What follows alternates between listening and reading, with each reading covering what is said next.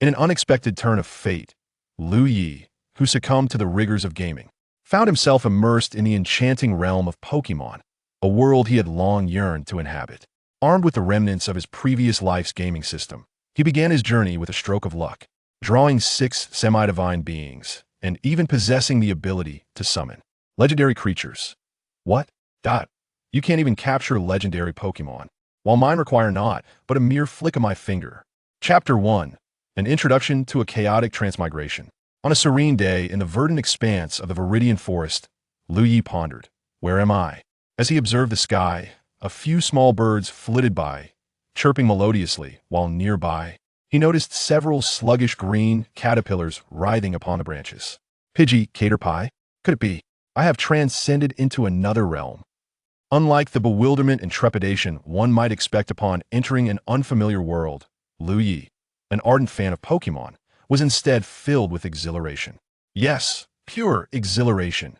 In his previous existence on Earth, he had been an orphan, unburdened by ties or dependencies. As a fervent admirer of Pokemon, he had often dreamt of traversing into this fantastical universe. Now that his dream had manifested, how could he contain his excitement? The manner of his transmigration was indeed peculiar. After indulging in an intensive 80-hour gaming marathon of a title called Let's Go, Pokeball, which he had discovered on an app known for its free novels, he originally intended to merely pass the time. Unexpectedly, while engrossed in a gripping fanfiction titled The Pokemon Journey Begins with 6 Semi-Divine Beings, he found himself resonating with the protagonist. Just as he mused on how splendid it would be to embody that character, an advertisement for the very game he had been playing abruptly appeared. Indeed, it was Let's Go, Pokeball. Curiosity piqued, he clicked on it, completed the download, and to his astonishment, the game was utterly captivating. He became ensnared in its allure, ultimately playing for a staggering 80 hours. Drawing upon his extensive knowledge of Pokemon, he swiftly amassed a formidable collection, achieving the game's ultimate hidden accomplishment, transmigration, colloquially dubbed sudden demise. Standing amidst the forest, Liu Ye's mind raced with visions of creator deities, godly beasts, champions, and beautiful harem. Oh wait, something odd slipped in there. Time passed unnoticed until he felt an unusual sensation. His pant legs were drenched. Where in such clear weather did this water originate? Looking down, he gasped in disbelief. What on earth? Oh, is this all my saliva? A stream of drool had formed, trickling away, while at his feet lay a Caterpie, its eyes crossed in distress. Liu Ye hastily scooped it up. Dear Caterpie, what has happened to you? You cannot depart this world so soon. You are destined to evolve into a majestic Butterfree. How can you be so fragile? You must not abandon me. This scene was nothing short of heart-wrenching, evoking a sense of profound grief, as if he were mourning a profound loss. Yet, amidst this tempest of emotions, one could only wonder at the absurdity of the situation. Chapter 2. The 6 Legendary Beasts. At this moment, the green caterpillar awakened, casting a glance at Liu Ye that seemed to convey a message. Surely, this fellow must be a fool. Without further ado, it unleashed a strand of silk at Liu Ye and then leapt from his hand, tumbling down and losing consciousness. By the time Liu Ye finally removed the silk from his face, the green caterpillar had vanished without a trace, perhaps swept away by the saliva. Liu Ye mused. Right, this is not a time for excitement. Since I have traversed into the world of Pokemon, where is my golden finger? Where are you? Suddenly, a mechanical voice resonated in his mind. I am here, host. What are your commands? As a requisite golden finger for any transmigrator, Liu Ye, having been thoroughly acquainted with the tropes of modern novels, found this entirely unremarkable. System, please introduce yourself. Okay, this system is called the Pokemon Ball system. Because the host has completed the hidden highest achievement of the Pokemon Ball game, I have been successfully activated, and my functions are quite formidable. I can materialize all items from the game, excluding characters, including Pokemon, items, etc., for the host's use, provided that these items require points for exchange, the system explained. How does one obtain system points? Liu Ye inquired with curiosity. System points can be acquired primarily in 2 ways. First, by completing main and side quests released by the system, which will reward the host with corresponding system points based on the difficulty of the tasks. Second, the host can earn points by achieving certain accomplishments. And how does one complete these accomplishments? Host, accomplishments lack specific directives and must be explored independently by the host. The second function of the system is the lottery feature, where the host can use system points to draw, with the rewards mainly being Pokemon fragments. Collecting a certain number of fragments can synthesize a Pokemon, and the host also has a 0.00001 chance to draw a Pokemon. As for the quality of the Pokemon, it depends on the host's luck. A single draw costs 1,000 points, while a 10 consecutive draw enjoys a 10 discount at 9,000 points. The system recommends the host to opt for a 10 consecutive draw. System, do you not believe in the miracles of a single draw? Do you look down upon my luck? Liu Ye exclaimed with excitement. No. Host, you mustn't misunderstand. I have no such intention. The system hurriedly clarified. That's good. I do look down upon you, including your luck. I am not angry. Liu Ye chanted the calm heart art. By the way, system, other systems provide new adventurers with starter packs upon transmigration. Where's your starter pack? Ding. New host request detected. Distributing starter pack. So you only give it to me if I ask, is that it? Liu Ye rolled his eyes in annoyance. New host pack detected. Does the host wish to open the starter pack? Need you even ask? Open the starter pack. Ding. Congratulations, host, you have obtained the skill. Eye of Insight, 100. 000 Alliance Coins, 1,000 points. The Power of Evergreen, Advanced. 10 Ultra Balls, 50 Pokeballs, and 5 Pokemon Selection Cards. Can select Legendary and below Pokemon. System, I did not expect you to be so generous. Liu Ye's eyes sparkled at the sight of these rewards. The system's voice echoed in Liu Ye's mind, of course. This system is not like those flashy systems that only know how to exploit their hosts. Liu Ye could not discern if he had misheard, but he felt a hint of pride in the mechanical voice.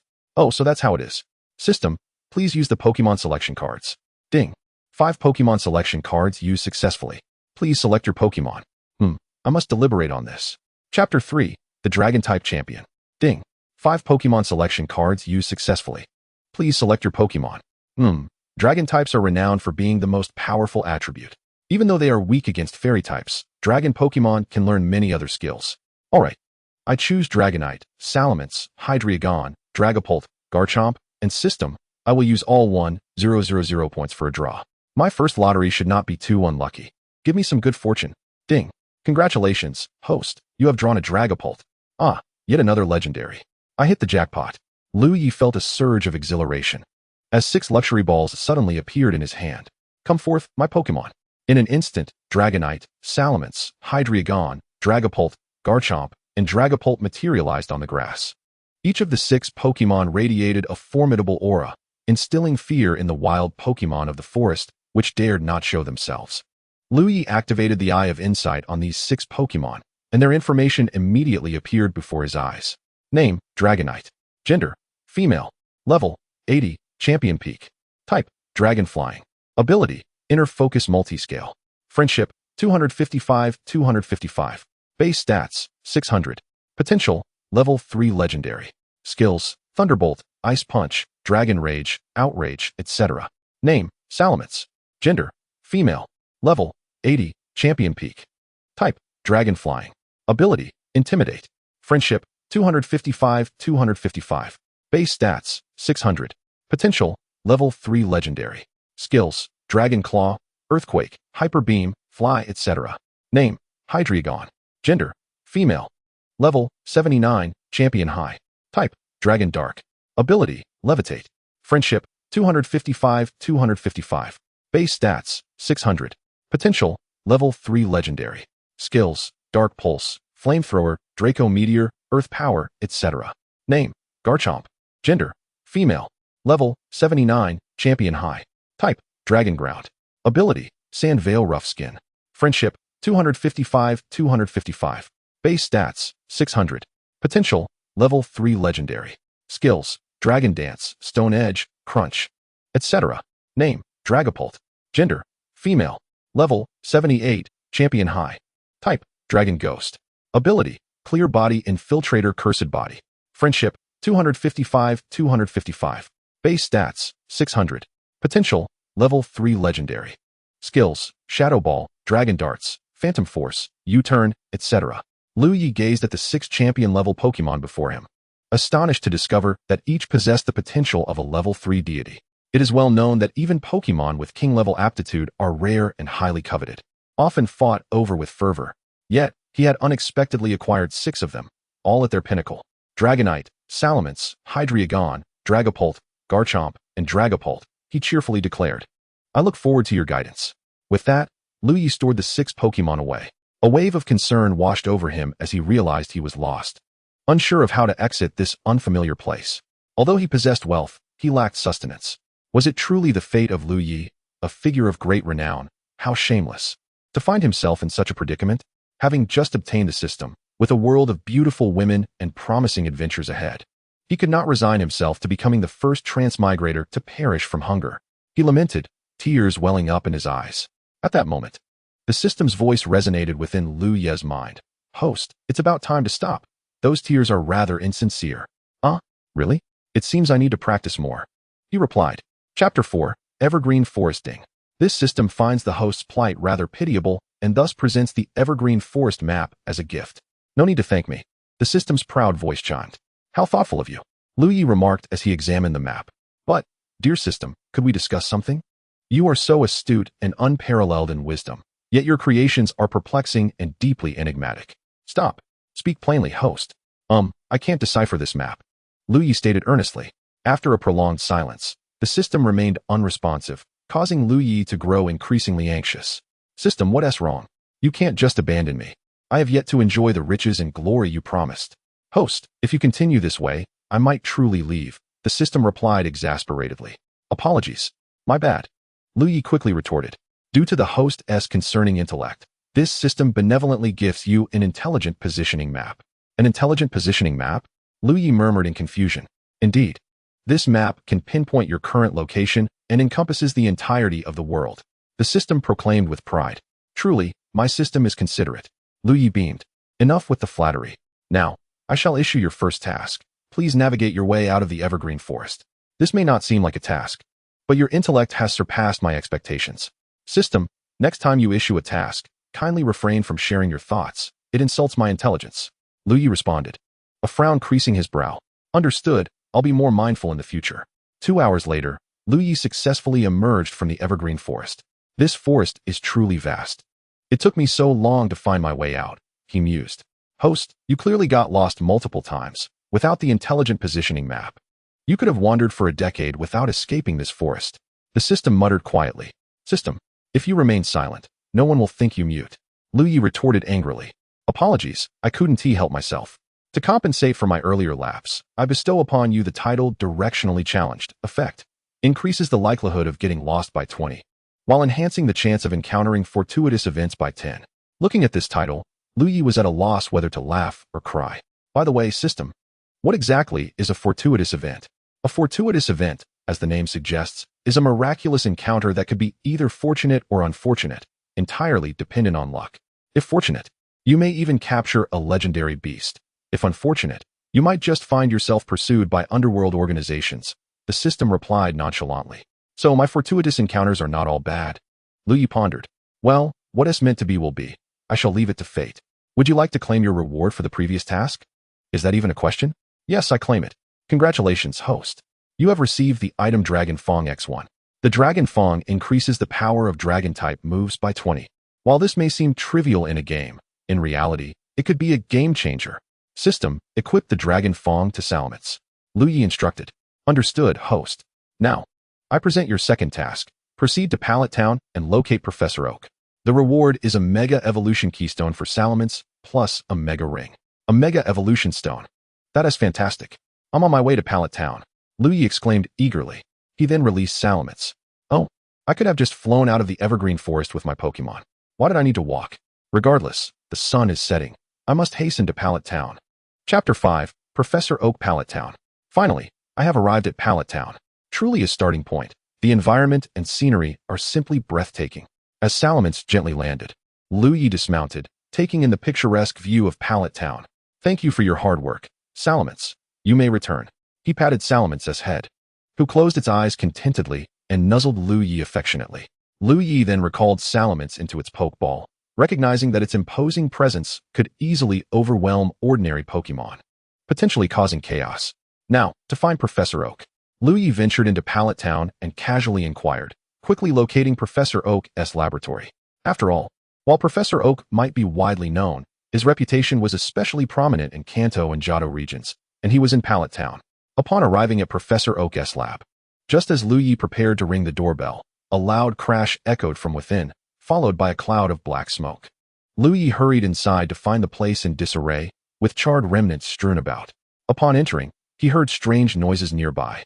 Suddenly, a shadow loomed before him, startling Liu Ye, who instinctively grabbed a charred stick to defend himself. "Stop, stop! Don't hit me!" A weak voice pleaded, causing Liu Ye to pause and ponder. "Is that Professor Oak's voice?" Liu Ye thought to himself. "Professor Oak, is that you? Where are you?" Liu Ye called out, puzzled. A hand suddenly grasped Liu Ye's ankle, making him tremble. "I am right beneath you," the weak voice responded. "Beneath me?" Liu Ye instinctively looked down. "Professor Oak, are you all right?" "I'm so sorry. I didn't realize it was you." Liu Ye jumped off Professor Oak and helped him up, brushing off the dust. "Professor Oak, what happened?" Liu Ye asked, glancing around in confusion. Cough, cough. "Well, you see, it was that little Charmander. It's a bit temperamental, so this happened." Professor Oak explained. "Ding. Congratulations, host. You have successfully entered Pallet Town and met Professor Oak. Reward, Mega Evolution Keystone for Salaman's Mega Evolution Ring, Universal." "Did I complete the task?" Liu Ye inquired. "Very well, system. Equip the Evolution Keystone onto the Dragonite, and also extract the Mega Evolution Bracelet." A splendid bracelet materialized on Liu Ye's wrist. "Ding. Task 3 has been issued. Please assist Professor Oak in locating the special Charmander and successfully capturing it. Reward, Dragonite Awakening Stone." Dragonite Awakening Stone? Kindly elaborate on this item, system. Certainly, host. The Dragonite Awakening Stone, when adorned by Dragonite, allows it to awaken into its ancestral form, the ancient Dragonite, significantly enhancing its attributes and doubling its combat power. Impressive, isn't it? With that, the system playfully interjected. "This task must be undertaken. The Dragonite Awakening Stone." "Ah, no. I mean, the Charmander. I shall find it," Liu Ye exclaimed, brimming with excitement. "Thank you. May I ask how to address you, young man?" Professor Oak inquired, displaying a hint of awkwardness, albeit just a smidge. "Oh, Professor, my name is Liu Ye. You may simply call me Liu Ye." Liu Ye noticed the professor's discomfort and quickly clarified. "Then, Professor, I shall set off to find the Charmander." With that, Liu Ye released Dragonite. "You should be familiar with Charmander, correct?" he inquired. Dragonite nodded vigorously, its adorably bewildered expression only adding to its charm. Truly, it was a delightful creature. "Excellent. Search the vicinity for Charmander, and if you spot it, bring it here. And be cautious not to harm the little one. Given your strength, a mere sneeze could inadvertently cause it harm. Do be gentle. Now go," Liu Ye instructed. Chapter 6, Charmander. After witnessing Dragonite set out to locate the Charmander, Liu Ye turned to Professor Oak, saying, "Professor, allow me to assist you in tidying up the laboratory." "Oh dear. I feel rather embarrassed," Professor Oak responded. "Not at all, Professor. Allow me to help." "Well then, thank you, Liu Ye." Professor Oak expressed his gratitude. An hour later, at last, we completed the task. It was quite the challenge to tidy up. From now on, I must always carry at least one Pokemon with me. Professor Oak sighed, appearing regretful. Liu Ye approached. "Professor, the laboratory is all cleaned up. I cannot thank you enough, Liu Ye. Were it not for your assistance today, I would still be in the midst of this chaos." Professor Oak expressed his heartfelt gratitude.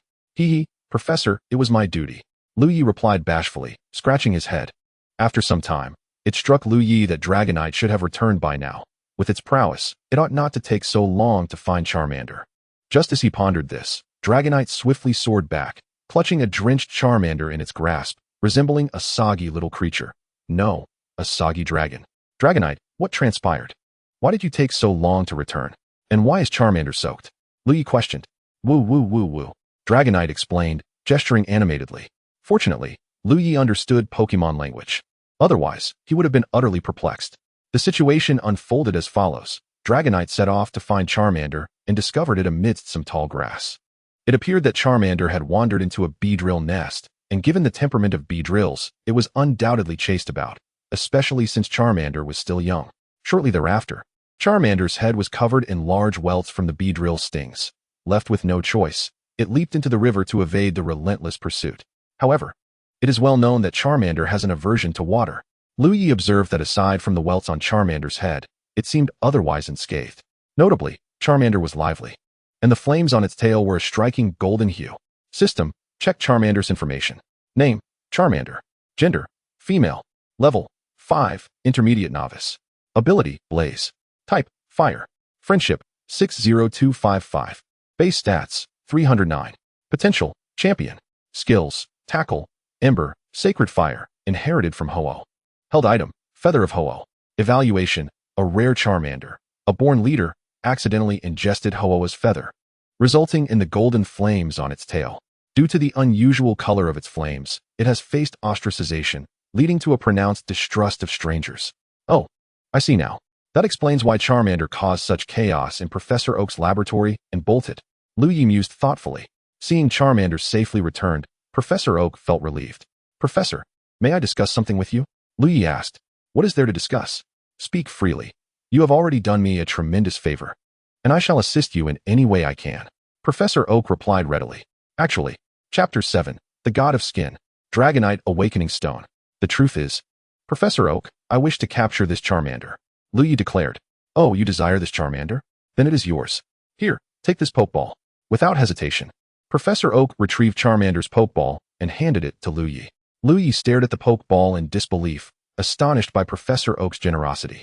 Sensing Liu Ye's surprise, Professor Oak explained, You see, the League provides starter Pokemon to new trainers each year. However, to obtain these, one must pay a certain fee from a young age. Unfortunately, this fee is quite burdensome for many families, resulting in fewer new trainers each year. Those who cannot afford the fee often venture into the wild to capture Pokemon themselves. Consequently, there are always surplus starter Pokemon each year, and as you have observed, this Charmander has a rather mischievous disposition, making it unsuitable for most novice trainers. Thus, it is perfectly fitting for you. Oh, I see. I was worried that providing me with Charmander would leave you short on starters this year. Liu Ye chuckled. Haha, not at all. Besides, given your significant assistance, what is one little Charmander? Professor Oak exuded a sense of generosity. At that moment, Liu Ye recalled why Professor Oak had told Ash that there were no starter Pokemon available when he arrived, instead offering him a somewhat problematic Pikachu. Professor, do you know Ash? Liu Ye inquired cautiously, uncertain of the timeline, whether it was before or after the story commenced. You mean the little boy from the town, Ash Ketchum? Of course. That boy is quite the rascal, a bit headstrong, but a good kid. He will be of age to embark on his journey next year. What of it? Liu Ye, do you know him? Professor Oak asked. I once saw a little boy helping an elderly lady cross the street in town. I heard his name was Ash, and I was merely curious, so I mentioned it. I had no idea you would know him. Liu Ye laughed lightly. Indeed. I was quite familiar with Ash's father, but ever since his father met with misfortune in the mysterious realm, Liu Ye occasionally lent a hand to the orphaned mother and child, Haruko and Ash. Professor Oak reminisced. Liu Ye nodded, understanding the situation. Following Professor Oak, Liu Ye arrived at the backyard of the Pokemon Research Institute, where the recent explosion was merely the tip of the iceberg concerning the devastation of the entire Oak Research Institute. Suddenly, Liu Ye spotted a Pikachu sitting alone. Intrigued, he examined Pikachu's attributes. Name, Pikachu, Ash's exclusive. Gender, male. Level, 16, ranging from 1 to 100.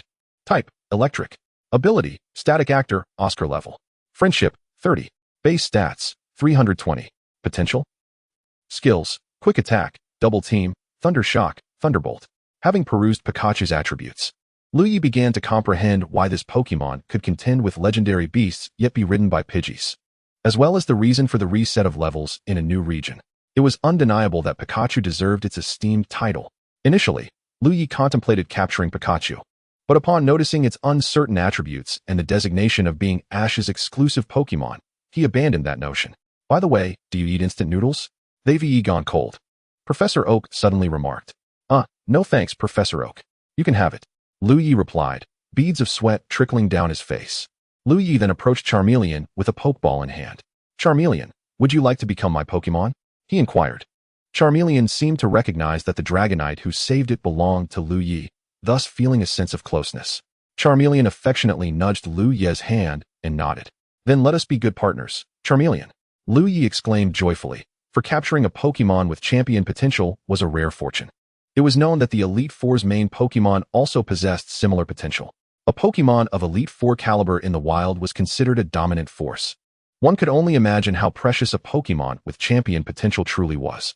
Elated after capturing Charmeleon, Liu Ye bid farewell to Professor Oak and departed from Pallet Town. Upon reaching the outskirts of the forest surrounding Pallet Town, Liu Ye suddenly recalled, Oh, didn't I have a system reward to claim? System, did you swallow it? He pondered in surprise. Ding. Host. This system has already reminded you previously. Perhaps you were so elated after capturing Charmeleon that you overlooked the system's notification sound. The system replied, "Is that so? Well, it's not important. System, extract the reward." Liu Ye said somewhat sheepishly. "Ding, congratulations, host, you have obtained a Dragonite Awakening Stone." Liu Ye gazed at the stone in his hand. It was merely the size of his palm and appeared no different from an ordinary rock. "Are you certain this isn't a trick? Just a fake stone to fool me? This is the Dragonite Awakening Stone?" He questioned the system. "Products from the system are of the highest quality. There is no need to deceive a mere mortal like you." The system replied with a hint of arrogance. "All right, I'll trust you for now. Let me give it a try," Liu Ye declared as he took out Dragonite's Pokeball. "Come forth, Dragonite." Upon being released, Dragonite appeared bewildered, internally musing, "I just got back. Why am I being summoned again? You hardly released the other 5 dragons. What's the deal? Why am I the only one being subjected to this?" Dragonite wore an expression of discontent. However, upon seeing the Dragonite Awakening Stone, its demeanor changed. Chapter 8. Ancient Dragonite. Dragonite, who had initially looked discontented, instantly brightened at the sight of the Awakening Stone, its previous expression vanishing in an instant. Under Liu Ye's gaze, Dragonite's tongue occasionally slipped from its mouth. Liu Ye was taken aback, thinking, "For goodness sake, you're a dragon. Can't you exhibit some dignity? What's the difference between you and a dog in this state? I'm embarrassed for you." Liu Ye was left speechless by Dragonite's antics. Thankfully, there was no one around, or Pokemon for that matter. Otherwise, the Dragonite lineage would have been utterly humiliated. "All right, Dragonite, put away that silly demeanor. As long as you can maintain composure. See this stone in my hand? It's yours," Liu Ye commanded. In that very moment, Dragonite composed itself, adopting a serious expression that could rival a master of Peking opera face-changing. Upon contact with the Awakening Stone, it fused seamlessly with Dragonite. 1 minute later, Dragonite's new form was revealed to Liu Ye. Aside from a slight increase in size, it appeared almost unchanged. Seeing Dragonite's appearance, Liu Ye began to question the authenticity of the Awakening Stone. System, check Dragonite's attributes. Name, Ancient Dragonite, the only ruler. Gender, female. Do you believe in a matriarchal society in ancient times? Level, 85, mid-tier of the 3rd-tier deities. Type, dragon flying. Ability, psychic multiscale, can freely alter body size. Friendship, 255255. Base stats, 650. Potential, 2nd-tier deity. Skills, Dragon Rage, Volt Tackle, Ice Punch, Dragon's Wrath. This Pokemon has mastered all basic skills of value. Liu Ye was utterly astonished upon reviewing Dragonite's attribute panel. The system truly did not deceive him. It was indeed a premium product. After awakening Dragonite, no, it should be called Ancient Dragonite, picked Liu Ye up and nuzzled him affectionately. All right, Dragonite, please set me down. I can hardly breathe," Liu Ye hurriedly exclaimed. The awakened Dragonite had grown significantly larger. Its power increased manifold. Being held by it was quite the ordeal. Even though its skin was exceptionally smooth and provided a remarkably comfortable sensation. Imagine being embraced by a giant bear, not a panda. What would that feel like? Ding, mainline sequential mission issued. Successfully challenged the 8 major gyms in the Kanto region and obtained gym badges. Sequential mission 1. Obtain the gray badge from the pewter gym. Successful mission reward. Random Pokemon Egg 1, Dragon Tooth 1, 100, 000 Alliance Coins, 2, 000 points. Mission failure. No penalties. Now, we should head to Pewter Gym to undertake the mainline mission, Liu Ye stated while surveying the map. After stowing the map, Liu Ye leapt onto the back of Ancient Dragonite. Dragonite, let us set off. Destination, Pewter City. Rewards, or rather, Pokemon Master, here I come. As they soared through the sky, a crow flew past. Liu Ye noticed Dragonite remained still, prompting his curiosity. What's wrong, Dragonite? Liu Ye inquired. Ugh, Dragonite responded. Upon hearing Dragonite's words, Liu Ye's face flushed as he retrieved an item from his backpack to show Dragonite briefly. Suddenly, Dragonite took flight, heading towards Pewter City. I'm such a fool. Chapter 9. Pewter Gym Brock. As Dragonite approached the outskirts of Pewter City, Liu Ye instructed Dragonite to halt and descend nearby. Due to the regulations set forth by the Pokemon League, no Pokemon, except for those belonging to authorized League personnel, is permitted to fly within the city limits. Violators will face the pursuit of the League, for flying within the city is deemed a provocation. Consequently, Liu Ye instructed his Dragonite to land nearby before returning it to its Pokeball and proceeding into Pewter City. Upon entering, he was greeted by a city characterized by its rocky terrain. Liu Ye mused to himself, indeed, this is the renowned rock city, Pewter City. adorned with many peculiar stone formations. Using a map, Liu Ye located the pewter gym, and as he approached, an elderly gentleman suddenly called out to him.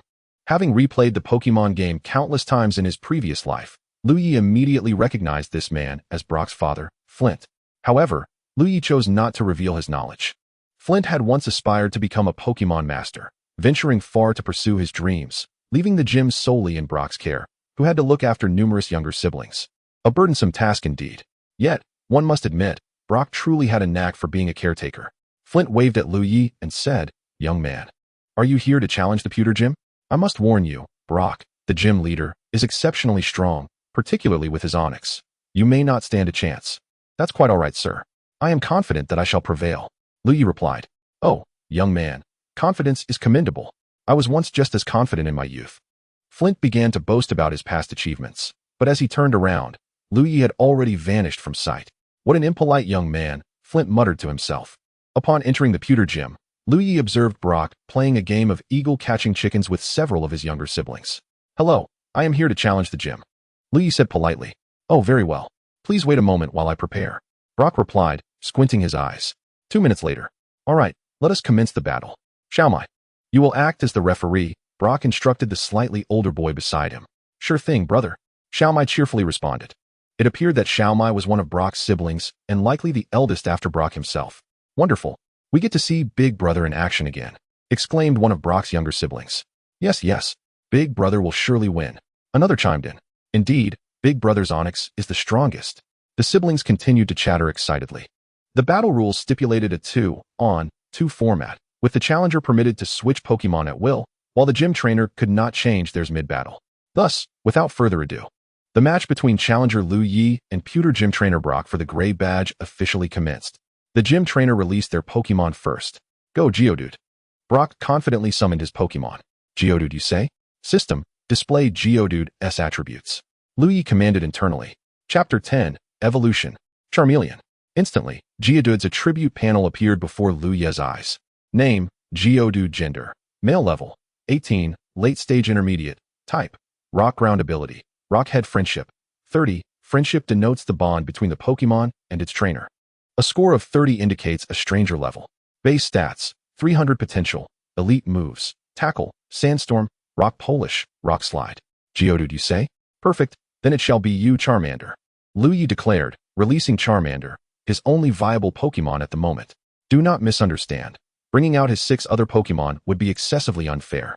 Prior to challenging the pewter gym, Liu Ye had meticulously trained Charmander in the Viridian Forest, allowing his 6 other Pokemon to weaken the wild ones, ultimately letting Charmander claim the final blow, raising its level to 15. Moreover, Liu Ye had intentionally restrained Charmander's evolution, otherwise, it would have already transformed into Charmeleon. Upon seeing Liu Ye release Charmander, Xiaomai announced, "The challenger will attack first." Liu Ye smiled. "In that case, I shall not hold back. Charmander, use Ember." Geodude dodged and countered with Sandstorm. The Sandstorm obstructed Charmander's vision. "Now, Geodude, use Rock Slide," Brock shouted. As Geodude's Rock Slide was about to strike Charmander, Liu Ye remained unfazed, a slight smile forming on his lips. "Charmander, use Smoke Screen against Geodude," Liu Ye commanded. "Hacha!" Charmander expelled a cloud of smoke. "What?" Brock exclaimed, surprised. The smoke disrupted Geodude's attack, rendering it unable to pinpoint Charmander's location. Seeing his strategy succeed, Liu Ye continued, "Charmander, charge in and use Scratch." Geodude, alerted by Liu Ye's voice, immediately assumed a defensive stance. Charmander dashed into the smoke, hidden from Brock's sight. "Geodude, use Harden." "Futile," Liu Ye replied calmly. Soon, the smoke dissipated, revealing Geodude lying on the ground, its eyes crossed, having lost the will to battle. Xiaomai, acting as the referee, briefly displayed a look of disappointment before announcing, "Geodude has lost its fighting ability. Liu Ye wins the first round. Next up, it's your turn. Go, Onix." Brock summoned the classic Onix, prompting Liu Ye to instantly check its attributes. Name, Onix. Gender, male. Level, 37, late stage advanced. Type, rock ground. Ability, rock head. Friendship, 30. Base stats, 385 potential. Near champion moves, rock polish, rock slide, sand tomb, stealth rock. This Onix was significantly stronger than Geodude, both in level and stats. Liu Ye mused that Charmander might not stand a chance. "Charmander, can you still fight?" Liu Ye inquired. "Hacha!" Charmander's eyes gleamed with determination. Go, Charmander, use Roar. Liu Ye commanded. Onyx, don't give Charmander a chance. Charge in and use Tackle. Brock, as the gym leader, wasted no time in issuing his command. As Onyx barreled toward Charmander, Liu Ye felt a surge of concern. Charmander, evade. Unfortunately, the disparity in strength between Charmander and Onyx was too great, and after the previous battle with Geodude, Charmander lacked the stamina to dodge. Thus, Onyx's tackle struck Charmander squarely, sending it crashing to the ground. Charmander, Liu Ye shouted, anxiety gripping him. Hacha! Charmander, battered and bruised, nonetheless rose to its feet with tenacity. Suddenly, a radiant light emanated from Charmander. Is this? Charmander is evolving. Xiao Gang expressed his astonishment. For one must understand that a Pokemon's evolution necessitates extensive training over time, and it is exceedingly rare for a Pokemon to evolve during battle. Even a gym leader like Xiao Gang had never encountered such a phenomenon before. Soon, after a brilliant flash of light, what appeared before the spectators was a Charmeleon with a more vibrant red hue and a sturdier physique.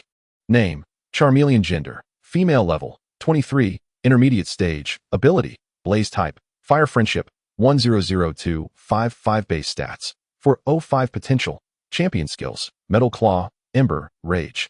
Sacred Fire, inherited from Ho-Oh. Held item, Feather of Ho-Oh. The evolved Charmeleon experienced a nearly 10-level increase in strength, and even the injuries it had sustained earlier were completely healed. Charmeleon, let us continue our battle. Use Metal Claw, Xiao Gang commanded. The agile Charmeleon, considerably smaller than the Onyx, deftly evaded the latter's attacks. Following the assault, Onyx only stumbled back a few steps, its impressive defense of 160 rendering it virtually unscathed. Onyx, use Bind. As Charmeleon momentarily hesitated, Xiao Gang issued his command. In an instant, Onyx ensnared Charmeleon with its massive body, rendering her unable to escape. Charmeleon, she cried out in distress. Onyx, follow up with Slam. Xiao Gang ordered. Liu Ye pondered. Could it be that the level disparity is still too great? Realizing the situation, he resolved to act decisively. Charmeleon, unleash Rage. Liu Ye declared with determination. The primary aim of this match had been to train Charmeleon, and that goal had been achieved. Charmeleon broke free from Onyx's grasp and, summoning all her strength, charged once more. Onyx, finish it with Rock Slide. Xiao Gang commanded. The two Pokemon collided, and amidst the ensuing smoke, Charmeleon lay on the ground, unable to continue the fight. Charmeleon has fainted. Please release your next Pokemon, Challenger. Xiaomi announced. Liu Ye called Charmeleon back, saying, return, Charmeleon. You did your best. Go, Garchomp. He released one of his 6 dragons at random. Garchomp, do as you please. Liu Ye observed Onyx, which was now panting heavily. It was evident that Charmeleon's earlier surge had inflicted considerable damage on it. Xiao Gang stood frozen in shock at the sight of Garchomp, particularly struck by the aura it exuded. He was certain that this Garchomp possessed at least elite-level strength. At that moment, 1,000 Arceuses raced through Xiao Gang's mind as he thought, you mean to tell me this is a novice trainer?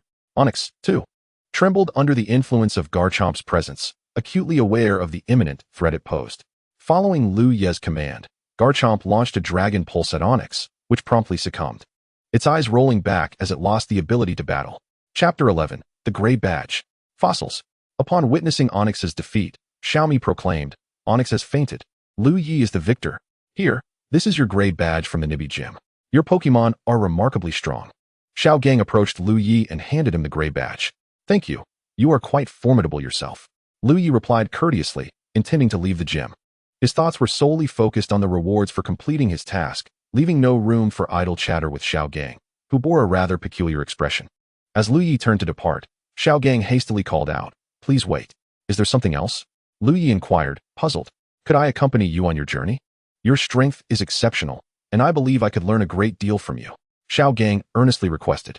Without hesitation, Liu Ye dismissed the idea outright. Goodness, traveling with someone like that is a recipe for disaster. What if I encounter a female trainer and he makes a fool of himself, or worse, is mistaken for a creep? My future happiness cannot be jeopardized by Xiao Gang. Liu Ye resolved firmly. I'm sorry, but I'm accustomed to traveling alone. You may yet meet a more suitable trainer to journey with. With that, Liu Ye decisively declined. He waved his hand in farewell to Xiao Gang and promptly exited the gym. Upon returning to his hotel room, Liu Ye eagerly claimed his system rewards. Congratulations, host. You have completed the sequential task. 1. Obtain the gray badge from the Nibi Gym. Task completion rewards. 1 random Pokemon egg, 1 Dragon Fong, 100,000 League coins, and 2,000 points. The rewards have been stored in the system space. Please check at your convenience. Liu Ye examined the system space, where a Pokemon egg adorned in white and green, embellished with pink patterns, lay quietly. System, which Pokemon's egg is this? Liu Ye inquired with curiosity. You will naturally discover the identity of the Pokemon once the egg hatches, but rest assured, the system guarantees you will not be disappointed.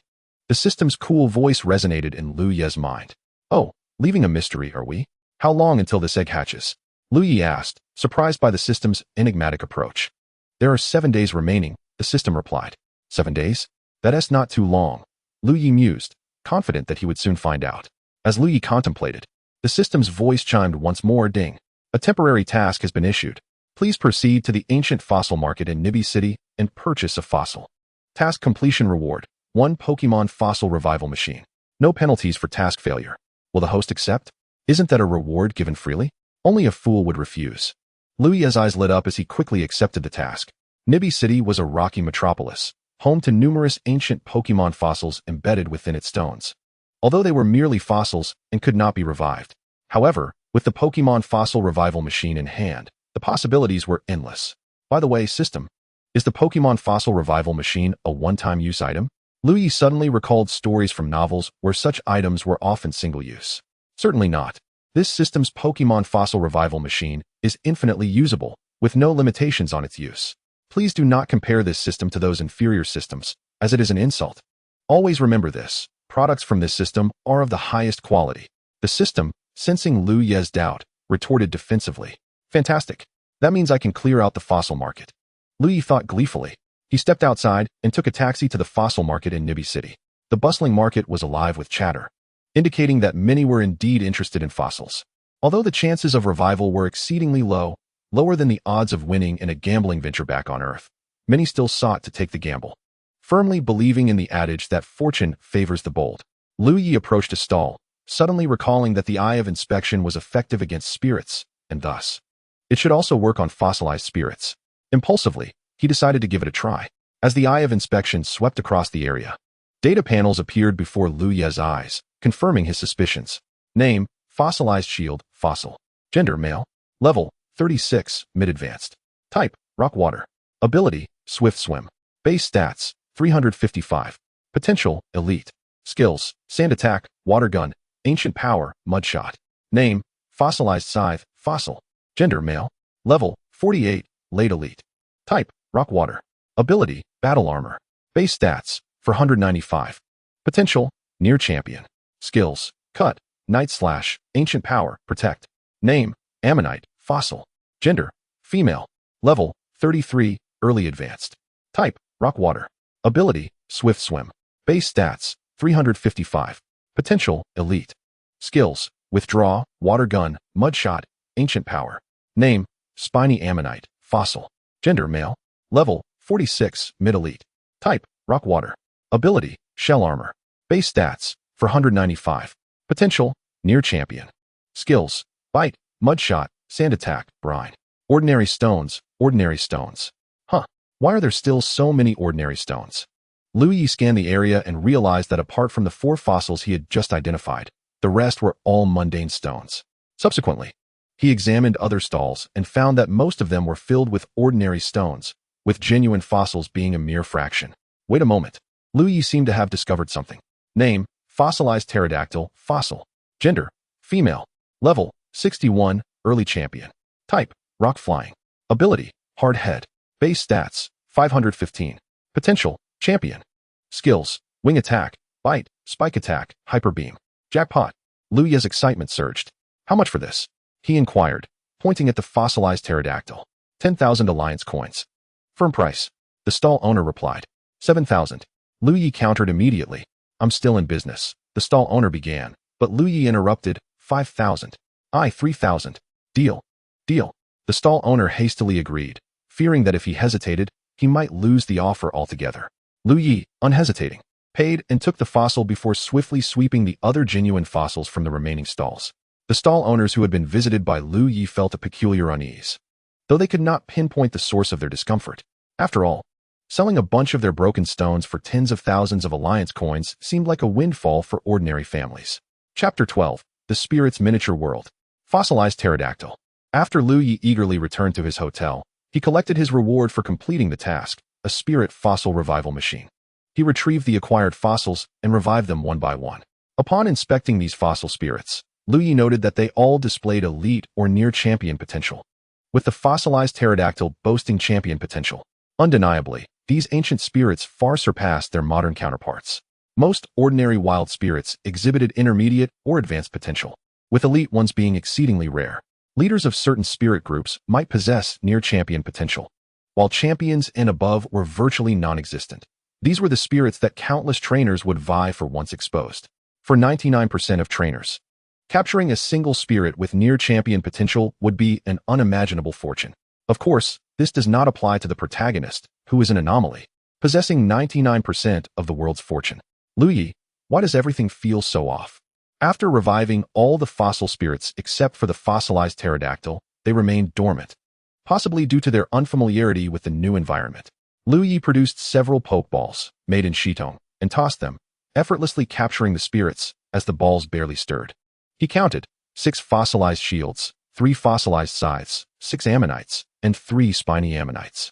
Just then, a cold voice from the system echoed in Liu Ye's mind. Congratulations, host. You have obtained more than 10 spirits and completed the achievement, Perfect 10, rewarding you with the Spirit's Miniature World 1. The Spirit's Miniature World? Liu Ye inquired for a detailed explanation of its purpose. The Spirit's Miniature World, as the name suggests, is a realm for the host's spirits to thrive, possessing its own ecology. All spirits captured henceforth will be transported here, with the world automatically generating environments suitable for their living habits and attributes. The host may enter this world, but the duration of stay cannot exceed 60 minutes, or the world's power will expel them. Currently, the miniature world spans 10,000 square kilometers, and its area will expand as the host's spirit collection grows. After absorbing this information, Liu Ye felt 2 words encapsulate his sentiments: considerate and delightful. The system had perfectly addressed his recent concerns regarding the multitude of spirits. He could not keep them all in the system space. Now, with the miniature world at his disposal, he could allow them to thrive independently and even engage in intimate activities, potentially leading to offspring. Although the world of Pokemon prohibits trainers from carrying more than 6 spirits at a time, Liu Ye had previously stored an extra Charmander in the system space, which necessitated swapping it out for one of the 6 tools, or rather, one of the quasi-divine dragons, which was quite troublesome. Therefore, the limitation of 6 spirits did not apply to Liu Ye. Henceforth, he could easily adopt a strategy of overwhelming numbers with spirits, conquering the entire alliance without issue. Not the world. Let us leave that aside, unless Liu Ye manages to draw Arceus. Liu Ye saved the fossilized pterodactyl for last, as its considerable size and status as an ancient aerial predator placed it at the top of the food chain. There was a risk that it might attack Liu Ye immediately upon revival. Although Liu Ye possessed advanced tidal power, he was not immune to pain. Thus, as a precaution, he opted for the hotel's exclusive training facility. Following this, he released the ancient Dragonite, Salamence, Garchomp, Hydreigon, and Dragapult. He instructed them that if the fossilized pterodactyl misbehaved after revival, they were to subdue it. Liu Ye then placed the fossilized pterodactyl fossil into the spirit fossil revival machine. Before long, the fossilized pterodactyl was revived, awakening within minutes, unlike the previous fossil spirits, which had remained dormant. Upon awakening, the fossilized pterosaur immediately set its gaze upon Liu Ye. For one who had endured the pangs of hunger for at least several centuries, this sight was nothing short of an enticing temptation. With a vigorous flap of its wings, it intended to rush towards Liu Ye. However, suddenly, the pterosaur sensed the piercing stares of 6 formidable beings fixated upon it. It then realized that it had been encircled by 6 dragons. The most alarming aspect was the overwhelming aura they exuded. The pterosaur could distinctly perceive that they were far superior in strength, confirming through their gazes. It understood that these were not adversaries to be trifled with. The 6 dragons wasted no time and, without uttering a word, proceeded to deliver a thorough thrashing to the pterosaur. Their expressions were laced with disdain, seemingly conveying the message that a mere little creature like it had no right to threaten their master, and that they should consider who they truly were. Although the pterosaur bore the name dragon, it was, in essence, a pure rock-flying type creature, and at that moment, it paled in comparison to these dragons. Observing the pterosaur lying motionless on the ground, Liu Ye approached, fearing it might have been gravely injured. Upon inspection, he discovered that, being champions of considerable prowess, The dragons had exercised restraint. The pterosaur had suffered only minor bruises and a few bumps on its head, its face slightly battered. This ancient dominator of the skies was now sprawled on the ground, tears streaming from its eyes, and when it noticed Liu Ye approaching, it burst into inconsolable sobs. Ah, woe is me, Liu Ye, witnessing the former ruler of the skies in such a pitiful state, felt a twinge of helplessness. Wait, Liu Ye suddenly had a thought. It appeared that this pterosaur was female, which made her behavior somewhat more understandable. Contemplating this, Liu Ye utilized the power of restoration to heal the pterosaur's wounds. Yet it continued to weep, showing no signs of abating. At that moment, a nearby ancient dragonite exhaled sharply, and the pterosaur's cries diminished to soft whimpers. Liu Ye widened his eyes. There was indeed a way to calm her. Realizing the pterosaur was a female, he adopted a particularly gentle tone as he inquired, "Pterosaur, your earlier intent to attack me prompted them to act in your defense. They may have been a tad heavy-handed. If you aspire to grow as strong as they are, why not become my Pokemon?" The pterosaur cast a glance at Liu Ye. Even she, in her simplicity, discerned the underlying threat in his words. She was certain that should she refuse, the earlier scene would be replayed, and far more brutally. Looking back at the 6 dragons, she noted their smiles, though they appeared more menacing than comforting. Suppressing her fear, the pterosaur nodded vigorously at Liu Ye, anxious that any delay might lead to another thrashing. Seeing the pterosaur's compliance, Liu Ye took out a Pokeball. In a moment of eagerness, the pterosaur pressed the button on the Pokeball and was instantly drawn inside. The ball did not even wobble before indicating a successful capture. How eager she was! Who could claim that pterosaurs were temperamental? Here was one that was remarkably gentle, voluntarily entering the ball rather than making him work for it. If anyone dared to speak ill of the pterosaur's temperament again, Liu Ye would surely contest their claims. With a sense of wonder, Liu Ye ventured into the Pokemon's realm and discovered it was indeed as the system had described. Even the sun and moon resided there. He subsequently released all the Pokemon he had captured, and the miniature world swiftly adapted to create an environment conducive to their survival. After spending several days in Nibi City without encountering anything particularly entertaining, Liu Ye resolved to travel to Hualan City. He recalled that between Nibi City and Hualan City lay a mountain range known as Moonview Mountain, which was rumored to be home to a group of Clefairy and Clefable. Most enticing of all was a colossal moonstone, an item of considerable value. Of course, being endowed with the system, Liu Ye was not preoccupied with material wealth. Rather, it was his curiosity for novel experiences that drove him. Thus, Liu Ye departed from Nibi City, activated his navigation, and soon found himself at the foot of Moonview Mountain, pausing intermittently to train his Charizard.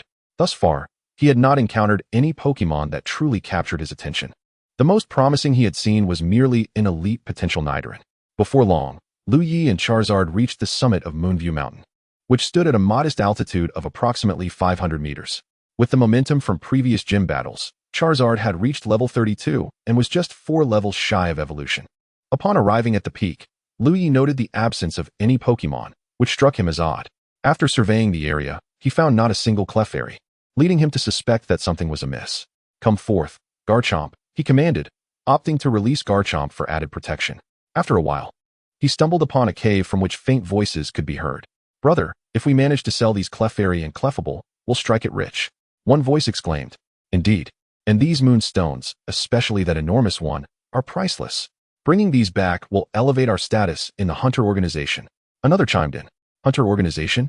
Liu Ye pondered, piecing together their intentions. The Hunter Organization was a notorious Pokemon poaching syndicate operating throughout the Sinnoh region and beyond, notorious for their illegal activities targeting rare Pokemon. Comprised of 26 individuals, their identities remained shrouded in secrecy, known only by their code names, the letters A to Z, with the leader, Hunter J, standing apart from the others. The Hunter Organization was often deemed even more dangerous than the Rocket Gang, undertaking perilous missions for clients seeking rare Pokemon, and resorting to extreme measures, including instructing their Pokemon to assault humans or employing firearms against their targets. At that moment, the motives of the 3 individuals became clear, especially upon hearing their intent to seize the massive moonstone. Liu Ye could no longer contain himself. He boldly stepped into the cave, prompting the 3 men to immediately adopt a defensive stance, releasing their respective Pokemon. "Who are you?" one of them inquired. Liu Ye ignored their question and began assessing the attributes of their Pokemon. Name, Houndoom. Gender, male. Level, 52, initial stage of Elite 4. Type, Dark Fire. Ability, Flash Fire. Friendship, 30 base stats, 500 potential, Elite 4 skills, Thunder Fong, Taunt, flamethrower. Bite. Name, Wheezing. Gender, male. Level, 56, mid-stage of Elite 4. Type, poison. Ability, levitate. Friendship, 30 base stats, for 90 potential, Elite 4 skills, toxic gas, mud bomb, self-destruct. Last resort. Name, Tyranitar. Gender, female. Level, 63, early elite. Type, rock. Dark. Ability, Sandstream. Affection, 30. Base stats, 600. Potential, elite. Moves, Dark Pulse, Rock Slide, Hyper Beam. Giga Impact. Liu Ye was taken aback to discover that these individuals possessed a rare semi-divine Pokemon, indicating their notable standing within the Hunter organization. He subsequently summoned his Fossil Aerodactyl and commanded, Fossil Aerodactyl, I entrust Tyranitar to you, while you, Garchomp, take care of Houndoom and Wheezing. Both Fossil Aerodactyl and Garchomp nodded in acknowledgement before charging into battle. Kid, I didn't expect you to have quite a few rare Pokemon. Perfect. If we take you down, they will all belong to us. What a stroke of luck, ha ha ha. The one referred to as Big Brother cackled. What are you all doing in the Hunter organization? Liu Ye retorted. Humph, you'll be dead soon enough, and we'll ensure you die understanding your fate. I am Hunter Z, beside me is Hunter Y, and this is our older brother, Hunter X. Hunter Z declared loudly, his tone brimming with pride. Liu Ye cast a disdainful glance at them and slowly remarked, Oh, so you are merely the bottom-tier failures of the Hunter organization? I wonder who granted you the audacity to claim you will kill me. Is it Liang or something? You, kid, don't get too cocky too soon. Wheezing, attack this person. Hunter X shouted. A moment passed without a response from either Pokemon. Wheezing, Wheezing. He turned to see his Wheezing lying on the ground, eyes swirling in defeat. Haha, X, your Wheezing is no match at all. It fell so quickly. We shall see how my Houndoom fares. Hunter Z mocked Hunter X. Yet before he could finish his sentence, a large shadow lunged at him. Hunter Z barely dodged in time, avoiding disaster. Furious, Hunter Z shouted, You little brat, how dare you ambush me? Houndoom, crush him. However, Hunter X nudged him and pointed to the ground. Upon closer inspection, Hunter Z realized, Oh no, that's my Houndoom. At that moment, Houndoom, like Wheezing, lay incapacitated on the ground, having been sent flying by Garchomp, nearly colliding with its trainer. Garchomp swiftly concluded its battle, while Fossil Aerodactyl continued to engage with Tyranitar. Liu Ye had deliberately set Fossil Aerodactyl against Tyranitar to hone its skills. Otherwise, Garchomp could have finished the fight in a single blow. System, aren't you merely using Tyranitar as an experience fodder for Fossil Aerodactyl? No need for such grandiose justification. Some may wonder why Liu Ye didn't have Garchomp incapacitate Tyranitar first, allowing Fossil Aerodactyl to finish the fight. In fact, he had previously done just that to level up his Charizard in the Evergreen Forest. However, the system identified Liu Ye's loophole and rectified this bug. Otherwise, do you think Liu Ye wouldn't want to do so? Chapter 14, Clefairy, Capture. Hunter X, lacking the time to attend to his underlings Hunter Y and Hunter Z, saw that Tyranitar was beginning to falter and thus started directing its actions. Liu Ye instructed Garchomp to ensure his safety while simultaneously commanding Fossil Aerodactyl. Tyranitar utilized Dark Pulse. Hunter X ordered. Fossil Aerodactyl dodged, employing agility to position itself behind Tyranitar, then unleashed Hyper Beam. A smirk crept up the corner of Liu Ye's mouth. What? Hunter X gasped. Although Tyranitar was a semi-divine Pokemon with significantly higher base stats than Fossil Aerodactyl, the latter's potential surpassed Tyranitar's by a considerable margin. Thus, despite Fossil Aerodactyl being at a lower level, it could still dominate Tyranitar. While Tyranitar's base stats were superior, its speed of 61 paled in comparison to Fossil Aerodactyl's 130. Tyranitar's Dark Pulse missed its target, and before it could react, Fossil Aerodactyl had already repositioned and struck it down with Hyper Beam. Tyranitar, you useless creature, get up. Hunter X bellowed in fury as Tyranitar lay on the ground, struggling to rise in pain. Seeing this, Liu Ye immediately commanded, Fossil Aerodactyl, don't give Tyranitar a chance. Use Giga Impact to finish the battle. Fossil Aerodactyl soared down from the sky, charging toward Tyranitar. With a resounding crash, the smoke cleared, revealing Tyranitar unconscious, its eyes swirling in defeat. Hunter X rushed over, kicking Tyranitar and cursing, You worthless creature, defeated so easily. What good are you to me? Liu Ye could no longer bear to watch and interjected, Hey, if you're a failure, don't blame others for your lack of skill. Take responsibility for your own shortcomings. Hunter X's anger flared at Liu Ye's words, his eyes turning red as he glared menacingly. Humph, if it weren't for you meddling, my brothers and I would have completed our mission long ago. You've disrupted our plans. With that, he drew a handgun from his trousers, startling Liu Ye. Don't misunderstand. I was merely taken aback by where he pulled the gun from. As Liu Ye's gaze shifted, his disdain morphed into profound contempt and disgust. Noticing this change, Hunter X's fury surged, and he raised the gun to fire. In an instant, Garchomp appeared beside Hunter X and knocked him unconscious with a single punch. Next, Garchomp turned its glowing eyes toward the trembling Hunter Y and Hunter Z, slowly advancing toward them.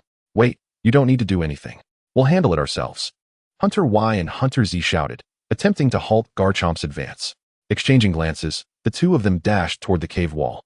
With a resounding crash, both Hunter Y and Hunter Z collapsed to the ground, their eyes swirling in defeat. Liu Ye stood quietly aside, observing their antics. He requested a rope from the system and bound the three hunters together. Afterward, Liu Ye approached Tyranitar, Houndoom, and Weezing, who had since regained consciousness. Your master has been captured. Now you have two choices. Follow me willingly, or I will capture you by force. Choose wisely, he said with a warm smile. Tyranitar and the others twitched at the corners of their mouths. Is there really a difference? The three Pokemon had been mistreated by Hunter X and his companions. So without hesitation, they nodded in agreement, not wishing to endure another ordeal like the previous one. Utilizing the power of the Evergreen, Liu Ye healed their injuries, earning their respect. He then produced Pokeballs to capture them and sent them to the Pokemon world. Subsequently, Liu Ye rescued other captured Pokemon, including Clefairy and Pikachu, with one exception, a surprising Dragonair. The rest were deemed rather ordinary by Liu Ye. He began inspecting the attributes of these Pokemon. Name, Dragonair. Gender, female. Level, 21, early intermediate. Type, Dragon. Characteristics, enigmatic scales. Affection level, 70. Base stats, 300. Potential, champion. Skills, Hurricane, Thunder Wave, Dragon Tail, Agility. Name, Clefairy. Gender, female. Level, 25, mid-stage. Type, Fairy. Ability, Cute Charm. Affection level, 50. Base stats, 323. Potential, Elite. Skills, Charm Voice, Pout. Life Dew, Commanding Skill. Name, Pixie Leader. Gender, male. Level, 42, early elite. Type, Fairy. Ability, Magic Guard. Affection level, 70. Base stats, 483. Potential, Champion. Skills, Angel Kiss, Moonlight, Cosmic Power, Comet Punch. Due to Liu Ye's act of salvation, their affection for him soared. At that moment, a Clefairy carefully approached Liu Ye, clutching a moonstone, and raised its tiny hand to present it to him. Is this for me? Liu Ye discerned the Clefairy's intention and graciously accepted the moonstone. As he glanced at the enormous moonstone behind Clefairy and the pixies, an immature thought flickered in his mind. Liu Ye approached the leader of the Clefairy and Pixie group, Pixie, and spoke. Pixie, if you continue to reside here, you may very well encounter similar peril in the future. I possess a place where your kind can thrive, free from the threat of malevolence. As he spoke, Liu Ye utilized the power of the Evergreen to foster a deeper bond with Pixie, raising their affection level to 110. Pixie hesitated but ultimately nodded in agreement, subsequently leading their group into the fairy realm, along with a plethora of moonstones and the immense moonstone. Once inside, the realm automatically generated an environment perfectly suited for their habitation, surpassing their previous dwelling by leaps and bounds, much to the satisfaction of Clefairy and Pixie. Liu Ye then employed the same method to capture other small Pokemon, such as Dratini, that had been pilfered by Hunter X and his cohorts. Soon after, the trio of Hunter X regained consciousness, finding themselves bound together with their mouths stuffed with grass, emitting muffled sounds. Liu Ye noticed them and slowly approached. You lot, enlighten me on your purpose here, Liu Ye inquired. What else could it be? We are a hunter organization. Is that not customary? Hunter X retorted. Oh, in that case, Charizard. Liu Ye turned to Charizard, realizing he could glean nothing from them, for the actions of such nefarious organizations were always extraordinary. Charizard immediately understood and unleashed a sacred fire upon the trio. Before they could even scream for help, they were reduced to ashes, scattered by the wind. With this matter resolved, Liu Ye departed from Moonlit Mountain. The spoils of his venture were substantial. First, the fossil pterosaur had leveled up 3 times after battling with Tyranitar. Now standing at level 64, firmly within the mid-stage of the champion rank. Tyranitar also leveled up once, matching the fossil pterosaur at level 64, possessing mid-stage champion strength. Yet Liu Ye found her potential somewhat troubling, merely at the champion level. Were other trainers aware of Liu Ye's sentiments, they would undoubtedly berate him with exclamations of Arceus. How fortunate to possess Pokemon with potential nearing the champion rank, yet here Liu Ye was, expressing discontent over a champion potential Pokemon. Moreover, He had amassed a wealth of Pokemon, particularly that colossal Moonstone. Wait, the immense Moonstone wasn't even a Pokemon. No matter, such trivialities. Liu Ye pondered. Just as Liu Ye was musing, the system's voice chimed in. Ding. Congratulations, host, for completing the hidden achievement all captured. Reward, potential fruit, X1. The potential fruit can forcibly elevate the potential of Pokemon below champion level by one significant tier. System, are you a worm in my belly? How fortuitous. Just as I was fretting over Tyranitar's potential, this reward has arrived. Liu Ye exclaimed, filled with excitement. No, host, I reside in your mind, not your belly. The system countered. Ah, indeed, that seems to be the case. Liu Ye mused, though a sense of something being slightly amiss lingered. Never mind. Liu Ye dismissed the thought. He eagerly claimed the reward and promptly administered it to Tyranitar, who, without hesitation, swallowed it whole. Normally, such a potential upgrade would manifest some extraordinary phenomenon. Yet after a prolonged wait, none of the anticipated occurrences transpired. Exasperated, Liu Ye hastily checked Tyranitar's attributes. Name, Tyranitar. Gender, female. Level, 65, mid-champion. Type, rock dark. Ability, sandstream. Affection level, 120. Base stats, 600. Potential, champion. Skills, dark pulse, rock slide, hyper beam, giga impact. Were it not for the change in Tyranitar's potential to champion and the affection level reaching 120, Liu Ye might have presumed the potential fruit was expired. After departing from Moonlit Mountain, Liu Ye ambled his way to Hualan City, during which both Fossil Pterosaur and Tyranitar leveled up once more. Now at level 65 with mid-champion strength, while the 6 dragons, being of a higher level, did not gain any experience. The most significant advancement was observed in Charizard, whom Liu Ye had been nurturing closely. He had arranged for the 6 dragons to take turns training her, and they showed considerable care for their sister, resulting in Charizard's rapid ascent to level 35, just one level shy of evolving into Charizard. Furthermore, Liu Ye discovered a hidden function of the fairy realm.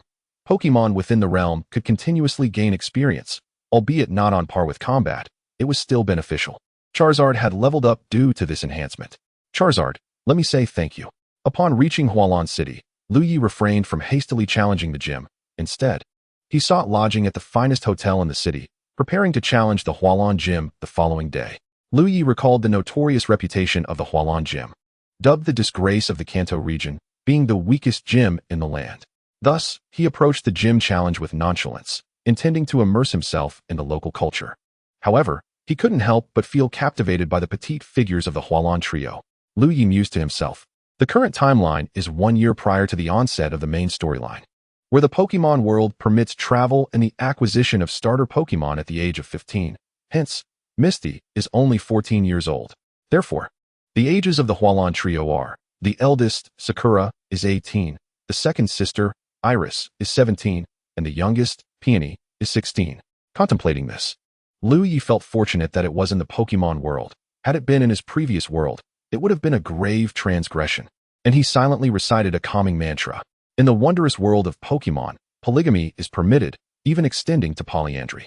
Furthermore, both females and males are considered adults at the tender age of 15, which is why it is stipulated that one may embark on their journeys only after reaching this age. The system's voice resonated once more, chiming ding. Host detected in Hualan City, now issuing a series of tasks to successfully challenge the Hualan Gym. Completion rewards: 200,000 Alliance coins, 1,000 points. And the complete guide to crafting energy blocks for all Pokemon. Failure to complete the task incurs no penalties. After accepting the task, Liu Ye couldn't help but grumble, "System, why is this reward so meager?" The system retorted, "Host, are you unaware of the strength of the Hualan Gym? Moreover, you were treated to a splendid water ballet performance. It's a miracle I haven't confiscated your funds." Liu Ye found himself momentarily speechless, as the system's reasoning seemed somewhat valid.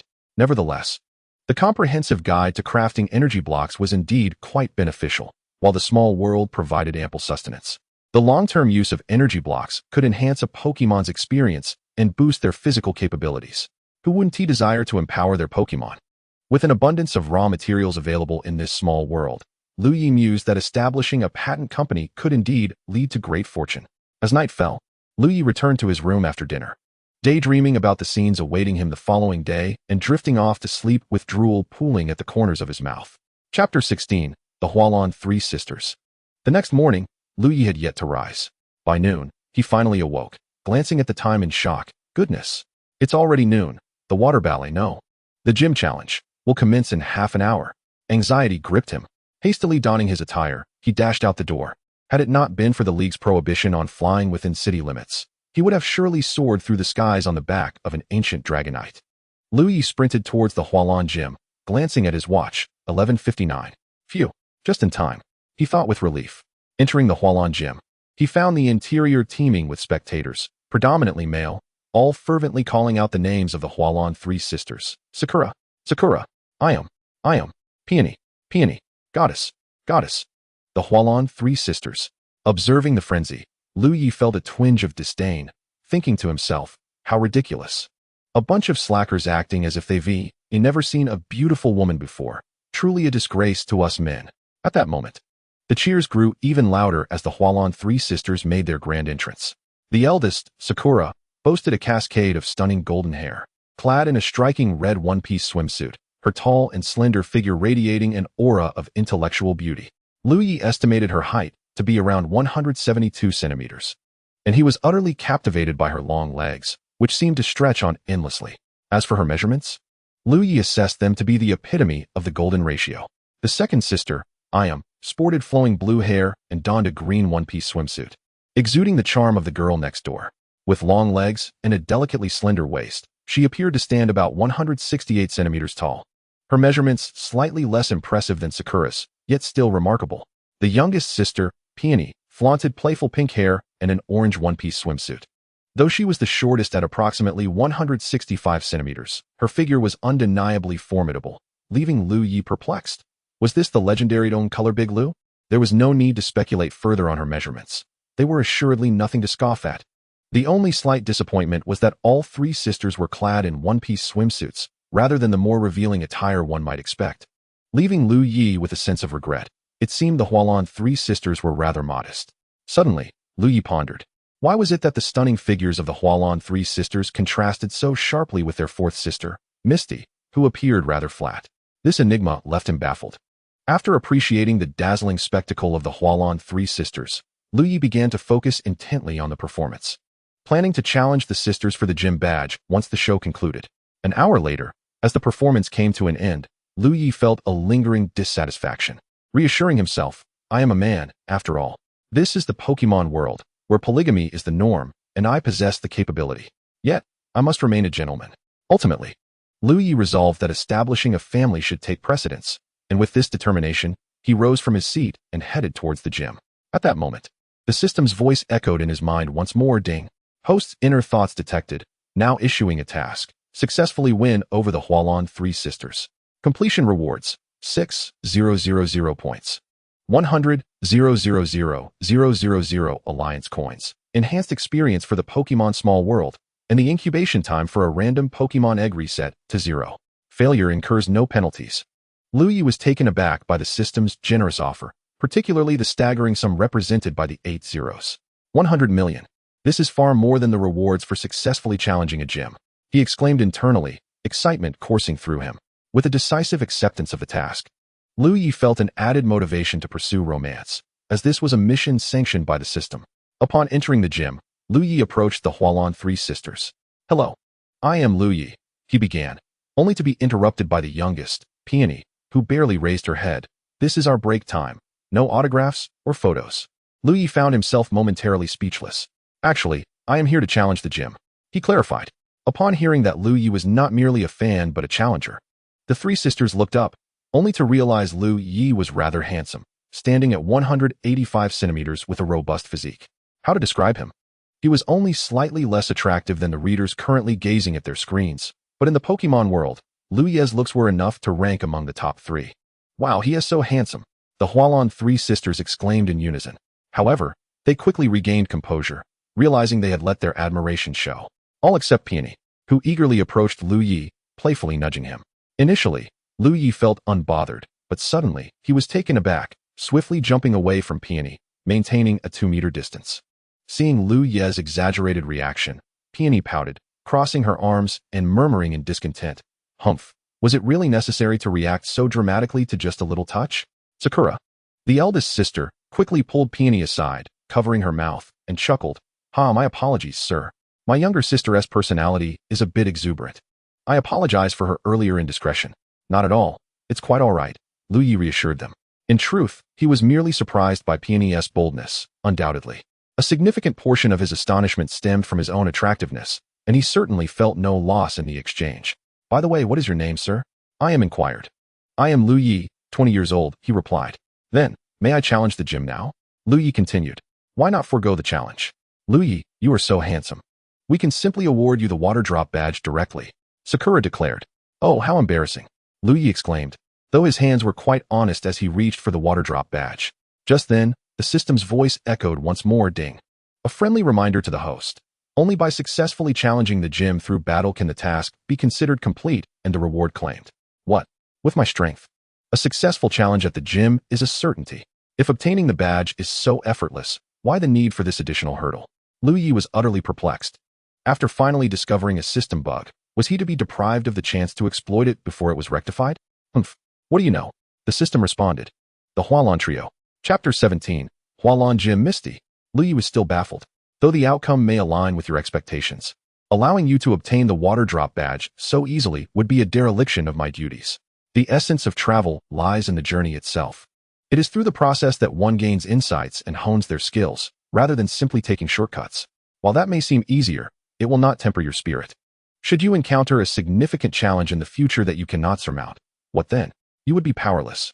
Every badge and the title of champion are forged through countless trials and tribulations. If everything were so simple, I could just hand you 8 badges directly. Why allow you to discover a system bug only to have my performance penalized later? I hope the host can grasp the system's good intentions. After absorbing the system's explanation, Liu Ye fell silent. Indeed, I am here to travel. Without challenges, how could I possibly grow? The system had made a valid point. Relying solely on cunning tricks could not justify laziness. Liu Ye reflected inwardly, astonished that the system could articulate such profound reasoning.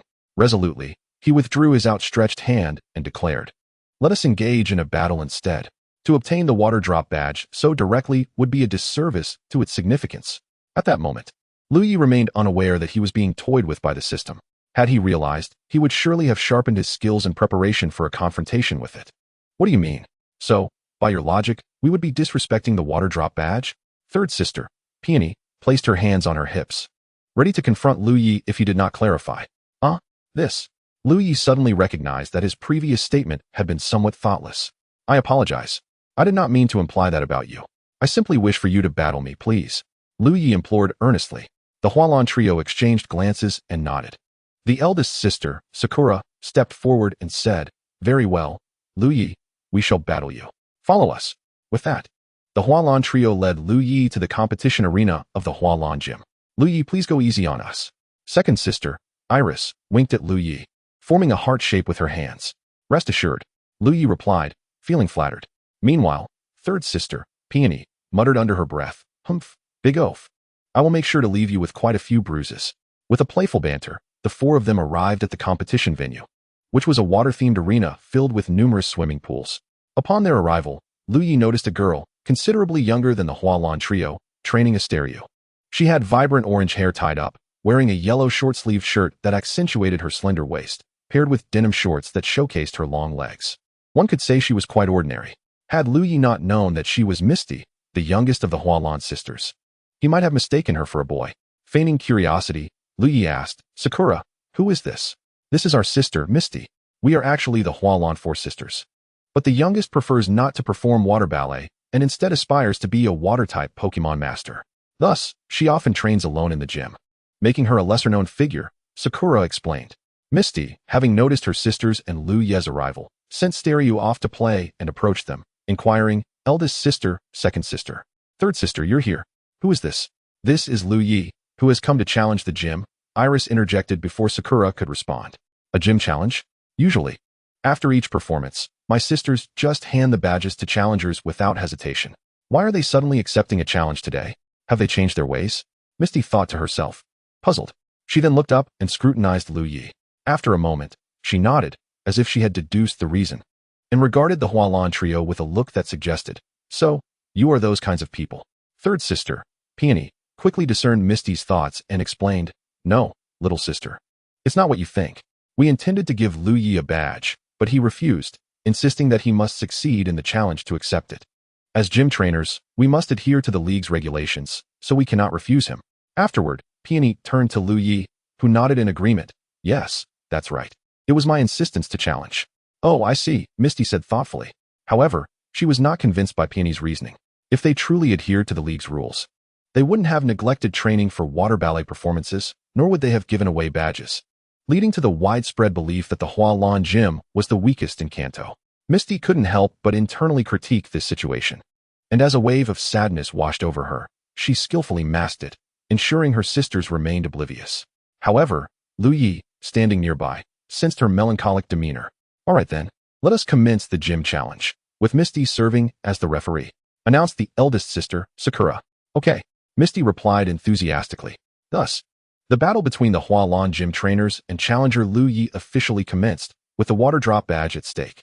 The rules stipulated a 3 versus 3 match, where the gym trainers would release their Pokemon first, and during the battle, they could not switch their Pokemon, although the challenger could. Misty shouted with excitement, as she always did during competitions. Indeed, who knows, perhaps Misty will truly become a water-type Pokemon master one day. Iris remarked with a smile, observing Misty. Liu Ye next. We 3 sisters will compete against you. If you lose, don't say we took advantage of our numbers. Sakura teased Liu Ye with a rare joke. Rest assured. Feel free to challenge me. If I lose, I will concede to one of your conditions. Liu Ye assured confidently. This is what you said. Mind you, no backing out. Came the melodious voice of Sister Mudan. Of course. If I were to lose to you, I might as well return to my mundane errands, Liu Ye retorted. The first to take the stage was the eldest sister, Sakura. Come forth, Kingler. Sakura summoned her Pokemon. As Sakura released Kingler, what was our protagonist Liu Ye up to? Naturally, he was utilizing the 6th sense to assess its attributes. Name, Kingler. Gender, female. Level, 34, early elite. Type, water. Ability, swift swim. Friendship, 50. Base stats, 450. Potential, elite. Skills, water sport, water gun, confusion, agility. Kingler, is it? Then it's settled. Charmeleon, emerge. Liu Ye called forth his Charmeleon. Some may wonder why Liu Ye chose Charmeleon, a fire-type Pokemon, in a water-dominated arena. Was he truly sending Charmeleon to its demise? Let us not forget. Who exactly is Liu Ye? The protagonist, and even a fool could not commit such a blunder. Charmeleon's flames are not ordinary. They are the sacred fires of a dragon. Upon closer inspection, one would notice the golden hue within the flames at the tip of Charmeleon's tail. The water of ordinary Pokemon cannot extinguish such flames. For Liu Ye, it is an essential remedy for both domestic affairs and covert operations. Well, truth be told, Liu Ye currently possessed only this one adequately leveled Pokemon. Releasing the others would be akin to returning to 1st grade for remedial classes. Upon seeing Liu Ye summon Charmeleon, Sister Mudan couldn't help but gloat. Liu Ye, you've truly unleashed a fire type in a swimming pool. You're doomed this time. The expressions of the eldest sister Sakura and the second sister Iris mirrored her sentiment, though they remained silent. Oh really? Charmeleon, use smokescreen. Liu Ye commanded. Hurry, Kingler, submerge. Sakura quickly ordered. As Sakura issued her command, a smirk crept onto Liu Ye's lips. Charmeleon, unleash Sacred Fire Tornado upon the water's surface. Upon hearing Liu Ye's command to use Fire Tornado in the water, Mudan immediately exclaimed, It's futile. Liu Ye, you should just accept your fate. However, she was abruptly silenced by the astonishing sight before her. The fire tornado did not extinguish in the water as the Hualan sisters had anticipated. Instead, it manifested beautifully within the depths, shimmering golden. Vapor rose dramatically, and Liu Ye continued. Charmeleon, deliver the final blow to Kingler with Metal Claw. As the steam and smoke dissipated, Kingler lay unconscious at the bottom of the pool, the water having evaporated entirely due to the flames. The Hualan sisters and Xiaojia stood frozen, utterly astonished. The spectacle before them defied all reason. A fire tornado from a Charmeleon had evaporated an entire swimming pool. But the spectacle was far from over. Charmeleon, reminiscent of its prior victory against Onyx at the Nibi Gym, radiated blinding white light. Moments later, a Charizard, larger and more robust than normal, emerged onto the battlefield. Name, Charizard. Gender, female. Level, 41, early elite. Ability, Blaze, solar power. Type, fire. Friendship, 155255. Base stats, 535. Potential, triple god. Skills, Fire Tornado, Flamethrower, Sacred Fire, Inherited from Ho-Oh. Inferno. Held item. Feather of Ho-Oh. Good heavens. Liu Ye gasped in disbelief upon viewing Charizard's attributes. He had not anticipated such remarkable benefits from this evolution.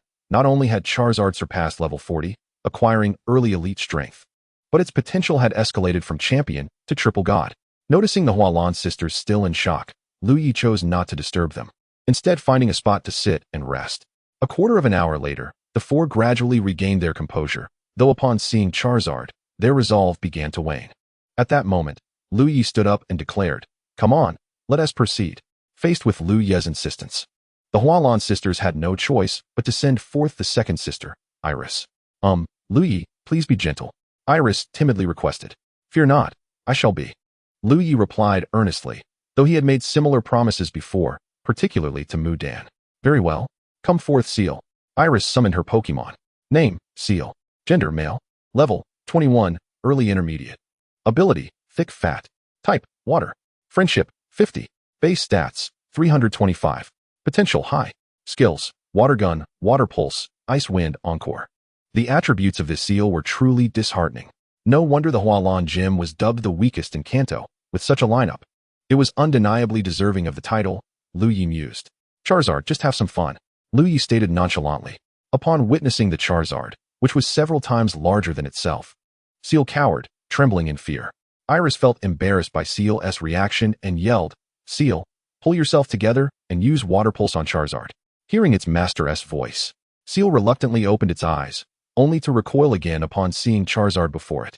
Liu Ye sighed in exasperation, glancing at Charizard, who understood immediately and delivered a swift blow, rendering Seal unconscious. "Seal," Iris gasped, hastily recalling her Pokemon. Next up was, of course, the third sister, Mudan. "Come forth, Shelder." Name, Shelder. Gender, female. Level, 19, late beginner. Type, water. Ability, shell armor. Friendship, 50. Base stats, 305. Potential, high.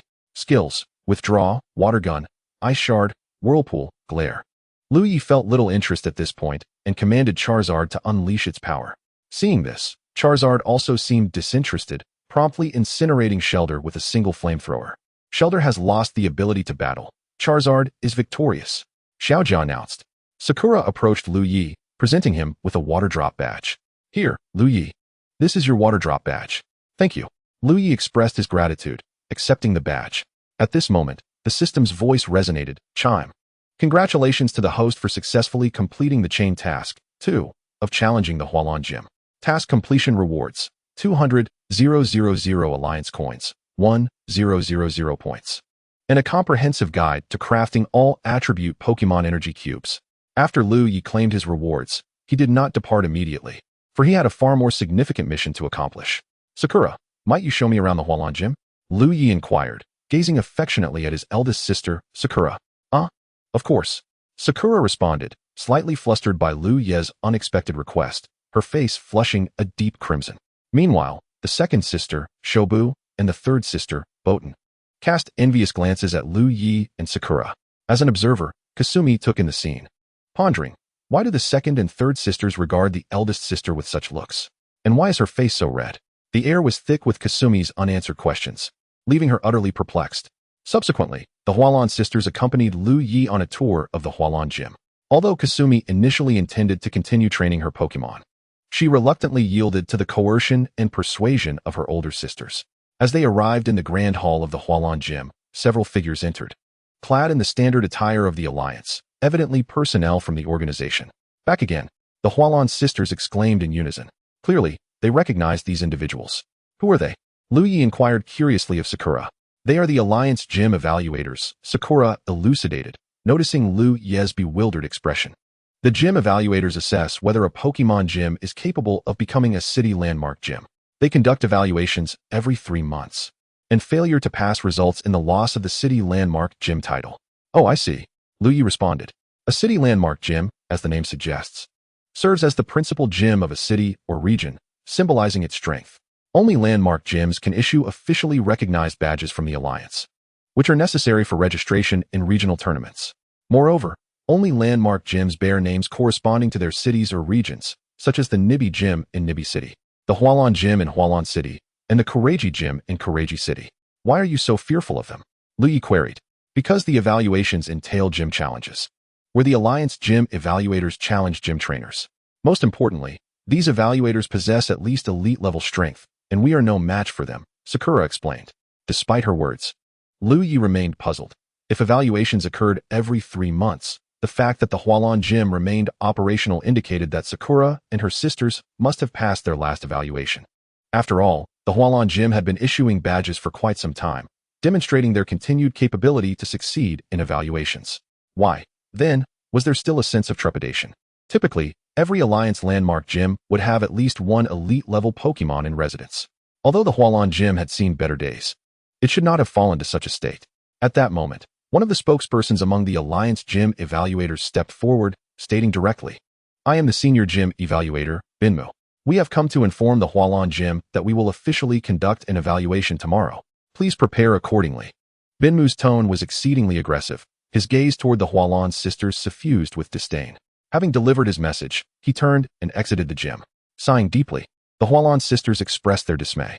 Noticing their downcast demeanor, Liu Ye inquired, "What troubles you? While you may not be their match, it shouldn't dampen your spirits this way. How did you manage to pass the last evaluation?"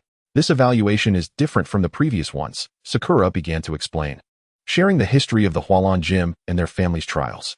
A decade ago, although the Hualan gym was not the strongest in the Kanto region, it ranked among the top 3. At that time, their grandmother, a formidable elite trainer with 2 elite-level Pokemon, presided over the gym. Years later, their grandmother entrusted the management of the Hualan gym to their parents, and everything continued to run smoothly. However, one day, the Alliance discovered a Team Rocket research base in the mountainous area near Hualan City and ordered the sisters' parents, being gym trainers, to lead a cleanup operation. At the time, their parents possessed only mid-tier elite strength and brought along one of their grandmother's elite Pokemon for safety. To their dismay, they encountered one of Team Rocket's 4 commanders stationed at the base, and the sisters' parents were soon overwhelmed, forced to retreat. In a bid to ensure the safe evacuation of others, they bravely held off the Commander-S attacks, but tragically never returned, along with the elite Pokemon that perished with them. This commander was none other than Apollo, the leader of the 4 commanders. The Alliance, having alerted the enemy, caused Team Rocket to swiftly relocate, resulting in significant losses for the Alliance. Upon receiving the news of her son and daughter-in-law's demise, the sister's grandmother fell into profound sorrow, becoming increasingly withdrawn, consumed by grief until she eventually passed away, leaving the sisters orphaned. Thus, the Hualan gym fell into the hands of the 4 sisters, with Sakura being but 15 years of age at that time. Since the sisters took over, the gym's fortunes declined, not due to any inadequacy on their part, but because of fierce competition. In the world of Pokemon, each city boasts multiple gyms, with some large cities hosting over a dozen. However, only one gym can hold the title of a city landmark. Consequently, the Hualan gym faced not only the pressure from the Alliance, but also fierce competition from neighboring gyms. The burden of these challenges weighed heavily on the young sisters, who were barely 15 years old. Following the death of their parents, many of the gym's assets were reclaimed by the Alliance, while others had to be sold off under duress. The sisters were powerless to resist, despite their desire to retain what remained. In truth, most gyms in the Pokemon world are quite affluent. Many gym trainers regard their profession merely as a side endeavor. Ultimately, the 3 sisters turned to ballet, and through innovation, they created water ballet, which became their source of income. It was not a desire for the limelight that drove them. Few 16 or 17-year-old girls would wish to be paraded in swimsuits before an audience. Life often presents unavoidable circumstances, ensnaring one within, rendering them powerless. Originally, the gym possessed an elite-level Pokemon, a dugong bequeathed by their grandmother, who had fought alongside her in many battles. However, due to the lack of advanced healing techniques in the past, it bore many hidden injuries. During the last gym assessment, the opponent's Pokemon only possessed the strength of a quasi-champion. Although the mighty Empoleon ultimately triumphed, it sustained considerable injuries. Coupled with its advancing age and numerous hidden ailments, it ultimately succumbed to its wounds. Furthermore, the Hualan gym has gained a reputation in the Kanto region as the weakest gym due to its frequent issuance of badges without contest. Numerous complaints regarding Hualan gym's conduct have been filed, alleging violations of league regulations. However, certain high-ranking officials within the league, in light of the contributions made by the parents and grandmother of the 4 sisters to the league in years past, have suppressed these reports. Nonetheless, as the situation worsens, the league, concerned with its image, has recently caught the attention of Kanto League President Damalanki. Consequently, the league dispatched a higher-ranking gym auditor instead of the usual mid-level officer. The league personnel are categorized into 4 ranks: junior, intermediate, senior, and top tier. Junior corresponds to elite strength, intermediate to quasi-champion strength, senior to champion strength, and top tier to the strength of the league champion. Junior and intermediate personnel are considered the backbone of the league, while each league department contains only 13 senior officials, with a maximum of 3 per department. The top-tier personnel are exceedingly rare, with only 13 across the entire region. Even the league president must tread carefully in their presence. Alas, it appears we are destined to disappoint the hopes of our parents and grandmother, sobbed Muden, tears streaming down her face. Sakura and Shobu also struggled to hold back their tears, while Kasumi, though not crying, radiated a palpable sense of melancholy. At that moment, the system chimed in. Ding. The host has triggered a hidden quest to assist the Hualan Four Sisters in passing the assessment and becoming the gym leader. Quest completion rewards for 1,000 points. A Mega Evolution Stone for Garchomp and 500,000 League coins. Failure to complete the quest incurs no penalties. Liu Ye decisively accepted the quest, suddenly recalling an important matter, and inquired of the system. By the way, system, do I need to register to participate in the court's conference? Indeed, came the reply, but I am merely a transmigrant. In this world, I possess no formal identity nor a Pokédex. How can I register for the court's conference? Moreover, if I become the leader of Hualan Gym, I will also require proof of identity, yet I currently exist as a stateless individual. Liu Ye lamented. In the Pokemon world, the Pokédex serves as a trainer's identification, a matter of utmost importance. Ding. The system has detected the host's needs and is processing them. After a brief pause, the system's voice resounded once more. In light of the host's current circumstances, this system has arranged a suitable identity for you. Furthermore, given the forthcoming quest, the system has specifically assigned you a water-type Pokemon. The identity proof and Pokeball have now been placed in the system space. Please check at your convenience. Additionally, thank you for your expenditure of 5,000 points. Initially, upon hearing the system's earlier remarks, Liu Ye doubted the sudden kindness of the system, but he soon realized the gravity of his misunderstanding. All his painstakingly amassed points had vanished. System, return my points. Liu Ye fumed inwardly. Please, host, refrain from agitation. First, examine the items in the system space and consider your thoughts before addressing this system, came the system's cold voice. Hearing such audacious words from the system incensed Liu Ye, prompting an outburst. How dare you? Just wait. After a considerable time, feeling fatigued, Liu Ye ceased his outburst and began to inspect the system space. First, he retrieved the identity proof arranged by the system. It read, Top-tier League Investigator Liu Ye, codename, Dragon. Liu Ye was well aware of the formidable capabilities possessed by the League's top-tier personnel. He had not anticipated being assigned such an identity. Next, he examined the Pokemon. Name, Greninja. Gender, male. Level, 63, early champion. Type, Water Dark. Ability, Torrent. Category, Shiny. Affection, 255,255. Base stats, 570, Shiny bonus. Normal is 530. Potential, Champion. Skills, Water Shuriken. Night Slash, Hydro Pump, Shadow Clone. Liu Ye gazed at the sleek black Greninja within the Pokeball, utterly captivated.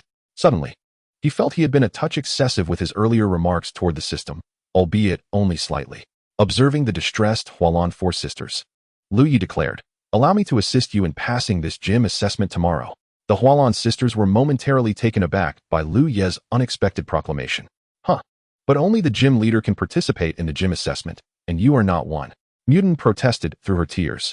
Liu Ye smiled softly, gently stroking Muden's head. Now, don't cry. Are you all comfortable with me becoming the leader of Hualan Gym? Feeling the warmth of his hand upon her head, Muden nodded without hesitation. Of course. She turned to her sisters. You all agree, right?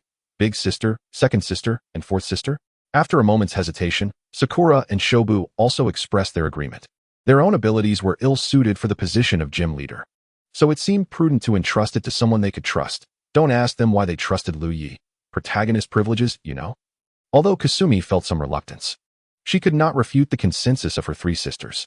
Ultimately, the hopes of the Hualan Four Sisters rested entirely upon Liu Ye's shoulders.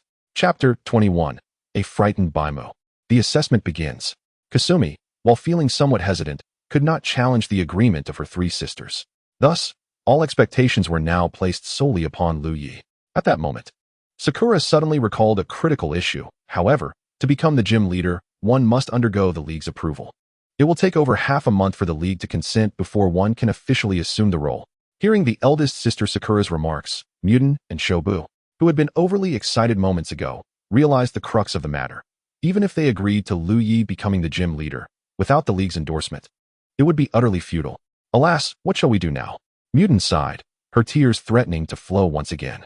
Liu Ye quickly assured them, rest assured. I have my methods. I will not allow you sisters to face homelessness. Is that true? Shobu asked. Absolutely. Liu Ye nodded earnestly, receiving Liu Ye's affirmative response. Although uncertain of his confidence, the Hualan sisters felt a deep-seated trust in him, as if believing there was nothing Liu Ye could not accomplish. In truth, Liu Ye had also inquired about this matter with the system, which had assured him that the identity of a top-tier investigator was akin to that of an ancient noble family's patron, unbound by restrictions. Therefore, Liu Ye's current identity was, to be precise, in a cooperative relationship with the League. Even if Liu Ye remained inactive, the League would provide him with a substantial monthly remuneration, with the sole condition being that the League would seek Liu Ye's assistance only when faced with insurmountable issues. Liu Ye could command all departments and personnel within the League, excluding members of the League Committee, including the 4 champions. Though Liu Ye was not a member of the League Committee, his current status was equivalent to that of a committee member. Observing the starry-eyed expressions of her 3 sisters, Kasumi sighed in exasperation. What could she do but acquiesce to the majority? The following day, the Alliance's gym inspection officers once again arrived at the Hualan gym. The senior inspection officer at the forefront, upon encountering the Hualan trio, bluntly remarked, "Are you prepared to face the assessment? To be honest, you might as well surrender your gym outright, lest you suffer an embarrassing defeat that would lead to rumors of me, Baimu, bullying women." Prior to their arrival, certain high-ranking officials within the Alliance had advised him to adopt a less than cordial demeanor, given that the Hualan gym had, in recent years, brought considerable shame upon the Alliance.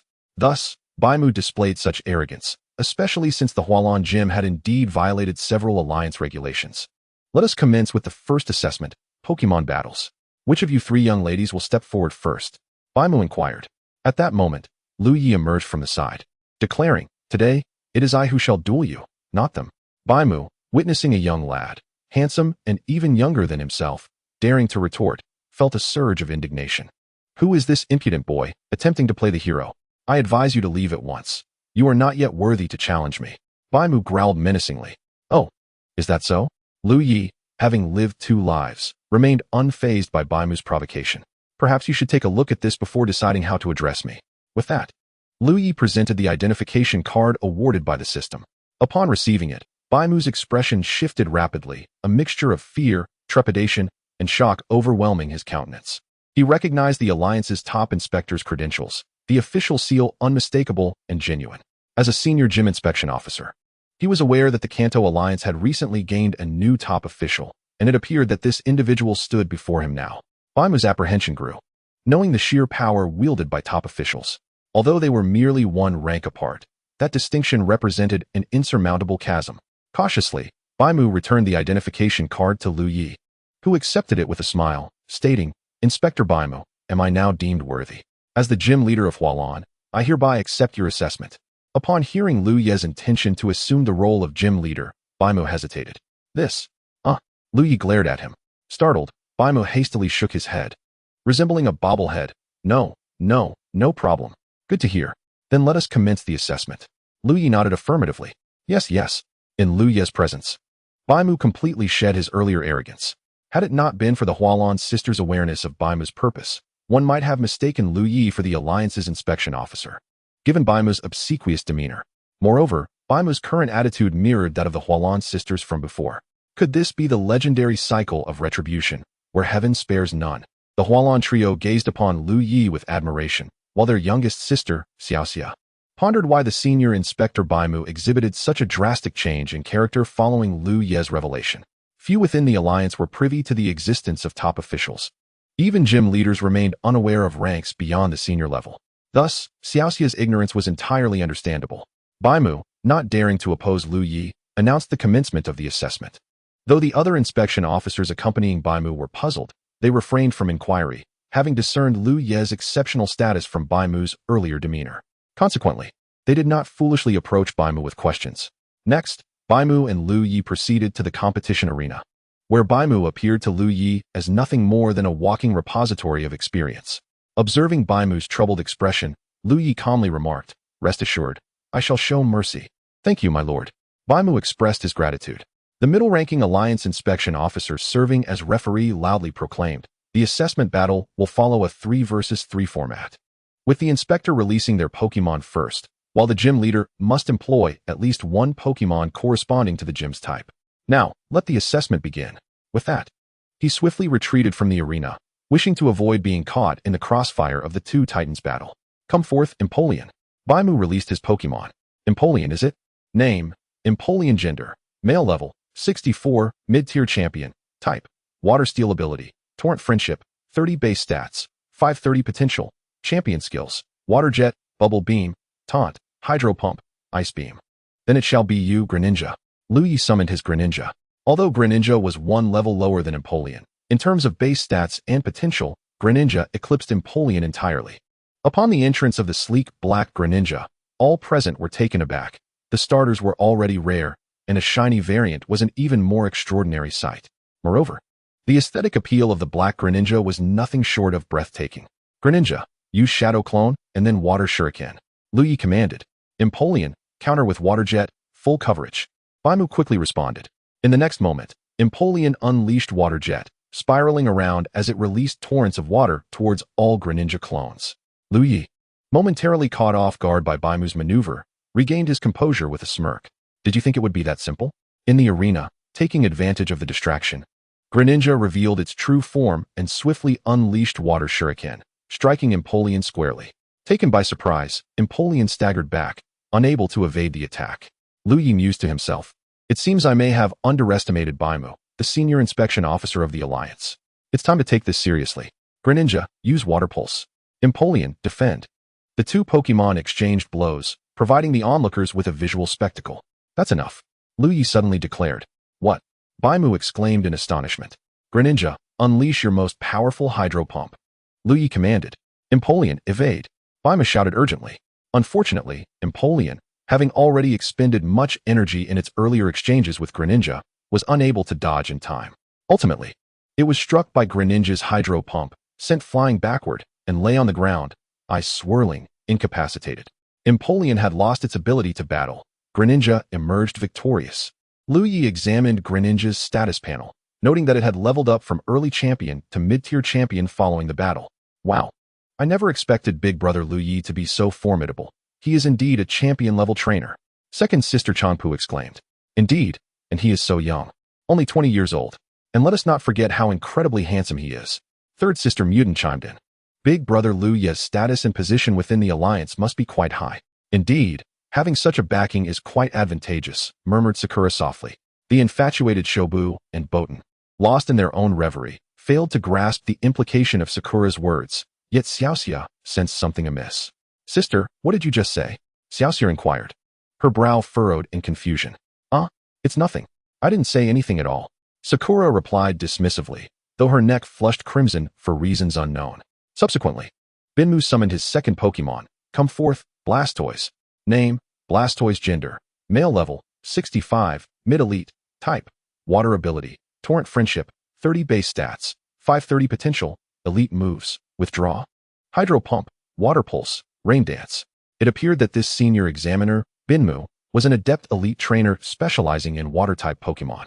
However, Liu Ye had lost interest in him, as he intended to swiftly conclude the battle, for he had a more pressing task ahead. "Arise, Garchomp. Unleash your prowess." Upon emerging, Garchomp let out a thunderous roar, causing the opposing Blastoise to tremble involuntarily. The Hualon sisters could sense Garchomp's formidable strength, yet they were unaware of the specifics of its might. In contrast, Binmu, as an elite-level trainer, could distinctly perceive the aura emanating from Garchomp, recognizing its championship-level prowess. At the very least, it was of advanced champion caliber, if not peak. Garchomp subsequently dispatched both Blastoise and Croconaw. Name, Croconaw. Gender, male. Level, 67, late elite. Type, water. Ability, Torrent. Friendship, 30 base stats, 530 potential. Elite moves, Ice Fong, Rage, Water Tail, Water Gun, Slash. After vanquishing Blastoise and Croconaw, Garchomp ascended to level 80, achieving peak championship strength. Well then, It seems the assessment at Hualan Gym has been successfully passed. We shall take our leave now, Binmu remarked with a hint of resignation. Very well. Liu Ye nodded in agreement. As the group made their way to the exit of Hualan Gym, Binmu suddenly halted, recalling something. Oh, by the way, the higher-ups of the Alliance explicitly instructed that Hualan Gym should refrain from frivolously awarding badges to trainers without cause. Such actions not only contravene Alliance regulations, but also reflect irresponsibility towards trainers, particularly those who are novices, Binmu stated. Rest assured, this shall not occur again, Liu Ye assured him. In truth, Liu Ye himself had found the previous behavior of the Hualan sisters rather unbecoming. And to prevent any future troubles from the Alliance regarding the sisters, he nodded in agreement. After seeing Binmu and his entourage off, a voice echoed in Liu Ye's mind. Ding. Congratulations, host, for completing the hidden task of assisting the Hualan sisters in passing their assessment and becoming the gym leader of Hualan Gym. Task completion rewards, for 1,000 points. Garchomp Mega Evolution Stone, 500,000 Alliance coins. After claiming his rewards, Liu Ye remarked, what a splendidly easy reward to earn. Chapter 23, Provocation. Blue Autumn Gym. Ding. Congratulations, host, for completing the hidden task of assisting the Hualan sisters in passing their assessment and becoming the gym leader of Hualan Gym. Task completion rewards, for 1,000 points. Garchomp Mega Evolution Stone, 500,000 Alliance coins. After receiving his rewards, Liu Ye commented, this is an exceptionally lucrative reward. The Hualan sisters approached Liu Ye in unison, expressing their heartfelt gratitude. Thank you, Liu Ye brother. Without you, we might have found ourselves homeless, and the Hualan Gym would have been seized by the Alliance. We are truly grateful. At that moment, an unexpected visitor strode into Hualan Gym. Oh, aren't these the Hualan sisters? What is this? Have you failed your gym assessment and come here to lament to this pretty boy? You'd be better off with me. I can last far longer than this pretty boy, the arrogant individual proclaimed. However, Liu Ye's appearance indeed satisfied all the criteria of a charming young man, which explained the misunderstanding. Jikuin, what are you doing here? Our gym does not welcome you, declared Botan, the third sister, with unyielding resolve. Noticing the evident tension between the newcomer and the Hualan Gym, Liu Ye's curiosity was piqued. However, with the Hualan sisters currently confronting this individual, he opted not to pry further and approached the more reserved Xiaoxia, whispering, Xiaoxia, do you know what this is all about? Well, this peculiar fellow goes by the name Jikuin. He is the master of the Blue Autumn Gym in Hualan City. Previously, he was a student of our parents and a former trainer at Hualan Gym. However, after our parents' unfortunate incident, he failed to assist Hualan Gym and instead used underhanded tactics to seize many of its assets. He subsequently left Hualan Gym to establish his own gym 2.5 years ago, boasting the strength of a near-elite trainer, and is rumored to be on the verge of breaking through to elite level, though he has yet to succeed. Ever since, he has sought to undermine Hualan Gym, aiming to usurp it, and even has the audacity to frequently harass us sisters. If it weren't for a king-level Pokemon our grandmother left us, we might have. Xiaoxia's voice trembled as she recounted the tale, tears welling in her eyes.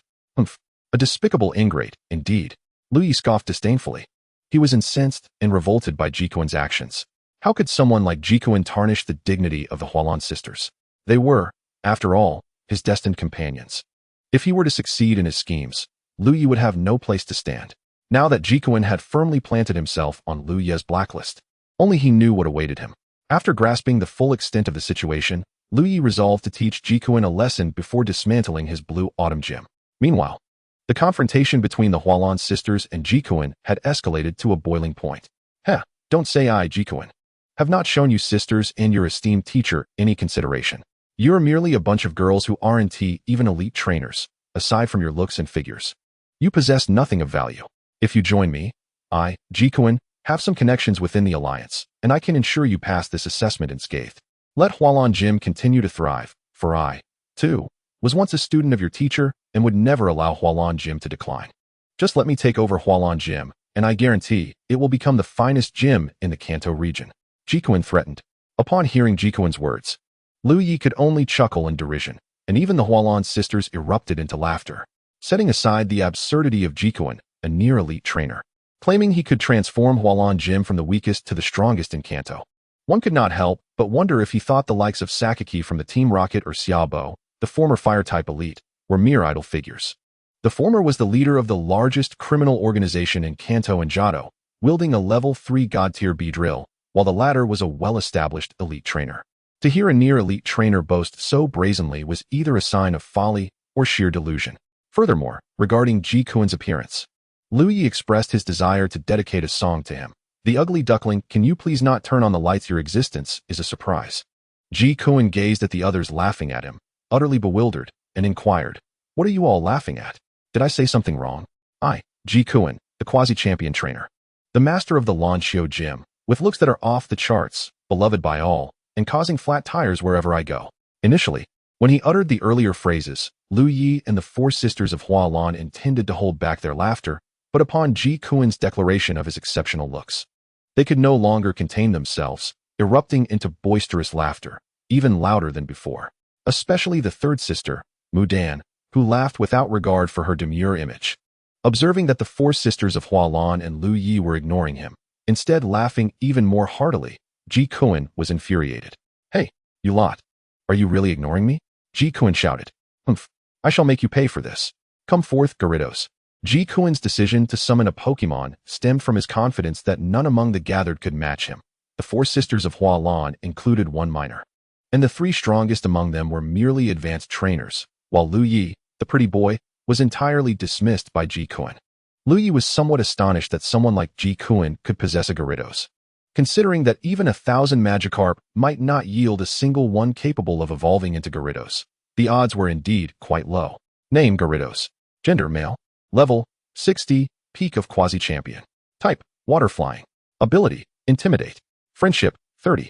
Base stats 540. Potential quasi-champion. Moves Hurricane, Water Tail, Dragon Dance, Hydro Pump, Hyper Beam. Upon reviewing Gyarados' attribute panel, Liu Ye comprehended why Ji Kuen had never been able to transcend to the champion level. A Gyarados with quasi-champion potential could never reach the champion tier, regardless of how diligently it was trained until death. In the Pokemon world, a Pokemon's potential is largely determined from birth, not something that can be surpassed through effort. Though a rare few may increase their potential limits through evolution, Liu Ye's Pokemon being an exception, as there could only be one destined child like him in any given world. When Gyarados emerged with a loud roar, the little Pokemon in the Hualan gym cowered in a corner, trembling in fear, a sight that filled Ji Kuen with a sense of accomplishment. His gaze continually darted towards the three sisters of Hualan, as if to say, look, this is strength, while he cast a provocative look at Liu Ye. Initially, Liu Ye had intended to administer a minor reprimand, but now it seemed he was resolved to bestow upon Ji Kuen an unforgettable lesson. Chapter 24, A Lesson. Do not provoke me. Liu Ye reiterated apologies. Challenging them is futile, for I am the master of the Hualan gym, and you misquoted. The gym assessment has already been passed. Liu Ye was quite unwilling to allow Ji Kuen to continue boasting. Humph, you, a mere pretty boy, might not even be a trainer, yet you speak so boldly. Who gave you the audacity? Ji Kuen scoffed at Liu Ye. Haha, it appears you are truly oblivious to the consequences. Liu Ye shook his head with a smile. Come forth, Hydreigon. Liu Ye released his Pokemon. As for why he chose Hydreigon, please refer to the following introduction. Hydreigon, a ferocious Pokemon. With 6 wings, it continuously soars through the air, perceiving all moving objects as foes and launching attacks with extreme ferocity. The heads on its arms lack intelligence, and together they consume and destroy everything, with the 3 heads taking turns to bite their enemies, never ceasing their assault until their opponent falls. They will bite down on anything that moves, and numerous legends recount tales of Hydreigon laying waste to villages. Do you understand now? Once Hydreigon was summoned, it flew to Liu Ye's side, roaring incessantly. Endowed with the power of Eternatus, Liu Ye naturally understood Hydreigon's words, which lamented why it had taken Liu Ye so long to release it, complaining that Liu Ye had let other Pokemon out several chapters ago, while it, along with Dragapult and Duraludon, had seen far fewer appearances and mentions. They often boasted about this, leaving Hydreigon feeling quite vexed. Furthermore, its last appearance was as a mere tool Pokemon, with not even a name. Liu Ye managed to appease Hydreigon with promises of more frequent releases in the future, and only then did Hydreigon feel satisfied. Do not be deceived by Hydreigon's fierce exterior, it is still a girl at heart. As Liu Ye interacted with Hydreigon, the others nearby felt their brains overheating. The imposing aura radiating from Hydreigon was palpable, although the 4 sisters of Hualan could not discern its precise strength. They sensed it was comparable to that of Gyarados. Since Gyarados was said to be of championship-level strength, it followed that Hydreigon must also be at that level. The sisters were astonished that Liu Ye was not only strong but also possessed other championship-level Pokemon aside from Gyarados, marking him as a standout among champion trainers. However, given their prior experience with the terrifying Gyarados, they were merely somewhat shocked by the newly emerged Hydreigon. As for Jikuin, he was left dumbfounded. Lost in thoughts, who am I? Where am I? Where am I headed? As a quasi-champion trainer, Jikuin could still sense the overwhelming presence emanating from Hydreigon, especially when he noticed Gyarados cowering in a corner, trembling in fear. A champion trainer, Jikuin realized he had indeed encountered an insurmountable obstacle. No, it should be a titanium alloy barrier. At that moment, Liu Ye's indifferent voice resonated. Hydreigon, go, play with Gyarados. Just don't play it to death. Hydreigon let out a mighty roar and charged towards the cornered Gyarados. Gyarados curled up tightly, burying its head beneath its body, seemingly whispering, "Can't see me, can't see me, can't see me." Upon hearing Liu Ye's command, Gyarados cautiously lifted its head and, upon seeing the rapidly approaching Hydreigon, let out a terrified roar, leaving the four sisters of Hualan and Jikuin utterly bewildered. However, Liu Ye, attuned to the power of Eternatus, understood Gyarados' words, which lamented, "You are not playing fair, bullying a 3-year-old fish like me. Please don't come any closer." The current scene unfolded with Hydreigon chasing Gyarados around the gym. Naturally, a quasi-champion level Gyarados stood no chance against a championship-level Hydreigon, so it wasn't long before Hydreigon caught up to Gyarados. What followed was a spectacular visual feast within the Hualan gym, with vibrant fireworks bursting forth in a myriad of colors: white, red, yellow, blue. So beautiful.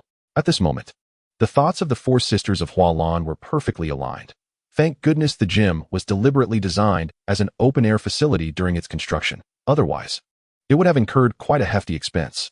As Hydreigon played, it grew increasingly joyful, unleashing moves like Hyper Beam, Flamethrower, Thunderbolt, and Ice Beam as if they were free of charge. Jikuin, watching his painstakingly cultivated Gyarados, nurtured for 2.5 years, being toyed with by Hydreigon, contemplated several times whether to send out other Pokemon to assist.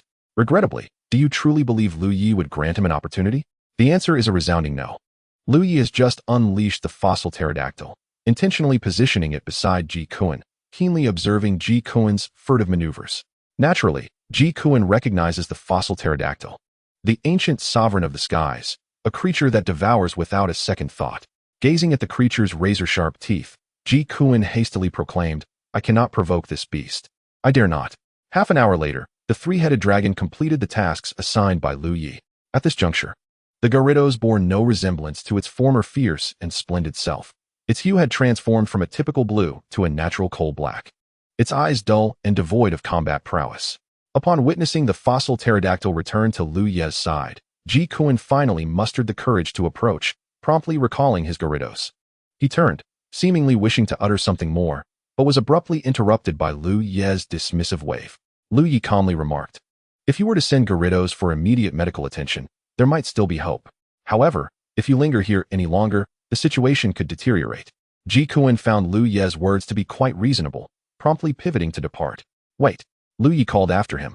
Jikuin regarded Liu Ye with a look of confusion, which was tinged with anger and a hint of hatred. He believed he concealed his emotions well, yet Liu Ye effortlessly perceived them. Nevertheless, Liu Ye refrained from voicing this observation, instead offering a smile and stating in an unequivocal tone, "From now on, keep your distance from the Hualan gym, especially from the Hualan sisters. You dare harbor ill intentions towards my women. Should I discover this again, the consequences will be far more severe than this encounter." "Why, yes." Jikuin trembled under Liu Ye's imposing aura, hastily acquiescing. He had not anticipated that a youth who appeared to be merely in his 20s could emanate such a commanding presence, reminiscent of a seasoned leader addressing a subordinate. Liu Ye nodded and said, "Very well, you may leave." Upon hearing Liu Ye's directive, Jikuin expressed his gratitude and, without further ado, took flight. Eager to escape this infernal place, he wished to distance himself from the overwhelming sensation that Liu Ye resembled a demon fixating upon him. Chapter 25. A ruckus ensues. "Call the authorities." Liu Ye nodded, reiterating, "You may go." Hearing Liu Ye's permission to depart, Jikuin thanked him and swiftly fled. Unwilling to remain in this cursed place for even a moment longer, feeling as though a demon had its gaze fixed upon him, Jikuin hurriedly transported his gravely injured Gyarados to the Pokemon Center. It is unnecessary to ponder why Liu Ye commanded the three-headed dragon to inflict severe injuries upon Gyarados. The nature of Pokemon battles can be ruthlessly cruel. Do not be deceived by the idyllic scenes portrayed in animations, leading one to believe that the Pokemon world is as beautiful and safe as it appears. The reality is often far more brutal than one can conceive. Every world is predatory in nature. Those unable to adapt are inevitably cast aside by the unforgiving environment. Once Ji Kuan had retreated, Liu Ye commanded the three-headed dragon. Let us proceed. I shall take you to the Longjing Gym for some amusement. With a resounding roar, the three-headed dragon complied. As though it had not yet exhausted its playtime with Gyarados, the Hualan sisters, observing Liu Ye's departure with the three-headed dragon, decided to follow, curious to discern his intentions. The group swiftly arrived before a gym emblazoned in black and white, its sign reading, Longjing Gym. Ah, this must be it. Three-headed dragon, go forth, Liu Ye commanded. A smirk gracing his lips, the three-headed dragon eagerly charged ahead, unleashing a devastating beam of destruction. Remarkably, it seemed to have controlled the force of its attack, ensuring that aside from the Longjing Gym, the neighboring structures remained unscathed. As the Longjing Gym came under assault, numerous individuals fled from within. A figure, seemingly their leader, emerged and glared at Liu Ye and the three-headed dragon above him, growling, "Hey, who are you? Why are you attacking our Longjing Gym? Are you unaware that my master is Ji Kuan, the esteemed quasi-champion trainer? If my master learns of your actions today, you will surely regret it." Who is he? Liu Ye ignored the inquiry and instead sought clarification about someone named Inghua. His name is Ajin, the chief disciple of Ji Kuan's gym. He often exploits his master's reputation to bully ordinary people in Hualan City. His strength is at the intermediate elite level, and he is quite favored by Ji Kuan. Inghua explained. Oh, so he is an even more pathetic figure than Ji Kuan, merely a coward hiding behind his master's authority, Liu Ye realized. Hey, you brat. Did you not hear what I said? Ajin, infuriated by Liu Ye's disregard, echoed his master's indignation. At that moment, Ajin also noticed the Hualan sisters behind Liu Ye, his expression shifting to one of scheming realization. Aren't you the Hualan sisters? What is this? Did you fail your gym assessment and come to seek revenge on us? If you know what's good for you, have this brat leave at once. Otherwise, when my master returns, you will be in for a world of hurt. Of course, if you have nowhere else to go due to your gym being seized by the Alliance, the Longjing Gym would be willing to take you in, providing food and shelter, though you would need to make a small sacrifice in return. With that, Ajin's lecherous gaze roamed over the Hualan sisters. Xiaoxia, apologies, I feel somewhat offended. Humph. Truly, like master, like disciple. You are as insufferable as your master, a wretched fool, Liu Ye retorted unapologetically. You brat, what did you say? If you have the courage. Repeat that. Ajin, unable to contain his anger at Liu Ye's mockery, snapped back. His master might endure humiliation, but he would not allow anyone to question his intelligence. Recognizing that Ajin was beyond redemption, Liu Ye commanded the three-headed dragon to continue the destruction of the Longjing Gym. The three-headed dragon arrived at the gym's parking lot, where a multitude of vehicles were parked, most belonging to the Longjing Gym. Unceremoniously, the three-headed dragon unleashed a whirlwind, uprooting the entire parking lot's canopy. Pleased with its handiwork, the three-headed dragon hummed a tune, satisfied as it sought its next target, reveling in the artistic chaos it had wrought. Even bestowing upon it the grand title, Tornado Decimates Trailer Park, as the Longjing Gym teetered on the brink of annihilation beneath the three-headed dragon's overwhelming presence. Ajin fumed with frustration, urgently shouting at Liu Ye, "You must command your Pokemon to cease. When my master returns, you will be finished." It appeared that Ajin had yet to grasp the gravity of the situation. Liu Ye, unable to contain his incredulity, inquired, "Do you even know where your master has gone?" "Of course. Why do you ask? My master is at the Hualan Gym." As he spoke, Ajin hesitated, beads of cold sweat forming on his brow. Upon realizing the implications, he felt a chill of dread. Casting a glance at the rampaging three-headed dragon, Ajin faltered, nervously questioning Liu Ye and his companions. What are you doing here? Where is my master?" After asking, he instinctively took a few steps back, creating distance between himself and Liu Ye's group. Liu Ye found Ajin's response somewhat amusing. "Fear not. I have no intention of engaging in any illicit activities. A good citizen, I assure you. And your master is in quite good health, I assure you. Merely transporting a near-death Gyarados to the Pokemon Center for treatment.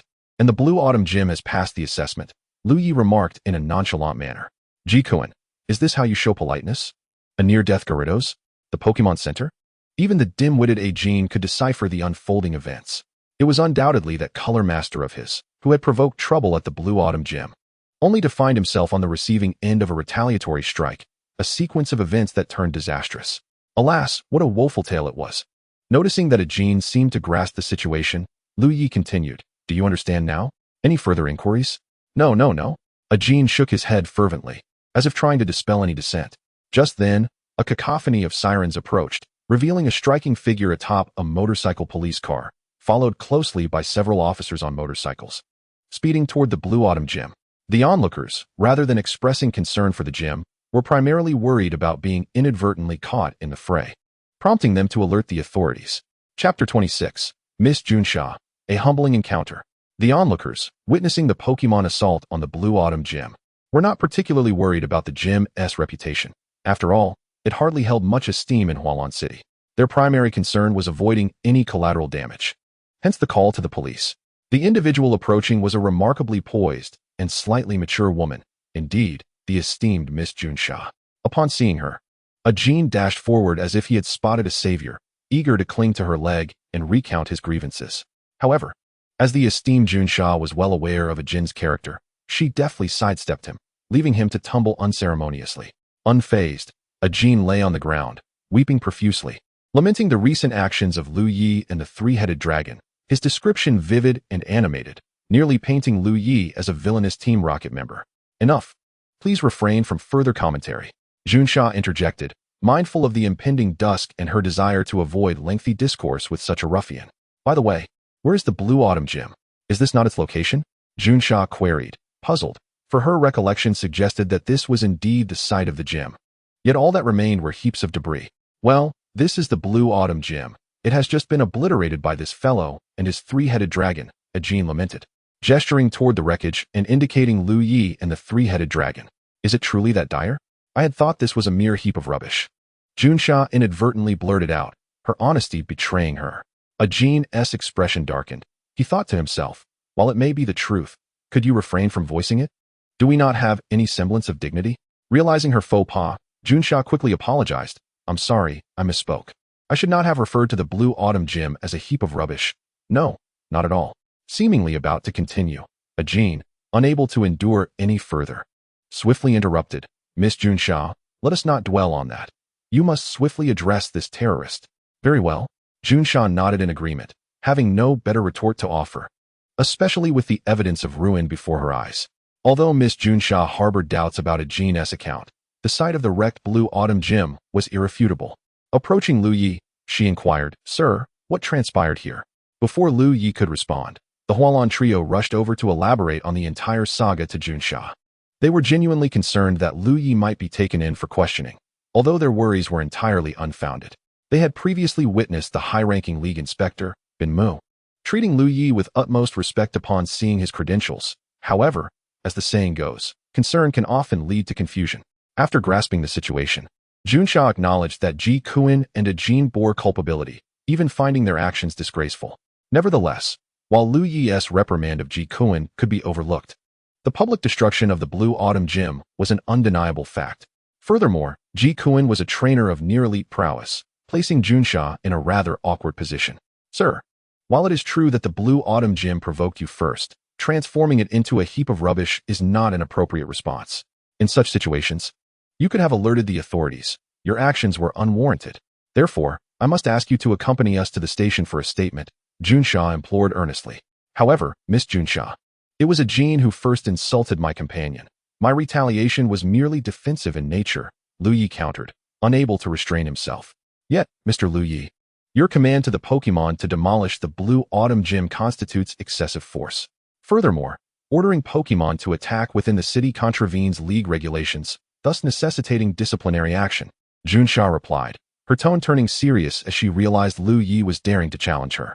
Observing Liu Ye's provocation of Junsha, Ajin seized the moment to stoke the flames, boldly asserting, indeed, Miss Junsha is absolutely correct. Such a menace to societal stability must be apprehended, and his instruments of crime, namely, the three-headed dragon, confiscated, subsequently entrusted to someone capable of harnessing their potential. Oh, and whom do you propose I entrust my Pokemon to? Liu Ye raised an eyebrow, his tone laced with intrigue. Why, to our Blue Autumn Gym, of course. It is common knowledge that we are the strongest gym in Hualan City. My master, gym leader Ji Kuan, is a trainer of near-elite caliber. We would be the most suitable custodians, Ajin asserted without hesitation. Huh, your appetite is rather grand. I wonder if you possess the fortitude to satiate it. Liu Ye scoffed. Sir, do not pay heed to Ajin's words. You still must accompany me to the station, Junsha insisted firmly. Though she acknowledged Liu Ye's striking good looks, arguably the most handsome man she had encountered, she remained resolute in her commitment to duty. Hearing that Liu Ye was to be taken away by Junsha, the Hualan trio grew increasingly anxious, rushing forward to plead on his behalf. Just as Junsha ordered Liu Ye to be escorted, he presented his identification, which, upon Junsha's perusal, transformed her expression from stern to astonished, and then to one of respect, indeed, respect. With both hands, Miss Junsha reverently returned the identification to Liu Ye, bowing deeply and stating, I humbly salute you, my lord. I sincerely apologize for any offense I may have caused. Please accept my sincerest apologies. Liu Ye waved his hand dismissively, indicating his understanding. Subsequently, he retrieved a document from his pocket and handed it to Junsha, a document he had recently procured from the system with considerable effort. Here, take a look. Chapter 27, A Complete Capture. Evil receives its due. Subsequently, Liu Ye retrieved a document from his pocket and handed it to Miss Junsha. This was the result of Liu Ye's arduous efforts to obtain it from the system. Here, take a look. Miss Junsha took the document and began to examine it meticulously. However, as time passed, her expression grew increasingly grave, even simmering with rage. Arrest him, she commanded, gesturing to her subordinates behind her. Understood. The officers surged forward. Indeed. Apprehend this terrorist at once. Ajin, mistakenly believing that Miss Junsha was targeting Liu Ye, exclaimed arrogantly. Yet, before he could revel in his presumed triumph, the police swarmed him, capturing him without hesitation. Wait. Officers, what are you doing? You've made a mistake. It's not me you should be arresting, but him. P.S. the real terrorist. Ajin exclaimed, agitation lacing his voice, though a hint of guilt crept in. Humph. Still not resigned to your fate? Your punishment for destroying the Blue Autumn Dojo is well deserved. To offend someone of his stature, truly, you must be courting disaster. Since that is the case, I shall ensure you meet your end with clarity. Miss Junsha seethed, throwing the document Liu Ye had shown her directly into Ajin's face. It turned out that this was a compilation of all the crimes committed by the Blue Autumn Dojo over the years, detailing their misdeeds and the manner in which Ji Kuan had ascended to power. Years ago, Ji Kuan was a student of the parents of the four sisters of Hualan. However, due to his penchant for bullying the weaker, he was repeatedly reprimanded by their parents, which fostered a deep-seated resentment within him. The parents of the four sisters punished him in hopes of correcting his vile tendencies, as they believed it would severely impact his future as a trainer. Yet, Ji Kuan perceived their good intentions as humiliation and harbored an abiding grudge against them. Later, by a twist of fate, Ji Kuan befriended a dubious companion, who, through a chance encounter, revealed himself to be a member of Team Rocket. Rather than report him, Ji Kuan chose to foster this friendship. Encouraged by this unscrupulous ally, Ji Kuan's hatred towards the parents of the four sisters intensified, leading him to conspire with Team Rocket to eliminate them. Indeed, the demise of the parents of the four sisters was no accident. It was a premeditated act orchestrated by Ji Kuan. The rationale behind Team Rocket's involvement was evident.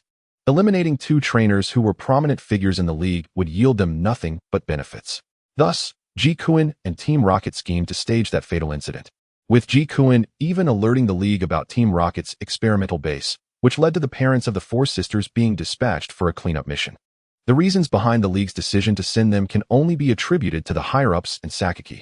Following this, Ji Kuan covertly utilized Team Rocket's power to sever ties with the Hualan Dojo, gradually absorbing its resources while also betraying the league with a multitude of intelligence, resulting in the league's repeated failures and significant losses in its operations against Team Rocket.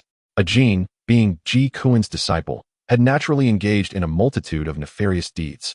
Many of the league's sacrificed members were friends of Miss Junsha, which ignited a profound fury within her. Upon reviewing the evidence against the Blue Autumn Dojo, Ajin exhibited extreme agitation and fear. No, this cannot be. I didn't do anything. This document is false. It's all lies. Ajin shouted, tearing the document to shreds, then turning to Liu Ye with malice. It must be you. You're the one trying to frame us. We did none of this. Ajin trembled uncontrollably. Then why are you shaking? Liu Ye asked calmly. Am I shaking? No, I'm not. Ajin nervously retorted. I know that you did not act of your own volition. It was your master Ji Kuan who coerced you into these actions. was it not? Liu Ye pressed on. Yes, it was all my Master S doing. No, we didn't do anything. Ajin hastily nodded, only to realize his inconsistency and quickly shake his head. Humph, you've already confessed, so there's no need to be obstinate. Miss Junsha scoffed, realizing his scheme was unraveling. Ajin cast aside his facade and yelled at Liu Ye, "You tricked me. I'll fight you." With that, Ajin attempted to charge at Liu Ye, but was firmly restrained by the officers behind him, leaving him seething with impotent rage. As for the authenticity of the document, Miss Junsha harbored no doubts. For Liu Ye's identity spoke volumes. Take a few men and apprehend Ji Kuan as well. Remember, Ji Kuan possesses the strength of a quasi-champion, so proceed with utmost caution. Miss Junsha ordered one of her subordinates. Yes, the subordinate replied, preparing to depart. Wait, Liu Ye called out to him. Sir, is there anything else you require? Miss Junsha inquired. I have left Ji Kuan's Gyarados on the brink of death. It is currently being treated at the Pokemon Center in Hualan City. There is no need for such a hassle to capture him. Please inform the center to be prepared. I shall send my three-headed dragon to retrieve Ji Kuan. Thank you very much. Miss Junsha replied, pleased that Liu Ye, a top investigator of the League, was willing to assist them. It was a chance to accomplish their mission with minimal cost. Who would refuse such an opportunity? Three-headed dragon, go to the Hualan City Pokemon Center and bring Ji Kuan back. Remember to keep a low profile. We want him alive. Liu Ye commanded. The three-headed dragon nodded in unison, letting out a mighty roar as it soared towards the Pokemon Center in Hualan City. The League prohibits flying within the city, but of course, our protagonist is an exception. Before long, the three-headed dragon returned, carrying a person in its jaws. Thanks to Miss Junsha's prior arrangements, there were no further complications. During this time, Miss Junsha had also secured the individuals within the Blue Autumn Dojo, dispatching her subordinates to take them back for rigorous interrogation. Once Ji Kuan was set down by the three-headed dragon, a swarm of officers rushed in to place him in handcuffs. As he cast one last glance at the chaotic remnants of the Blue Autumn Dojo and at Liu Ye, he suddenly comprehended that all his misdeeds over the years had been exposed. He never imagined that the accomplishments he had amassed would ultimately lead to his downfall at the hands of a seemingly insignificant rival. Though this rival was undeniably powerful, possessing champion-level strength, Ji Kuan still regarded Liu Ye as merely a pretty boy. Sir, we shall take these individuals back to the station for interrogation. Thank you for your assistance in capturing these parasites that harm the interests of the League. Miss Junsha respectfully bowed to Liu Ye, expressing her gratitude. It is my duty. No need for formalities, Liu Ye replied with a smile. Yet, for some inexplicable reason, Miss Junsha found Liu Ye's smile to be as soothing as a gentle spring breeze. Feeling somewhat flustered, she hastily mounted her motorcycle and sped away. However, after traveling scarcely 10 meters, she abruptly halted and called out to Liu Ye, Sir. My name is Junsha Lan. Should you require assistance, please do not hesitate to contact me. With that, without waiting for Liu Ye's response, Junsha Lan swiftly departed. Chapter 28. Admiration, challenging the dojo. Sir, my name is Junsha Lan. Should you require assistance, please do not hesitate to contact me. With that, without waiting for Liu Ye's response, Junsha Lan swiftly departed.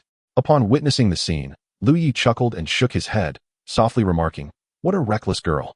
After concluding their affairs, Liu Ye and the four sisters of Hualan returned to the Hualan dojo. As soon as they stepped inside, the lively and adorable Muden clung to one of Liu Ye's arms, while the second sister, Changpu, was not to be outdone and wrapped her arms around his other arm. The eldest sister, Yinghua, maintained her composure and quietly followed behind Liu Ye. Thus, the three sisters of Hualan enveloped Liu Ye, leaving only the youngest, Xiaoxia. Somewhat out of place, Liu Ye found himself in a rather awkward situation, feeling a mix of emotions regarding the sisters' actions, which he perceived as somewhat inappropriate. However, given the sisters' enthusiasm, he felt compelled to accept their affection, for it is indeed challenging to resist the charm of beautiful women. Yet, as a paragon of the new generation, Liu Ye remained steadfast in his principles, refusing to gamble and eschewing narcotics, while his other resolutions remained unwavering. At this moment, Muden curiously inquired, Liu Ye Gij, what exactly did you show them? Why do the esteemed senior auditor Binmu and Miss Junsha regard you with such respect after seeing it? Hearing Muden's question, even the eldest sister Yinghua, along with Changpu and Xiaoxia, gathered around, their faces filled with curiosity, eager for an answer. Oh, you mean that? It's nothing special. Merely my identification, Liu Ye replied nonchalantly. However, to an outsider, it appeared as if he were putting on airs. Identification? What sort of identification is so remarkable? May we take a look? Changpu implored with her large, watery eyes, seemingly poised to cry if he refused. Since it was not something of great significance, Liu Ye had no reason to decline. He readily produced the document and handed it to the four sisters of Hualan. Mutant eagerly took it first. Her adorable eyes fixated on Liu Ye's identification as she read it aloud, letter by letter. Top-tier investigator of the Alliance, codename, Long Guangdong, Alliance certified. Mutant even recited the official seal of the Alliance, and upon finishing, the four sisters cast Liu Ye glances filled with admiration and respect, particularly the three sisters, whose gazes seemed to harbor additional sentiments. Wow, Liu Ye Gij, you're so impressive, being a top-tier investigator of the Alliance. Mutant exclaimed, her eyes sparkling. Indeed. Liu Ye Gij, I never expected you to be a champion-level trainer at such a young age. That's incredible, Changpu added without hesitation. Following their praise, Liu Ye distinctly felt their grip on his arms tighten, as if he were sandwiched between the two adorable girls. Liu Ye mused, let the music play on. Let the dance continue. As the former master of the Hualan Dojo, the three sisters understood the significance of being a top-tier investigator of the Alliance. It was a status that commanded respect and did not require external backing, for Liu Ye himself was a pillar of support, now serving as the foundation for the Hualan Dojo. Xiaoxia was also taken aback by Liu Ye's esteemed identity. But upon reflecting on his prowess and the respect shown by Miss Junsha and others, it seemed only natural. Liu Ye Gij, you've helped us tremendously. We should certainly thank you properly. How about dinner tonight? Yinghua began, but was swiftly interrupted by her younger sister Mutant. Sister, you can't mean. Mutant left her sentence hanging, but as sisters, Yinghua immediately grasped her intent, causing her smooth face to flush crimson. She hurriedly clarified, Mutant, what are you saying? I merely meant to invite Liu Ye Gij to dinner this evening. Of course, if circumstances allowed, she secretly hoped for more. Mutant, recognizing her sister's embarrassment, deduced she was merely being coy and speculated that Yinghua's modesty was at play. Liu Ye, noticing Yinghua's awkwardness, quickly intervened, saying, helping you is my duty. You have welcomed me as the master of the Hualan Dojo. As for the invitation to dinner tonight, Liu Ye paused. Observing the eager gazes from the three sisters, and even Xiaoxia seemed to share the same longing. It appeared that if he declined, they would be on the verge of tears. Of course, I would love to. It would be a delightful opportunity to sample your culinary skills. However, as soon as he uttered these words, an unsettling realization struck him. Am I not cornering myself with this? What if the Hualan sisters cannot cook? Oh no, I've been too hasty. Liu Ye felt a pang of regret, but was reluctant to retract his invitation, considering the sisters' dignity. He could only hope they could cook well, or at least not prepare anything too unpalatable. Upon Liu Ye's acceptance, smiles blossomed on the faces of the four sisters. At that moment, a boy who appeared to be around 15 or 16 entered the Hualan Dojo, seemingly there to challenge it. Hello, I'm Xiao Shuai. Here to challenge the dojo, the boy declared. Ah, young lad, I presume you are a novice trainer? What brings you to challenge the Hualan Dojo? Liu Ye inquired. I heard that the Hualan Dojo is known for being the easiest place to earn a badge, so I thought I'd give it a try. Xiao Shuai responded. After hearing his explanation, Liu Ye turned his gaze to the three sisters, who knew precisely what he meant. The eldest sister, Yinghua, quickly proclaimed, we won't act so carelessly again. We will train our Pokemon diligently. Yes, yes, chimed in Changpu and Mutant, nodding in agreement. Then, your opponent this time will be me. I am the new master of the Hualan Dojo, Liu Ye announced. He intended to personally face Xiao Shuai. For the prior actions of the Hualan sisters had tarnished the dojo's reputation, and as its new master, Liu Ye would not permit such a thing to occur again. Thus, he resolved to sacrifice this endearing young challenger to restore the Hualan Dojo's fearsome, no, esteemed, reputation. With this thought, Liu Ye's expression morphed into one of mischievous delight. Hee hee.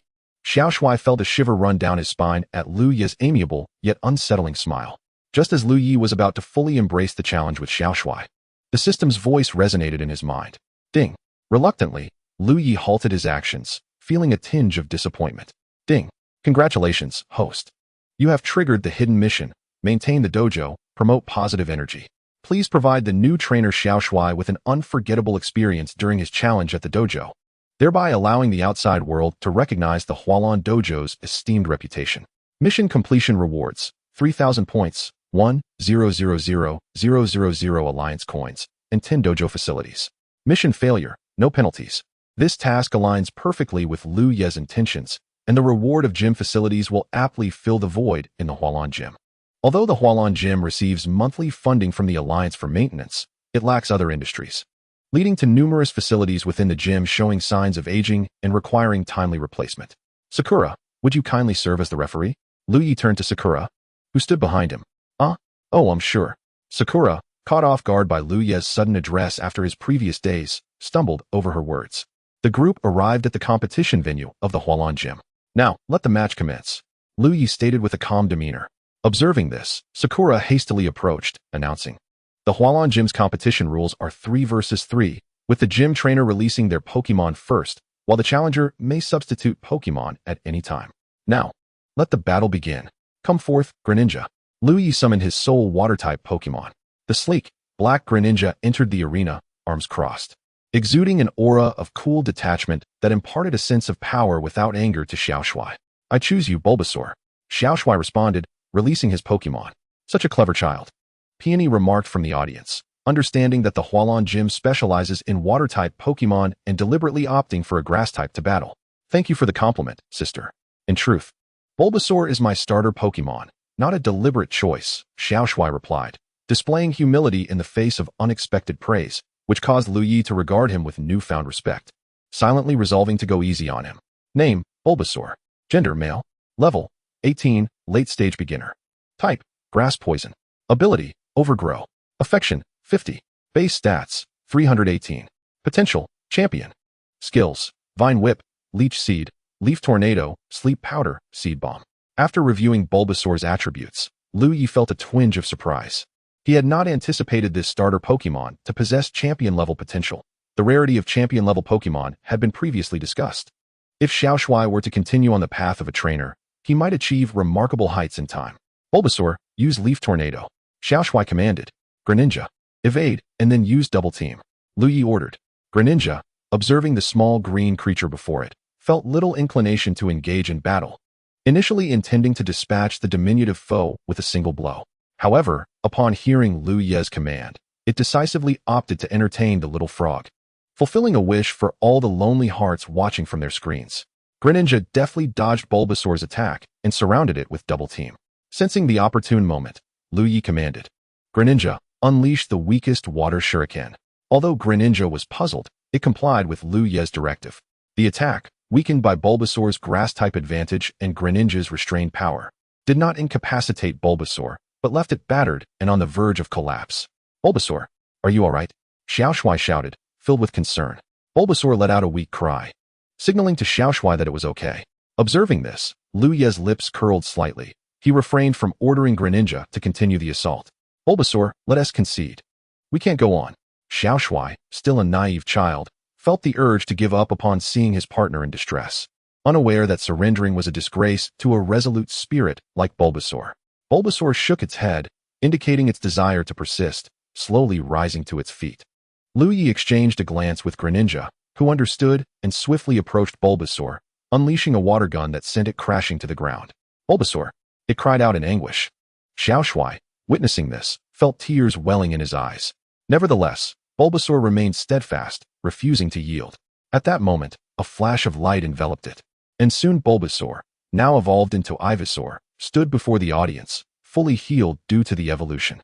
Name, Ivysaur. Gender, male. Level, 22, early intermediate. Type, grass poison. Ability, overgrow. Affection, 30.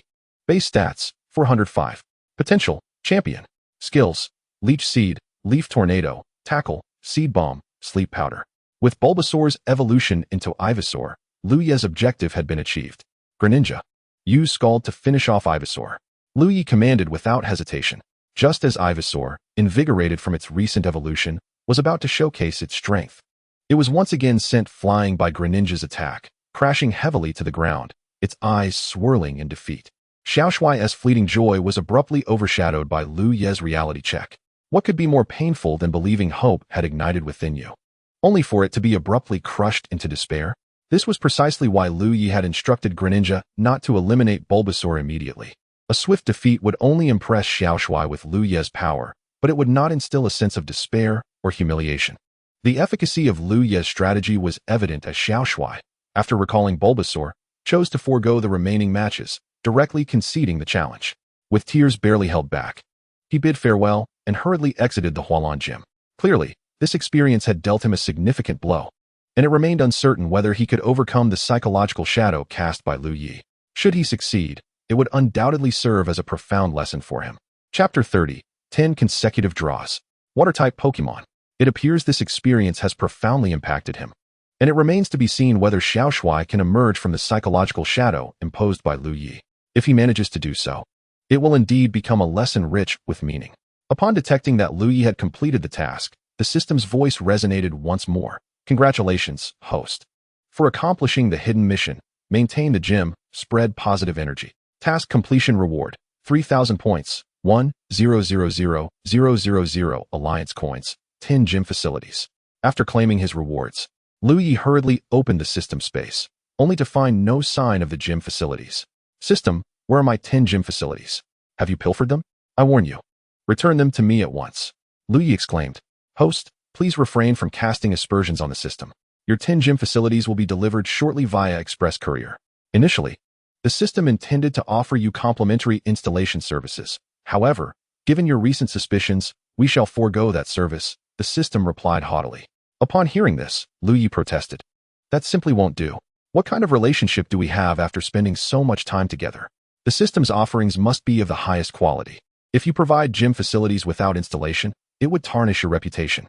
The system pondered for a moment and acknowledged the validity of Liu Ye's reasoning, considering that it had always regarded credibility as paramount. Very well, it ultimately succumbed to Liu Ye's persuasion. Shortly after Liu Ye concluded his dialogue with the system, a team entered, carrying various gym equipment. The scale of the operation startled the 4 sisters of Hualan. The leader, who appeared to be in charge, approached Liu Ye and respectfully stated, My lord, we have brought everything you requested. Once we have moved everything in, we will promptly organize personnel for installation. Yes, please expedite the process. Liu Ye nodded, aware that the system's rewards had arrived. The second sister, Changpu, glanced at the bustling scene and curiously inquired, Liu Ye, what have you purchased that requires so many people for installation? Oh, I previously ordered some gym facilities for the Hualan gym. I noticed that some of the equipment was aging and in need of replacement. After all, I am now considered the owner of the Hualan gym, and I certainly cannot allow it to appear so shabby. Additionally, it provides an opportunity to improve your living environment as well, Liu Ye explained. The 4 sisters of Hualan resided in the gym.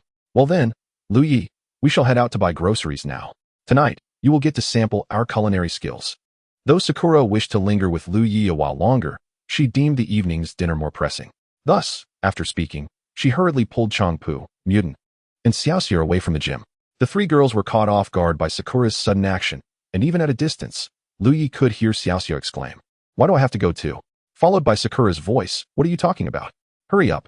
Soon after, there was the sound of someone muffling their mouth in protest. Wu observing the adorable Hualan sisters, Liu Ye chuckled and shook his head. System, how many points do I currently possess? Liu Ye inquired. In response to the host, you now have a total of 9,000 points, sufficient for a 10-fold draw. Does the host wish to proceed with the draw? The system asked Liu Ye. Without hesitation, Liu Ye replied, Yes, let us draw.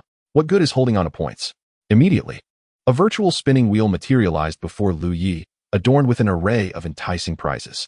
After examining it closely, he discerned that it primarily contained 3 categories: Pokemon shards, with a small chance of acquiring a Pokemon, Pokemon items, and Alliance coins.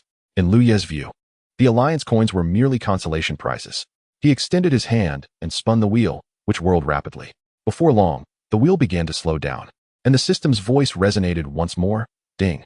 Congratulations, host. You have received 500,000 Alliance coins, 1 exquisite water stone, 100,000 Alliance coins, 20 Darkrai shards, 1 rare candy, 40 Swampert shards, 1 Lapras, 40 Gyarados shards, and 50,000 Alliance coins. 1 mysterious water droplet. All items have been stored in the system space. Please check at your convenience. After collecting his rewards, Liu Ye marveled at his fortune during his first 10-fold draw. As a seasoned player of the Pokemon game, he was well aware of the item's uses, though he was somewhat unfamiliar with the Pokemon shards. Thus, he inquired of the system, what exactly are these Pokemon shards? Pokemon shards, as the name suggests, can be combined to form a Pokemon once a certain quantity is attained. The required quantities are as follows: 40 shards for a regular Pokemon, 60 for a demigod Pokemon, 80 for a 3rd-tier god, 100 for a 2nd-tier god, 120 for a mythical beast, and 200 for a creator god. The The quantity of shards drawn each time is random, the system elucidated. Oh, so that means I can now synthesize both Swampert and Gyarados? Liu Ye mused thoughtfully. Indeed, host. Shall we proceed with the synthesis now? Synthesize. Liu Ye confirmed. In no time, the Gyarados shards and Swampert shards in the system space transformed into 2 serene Pokeballs, alongside one containing Lapras. Eagerly, Liu Ye examined the attributes of the 3 Pokemon. Name, Swampert. Gender, female. Level, 56, mid-elite. Type, waterground. Ability, torrent, damp. Friendship, 255-255. Base stats, 535. Potential, elite. Skills, earthquake, water pulse, mud shot, surf, roar. Name, Gyarados. Gender, female. Level, 58, late elite. Type, water. Ability, torrent, shell armor. Friendship, 255-255. Base stats, 528. Potential, elite. Skills, hyper beam, water gun, aqua tail, swords dance. Name, Lapras. Gender, female. Level, 60, peak elite. Type, water ice. Ability, water absorb, hydration. Friendship, 255-255. Base stats, 535. Potential, elite. Skills, sing, water pulse, ice beam, heavy slam, hydro pump. After reviewing the attributes of the 3 Pokemon, Liu Ye could not help but exclaim, System. What is going on? Why is it that every Pokemon I draw is female? At this rate, many readers will claim I am the king of females, and there will be no way for me to clear my name. Restore my innocence. Is it my fault? The system retorted. The gender of the Pokemon is randomized. How am I to know your luck would yield all females? However, it does align rather well with your character. Liu Ye found himself at a loss for words in response to the system's retort, as he felt there was some truth in its statement. Feeling a bit disheartened. Chapter 31, Friendship. A brand new gym. At that moment, the person in charge of installing the gym facilities approached Liu Ye and respectfully stated, My lord, all the gym facilities have been installed. We kindly ask you to inspect them. Very well. Liu Ye nodded and followed him outside. After thoroughly inspecting the gym facilities, Liu Ye could not help but exclaim, Truly, as expected from the system, these are exquisite products. Of course, the system replied with a hint of pride. Shortly after the installation crew departed, the 4 sisters of Hualan returned from their grocery shopping. Liu Ye gazed in astonishment at the shopping bags they carried and could not resist asking, Did you all truly go grocery shopping and not stock up at a supermarket? Upon being questioned by Liu Ye, the eldest sister, Sakura, hurriedly stepped forward to explain, Well, we thought it best to buy a little extra since we were unsure of Liu Ye's appetite, so we got a bit more of everything. A bit more? Liu Ye inquired curiously. Yes, just a little. Sakura affirmed. Liu Ye glanced at the towering pile of items beside him and nodded slightly, murmuring, Indeed, just a tad. After Shangi and Muden set down their newly acquired belongings, they entered the dojo. Shortly thereafter, they both exclaimed in astonishment, Wow. Their voices startled Liu Ye and Sakura, who were chatting outside. Sakura hurried into the dojo, with Liu Ye closely following. Upon witnessing the dojo's transformation, which bore little resemblance to its former self, Sakura could not suppress her surprise. Is this truly the Hualan dojo? The current Hualan dojo was adorned with blue wall tiles, the competition area had been renovated, and numerous facilities for Pokemon training and healing were now present. The spectator stands had also been refurbished, creating an environment that embodied the dreams of the Hualan sisters. Upon returning to the dojo, Xiaoxia was captivated by the scene, particularly the Pokemon training facilities, which caused her eyes to sparkle with excitement. Without hesitation, she tossed aside the items in her hands and dashed towards the training room, eager to commence training her Pokemon. Although Xiaoxia had yet to reach the age of 15, the minimum age stipulated by the League for Trainers, she was permitted to possess her own Pokemon as a relative of a gym trainer. Liu Ye remembered that Xiaoxia had a Staryu with the potential to reach champion level, which aligned perfectly with her aspiration to become a master of water-type Pokemon. After Xiaoxia's departure, Liu Ye pretended to retrieve 3 Pokeballs from his pocket. In reality, they were summoned from his system space. He merely feigned the motion to prevent any misunderstandings from the 3 women. Indeed, the 3 Pokeballs contained a Swampert, a Gardevoir, and a Dragonite. Even though Liu Ye was now the master of the Hualan dojo, he yearned to explore the enchanting world of Pokemon, making it impractical for him to remain there indefinitely. Furthermore, the Hualan sisters were now the trainers of the dojo, though Liu Ye had reservations about their abilities. To maintain both his and the dojo's dignity, he intended to entrust these 3 Pokemon to the Hualan sisters, as their potential was capped at champion level, making them unnecessary for Liu Ye's purposes. Of course, Liu Ye had previously mentioned possessing a small world where all his Pokemon resided, and these three would be no exception. Even after relinquishing them to the sisters, he could summon them from his small world at any time. Remaining at the dojo would allow him to frequently battle with other trainers, thereby enhancing the experience levels of the three Pokemon, an arrangement with only benefits and no downsides. Moreover, the system's mission he had accepted meant that the Hualan sisters would eventually become his partners, so what hesitation could there be in providing for his future companions? As for why he chose not to present the gifts in front of Xiaoxia, it was simply Liu Ye's concern over the potential negative impact. After all, it would be quite uncomfortable for him to be the only one without Pokemon while the three sisters had theirs. Furthermore, Xiaoxia was still a minor and should not possess excessively powerful Pokemon. Resolute in his decision, Liu Ye called upon the Hualan sisters. Upon hearing him summon them, they swiftly approached, with Muden nearly pressing herself against him in eagerness. "Brother Liu Ye, did you call for us?" The eldest sister, Sakura, inquired curiously. Rather than respond verbally, Liu Ye produced the three Pokeballs and placed them before the sisters. The action left the Hualan sisters momentarily bewildered, with the second sister, Shangi, questioning in confusion. "Brother Liu Ye, what is this?" These three Pokeballs contain a Swampert, a Gardevoir, and a Dragonite, each possessing near champion level strength. "Please, choose one for yourselves, and they shall accompany you from now on," Liu Ye explained. "What? Brother Liu Ye, these are so powerful. You should keep them for yourself," Sakura exclaimed. "Indeed. Brother Liu Ye, you have already done so much for us. We cannot accept this," Shangi added in agreement.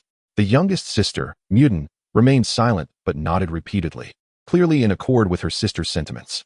"Please, do not rush to decline. Allow me to explain. While I am the master of the Hualan Dojo, I cannot remain here indefinitely. I plan to leave in a few days," Liu Ye began, only to be interrupted by Muden. "What? Brother Liu Ye, you are leaving?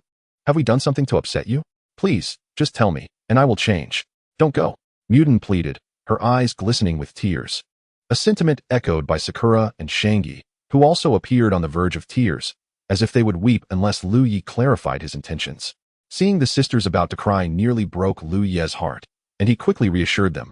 "You have misunderstood. Muden, you are all wonderful, and I hold great affection for you. However, you know my responsibilities. I cannot remain in comfort forever. The world is vast, and I wish to explore it." To spare the sisters' feelings, Liu Ye resorted to a benign fib. Although he was a top-ranked investigator for the League, it did not confine him. His true role was more akin to that of a League mascot, lending prestige without any real obligations. Upon hearing Liu Ye's explanation, the Hualan sisters felt their cheeks flush with embarrassment as they synchronously contemplated, "Did Brother Liu Ye just say he likes us?" Then, under Liu Ye's astonished gaze, they simultaneously shook their heads, chastising themselves. "No, Sakura, Shangi, Muden, what are you thinking? Brother Liu Ye is so exceptional, while we are merely ordinary. How could he possibly like us?" As this realization dawned on them, the sisters' expressions dimmed, and Liu Ye could sense a wave of despondency emanating from them. "What's wrong?" Liu Ye inquired, puzzled. "Oh, it's nothing." The alluring timbre of Liu Ye's voice jolted the Hualan sisters from their gloom, leaving them resembling three kittens whose secrets had been uncovered, their faces flushed. "Are you truly all right?" Liu Ye asked again for confirmation. "Absolutely, Brother Liu Ye," they affirmed, their voices filled with determination. Recognizing their discomfort as a secret best kept among girls, Liu Ye decided not to press further. "Since all is well, please select from these three Pokemon," he said with a smile. "Thank you, Brother Liu Ye." After a brief discussion, the eldest sister, Sakura, chose the Dragonite. The second sister, Shangi, opted for the Gardevoir, while the youngest sister, Muden, confidently selected the Swampert. Observing Muden's petite and adorable stature, Liu Ye had anticipated her to choose the Dragonite, but she decisively opted for the Swampert instead. Once the Hualan sisters received their new Pokemon, they eagerly released them, eager to bond and establish rapport. Naturally, since these Pokemon were obtained through Liu Ye's system, they recognized the connection between him and the Hualan sisters, thus responding obediently to their commands. The sisters, enamored by the appearance of the Dragonite, rushed forward to embrace their new companions, reveling in the joy of their new partnerships. Beside him, Liu Ye expressed no envy whatsoever. Had it not been for the fact that the three Dratini were female, he might have urged the ancient Dragonite to engage with them. "All right, just moments ago, while playing with the Dratini, Sakura suddenly let out a loud cry. Startled, Liu Ye rushed over and inquired, "What's wrong, Sakura?" He then cast a questioning glance at the Dratini, who returned the look with an innocent expression. Sakura explained, "I'm so sorry, Liu Ye. I startled you." I just glanced at the time and suddenly remembered that I need to treat you to dinner tonight, which made me a bit anxious. Oh, I see. No worries. If we're running late, we can just eat outside. Liu Ye reassured her. That won't he do. At that moment, Iris, who had walked over, shouted in response, causing Liu Ye's heart to race with surprise. Completely oblivious to Liu Ye's pale expression, Iris continued, No way. Liu Ye, you've helped us so much. We absolutely must cook dinner for you ourselves. Her tone exuded an undeniable determination. Alright then. Liu Ye wiped a bead of sweat from his forehead. Without further ado, the Hualan sisters dashed into the kitchen of the Hualan gym, laden with various items. Watching their hurried figures, Liu Ye couldn't help but smile and shake his head in resignation, murmuring, What delightful girls they are. As he observed the Hualan sisters bustling in the kitchen, Liu Ye, unable to remain idle, decided to check on how Kasumi was progressing with her training. After all, Liu Ye had gifted the Hualan sisters 3 Pokemon of elite potential, and he felt a twinge of guilt, since he had some free time and Kasumi was currently training. He thought it would be a good opportunity to offer her guidance. Entering the training room of the gym, Liu Ye found Kasumi instructing her Pokemon in skill practice. Name, Starmie. Gender, female. Level, 38, late advanced. Type, water. Ability, natural recovery. Friendship, 50 base stats, 340 potential. Elite skills, water gun, confuse ray, rapid spin, light screen. This potential surprised Liu Ye. He hadn't anticipated that the Hualan sisters' previous Pokemon, which had only reached elite potential, would be outshone by Kasumi's Starmie, who possessed the potential of an elite Pokemon. Moreover, Starmie was already at such a high level, on the verge of breaking into the elite tier. It was evident that Kasumi had worked diligently to revitalize the Hualan gym. However, Liu Ye found it perplexing that despite Starmie's high level, she had not yet evolved. This was quite unusual for someone like Kasumi, who was eager to grow stronger. In the Pokemon world, leveling up is no simple feat.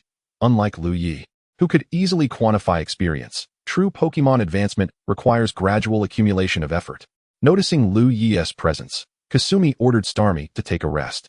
Liu Ye, why aren't you with my 3 sisters? What brings you to the training room? Kasumi inquired curtly. Given Liu Ye's tendency to captivate the Hualan sisters' attention, Kasumi felt a hint of dissatisfaction as a bystander and sister.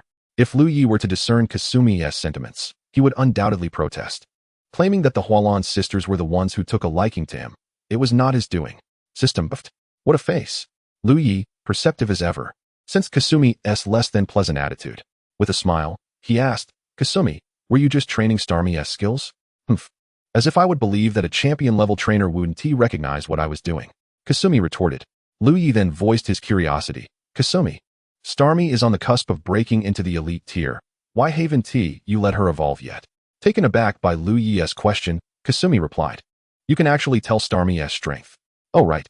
It's not surprising that a champion-level trainer would be able to discern a Pokemon's capabilities.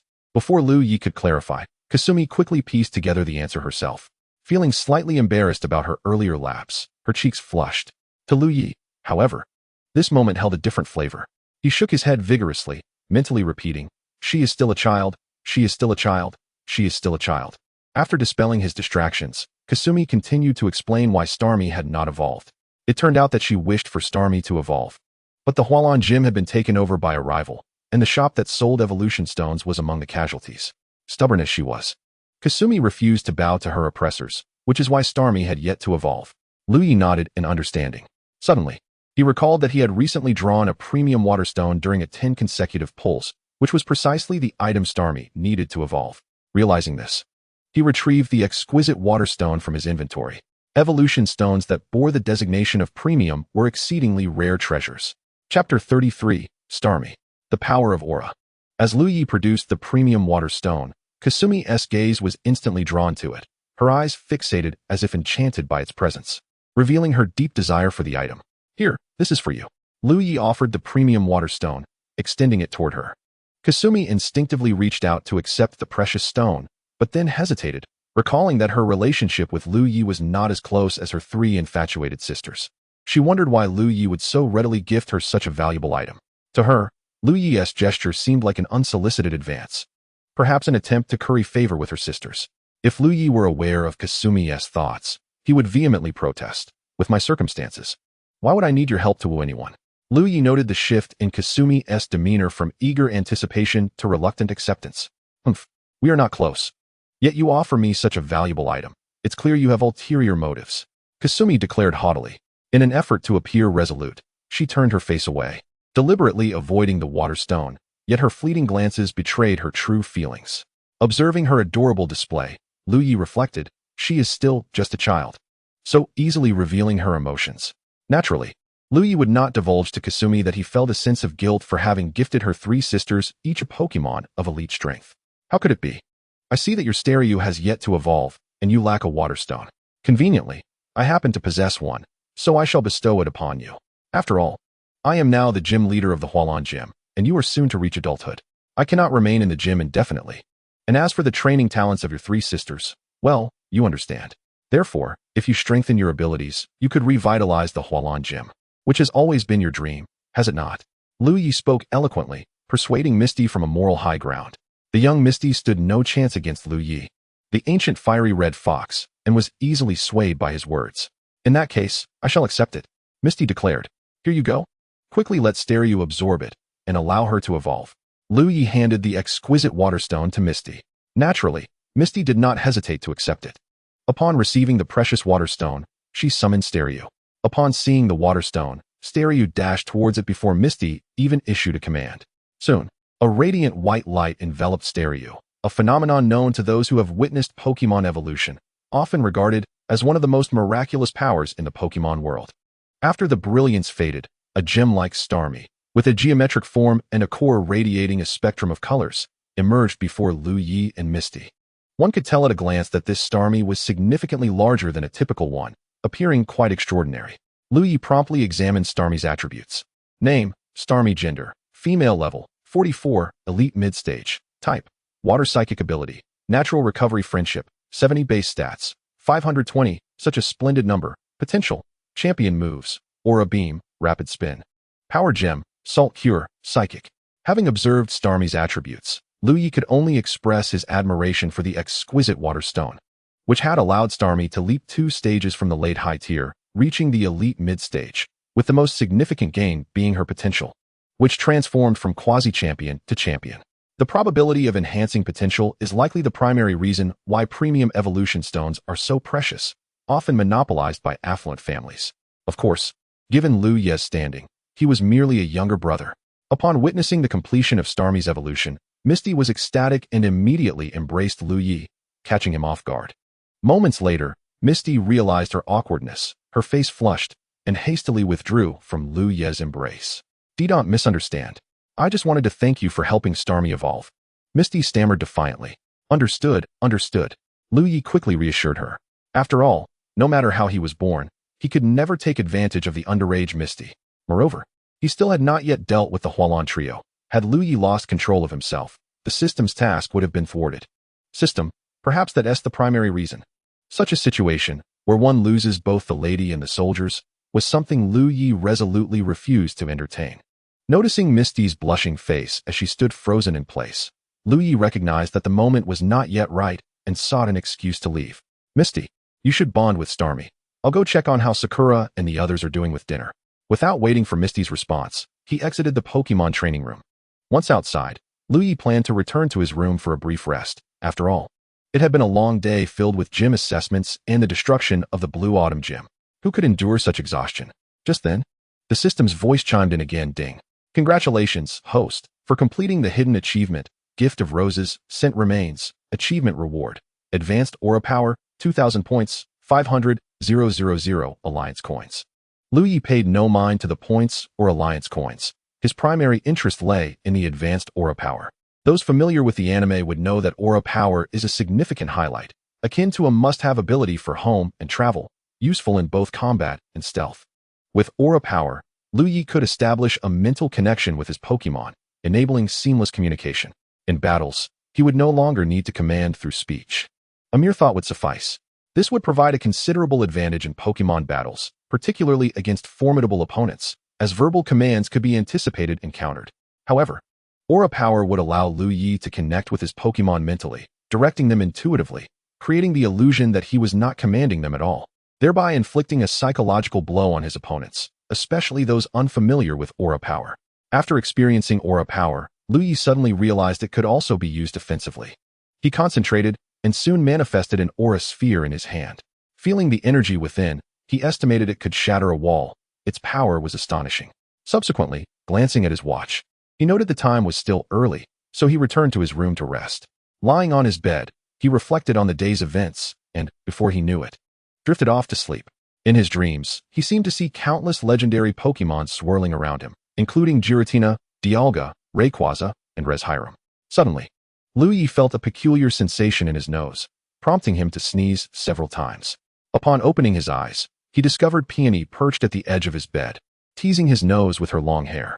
Seeing Liu Ye awake, Peony quickly jumped aside, saying, "Liu Ye, we've prepared dinner and are just waiting for you. Big sister sent me to call you downstairs." Though his dream was interrupted, Liu Ye felt no irritation. Looking at the adorable Peony, he smiled and responded, "All right, I understand. Hurry, Liu Ye.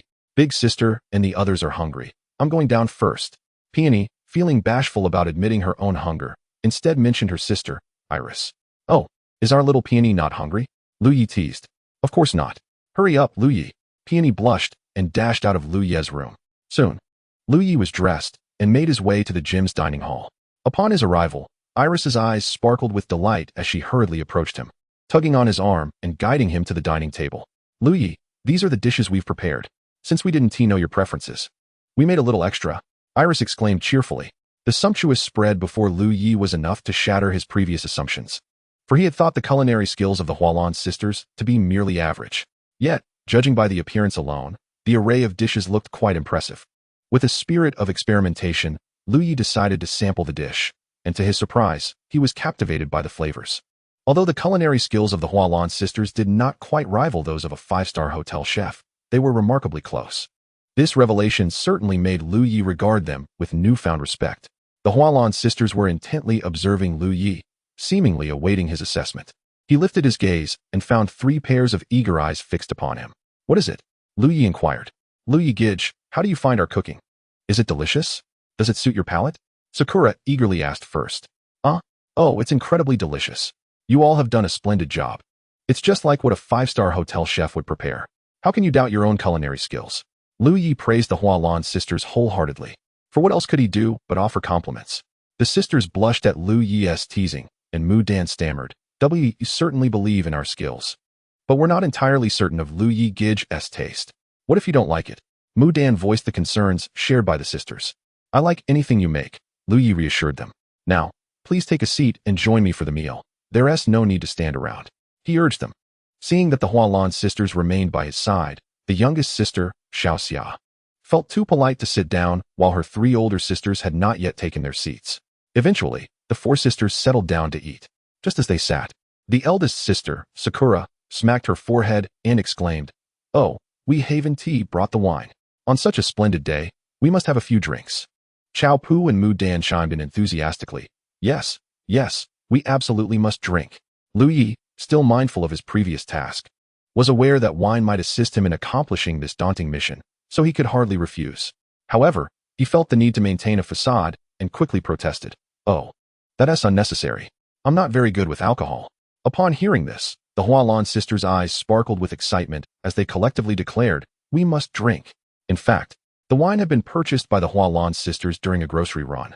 They rarely indulged in alcohol and were unsure why they had bought it, but they felt it would soon come in handy.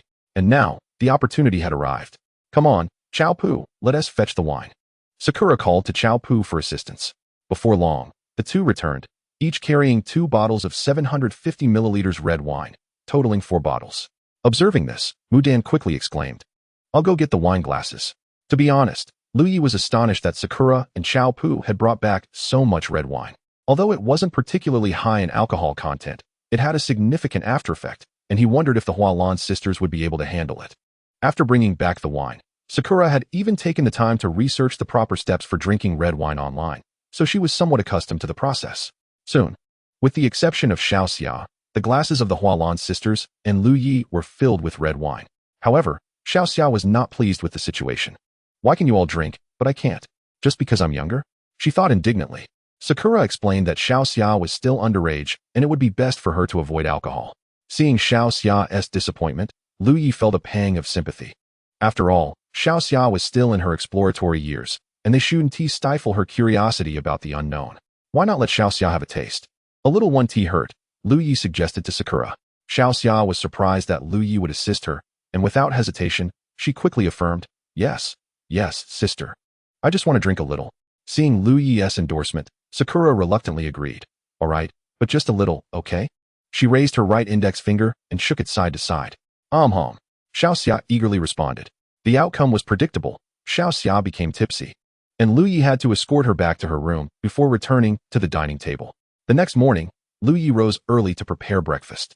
In his previous life as a reclusive gamer, Liu Ye had developed decent cooking skills, having spent 80 hours playing games without ordering takeout to save money. The author often wondered if Liu Ye had starved in his past life. Once breakfast was ready, Liu Ye intended to bring it to the Hualan sisters when he suddenly spotted Xiaoxia, bleary-eyed, emerging from her room. Good morning, Xiaoxia. Up so early. Liu Ye greeted her. I'm a bit hungry and thought I'd look for something to eat, Xiaoxia replied. Upon hearing this, Liu Ye burst into laughter. Ha ha ha, you have the audacity to say that. Who was it yesterday boasting about being able to drink 1,000 cups without getting drunk, only to fall asleep after 2? Xiaoxia, feeling sheepish, retorted, who could it be? It definitely wasn't me. Being still a child, Liu Ye chose not to press further. All right, enough standing around.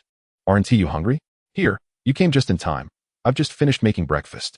Enjoy it while it's hot. Liu Ye gestured to the table laden with a delectable spread. Xiaoxia stared incredulously at the lavish breakfast, pointing at the spread with her slender finger. Then back at Liu Ye, whispering, did you really make all this? Are you doubting me? Who else would it be, you? Liu Ye replied, feigning indignation. Not at all. I just didn't expect our esteemed Liu Ye to be a cook. I just wonder how it tastes, Xiaoxia said, her tone laced with sarcasm. Though her eyes remained fixed on the enticing breakfast, Liu Ye noticed her swallow hard, a clear indication of her hunger. A smirk crept onto his lips as he recognized her desire. After all, he had prepared ample breakfast. Certainly, one serving wouldn't be an issue. Well, if you want to know how good it is, why not come over and try it? Liu Ye smiled, suggesting. Upon hearing this, Xiaoxia's eyes sparkled as she exclaimed, you said it. It's not me begging you for food, she asserted defiantly. Of course. Liu Ye nodded in understanding, mentally lamenting, goodness, do I have to personally invite you to breakfast? Is this a family trait of pride? With Liu Ye's encouraging response, Xiaoxia wasted no time and rushed to the table, grabbing food without a care for her ladylike image. Wait, that's not right. Xiaoxia never seemed to have a ladylike image to begin with. Seeing how eagerly Xiaoxia devoured her meal, Liu Ye couldn't help but wonder if his breakfast was indeed so delicious. Hadn't it seemed rather ordinary when he cooked before? Perhaps Xiaoxia hadn't eaten much the night before, leaving her particularly hungry. Finally, unable to contain his curiosity, Liu Ye approached the table and took a bite of a bun. Wow, how is this so good? Liu Ye was certain this wasn't the level of cooking he was accustomed to. At that moment, the system chimed in. Ha ha, the host is beginning to realize. Isn't system, is this your doing? Liu Ye inquired, skepticism lacing his tone. Indeed it is. In fact, when you bound yourself to this system, your physique was already modified, and your pre-existing skills were upgraded to a superior level, the system elucidated. The ranks of trainers are classified as follows: novice trainer, junior trainer, intermediate trainer, senior trainer, elite trainer, quasi-champion trainer, champion trainer, master trainer, and the legendary god-tier trainer. Oh, so that's how it is. No wonder I've felt a significant improvement in my physique since arriving in the Pokemon world. I initially thought it was merely my imagination, but it turns out to be true. Liu Ye nodded in realization. Suddenly, the system's voice chimed again. Ding. Congratulations, host, for completing the hidden achievement, discovering one's secrets. Achievement reward, host's personal attribute panel. Eagerly, Liu Ye claimed his reward and promptly opened his attribute panel. After more than 30 chapters, I, Liu Ye, finally possess my own attribute panel. System, display my attribute panel. Host, Liu Ye. Gender, male. Age, 20. Height, 185 centimeters. Stamina, 50. Normal human, 10. Mentality, 300. Normal human, 10.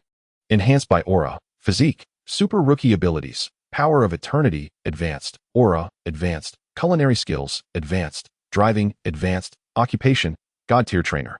Senior breeder, with bonuses from all Pokemon energy block recipes, items, Dragon's Fong, Mega Evolution Stone for Salamence, Mega Evolution Stone for Garchomp, 100 System Pokeballs. 1 Rare Candy Pokemon, Ancient Dragonite, Salamence, Garchomp, Hydreigon, Dragapult, Dracozolt, Aerodactyl, Charizard, Greninja, Clefairy Crystal Palace, Sakura, Iris, Peony Identity. top investigator of the Kanto League. Gym leader of the Cerulean Gym Liu Ye gazed at his resplendent attribute panel in astonishment. Is this truly me? Who else could it be? The system retorted. To think I possess such prowess. Liu Ye expressed with a hint of pride. That is all thanks to this system. You should express your gratitude. The system replied, seemingly fond of praise. Thank you, thank you. Liu Ye offered a perfunctory acknowledgement. Afterward, Liu Ye sat down to have breakfast with Misty. Once they finished, he instructed her to wash the dishes. Misty glanced at the pile of bowls before her. I actually consumed this much? She realized, reluctantly accepting the burden of dishwashing. Meanwhile, Liu Ye ascended the stairs with breakfast specifically prepared for the Cerulean sisters. Chapter 36, Latios. A bounty of rewards. Oh, you mean this? You have no idea how much your three sisters drank after you passed out yesterday. They polished off 4 bottles of red wine among themselves, Liu Ye remarked nonchalantly. And now, they still haven't risen. As the gym leader of Cerulean, I must deliver breakfast to them and wait for them to awaken. Misty nodded, her youthful mind not wandering elsewhere. Liu Ye entered the room of the Cerulean sisters, where all 3 had already dressed. Aside from their slightly awkward gait, everything else seemed perfectly normal. You're awake, Liu Ye announced as he approached with the breakfast. Wow, Liu Ye, did you make this breakfast? Peony exclaimed, unable to resist grabbing a fried dough stick to taste. The flavor was so delightful that she found it hard to believe Liu Ye had prepared it. After all, a man so remarkable could cook so splendidly, a rare sight indeed. Big sister, second sister, you must try this. It's unbelievably delicious, Peony urged, stuffing her mouth with food until it was completely full. Slow down. We're not competing with you for food. What if you choke? Sakura cautioned. As if on cue, just after Sakura spoke, a choking sound emerged from Peony. Ah, Peony struggled, pointing at her throat, her face turning a shade of purple. Liu Ye hurried over, patting her back until her color returned to normal. Huff, huff, Peony gasped for air, having survived the ordeal. Are you all right, Peony? Iris asked with concern. You see? What did I tell you? You must always listen to your older sister, Sakura teased, though her eyes betrayed her worry. Humph, big sister, you jinxed me. I'm ignoring you. Peony pouted, turning away. Seeing her sister's childish behavior, Sakura could not take her words seriously, recognizing the pleading expression on Peony's face. Sakura chuckled and reassured her. All right, I was wrong. I apologize, dear sister, please forgive me. Peony hesitated before slowly conceding. Well, okay then. The Cerulean sisters began to enjoy their breakfast. Noticing Liu Ye standing idly by, Iris urged, Liu Ye, you should eat with us. No need. I already had breakfast downstairs. This is all specially made for you. Please enjoy. Liu Ye declined, shaking his head. Liu Ye had been lost in thought, pondering why, despite completing his task, the system had yet to notify him. At that moment, the system's voice resonated in his mind. Ding. Congratulations, host, for successfully completing the task of winning over the Cerulean sisters. Task reward, 6,000 points, 100,000,000 league currency, enhanced experience in the Pokemon world, and the remaining time for random Pokemon egg hatching reset to 0. Upon hearing the system's announcement, Liu Ye couldn't help but grumble. System, you finally decided to show up. I completed the task last night. I thought you had forgotten. Please do not underestimate yourself. The system issues tasks or notifications based on external circumstances. As for the environment of last night, I believe you are more aware than I. The system replied earnestly. By your logic, I should thank you then. And you didn't witness anything from last night, did you? That gratitude is unnecessary. The system performs good deeds without seeking recognition. Additionally, the system possesses no gender and spends most of its time in slumber. Thus, you needn't worry about that. The system explained with a hint of pride. That's good to know. Liu Ye nodded in agreement. Ding. Congratulations, host, for completing the hidden consecutive achievements of Harem, I, and 2. Given that you have consecutively completed 2 hidden achievements, the system, with unauthorized consent, has merged the rewards from both achievements. Task completion rewards, special lottery, Red Storm, X1, 2,000 points, 500,000 league currency. They merged. You simply decided to merge them without any consultation, claiming it was with your unauthorized consent. I never agreed. Liu Ye silently fumed in his thoughts. Please remain calm, host. This reward will surely satisfy you. Kindly listen to the system's introduction before rephrasing your sentiments. The system responded nonchalantly. Very well, let us see what you can articulate.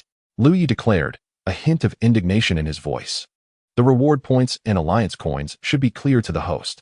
Needless to say, Liu Ye scoffed. Now, allow the system to elucidate the special lottery. The special lottery. in essence, is the Pokemon lottery, wherein every draw guarantees the acquisition of a Pokemon. The level of the special lottery corresponds to the caliber of Pokemon that the host can obtain. The tiers of the special lottery, ranked from lowest to highest, are as follows: White Reaper, Green Stinger, Blue Bell, Red Tempest, Golden Legend, and the paramount, Colorful Myth. Among these, the White Reaper pertains to ordinary Pokemon, the Green Stinger to Demigod Pokemon, the Blue Bell to Tier 3 Divine Pokemon, the Red Tempest to Tier 2 Divine Pokemon, the Golden Legend to Super Divine Beasts, and the Colorful Myth corresponds to the creator god, Arceus. Now, the host must surely be pleased with the system's rewards. The system proclaimed with a touch of pride. Not too shabby. Liu Ye, ever stubborn, would not yield to the system, though internally he was elated. Nevertheless, he maintained a facade of toughness. System, initiate the special lottery for me, Liu Ye urged, barely able to contain his excitement. Lottery complete. Congratulations, host, for acquiring the guardian of the Water City, Latios. Latios indeed, Liu Ye exclaimed, thoroughly astonished. Had it not been for the three sisters from the Azure Blue, he might have shouted in delight. Liu Ye held a profound admiration for Latios, primarily due to its ability to mega-evolve, transforming into a striking blue and white jet. System, display Latios's attribute panel. Name, Latios. Gender, male. Level, 100, peak of Tier 2. Type, Dragon. Psychic ability, Levitate. Friendship, 255 base stats, 600 potential, Super Divine Beast skills, Dragon Dance, Dragon Pulse, Psychic. Gift of Departure, Healing Wave. Upon examining Latios's attributes, Liu Ye could only express his awe with a single word: impressive. Soon after, Latios materialized within Liu Ye's Pokemon realm. Following the realm's upgrade, the Pokemon residing therein could now accrue experience at an accelerated rate. Liu Ye, through his senses, perceived that many Pokemon had indeed leveled up, some by 1 or 2 levels. Chapter 37, Hatching Ralts.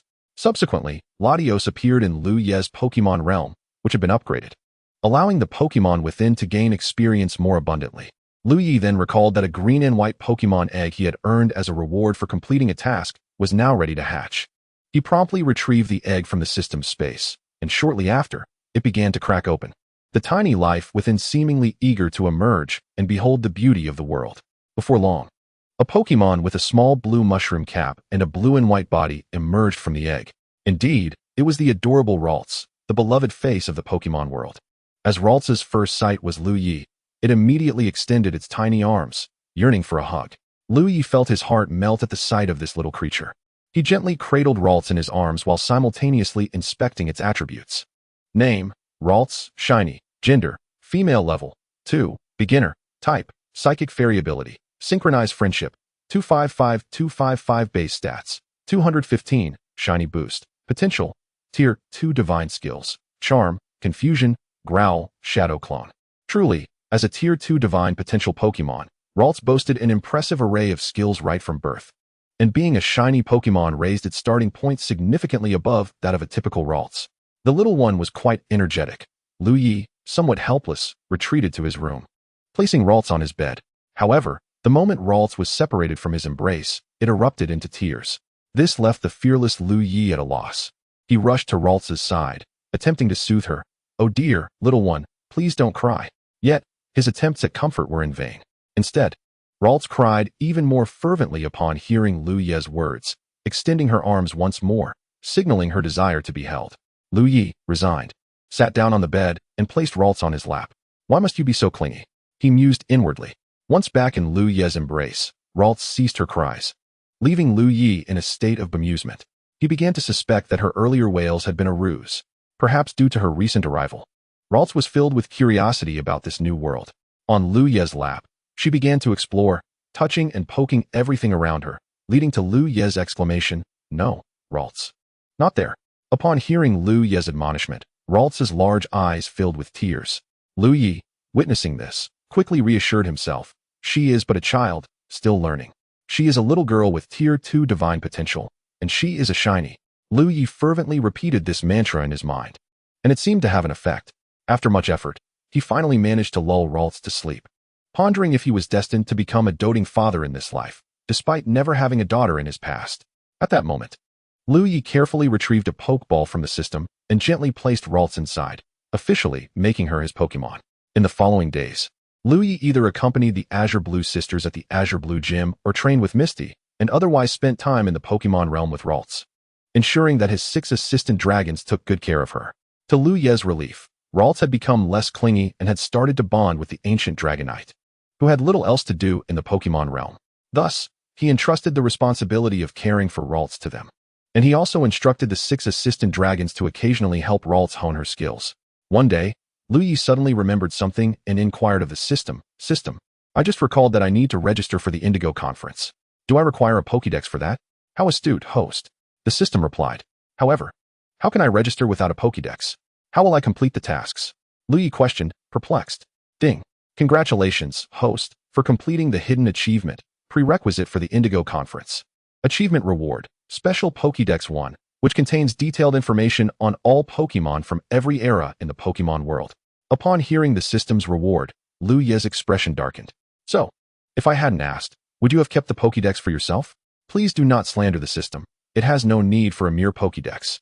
Besides, a Pokédex is utterly useless to this omnipotent system, the system earnestly clarified. It seems you have a point, perhaps you simply forgot. Liu Ye continued. Initially, he anticipated a rebuttal from the system. However, this time, the system remained utterly silent, and it was evident that the answer was all too clear. Well, you truly did forget, didn't you? Liu Ye expressed his irritation. The system chose to persist in its silence, regardless of Liu Ye's comments. Observing the system's thick skin, Liu Ye decided to refrain from further remarks. Having acquired the Pokemon Encyclopedia, he made his way to the Pokemon Center in Hualan City to register for the court's conference. At this moment, the system broke its silence, and a voice echoed in Liu Ye's mind. Ding. Congratulations, host, for completing the hidden achievement. Register for the Alliance Conference. Task completion reward, 2,000 points, 100,000 Alliance coins. Liu Ye unhesitatingly accepted the reward. After all, even the smallest of gains is still a gain. System. Check my current points. Liu Ye commanded. The host currently has 8,000 points remaining, the system replied. With 8,000 points, it follows that completing another task will grant me another 10 consecutive draws. Liu Ye discovered with delight. The previous 10 draws had left him with a taste for the sweet rewards, fueling his anticipation for what treasures the next draw might bestow. Days passed, and Liu Ye prepared to depart from the Hualan gym. The Hualan trio was reluctant to see him go, yet Liu Ye chose not to take them along. After all, the gym required their management, and Xiaoxia was still not of age, leaving the burden on the trio. Naturally, Liu Ye would not mention that bringing the Hualan trio on his journey could hinder his task completion. After bidding farewell to the 4 sisters, Liu Ye headed northward, exiting Hualan City. At this moment, the system's voice resounded again. Ding. Task released. Challenge the Hualan City Pokemon Trainer Academy. Task completion reward, 3,000 points, 200,000 Alliance coins. Special draw, Green Venomous Stinger, X1. Failure to complete. No penalty. Upon accepting the task, Liu Ye summoned his Salamence and followed the system's guidance to the Pokemon Trainer Academy in Hualan City. Salamence landed at the entrance of the academy, and Liu Ye recalled it. Upon entering, he noticed a group of students bullying a shabby-dressed boy. Liu Ye, always willing to lend a helping hand, could not tolerate such behavior, so he approached them. He vaguely overheard the group taunting, Gao Qichong, your family merely sells Magikarp and Clownfish. If it weren't for your beautiful sister Gao Qimei, we would have dealt with you long ago. This is a noble academy, not a marketplace. If you keep trying to peddle Magikarp to Sister Sunday, we will make it our mission to beat you every time we see you. The ringleader, Tang Long, sneered at Gao Qichong. I just want to earn a little money. I haven't provoked you, Gao Qichong stammered. Before he could finish, Tang Long interrupted. I don't care if you're trying to make money. Just don't sell fish at school anymore. I stand by my words. This is a noble academy, not a marketplace. And keep your distance from Sister Sunday. Have you looked in the mirror? Do you think someone like you can get close to her? Tang Long mercilessly mocked. Did you hear that? He shouted. Gao Qichong clenched his teeth, murmuring, I heard. Haven't eaten today? I'll give you one more chance, do you hear me? Tang Long shouted again. I heard. Gao Qichong mustered all his strength to respond. Unable to bear it any longer, Liu Ye decided to step in to assist the boy, not for any other reason, but because his name was Gao Qichong, and Liu Ye sensed that he would not be ordinary in the future. What skill is there in bullying the weak? Liu Ye remarked nonchalantly. Upon hearing someone challenge him, Tang Long turned around, sneering, Oh, who do you think you are? Trying to play the hero here? At that moment, Tang Hu, Tang Long's companion, noticed that Liu Ye was not wearing the academy's uniform and remarked, Bro, This kid isn't in uniform. He must not be from our school. Who knows where this country bumpkin came from? Indeed, a commoner at a noble academy. Are you here to see just how much of a failure you are? This way, you can truly grasp the disparity between your lowly self and us nobles. Tang Long mocked Liu Ye. Liu Ye did not refute them, but maintained a smile as he gazed at them, which Tang Long and his companions interpreted as admiration and envy. Only those familiar with Liu Ye would recognize that this was his expression of anger whenever he wore that face. It signified doom for his adversaries. Without waiting for Tang Long to finish, Liu Ye interjected, I fail to comprehend the source of your perceived superiority among these self-righteous nobles. Where does it lie? Students graduating from our noble academy can directly participate in the Alliance Conference without needing to challenge the 8 gyms of Kanto. Meanwhile, you commoners must laboriously challenge the gyms and collect 8 badges before you can participate. Tang Long boasted loudly, as if fearful Liu Ye might miss his words. Yes, Brother Tang is absolutely correct. His peers echoed in agreement. Oh, and what has been the best result for your school's students in the Alliance Conference? Liu Ye inquired directly. This caught Tang Long off guard, as the Hualan City Pokemon Trainer Academy had consistently performed poorly at the court's conference, even to the extent of being labeled as such. Well, are you not saying anything, or are you simply too embarrassed? Liu Ye continued.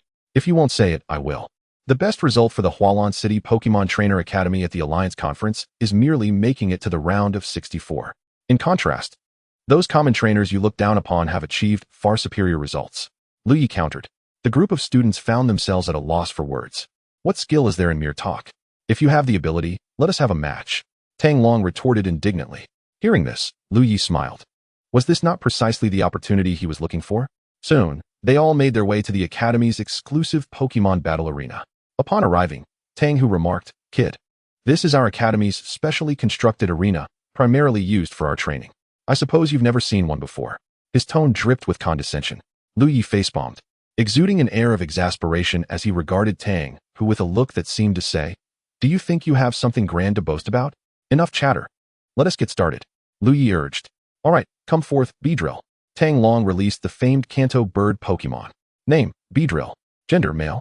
Level, 45, elite mid-stage. Type, bug flying. Ability, keen eye. Affection, 30. Base stats, 479. Potential, pseudo-demigod. Skills, quick attack, high-speed movement, wing attack, tornado, feather dance. Liu Ye, after reviewing the attributes of the Beedrill, scoffed in disdain. Is this all? Liu Ye intended to impart an unforgettable lesson to Tang Long.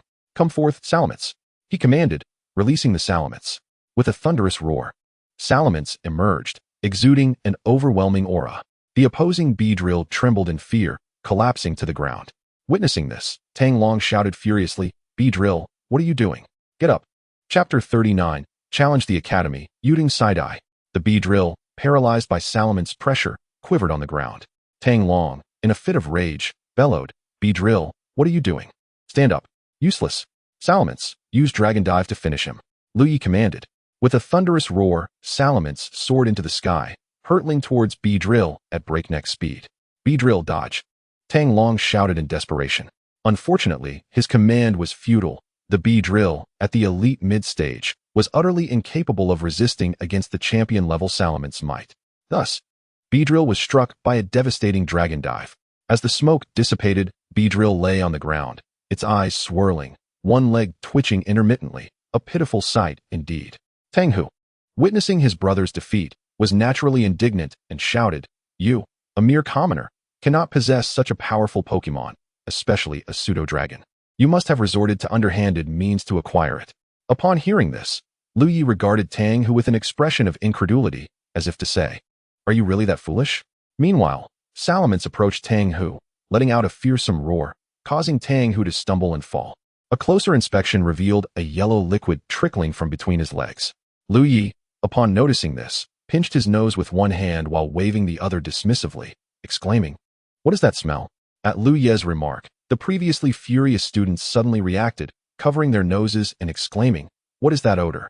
At this moment, Tang Long's face turned ashen, not only due to losing to a commoner he had previously looked down upon, but also because his brother had brought such disgrace upon him. Tang Long thought to himself, I don't know him. Quickly return and change your pants. Hurry up. Tang Long kicked Tang Hu in frustration, scolding, What are you waiting for? All right, I'm going now. Tang Hu stammered, flustered by his own actions. After Tang Hu left, Liu Ye surveyed the group of students and asked, "Is there anyone else willing to challenge me?"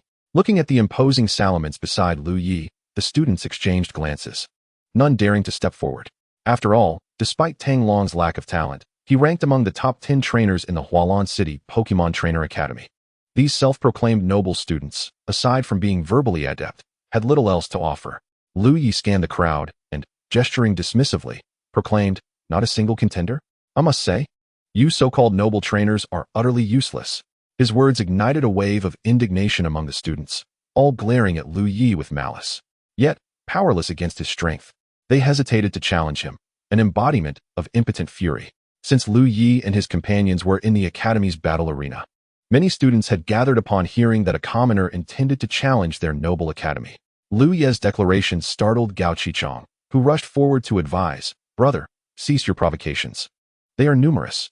Liu Ye shook his head, replying, "No worries. I am here precisely to challenge you." "Boy, so audacious. Dare you reveal your name?" Tang Long shouted. "Humph. I remain true to my name, Liu Ye." Liu Ye retorted with a cold snort. Upon hearing this, a sweet-looking girl stepped forward, declaring, "I wish to challenge you." She wore the academy's standard uniform, showcasing her long, slender legs and striking features, standing out even among her peers. As soon as she stepped forward, a chorus of students erupted. "Wow, it's Lady Side-Eye. Lady Side-Eye shines as brightly as ever. Lady Side-Eye, I wish to have your children." A male student exclaimed. "She's a lady, you know." Another student remarked. "So what?" The first student shot back. "Let us see how this brat handles her. Lady Side-Eye is ranked first in our academy. I just hope he doesn't cry when he loses, haha." Noticing the fervor among the students, particularly the boys, Liu Ye remarked, "It seems you are quite renowned." "Indeed, but what gives you the audacity to challenge our academy?" Side-Eye responded, "Nothing at all, but I firmly believe that the brave are invincible." Liu Ye replied, "Is that so? For some reason, I find myself suddenly admiring you." Side-Eye said, extending her hand. "Liu Ye," he replied with a smile, shaking her hand. The scene of their handshake incited a cacophony of jealousy from the surrounding male students. "What is that guy doing? Shaking hands with Lady Side-Eye? Don't stop me. I'm going to teach him a lesson," shouted one male student, though he found no one willing to intervene. "Hey, why aren't you stopping me?" he questioned. "If you want to court death, we won't stop you. Besides, with your cowardice, you would never succeed." A friend mercilessly mocked him. "All right, although you dare to insult our academy in front of so many, as a student, I cannot stand idly by. Let us determine the victor through battle," Side-Eye declared. "Very well." Liu Ye nodded in agreement. "Come forth, Dragapult." Side-Eye summoned a Pokemon that took Liu Ye somewhat by surprise. Name, Dragapult. Gender, female. Level, 61, initial champion. Type, dragon. Ability, clear body. Affection, 50. Base stats, 600. Potential, champion. Skills, water pulse, heavy slam, liquidation, meteor assault, beam burst. It appeared that this was a Dragapult that had just broken through to the champion level, and possessing such a powerful pseudo-divine Pokemon at this age indicated that her family background was certainly impressive. Liu Ye recalled that the president of the Hualan City Pokemon Trainer Academy was once a prominent figure in the league, but upon aging, had retired due to inability to continue. Furthermore, it seemed that Yuding Side-Eye was his granddaughter. Otherwise, she would not be referred to as lady by her peers. Chapter 40. A casual victory over the principal. Liu Ye recalled that the principal of the Hualan City Pokemon Trainer Academy was once a significant figure within the alliance. However, as time took its toll, he grew weary and eventually retired. Moreover, it seemed that Shandai, a young lady of considerable stature among the students, was his granddaughter. Otherwise, she would not be addressed as young lady by her peers. With this in mind, Liu Ye decided to send his Salamence to engage with her. At present, Salamence was at level 79, just a whisker away from reaching level 80. A pinnacle of champion-level strength. Clearly, Liu Ye viewed Shandai Estradny as a mere stepping stone.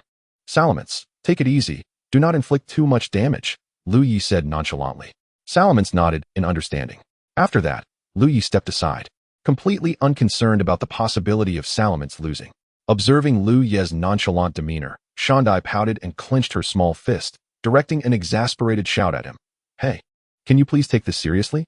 Upon hearing her, Liu Ye acknowledged her point, realizing that she was a girl after all, and continued, "Oh, Salamence, make it a swift battle." He then resumed his idle stance.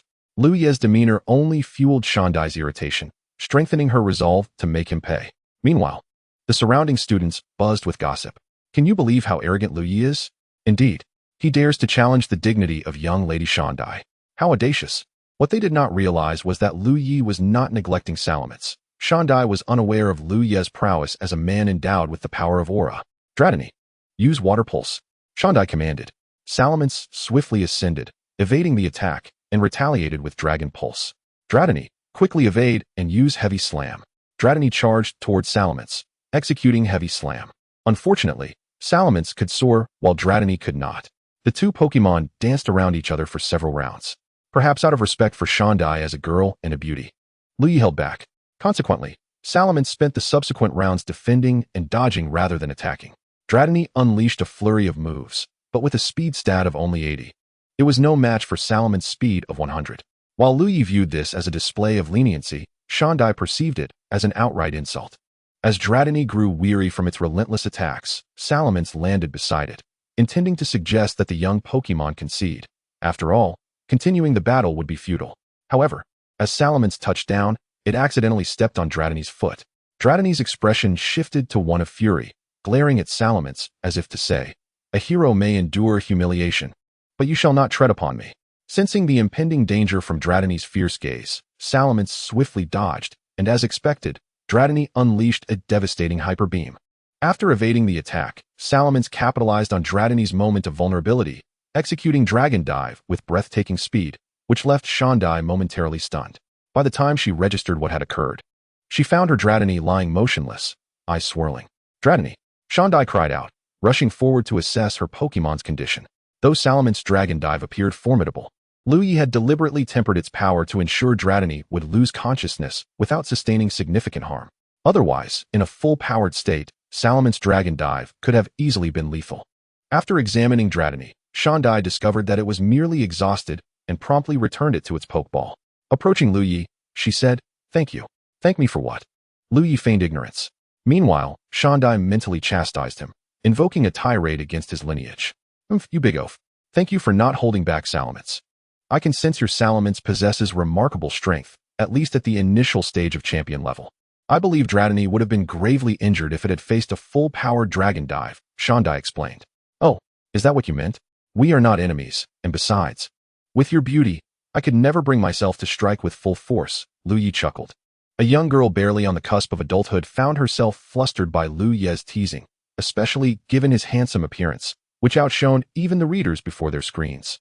Shandai's cheeks flushed as she softly inquired, "How are you so formidable? And why does Salamence effortlessly defeat Dratini without your command?" This isn't covered in the textbooks. Because the teachings of textbooks are eternally lifeless, whereas we are living beings, Liu Ye explained gently. The notion of being a living entity resonated within Shandai's thoughts. In the principal's office at the Hualan City Pokemon Trainer Academy, a student burst in, breathless and alarmed. Principal, we have a serious situation." "What is it?" Principal Yuding, startled by the sudden intrusion, nearly spilled his tea. "A commoner named Liu Ye has come to challenge our academy. He is currently in the battle arena and has already defeated Tang Long and young Lady Shandai, claiming that our academy's students are nothing but trash." The student reported. "Oh, let us go see for ourselves," Principal Yuding replied. After all, he had founded the Hualan City Pokemon Trainer Academy and could not simply stand by while such claims were made. Furthermore, he had been rather idle lately, spending his days either sipping tea in his office or brewing it, so this outing would serve to stretch his legs. Sitting for too long had begun to take a toll on his back. In the battle arena of the Trainer Academy, after defeating Shandai, the system's voice echoed in Liu Ye's mind. "Ding. Congratulations, host, for completing the task. Challenge the Hualan City Pokemon Trainer Academy. Task completion rewards, 3,000 points, 200,000 Alliance coins, and 1 special draw, Green Toxin. Current points, 12,000. Eagerly, Liu Ye utilized his special draw, Green Toxin. "System, initiate special draw," he silently commanded.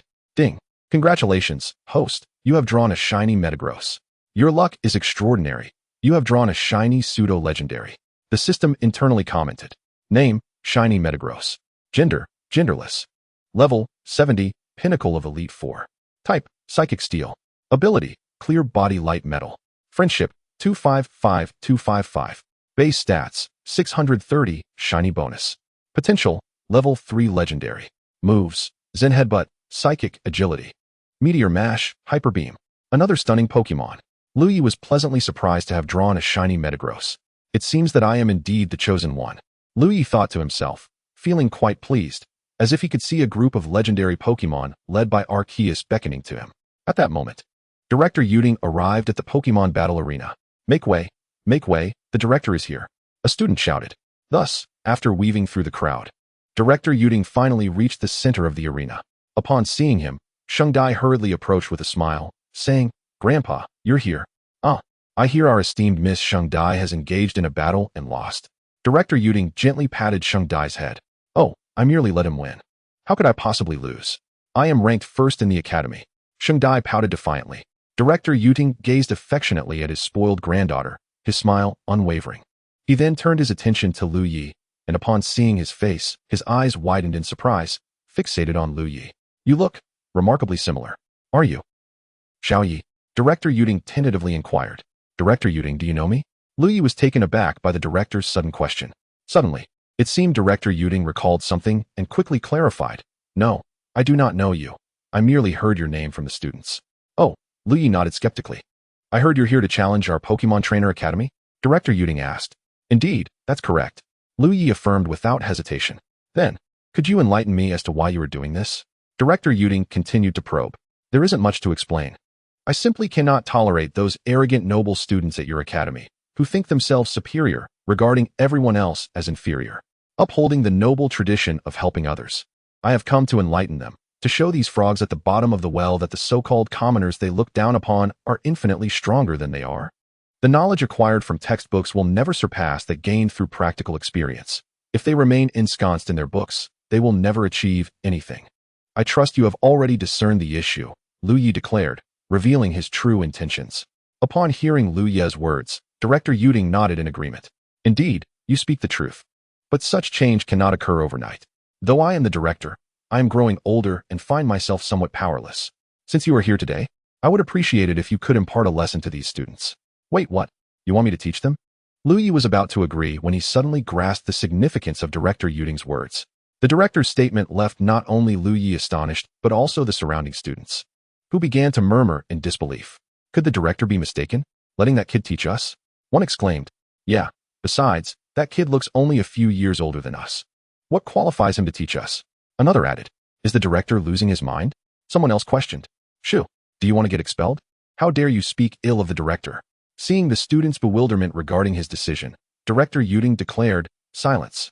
This is an order. Moreover, if any of you believe you can defeat Liu Ye in a Pokemon battle, you are welcome to refuse. Upon hearing Director Yuding's words, the students fell silent. After all, his strength was evident, and even the top-ranked Shengdai had been defeated. No one dared to step forward to challenge him. Grandpa, I was about to ask why you suddenly made this decision, but your gaze made me swallow the words back down, Shengdai said. Director Yuding, I think Liu Ye wants to say something. Since no one objects, it is settled. Students who have no business here may leave. Do you not have classes to attend? Director Yuding proclaimed. Consequently, the students departed, leaving Liu Ye at a loss for words in light of the director's enigmatic actions. Once the students had exited, only Director Yuding, Shengdai, and Liu Ye remained in the arena. Liu Ye, please accompany me to my office. I have matters to discuss with you, Director Yuding said. Turning to Liu Ye.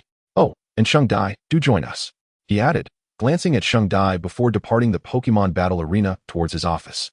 All right, Liu Ye acquiesced. For reasons unknown, he felt that Director Yuding was concealing something from him, and he resolved to uncover the truth. The three arrived at the director's office, and Director Yuding closed the door. Come, Liu Ye, have a seat and enjoy some tea. Director Yuding took out his favorite tea leaves and brewed a cup for Liu Ye. Thank you, Director Yuding. Liu Ye expressed his gratitude. After handing the tea to Liu Ye, Director Yuding noticed that his granddaughter Shengdai was gazing at him with her large, watery eyes. A look of longing on her face, prompting him to prepare a cup of tea for her as well.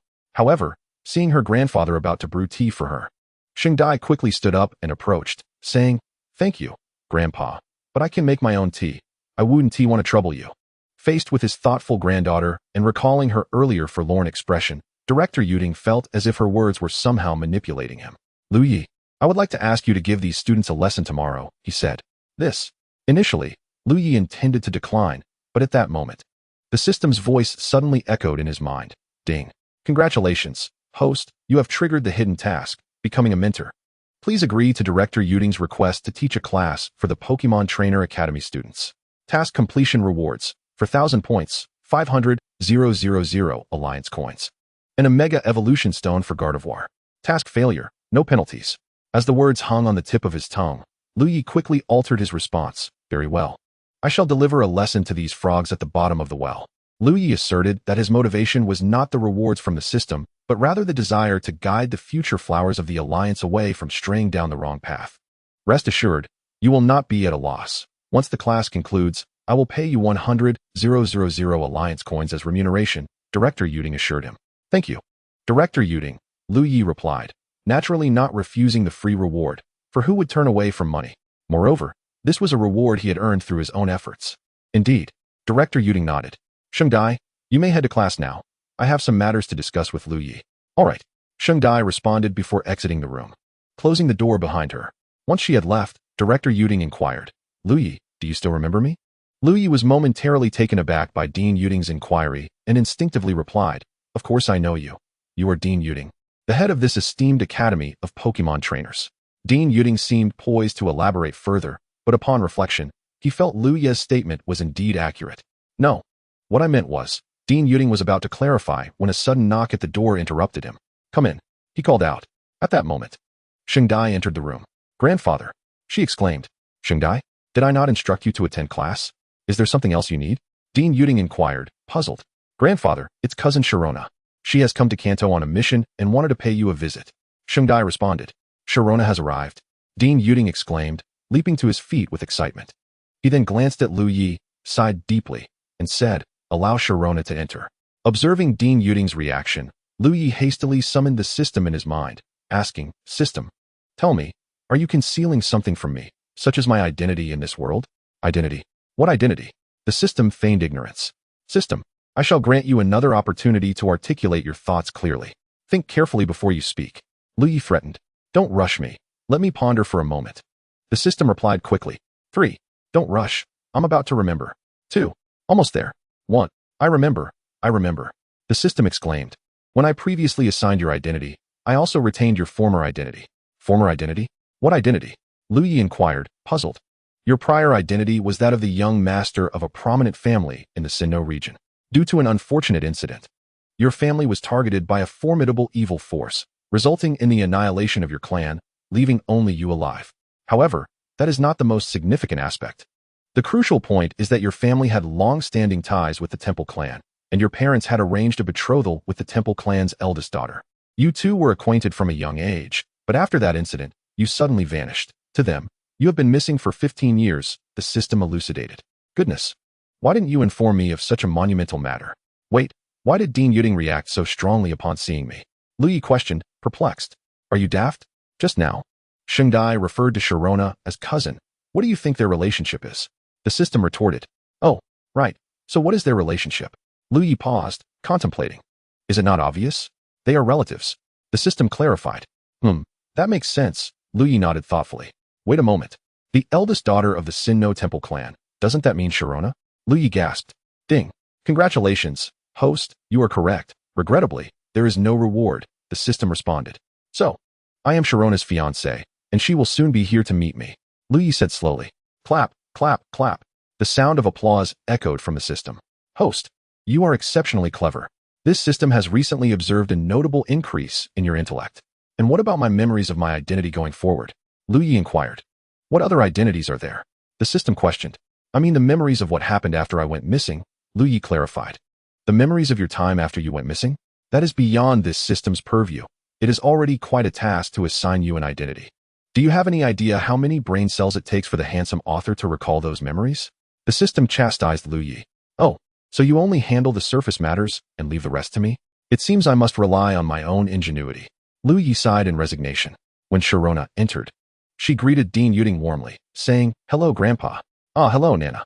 It has been quite some time since we last met, and my dear Nana has grown even more beautiful. In just a few years, you have become the champion of the Sinnoh region, far surpassing your cousin Sheng Dai, Dean Yuding praised. Chapter 43, Recognition, Image Collection. As the only one among the four who was unaware of the situation, Sheng Dai appeared bewildered. However, upon witnessing her cousin embracing Liu Ye and crying, she fiercely demanded, Liu Ye, did you bully my cousin? Just as Liu Ye was about to explain, he was interrupted by Sharona. Shengdai, Liu Ye did not bully me, Sharona asserted. Then, she turned to Liu Ye, gazing deeply into his eyes as she asked, where have you been all these years? Do you know how much I have missed you? I am sorry, Nana. Liu Ye hesitated, his mind racing to piece together the past. Ultimately, he resolved to speak the truth. For fabricating a story would only strain his intellect further. After I went missing, I couldn't recall anything from before, except for you, Nana. As for what transpired thereafter, I have mostly traveled alone these years and encountered various opportunities, Liu Ye explained. His words resonated with Sharona, evoking a profound emotional response that left onlookers in awe of Liu Ye's prowess. Dean Yuding, upon hearing Liu Ye's explanation, began to comprehend why Liu Ye had initially claimed to know him, or rather, not to know him. His thoughts were in disarray. The dialogue between Sharona and Liu Ye only served to further confuse Shengdai, who was already perplexed. What on earth is going on? Cousin Sharona, what is your relationship with Liu Ye?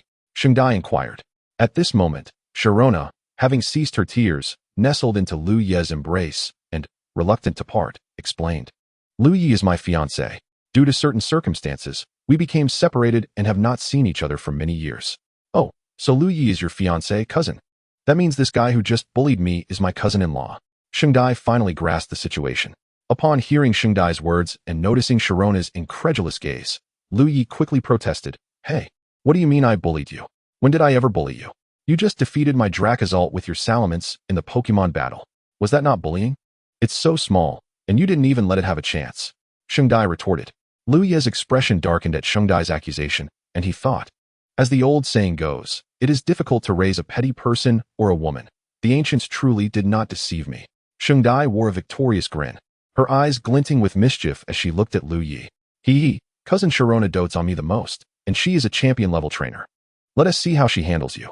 Shengdai thought gleefully. Liu Ye. Sharona called out his name. Here she comes, here she comes. The exuberance within Saint Dai is beyond words. Liu Ye, I appreciate your discipline of Saint Dai. Otherwise, her somewhat arrogant demeanor could truly become problematic. It's just right to temper her, Heroina remarked. Liu Ye, initially expecting Heroina to say something about herself, was taken aback by her astonishing and, dare I say, shocking words directed at Saint Dai. Upon hearing such remarks from her beloved cousin, Saint Dai's smile swiftly transformed into a grimace of discontent. The sight of her dramatic change of expression brought delight to Liu Ye, who erupted into laughter. Ha ha! Liu Ye chuckled heartily. Hey, stop laughing. Saint Dai pouted, her voice filled with indignation. I'm sorry. I'm professionally trained to maintain composure, but I can't help it unless I burst out laughing, haha. Liu Ye replied. I'll bite you, Saint Dai declared, taking a playful nip at Liu Ye's arm. Fortunately, Liu Ye was quick to react. However, he was too late to protect his arm, prompting him to exclaim, Hey, let go. I admit my fault, all right? Saint Dai had no intention of truly biting Liu Ye, and upon seeing him relent, she released her grip, leaving 2 faint bite marks on his arm. Observing their playful banter, Heroina shook her head in mild exasperation. All right. You two, cease your antics. And you, of all people, should know better than to jest with Saint Dai at your age. Heroina chastised Liu Ye, though her tone was not genuinely reproachful. After such a long separation, she could hardly bear to scold him. Liu Ye was surprised by how much Heroina relied on him. Previously, he had harbored dissatisfaction with the system's manipulations, but now, all he could think was how delightful this was. Liu Ye, let us go for a stroll.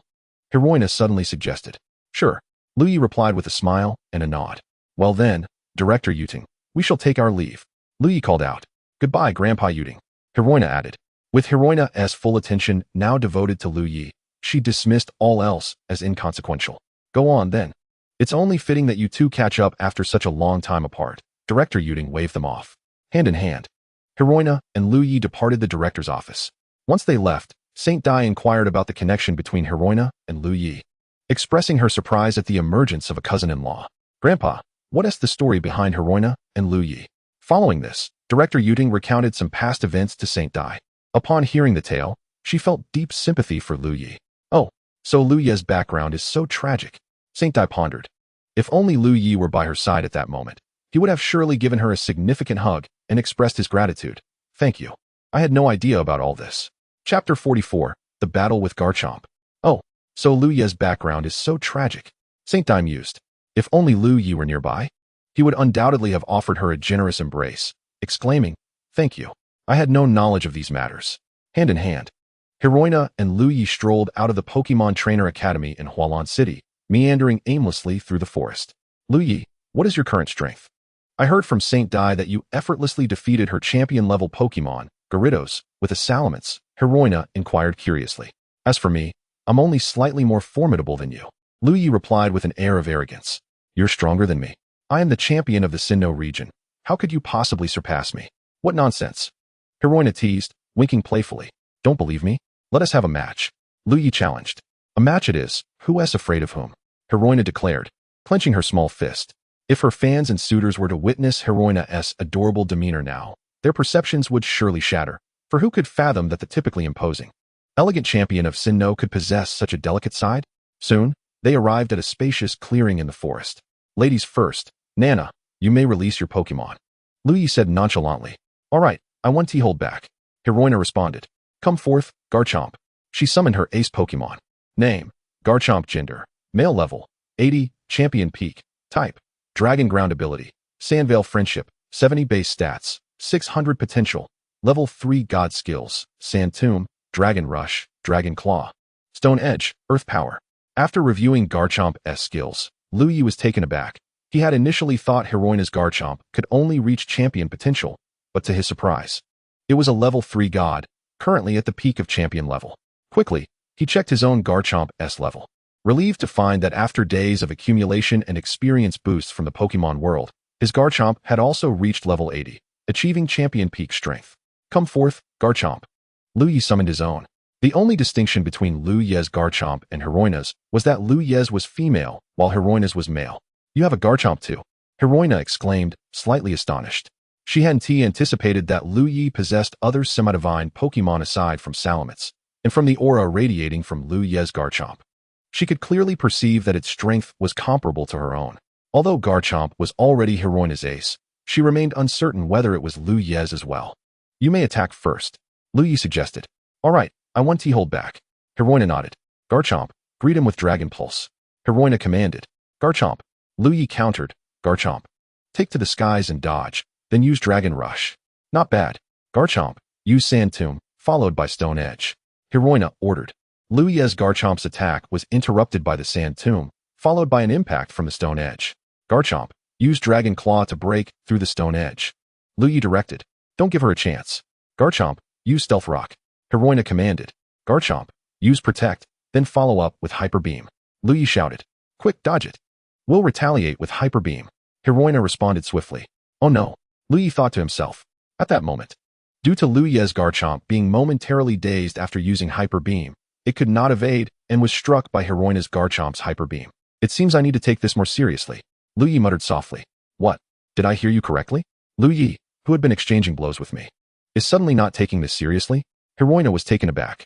Following this, Hiroina heard a phrase she would remember for a lifetime. Garchomp, use Dragon Dance. Then follow up with Dragon Rush. Liu Ye shouted. At this moment, Sharona's Garchomp, having just executed a devastating Hyper Beam, found itself in a state of lethargy. Liu Ye's Garchomp, having enhanced its prowess with Dragon Dance, swiftly unleashed a Dragon Dive, sending Sharona's Garchomp soaring into the air, caught off guard. Liu Ye, however, would not show leniency simply because Sharona was his fiancée. In Pokemon battles, the utmost respect for one's opponent is manifested through a full exertion of one's abilities. Naturally, Liu Ye had yet to unveil his complete strength, as his Garchomp still possessed a Mega Evolution Stone yet to be utilized. Sharona was utterly astonished that Liu Ye's Garchomp could even perform Dragon Dance, an inconceivable feat, for it was widely known that Garchomp could not learn this move. Even with the appropriate TM, Garchomp would remain incapable of mastering it. As the smoke cleared, Sharona's Garchomp lay battered on the ground, yet still clinging to its fighting spirit. Initially, Sharona had aimed to demonstrate her strength by defeating Liu Ye's Garchomp, but she had never anticipated that it would be so formidable. Now, Liu Ye's Garchomp cast a disdainful glance at Sharona's Garchomp, as if to convey the message that with such meager abilities, what right did it have to pursue one as illustrious as herself? You are truly impressive. I cannot believe how much stronger you have become after all these years. Sharona exclaimed, seemingly oblivious to her own Garchomp lying on the ground. In a fit of despair, Sharona's Garchomp, feeling utterly forsaken, laid down and wept inconsolably. Observing this, Liu Ye hurried to Sharona's Garchomp and utilized the power of synthesis to heal its wounds. As it visibly recovered at an astonishing pace, Sharona was taken aback. Liu Ye, is that the power of synthesis? She inquired, uncertainty lacing her tone. Indeed, Liu Ye affirmed with a nod. Despite being healed, Sharona's Garchomp remained sprawled on the ground, unwilling to rise due to the feeling of being overlooked once again. At that moment, Liu Ye's Garchomp approached him and emitted a sound, followed by a universally understood gesture that sent Sharona's Garchomp back to the ground in tears once more, expressing its discontent. How unfair! It seemed to protest.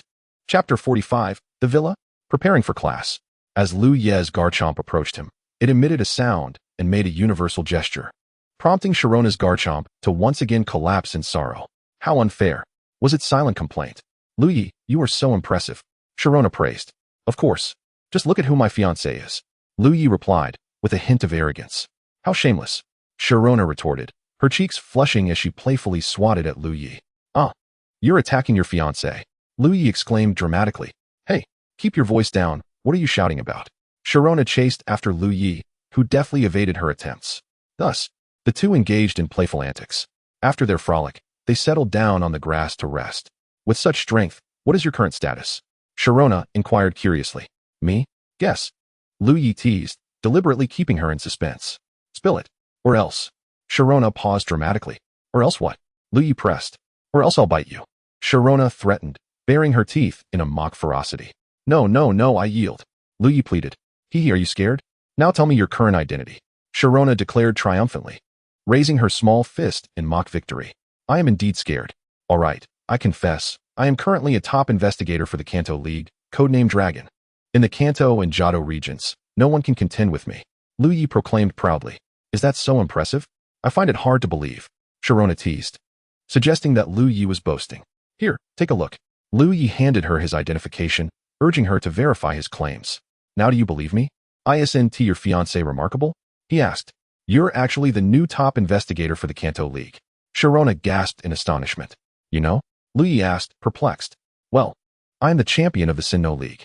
Naturally, I would know about such a significant development as a new top investigator in the Kanto League. But I didn't know who it was. I never imagined it would be my fiancé.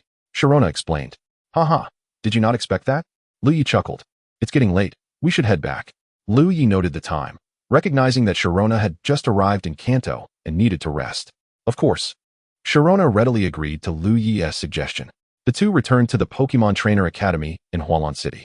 At the principal's office, they knocked and entered, announcing, Principal Yueying, Grandpa Yueying, we are back. Ah, you have returned. I have already arranged accommodations for you. Sherdai, please show them the way. Principal Yueying instructed. Of course. Cousin, Liu Ye, follow me. Sherdai nodded in agreement.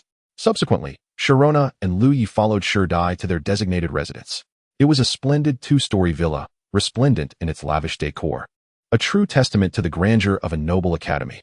Liu Ye surveyed the opulent furnishings with a twinge of resentment, muttering, cursed wealthy people. All right, cousin. You both should rest early. I'll take my leave now. Sherdai said playfully, winking charmingly. Hurry. Convince me to stay? Sherdai silently wished, as every time Sharona visited, they would share a bed. Okay. Sharona nodded. Wait, you're actually letting me go? Sherdai gasped in disbelief. Of course, you have school tomorrow. Best to return and rest. Sharona asserted matter-of-factly. How unfair. I'll take my leave then. Cousin, do rest well. Sherdai resignedly replied. Yes. Off you go. Sharona urged. Click. Did you hear that? It was the sound of Sherdai's heart breaking. Sherdai closed the door behind her, feeling dejected. If only Sharona's Garchomp were here.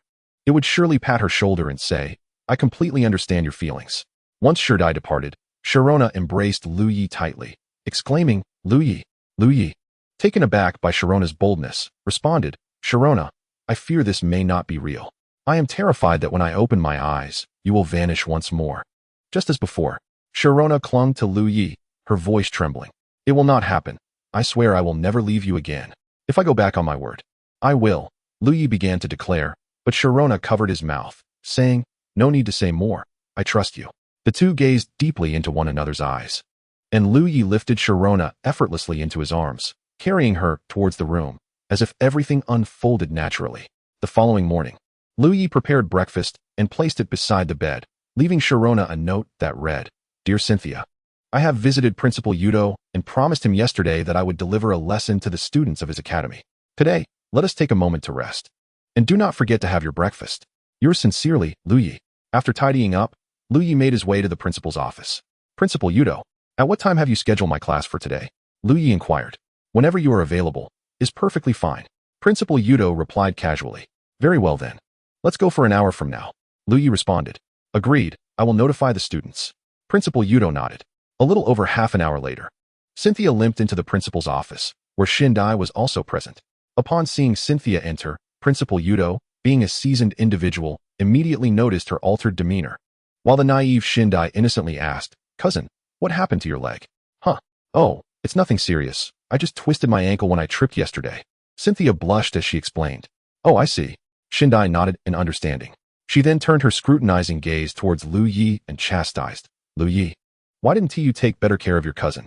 She fell, and you left her alone at the villa? Seeing Shindai's accusatory stance, Liu Ye momentarily thought she had uncovered something more. Yes, it's my fault. My apologies. Liu Ye quickly admitted his mistake. All right. Let us not blame Liu Ye. He has already acknowledged his error. Cynthia swiftly intervened to defend him. With Cynthia speaking up for him, Shindai felt it unnecessary to press further. As long as you understand. She huffed. Upon Cynthia's arrival, Liu Ye hurried to assist her in taking a seat. Half an hour later, Liu Ye arrived at the Grand Hall of the Pokemon Trainer Academy, which was already filled with students.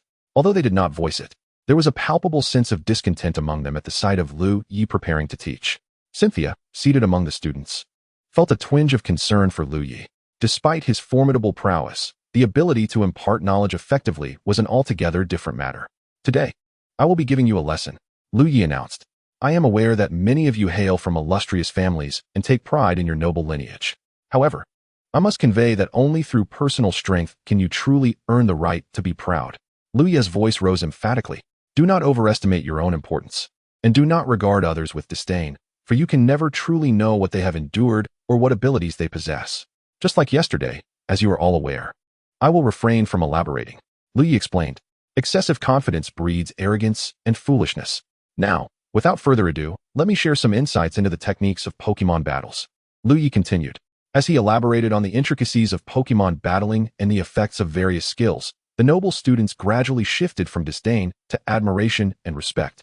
Cynthia, listening attentively, found herself enriched by Liu Ye's articulate discourse.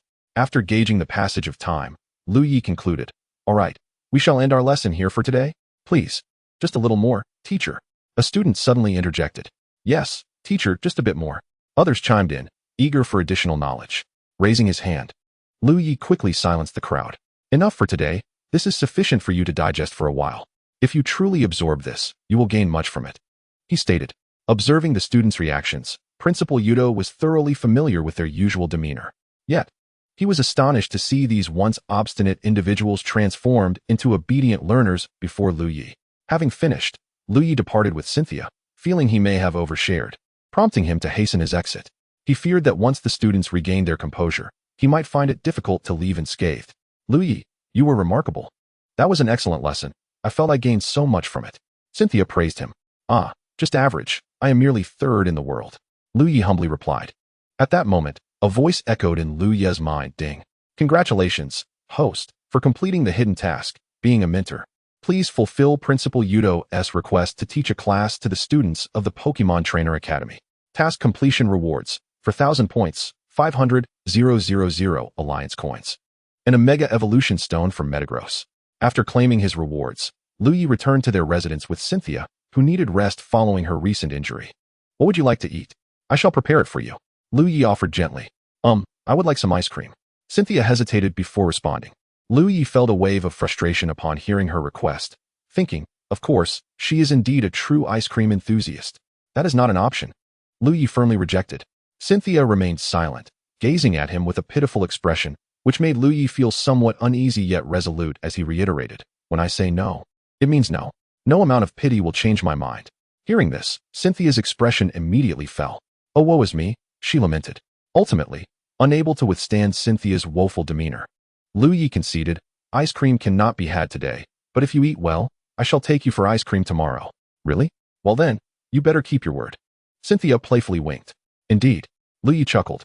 The following day, Liu Ye and Cynthia bid farewell to Principal Yudo and Shindai, who expressed considerable reluctance, clinging to Cynthia and refusing to let go. "Cousin, I shall miss you dearly." Shindai clung to Cynthia's leg, unwilling to part. "Shindai, it's all right, we will meet again." Cynthia comforted her with a sigh.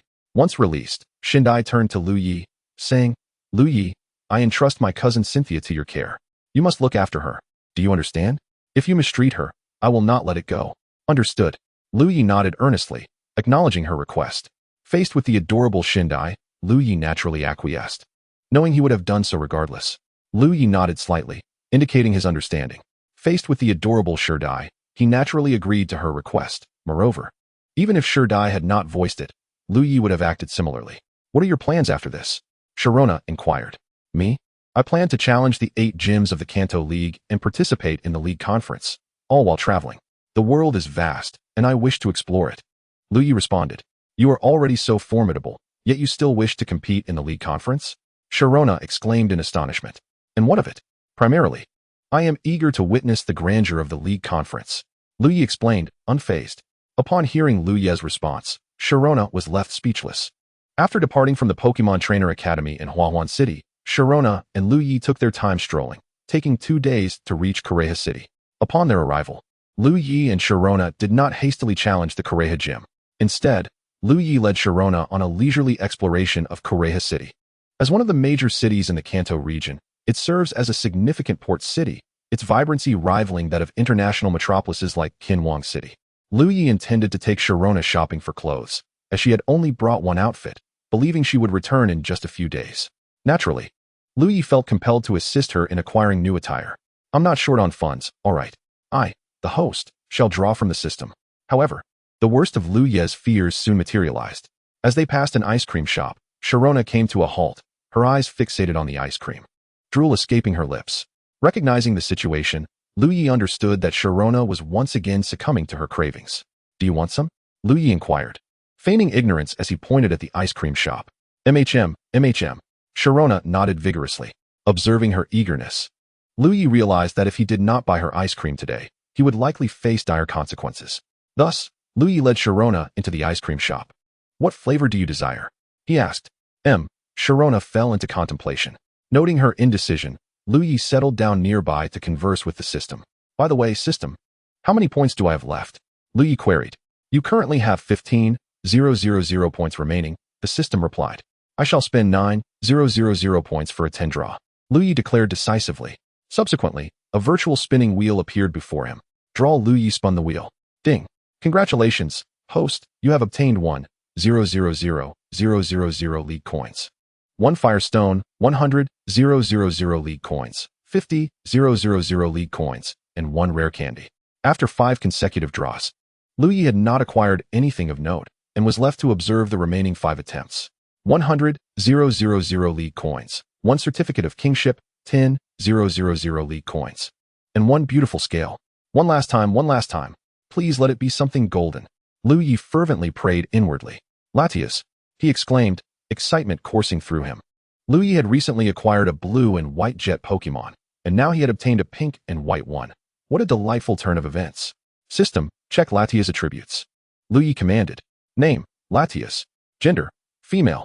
Level, 100, peak of the 2nd level god. Type, Dragon Psychic. Ability, Levitate. Friendship, 255,255. Base stats, 600. Potential, Legendary Pokemon. Skills, Mystic Guard, Refresh, Dragon Pulse, Self-Restoration, Psychic." Thus, an hour passed. Liu Ye eventually emerged from his elation, while Sharona remained indecisively pondering at the counter, causing the attendant behind the counter to grow increasingly impatient. Observing this, Liu Ye approached and inquired, "Sharona, have you not yet made your selection?" Sharona nodded, then continued, "I want the strawberry flavor, the vanilla flavor, and also cream and chocolate. How do I choose? This is so difficult," she lamented. Naturally, Liu Ye could not allow her to purchase every flavor, as he did not wish for Sharona to indulge excessively in ice cream, which was unhealthy. After some contemplation, he suggested, "How about we start with the strawberry flavor today and save the others for tomorrow?" Yes, that sounds good," Sharona agreed eagerly. "Then please, may we have 1 strawberry-flavored ice cream?" Liu Ye turned to the attendant. "All right." The attendant sighed deeply, as though releasing a long-held breath. Indeed, The situation warranted such a reaction. After Liu Ye completed the transaction, he hurriedly departed the shop with Sharona. To their surprise, upon exiting, they found that night had fallen, with her ice cream in hand. Sharona was indifferent to whatever Liu Ye suggested, responding with a simple, good, regardless of his inquiries. After they finished dinner, the pair returned to their hotel in Korea City, where Liu Ye had booked the presidential suite, taking full advantage of the league coins he had won in his recent draws. Due to the day's travel and shopping, both Liu Ye and Sharona felt somewhat fatigued and retired to their room for an early rest, sharing a night of silence, indeed. Chapter 48, Korea Gym, Majishir.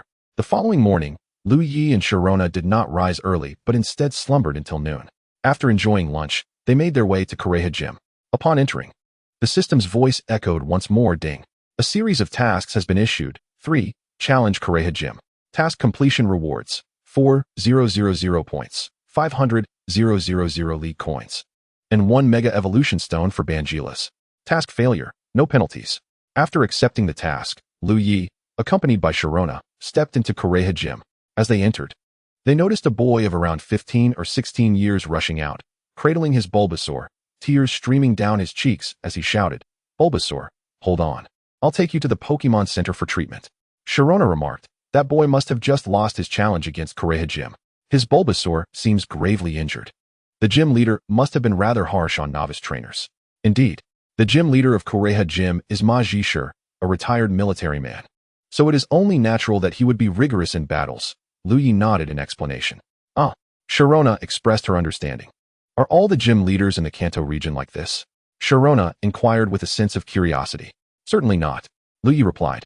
Internally, he mused. Upon reflection, it seems that the 8 gym leaders of the Kanto region are somewhat lacking in their duties. Brock, the leader of the pewter gym, is a breeder who also has to care for a multitude of younger siblings. The Cerulean Gym's Waterflower sisters would still be performing water ballet, if not for Liu Ye's assistance. As for the leader of the Fuchsia Gym, Koga, he is a violent individual who relishes taunting challengers. Lisa of the Rainbow Gym sells perfume, and even her Pokemon are made from perfume ingredients. The leader of the Vermilion Gym, Aji, is a ninja who established his gym in a remote mountain for training, complete with countless traps set by his younger sister along the way. Nessa, the leader of the Goldenrod Gym, is a psychic girl with an eccentric and solitary personality. If one cannot best her, they risk being turned into a doll, as her psychic powers are immensely destructive. Lastly, the leader of the Cinnabar Gym, Shaba, the former fire-type champion of the Kanto League, built his gym atop a volcano and now sustains himself by running a hot spring hotel. Reflecting on this, it appears that the gym leaders in the Kanto region are indeed extraordinary individuals. Upon noticing Liu Ye and Sharona entering, Koga remarked, "Another challenger, I see." However, he did not exude the arrogance Liu Ye had anticipated. "You too." One of his underlings began to speak, only to be silenced by Koga. "Come forth." The rules of the challenge are 2 versus 2, with the gym leader sending out Pokemon first. "Which of you is the challenger?" Koga inquired. Liu Ye found himself somewhat taken aback by Koga's sudden politeness. This was certainly not following the script he had envisioned. "I will." Liu Ye stepped forward, pondering whether Koga had discerned their age and recognized they were not novice trainers.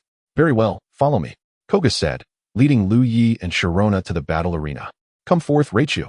Koga unleashed the iconic Raichu. Name, Raichu. Gender, male. Level, 42, elite beginner. Type, electric. Ability, static friendship. 50 base stats, 485 potential.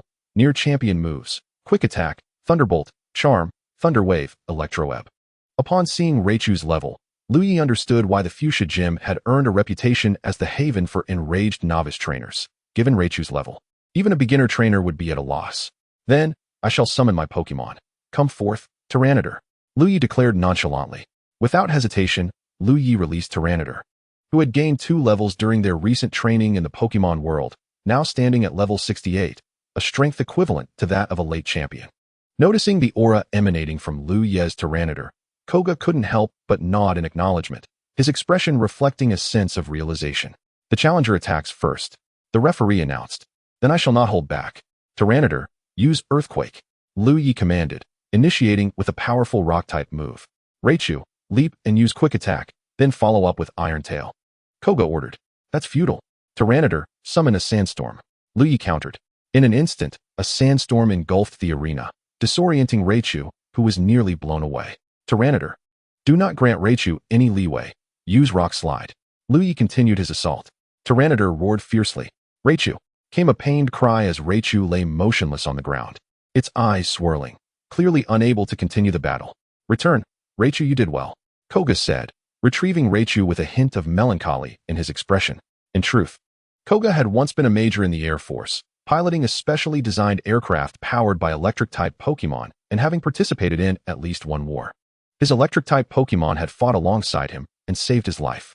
That Pokémon was Raichu, which had evolved prematurely from Pikachu to rescue Koga, resulting in unstable foundations and significant injuries, thus diminishing its potential from champion to near champion. Come forth, Electrode.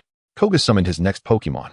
Name, Electrode. Gender, genderless. Level, 50, elite. Peak, type, electric. Ability, static. Friendship, 50 base stats, 490 potential, near champion moves, Thunderbolt, self-destruct, magnet rise, mirror coat, explosion. Electrode. Is it? It seems Koga is prepared to go all out. Liu Ye muttered quietly. Electrode, use magnet rise. Koga commanded. Rush in and use self-destruct. Koga continued with a series of commands. It appeared that Koga still harbored reservations, as he did not instruct Electrode to use the more powerful explosion. Tyranitar, summon a sandstorm. Then use protect. Liu Ye shouted. With a bang, Tyranitar remained unharmed, while Electrode was on the brink of collapse. Return, Electrode, Koga said, recalling Electrode. Here. This is your orange badge. Koga handed Liu Ye the orange badge. Thank you. Liu Ye expressed his gratitude before departing the Fuchsia Gym alongside Sharona. Once Liu Ye and Sharona had exited, the underling who had been interrupted earlier by Koga inquired, Boss, why did you just hit me? Indeed, the underling had nearly been sent flying by Koga's earlier action. Humph. Do you have any idea who that girl accompanying that kid is? Koga retorted with a cold snort. I don't know. The underling replied. I'll tell you. The girl who just walked in with that kid is the champion of the Sinnoh League, Sharona, Koga announced. Consider how intimate they seemed upon entering. They were clearly not just acquaintances. Someone with such close ties to the champion of the Sinnoh League cannot possibly be an ordinary person, Koga continued. If I hadn't interrupted you, you might not even know where you are right now. Koga admonished the underling. I see. Thank you for saving my life, boss. The underling nodded, suddenly enlightened and hurriedly expressing gratitude. From now on, keep your eyes peeled. Otherwise, you might end up in dire straits. Koga warned sagely. Yes, boss, rest assured I understand. The underling promptly assured him. A teachable child. Koga nodded with satisfaction. On the other side, after Liu Ye and Sharona exited the Withered Leaf Gym, they found themselves at a loss for where to go next. Just then, the system's notification chimed. Ding. Congratulations, host. For completing the sequential task, 3. Challenge the Withered Leaf Gym. Task completion rewards. For 1,000 points, 500, 000 Alliance coins, and a Mega Evolution Stone for Bangelis. Liu Ye accepted the rewards with enthusiasm. How about we head to the SSN? He suggested. However, Sharona lamented. But the SSN only departs from the Withered Leaf City port once a year, and that time has already passed. Noticing Sharona's lackluster spirit, Liu Ye proposed. How about we indulge in some ice cream? At the mention of ice cream, Sharona's eyes sparkled with excitement. Yes, let us go. Hurry, she exclaimed. Her previous disinterest completely forgotten as she eagerly pulled Liu Ye towards the ice cream shop. Later that night, after dining, the two returned to their hotel. Upon entering their room, Liu Ye swept Sharona off her feet and carried her into the bedroom. A night of silence ensued, the details of which are omitted. The following day, after packing, Liu Ye and Sharona departed from Withered Leaf City. They followed the route to the nearest city, Golden City. This bustling metropolis is a central hub in the Kanto region, strategically positioned among Hualan City, Yuhong City, Withered Leaf City, and Ziyuan Town. Golden City stands as the largest and most vibrant city in the Kanto region, renowned far and wide. The imposing headquarters of the Sylph Company dominates the city's center, accompanied by 2 gyms situated in the northeastern corner.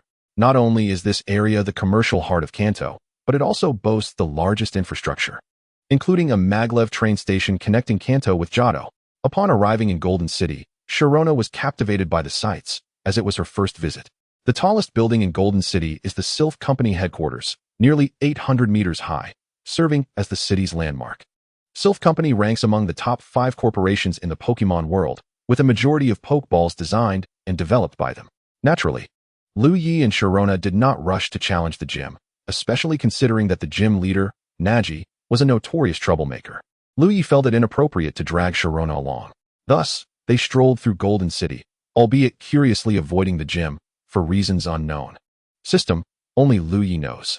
As they approached the vicinity of the Sylph Company, a sudden, thunderous explosion erupted from within, startling Liu Ye. Numerous individuals fled the building, prompting Liu Ye to seize one and inquire what happened inside. The frightened person stammered, Team Rocket has invaded the company's laboratory to steal data on Pokeballs. Upon hearing this, Sharona rushed towards the Sylph Company, only to be halted by Liu Ye. Don't go in there. It's too dangerous.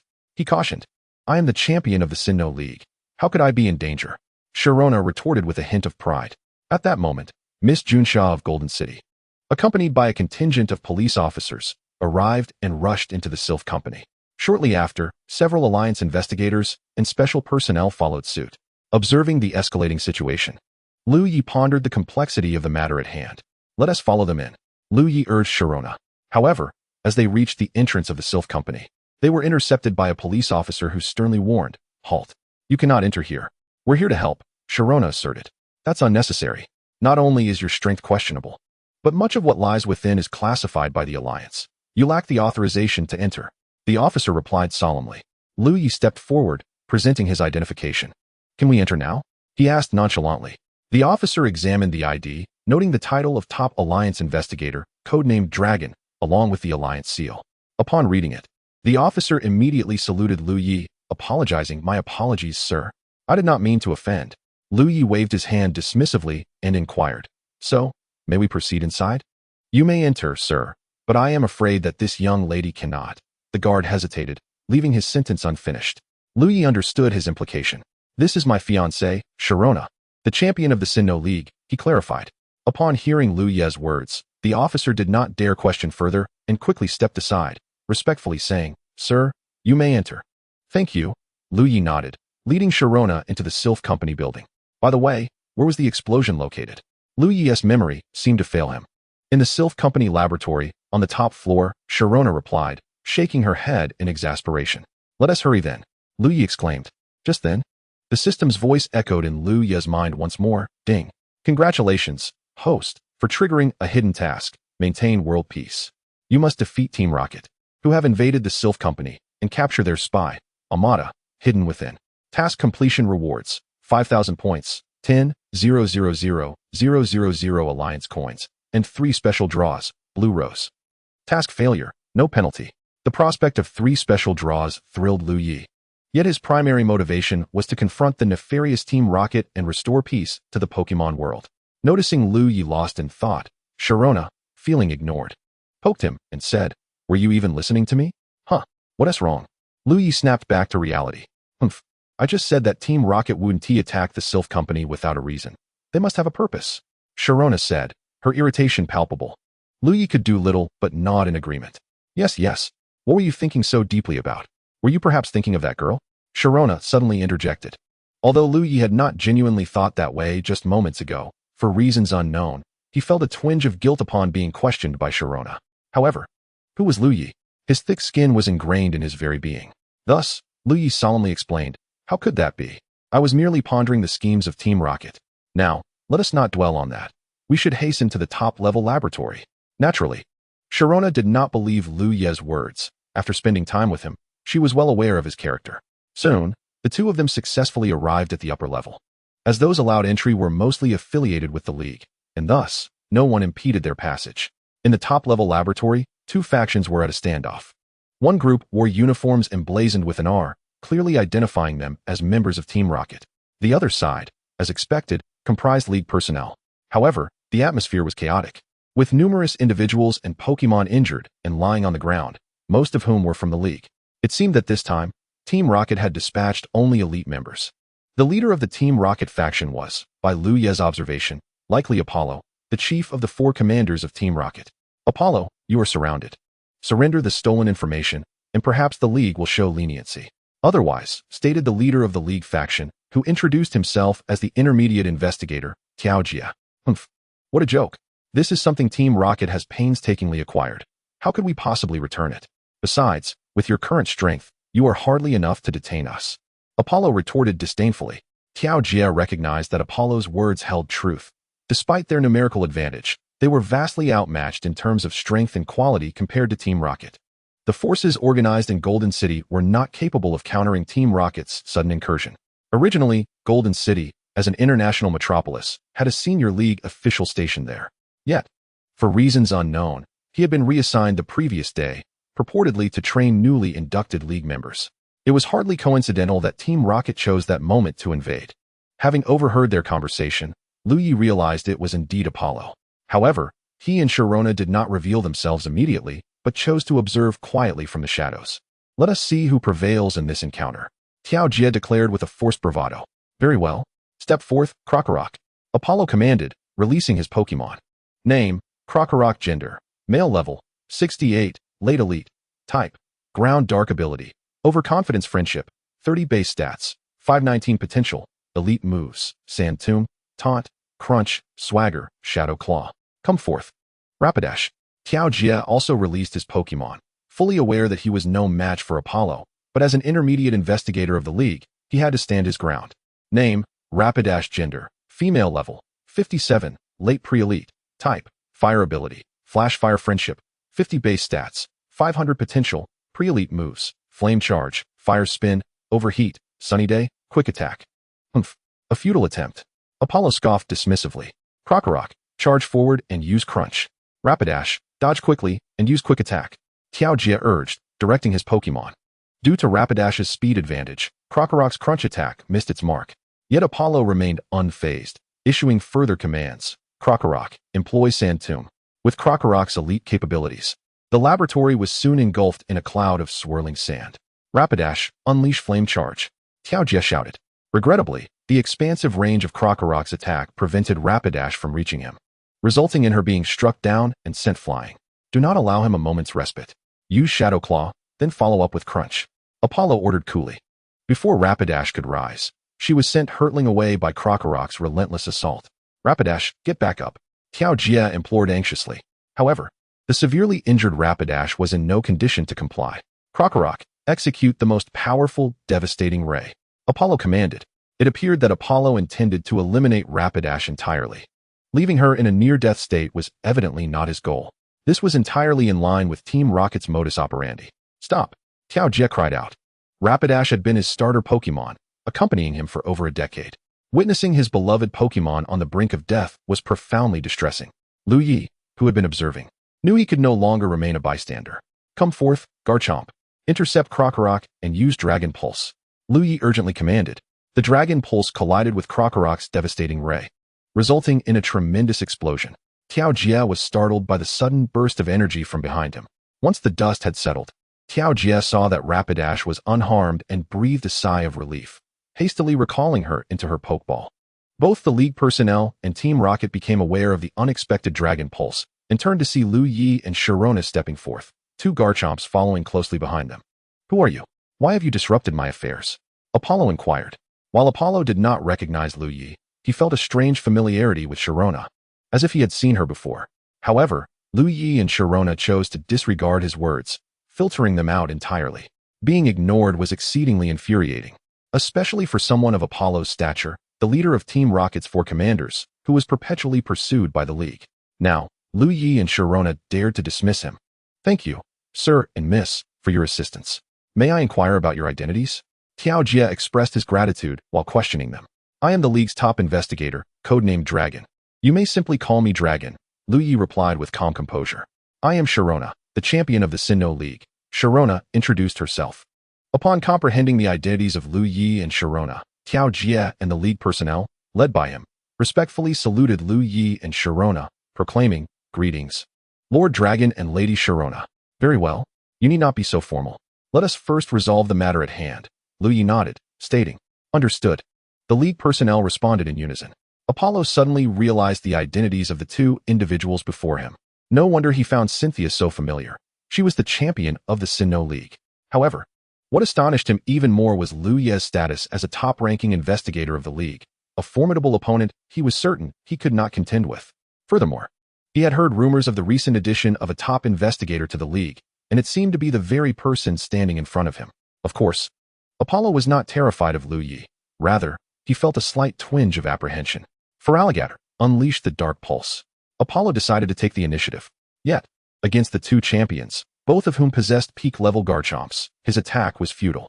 Liu Ye's Garchomp quickly responded with a Dragon Pulse, followed closely by Cynthia's Garchomp, which also executed a Dragon Pulse. Feraligatr was caught off guard and was sent flying, collapsing to the ground, its eyes swirling, clearly incapacitated. Liu Ye turned to face the elite members of Team Rocket, led by Apollo. How dare you attempt a sneak attack? If that's how you wish to play, then do not blame me for being merciless. None of you shall leave here today, Liu Ye declared with disdain. He then released his Bagon, now at level 79. On the brink of reaching champion status, Team Rocket responded by unleashing all their Pokémon, including Houndoom, Weezing, Arbok, Golem, and other classic villainous Pokémon. Bagon and Garchomp. Deal with them, and ensure they do not escape. Liu Ye commanded. Garchomp, you too. Cynthia ordered her own Garchomp to charge forward. With most of Team Rocket's Pokémon being merely of elite strength, how could they possibly contend with the 3 dragons of champion caliber? The battle swiftly turned in favor of Liu Ye and Cynthia, leaving Team Rocket utterly overwhelmed. Realizing the tide had turned, Apollo contemplated fleeing. However, Liu Ye had already set his sights on him. There was no way he would let him escape, especially since he needed to retrieve the stolen data. Planning to run? Have you consulted me about that? Liu Ye stated calmly, standing before Apollo. What do you want? Apollo demanded. Hand over the stolen data, and I shall let you leave. Liu Ye stated his intention. Why should I trust you? You are all lackeys of the League. Apollo retorted vehemently. Humph. You have no room to doubt me now. You have no other choice. Furthermore, my relationship with the League is merely one of cooperation. They do not dictate my actions. Liu Ye replied dismissively. Apollo understood he was no match for Liu Ye, but he could not be certain that Liu Ye's words were truthful. Noticing Apollo's hesitation, Liu Ye was not willing to waste time. Since you refuse, I shall take it myself. In that moment of distraction, Liu Ye discovered the stolen data was tucked away in Apollo's pocket. With a swift motion, he harnessed the power of Aura to extract the small USB drive from Apollo's trousers. What? Apollo exclaimed, instinctively checking his pocket, only to find it empty. Anger surged within him as he realized his efforts had been for naught. He feared returning to face the wrath of Giovanni, and whether he could even return unscathed was now in question. Chapter 52. Escape, Dr. Yama. What? Apollo exclaimed, instinctively checking his pocket, only to find it empty. Anger surged within him as he realized his efforts had been for naught. He feared returning to face the wrath of Giovanni, and whether he could even return unscathed was now in question. In Liu Ye's hand was the USB drive containing the data, and without hesitation, Apollo summoned Weezing. Come forth. Weezing. Use explosion. Name, Weezing. Gender, male level, 59, late elite. Type, poison ability. Levitate friendship, 30 base stats. For 90 potential, elite moves. Toxic gas, mud bomb. Explosion, last resort. Pursuit. Apollo's subtle maneuvers did not escape Liu Ye's keen eye. Come forth, Dragapult. Use protect to shield against Weezing's explosion. Liu Ye summoned Dragapult, which, having gained experience from the Pokemon world, had also reached level 79, nearing the peak of champion strength. As Dragapult emerged, prepared to voice its grievances about its infrequent appearances, it immediately complied with Liu Ye's command and executed Protect. Meanwhile, Apollo was not idle. He ordered Weezing to unleash its explosion, evidently attempting to create an opportunity to escape, and subsequently released Corviknight. Come forth, Corviknight. Take me away from here. Apollo commanded. Name, Corviknight. Gender, male level, 65, mid-elite. Type, steel flying ability. Keen eye friendship, 30 base stats. For 65 potential, elite moves. Pluck, Roost, Brave Bird, Light of Ruin. Metal sound. Apollo mounted Corviknight and escaped through the gaping hole blasted open in the laboratory, indifferent to the fate of the other elite members of Team Rocket, whom he deemed insufficiently skilled. There were plenty of such expendable elites within Team Rocket. Liu Ye allowed Dragapult to shield against Weezing's explosion, but did not hinder Apollo's escape. He silently observed as Apollo rode Corviknight away. Before long, the battle on the field drew to a close. With the aid of 3 champion-level quasi-divine Pokemon, the League side swiftly concluded the skirmish, overwhelming Team Rocket, with almost all members captured save for Apollo. Liu Ye's decision to let Apollo go did not escape Cynthia's notice, and she approached him, perplexed. Why did you just let Apollo go? He is the foremost general of Team Rocket. I did so intentionally, Liu Ye replied. Why? Shouldn't we have apprehended him and handed him over to the League? Cynthia questioned, bewildered. What good would that do? Even if we handed him over, given Team Rocket's capabilities, Apollo would merely be detained for a few days before easily returning to freedom, Liu Ye explained slowly. Cynthia, upon hearing Liu Ye's reasoning, found herself without a counterargument. As the champion of the Sinnoh League, she was acutely aware of the league's shortcomings, and although unfamiliar with the Johto League, she believed their practices were likely similar. Do not perceive the league as a bastion of virtue, nor the Rocket Team as an embodiment of malevolence. In their eyes, self-interest reigns supreme. And the most terrifying aspect often lies within human nature. By the way, I have just learned from the Boundary that, as a major metropolis, Golden City was once guarded by a top-tier investigator.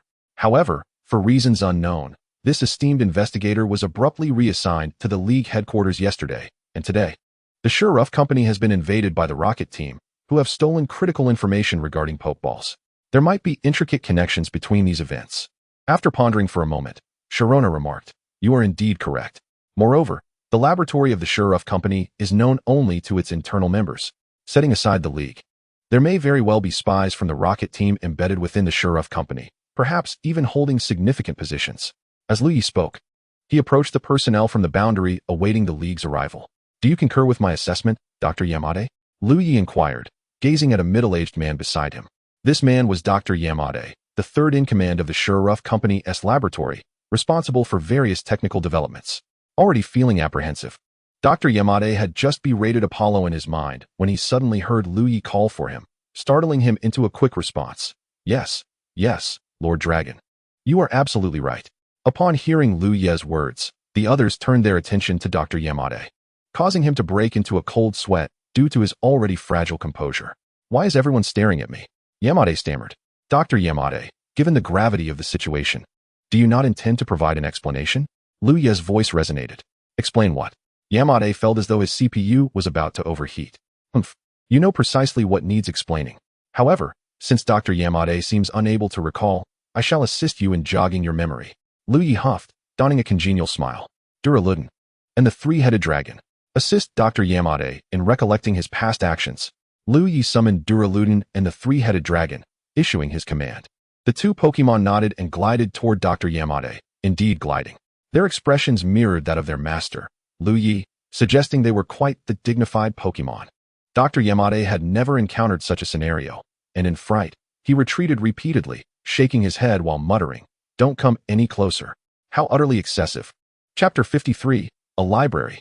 The two Pokemon bore expressions identical to that of their master, Liu Ye, affirming their serious demeanor. Dr. Yamade, overwhelmed by this spectacle, was terrified and stumbled backward, shaking his head while whispering, "Please, don't approach me." How outrageous. Dr. Yamade let out a wail. Duraludin and the three-headed dragon provided Dr. Yamade with an unforgettable experience. At this moment, Yamade's assistant, sensing the dire situation, attempted to discreetly slip away while everyone else was focused on Yamade. Yet, his furtive actions could not escape Liu Ye's keen observation. Just as he attempted to depart, a salamence appeared before him, roaring loudly. Roar! The assistant collapsed in terror. Other individuals soon noticed the commotion, prompting Liu Ye to approach and inquire. "Why did you intend to sneak away just now?" "And no, I wasn't," the assistant stubbornly replied. At that moment, a colleague from the Sure Company's laboratory recognized him and whispered, "Hey, isn't that the assistant to Dr. Yamade? He's usually inseparable from him. Perhaps he's involved in this too." Liu Ye overheard this remark, realizing that the situation was far more complex than he had initially anticipated. "Your name is Iku, correct?" Liu Ye asked. "Why, yes, Lord Dragon." Iku replied cautiously. "Now, answer my previous question." Liu Ye commanded firmly. "I was just going to the restroom," Iku stammered. Liu Ye was unconvinced by Iku's feeble excuse and stepped closer, adopting a friendly demeanor as he said, "Iku, you wouldn't want to find yourself facing the same fate as Dr. Yamade, would you?" Liu Ye gestured toward the corner where Dr. Yamade lay in distress. Upon witnessing Yamade's pitiful state, Iku trembled in fear and quickly exclaimed, "I'll tell you everything. I'll reveal everything." Hearing this, Liu Ye couldn't help but internally scoff. "I expected more backbone from you. I am a spy planted by the Rocket Team within the Sure Company." Tasked with acquiring vital information, Iku confessed. "And what is your connection to Dr. Yamade?" Liu Ye continued his inquiry. "Dr. Yamade was originally a staff member at the Sure Company laboratory. When I was reassigned to the laboratory, I resorted to threats to compel him to assist the Rocket Team," Iku explained. "Threats? What did you threaten him with?" Liu Ye asked, intrigued. Iku was about to respond when Dr. Yamade regained consciousness, hurriedly approaching Liu Ye and kneeling down, pleading, "Lord Dragon, please spare me. The Rocket Team has taken my family, my wife and children, and are coercing me to work for them. If I do not comply, my family will be in peril. I never intended to betray the company or the league. I was left with no choice. Upon finishing, Dr. Yamade broke into tears. Liu Ye, somewhat irritated by his weeping, quickly interjected, "Enough. Stop crying, or I shall have you relive the experience you just endured." Upon hearing this, Dr. Yamade vividly recalled his recent ordeal and immediately ceased his tears. As the connections between the two became apparent, the truth began to surface. Though your circumstances are indeed understandable, the League has its regulations. You have betrayed the company and the League, and that is a fact. Therefore, we must proceed according to the rules, Liu Ye stated, nodding. "Tiao Jie, come here." Liu Ye gestured for Tiao Jie to approach. "Sir." Tiao Jie saluted respectfully. "Since the investigation has come to a close, these two shall be entrusted to you. Please take them back for a thorough interrogation," Liu Ye instructed. He emphasized that his decision was not born from laziness or a desire to avoid trouble. Rather, it was his intention to assist, as he could not usurp the roles of professionals like Tiao Jie. "Understood," Tiao Jie acknowledged, then commanded his subordinates and the police, "You restrain these two and any other members of the rocket team, and take them back for interrogation and detention." He utterly disregarded Dr. Yamade's pleas for mercy. Dr. Yamade glared at Iku, simmering with frustration. Had it not been for this individual, he would not have found himself in such a predicament. Iku, in turn, found himself equally vexed by Dr. Yamade's presence. Nearby, Sharona murmured softly, overhearing their exchange. One library, a maid? What on earth? How peculiar." Liu Ye heard Sharona's words, and as a seasoned otaku in his previous life, he could not possibly be unaware of its meaning. Thus his expression turned grim. "You all handle it first. We shall take our leave." After bidding farewell, Liu Ye departed with Sharona. At that moment, having completed his task, the system's prompt echoed in his mind. Ding. "Congratulations, host, for completing the hidden mission, maintaining world peace. You have defeated Team Rocket invading the Shuruf Company building and captured their spy, a maid, concealed within the company. Task completion rewards, 5,000 points, 10,000,000 Alliance coins, and a special lottery, Blue Lady, X3. After claiming his rewards, Liu Ye did not hasten to partake in the lottery, but instead accompanied Sharona to Chili Xiang, the most renowned restaurant in Golden City, to indulge in a sumptuous feast as a form of self-reward. Following their meal, the duo returned to their hotel to rest. Having spent an entire day shopping and assisting the Alliance with the incident at Shuruf Company, naturally feeling a bit fatigued. In truth, Sharona wished to explore further, but Liu Ye was adamant in his refusal. It was certainly not due to his laziness, but rather because Sharona's gaze was fixated on an ice cream shop. And Liu Ye, considering her health, decided it was best to retire early. Liu Ye thought to himself, "Indeed, just as the author understands me." Upon returning to their room, Sharona remarked, "After a day of wandering and working up a sweat, I shall take a shower first." "Liu Ye, don't peek. Rest assured, I absolutely will not," Liu Ye assured her. Sharona nodded and entered the bathroom. As for Liu Ye, do not misunderstand. He is indeed a serious person. Like the author, he hastily opened the system, preparing to commence his special lottery, Blue Lady, which guaranteed a Tier 3 deity. Before him appeared the familiar grand wheel of fortune once more. Liu Ye opted for a triple draw without even glancing at the Pokemon displayed on the wheel and spun it. The wheel whirled rapidly, and soon the pointer halted on 3 segments. Ding. "Congratulations, host, you have obtained Tornadus X1, Thundurus X1, Landorus X1, the trio of deities from the Unova region." Liu Ye initially anticipated obtaining creatures akin to the 3 birds, 3 beasts, or 3 pillars of the gods, but was pleasantly surprised by the trio of deities from Unova. He silently pondered. Check the attributes of the trio of deities. Name, Tornadus, incarnate form. Gender, male. Is there any doubt about its gender? Level, 89, late Tier 3 deity. Type, flying. Ability, prankster, with resilience and determination. Friendship, 255-255. Base stats, 580. Potential, Tier 2 deity. Skills, Hurricane, Taunt, Air Slash, Dark Pulse, U-Turn. Name, Thundurus, incarnate form. Gender, male. Level, 89, late Tier 3 deity. Type, electric flying. Ability, prankster, with electric charge and tenacity. Friendship, 255-255. Base stats, 580. Potential, Tier 2 deity. Skills, Thunder Wave, Thunder, Focus Punch, Thunderbolt. Agility. Name, Landorus. Gender, male. Level, 90, peak Tier 3 deity. Type, ground flying. Ability, Sand Force. Friendship, 255-255. Base stats, 600. Potential, Tier 2 deity. Skills, Rock Slide, Fissure, Earthquake. Earth Power, Stone Edge. After reviewing the attributes of the trio of deities, Liu Ye felt quite satisfied. By the way, system, how many points do I have remaining? Liu Ye inquired. Host's remaining points, 9,000. 9,000. That is perfect for a tenfold draw to alleviate my astonishment. Since Sharona is currently showering, I shall indulge. Liu Ye contemplated. Ding. Congratulations, host, you have obtained 500,000 Alliance coins, 20 Darkrai fragments, 1 Fossil Pterodactyl Mega Evolution Stone, 10,000 Alliance coins, 2,000 Alliance coins, 500,000 Alliance coins, 1 Rare Candy, 1 Pokemon Beauty Energy Block Company, requires an agent for operation, 20 Darkrai fragments, and for the final draw. I hope for a legendary gold. Transformation Mirror X1, no side effects. Transformation Mirror? What is that? Liu Ye inquired curiously. He vaguely recalled that this item seemed to relate to the trio of deities.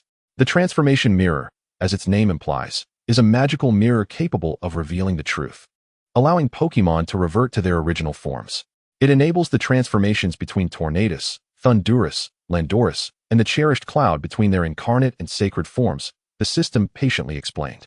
Liu Ye remembered having previously drawn 20 Darkrai fragments, and now with an additional 40, as Darkrai is a Tier 2 deity. He only needed to collect 40 more fragments to synthesize a Tier 2 deity. With this thought, Liu Ye's spirits soared. System, what exactly is this Pokemon Beauty Energy Block Company? Liu Ye continued to inquire. The Pokemon Beauty Energy Block Company primarily focuses on Pokemon Beauty and Energy Blocks, with technology derived from the system, offering superior taste and effects compared to current market options.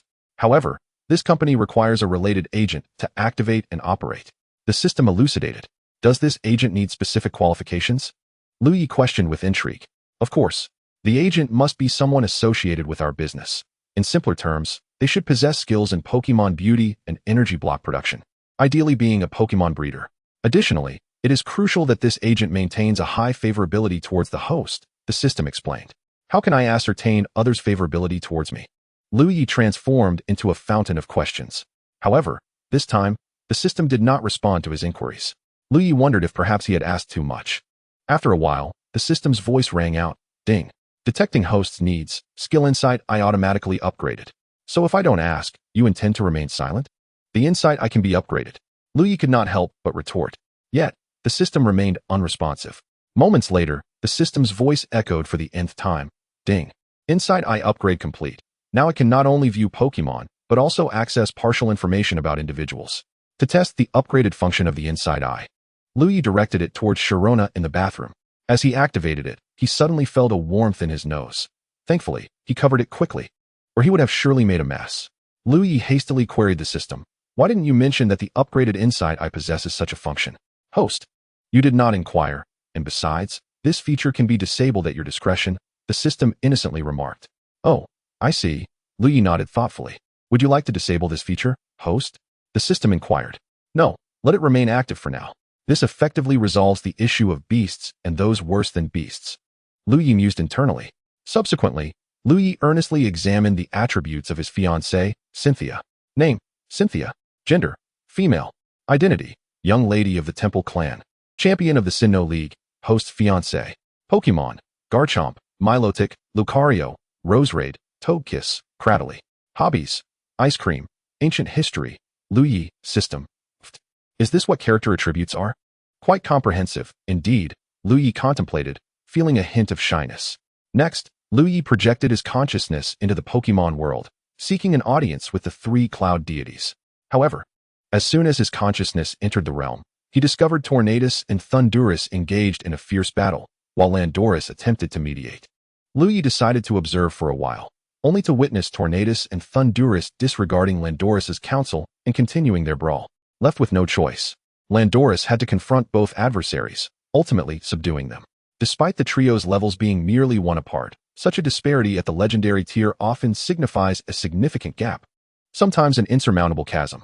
In truth, the dynamics between the 3 cloud deities bear resemblance to the Hoenn trio, with the shame of legendary Pokemon and Kyogre frequently finding themselves at odds, only to be quelled by the mighty Caterpie, reminiscent of a parent guiding wayward children. Chapter 55, Goldenrod Gym Nessa.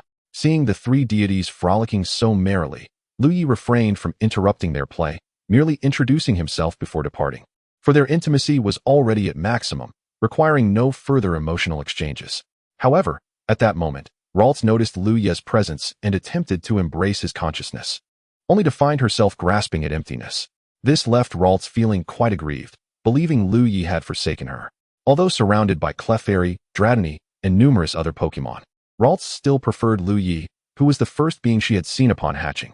She plopped down, pouting her little lips, and began to weep inconsolably, filling Liu Ye with an overwhelming sense of guilt. Returning to his consciousness, Liu Ye quickly retrieved Ralts's Pokeball and released her, but she seemed oblivious, continuing her fit of sobs. Feeling helpless, Liu Ye embraced Ralts, who, upon sensing his warmth, instantly transformed from sorrow to joy.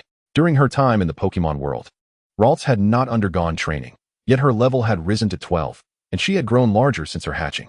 While Liu Ye was amusing Ralts, Cynthia emerged from the bathroom, wrapped in a towel.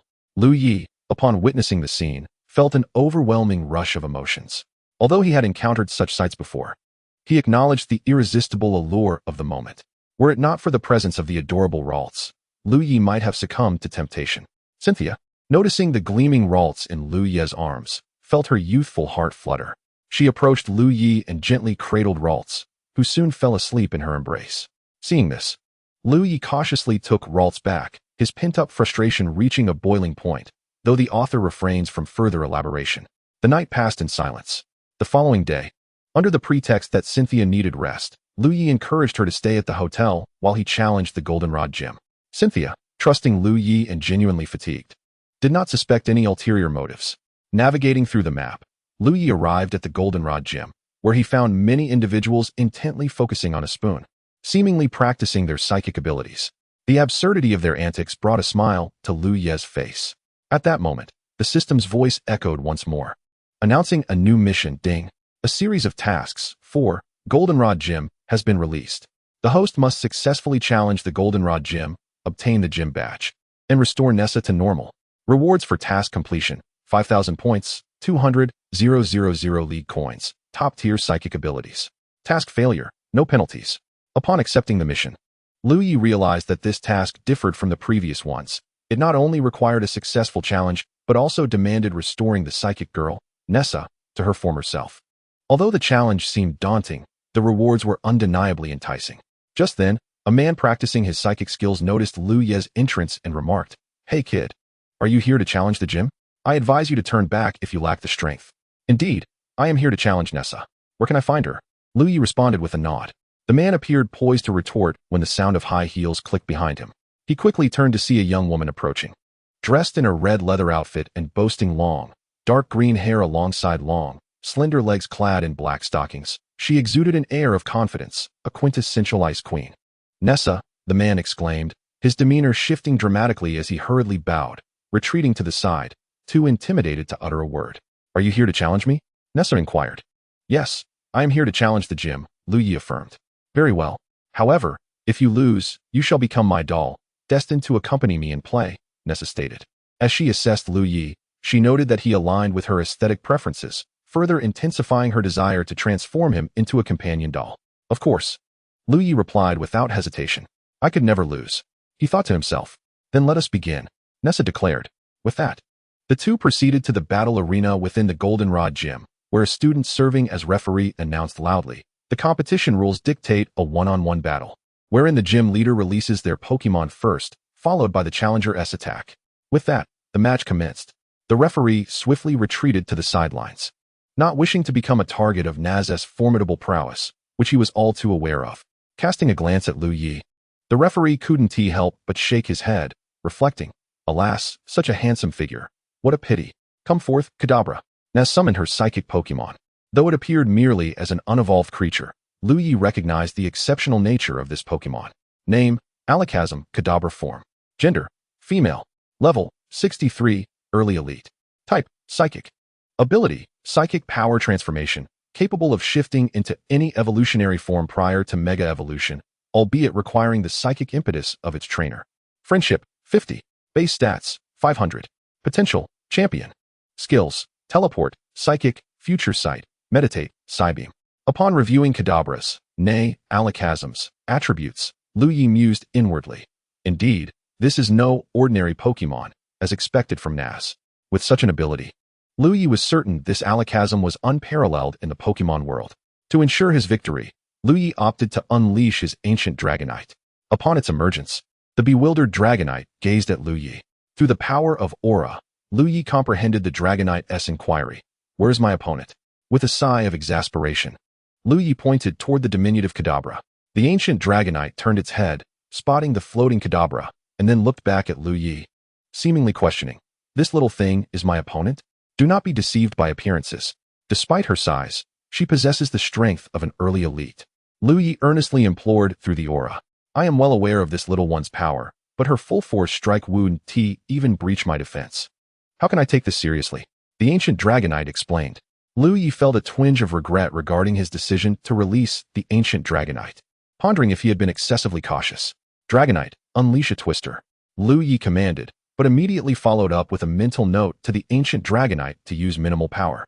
Naz, sensing the ancient Dragonite's strength as it was released, remained cautious. Kadabra, use teleport to evade, she instructed. Regrettably, even with minimal force, the ancient Dragonite's twister remained a considerable area attack, and its power was not to be underestimated. Thus, Kadabra, despite teleporting, would still be caught in the aftermath of the twister.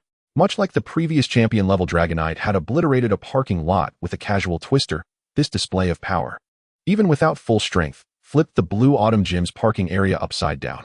Kadabra landed heavily on the ground, prompting an irate Naz to utilize her psychic powers to evolve Kadabra into Alakazam.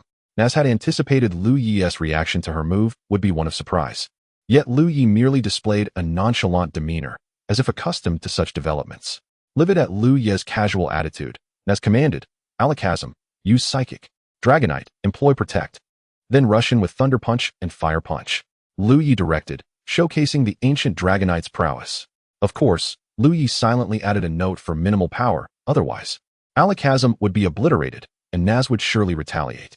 The ancient Dragonite used Protect to withstand Alakazam's Psychic, then swiftly closed the distance. Delivering a flurry of punches, Thunder Punch in its left hand, Fire Punch in its right, sending Alakazam flying once more. Subsequently, Naz unleashed her maximum psychic power to evolve Alakazam back into Kadabra, restoring its health to full as well. Kadabra, unleash your most potent psychic, Naz declared fiercely. Dragonite, use Dragon Rage, Liu Ye commanded. The two energies collided rapidly, and soon, Dragon Rage overwhelmed Kadabra's psychic. Caught off guard, Kadabra raised its spoons defensively. With a thunderous crash, Kadabra lay dazed on the ground, its eyes swirling, while the spoons lay shattered beside it. Fuming, Naz recalled Kadabra, intending to teach Liu Ye a lesson with her psychic powers. Naturally, Liu Ye would not allow Naz to have her way, retaliating with his aura. After a brief exchange, Liu Ye remarked, What's this? Are you flustered? I've emerged victorious. Where's my badge? If you want me to turn you into a doll to play with, I'll give you the badge, Naz retorted. Understanding Naz's intent to evade, Liu Ye approached her, planting a kiss on her pristine cheek. He understood that with a girl like her, one must be more unreasonable and assertive to gain the upper hand. His bold maneuver left the onlooking students, who were practicing their psychic abilities, utterly bewildered, pondering, it's over for him. How can he dare? Brave soul, come this time next year, and I shall witness your exploits. Naz, taken aback by Liu Ye's sudden advance, blushed crimson. Yet, her initial reaction was not one of fury, but of shyness. Even she was startled by her own response. Noticing her flushed cheeks, Liu Ye recognized that his gamble had paid off. Will you grant me the badge? He inquired once more. Will not, Naz replied, unable to meet his gaze, her voice barely above a whisper. Liu Ye leaned in again, brushing his lips against hers for a fleeting moment. Naz's already rosy cheeks deepened in hue, and she stammered. This sequence of events repeated several times until, at last, Naz relented, nodding her head and presenting the golden badge to Liu Ye. Meanwhile, the surrounding students were left in a state of utter astonishment, completely in awe of Liu Ye's audacity. Liu Ye looked at Naz, gently pinching her delicate face, and spoke in a soft tone. A smile suits you beautifully. As Naz heard Liu Ye's words, still dazed from the earlier encounter, she instinctively smiled. See, you look lovely when you smile. Don't keep that stern face. Smile more often, Liu Ye encouraged. Naz nodded, her face still flushed. As Naz's psychic energy returned to normal, The plush dolls beside her transformed into vivid, lifelike figures. Well, they were indeed real people. Aside from the challengers who had failed, there was also Naz's mother. Once the challengers regained their composure, they hastily scurried out of the golden gym. At that moment, a middle-aged man entered the golden pavilion, and Liu Ye recognized him as Naz's father. To be candid, the reason Naz had become the way she was now was somewhat linked to him. After Naz's mother returned to her normal state, she rushed to Naz and embraced her tightly. "Naz, I'm so sorry. It was my fault." She wept, offering her apologies. Naz was momentarily taken aback, lost in a haze of confusion. Who am I? Where am I? Where am I headed? Naz's father approached Liu Ye with a grateful expression, saying, "Thank you, young man. Without you, Naz might still be trapped in her own world. I feel terribly sorry for her." Liu Ye shook his head and explained, "It's nothing, sir. After all, I couldn't bear to see such a lovely girl like Naz turn into someone so cold and devoid of emotion." At that moment, Liu Ye found it peculiar that the system, which typically would announce the completion of his task, had remained silent this time. Could it be that this task was not as simple as he had imagined? "Since everything is fine now, I shall take my leave," Liu Ye pretended to say. He was confident that Naz and her parents would not let him depart so easily. At that moment, Liu Ye thought to himself, "Please, speak up and let me stay." As Liu Ye turned to leave, Naz and her parents simultaneously called out, "Wait." Hearing the voices of Naz's family brought a smile to Liu Ye's lips. He knew his gamble had paid off. He turned around, feigning confusion, and asked, "What is it?" Naz, her face flushed crimson, remained silent, her hands crossed bashfully. As for her father, he was a rough man, and out of pride, he found it difficult to articulate certain things. In a moment of desperation, it fell upon Naz's mother to inquire, "Young man, what is your name?" "Auntie, my name is Liu Ye." Liu Ye responded politely. "Can I call you Xiao Ye?" Naz's mother asked tentatively. "Of course, Auntie," Liu Ye replied. "Xiao Ye, you see, Naz has only just returned to her normal self today. Would you be able to take her out for a little shopping?" Naz's mother implored earnestly. "Well, Auntie, that may not be appropriate." Liu Ye feigned reluctance. "Besides, even if I agree, we should consult Naz to see if she is willing." However, before Liu Ye could finish his sentence, Naz interjected, "I agree." "What?" Liu Ye and Naz's parents exclaimed in astonishment, turning their attention to Naz. I agree," Naz mumbled shyly, her cheeks heating up under their scrutiny. "Since Naz has consented, Xiao Ye, please take her out for a while." Naz's mother insisted once more. Having reached this point, Liu Ye's objective was accomplished, and he agreed to take Naz out for a stroll. Thus, Naz was handed over to Liu Ye by her own parents. Liu Ye took Naz's hand, leading her out of the golden pavilion. At this moment, Naz's mind was still in a daze. She was unaware of being pulled out of the dojo. Liu Ye observed Naz, clad in her leather attire that exuded an air of aloofness and allure. While she looked striking, he believed that transforming Naz's personality should begin with her attire. After some observation, Liu Ye discerned that Naz only revealed her true self in front of him. Even in the presence of her own parents, she still harbored some resistance, particularly towards her father. Hence, she could not be deemed fully restored to normalcy, which might also explain why the system had not confirmed Liu Ye's task completion, he speculated. "Let us go. I'll take you to the mall in Golden City to buy you some clothes," Liu Ye declared. Upon hearing Liu Ye's words, Naz snapped out of her shyness and quickly replied, "Huh, buy clothes? But I already have plenty. Are those clothes similar to what you're wearing now?" Liu Ye inquired. Naz nodded yes. "Then that settles it. I'll buy you something different, more suitable for your age. Now let us go?" With that, Liu Ye decisively pulled Naz towards the mall, not allowing her a moment to consider. Naz was thus dragged into the mall, specifically to the clothing section. Upon their entrance, the staff members noticed Liu Ye and Naz and rushed over.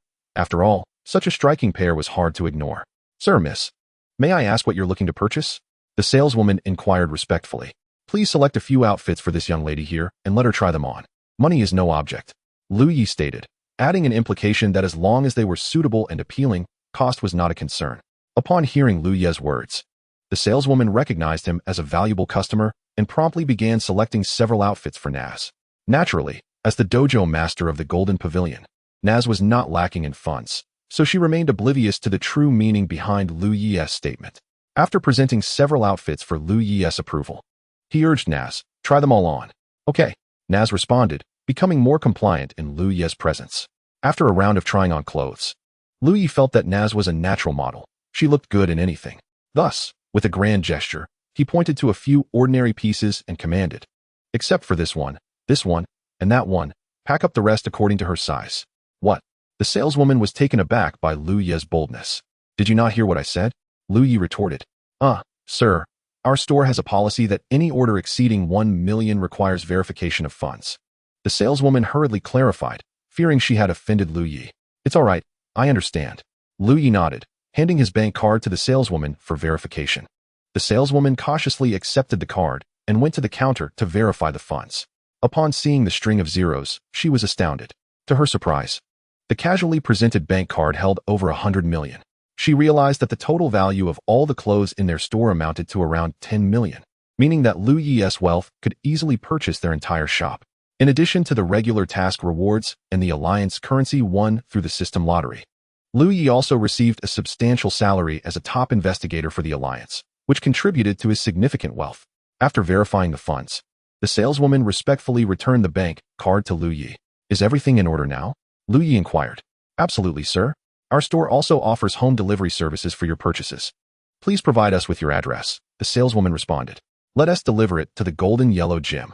Please list this young lady as the recipient. She is the esteemed gym leader, Nasha. Liu Ye replied nonchalantly, feeling relieved to avoid carrying such a burden of clothing himself. After all, the home delivery service seemed quite convenient. Very well, sir. Miss Nasha, your boyfriend treats you exceptionally well, the sales assistant remarked to Nasha. Upon hearing this, Nasha did not protest, but instead blushed shyly, offering a soft Observing her reaction, Liu Ye noted that this approach appeared promising. Perhaps today would witness Nasha's return to her former self. Chapter 58, Title? Cynthia is furious. Nasha's bashfulness upon the sales assistant's comment was palpable, and Liu Ye felt optimistic about the day's potential for her recovery. Afterward, he took Nasha to an amusement park, then to the cinema, and later shared a meal with her. Throughout the day, Nasha underwent a remarkable transformation, particularly at the amusement park, where she seemed to unleash her true nature. Exuding joy akin to that of a carefree child, Liu Ye did not rush to return her to the hotel, for Cynthia awaited him there. And the timing did not seem right. Moreover, he was not particularly desperate. After escorting Nasha back to the Golden Yellow Gym and handing her over to her parents, he proceeded towards his rented hotel. At that moment, the system's prompt chimed in. Ding. Congratulations, host. You have completed the chain task 4, Golden Yellow Gym. Successfully challenged the gym, acquired the gym badge, and aided Nasha in returning to normal. Task completion rewards, 5,000 points, 200,000 alliance coins, and a superpower, top tier. Upon claiming his rewards, Liu Ye decided to check his attribute panel, eager to review the spoils of his recent endeavors. As he had accumulated quite a lot and was beginning to lose track. System, display my attribute panel. Liu Ye intoned in his mind. Host, Liu Ye. Gender, male. Age, 20. Height, 185 centimeters. Appearance, 99. Stamina, 100. Normal human, 10. Title bonus included. Spirit, 500. Normal human, 10. Aura power and superpower bonuses factored in. Physique, super rookie. Abilities, superpower, top tier. Evergreen power, advanced. Aura power, advanced. Culinary skills, advanced. Driving, advanced. Occupation, God tier trainer, advanced breeder, with full energy cube recipe bonuses. Items, Dragon Tooth. Mega Evolution Stone for Salamence. Mega Evolution Stone for Garchomp. 100 System Pokeballs. 3 Rare Candies. Premium Fire Stone. Mega Evolution Stone for Tyranitar. Mysterious Water Droplet. 60 Darkrai Shards. Pokemon. Ancient Dragonite. Salamence. Garchomp. Hydreigon. Dragapult. Drakazalt. Aerodactyl. Charizard. Greninja. Tyranitar. Ralts. Latios. Latias. Tornadus. Thundurus. Landorus. Crystal Palace. Sakura. Iris. Peony. Cynthia. Identity. Top investigator of the Kanto League. Gym leader of the Cerulean Gym. Fiancé of Cynthia. Titles. Chosen One. That Guy. Guardian of the Water City. Dragon Master. Beast Tamer. Points. 8,000. After perusing his attribute panel, Liu Ye couldn't help but exclaim, "Ah, still so resplendent." He chuckled behind his hand. It's truly not my fault for being this exceptional. I find myself quite helpless. However, he noticed that this attribute panel seemed somewhat different from the previous one, and he naturally inquired, System, why is there an additional title on this attribute panel? This is a new feature added after the host drew Latias last time. It seems I neglected to inform you, and I sincerely apologize. The system responded. Apologize for what? I'm beginning to suspect you're merely a novice system. Liu Ye could not help but retort. Oh no, I've been discovered. The system muttered softly. What? Liu Ye felt as though he had caught wind of something significant during that fleeting moment. Nothing. Now, allow this system to introduce the title feature and the titles you currently possess. The system hastily shifted the topic. Liu Ye, intrigued by the system's words, unwittingly fell into its diversionary tactic and nodded, saying, "All right, then please proceed with the introduction." The system began to elucidate. The title feature activates upon the completion of certain achievements or tasks, akin to buff enhancements. The chosen one title indicates that the host is favored by the system, granting a luck bonus of 100. The That Guy title speaks for itself, providing a stamina boost of 50. The Guardian of the Water City title is awarded upon collecting both Latios and Latias, granting a simultaneous attribute increase of 10 when both are deployed. The Dragon Master title is bestowed upon gathering 6 champion-level Dragon-type semi-divine Pokemon, enhancing the attack power of the host Dragon-type Pokemon, both physical and special, by 10. The Beast Tamer title is acquired upon possessing a Divine Beast, granting an initial affinity bonus of 20. Ah, I see. Liu Ye nodded, realizing that the buffs from the titles were indeed formidable. The stamina boost of 50 alone was nearly overwhelming, and were it not for Arceus's existence, he might have felt invincible. Upon returning to the hotel, Liu Ye found Cynthia dining alone. Upon his arrival, she displayed a markedly cooler demeanor than before, greeting him with a curt, "You're back?" As Liu Ye stepped inside, he sensed an unusual chill permeating the room, causing him to shudder involuntarily. "Yes." Liu Ye nodded in acknowledgement. "Have you eaten? Care to join me?" Cynthia inquired. "I've already eaten." "No, I haven't eaten." Liu Ye quickly corrected himself, his mind racing to decipher what had caused Cynthia's discontent. In a rather ominous tone, Cynthia remarked, "If you haven't eaten, come over and eat. It's best to be well fed for the journey ahead." Liu Ye was taken aback by her words, stammering, "Nana, I haven't read much, so please don't frighten me." He felt an inkling that he might have an inkling of what had transpired. "Frighten you? Not at all. I never speak falsehoods," Cynthia replied, her expression softening. At that moment, Liu Ye could suddenly empathize with the sentiments of the hunters from Mount Moon and Dr. Amy from the Shiru Corporation Laboratory. What could have stirred such ire within Cynthia? To discover the unfolding events, stay tuned for the next chapter. Chapter 59, A Battlefield? Confession. Liu Ye found himself in a quandary, unable to eat or refrain from eating, caught in a state of indecision that felt unbearable. Cynthia's piercing gaze bore into him as she asked, "Aren't you going to say anything to me?" "Huh? Say what?" Liu Ye stammered, at a loss for words. Liu Ye pondered whether it was today that he and Naza had gone shopping, and that Sharona had discovered their outing. "Nana, did you go out today?" Liu Ye inquired cautiously. "No," Sharona shook her head.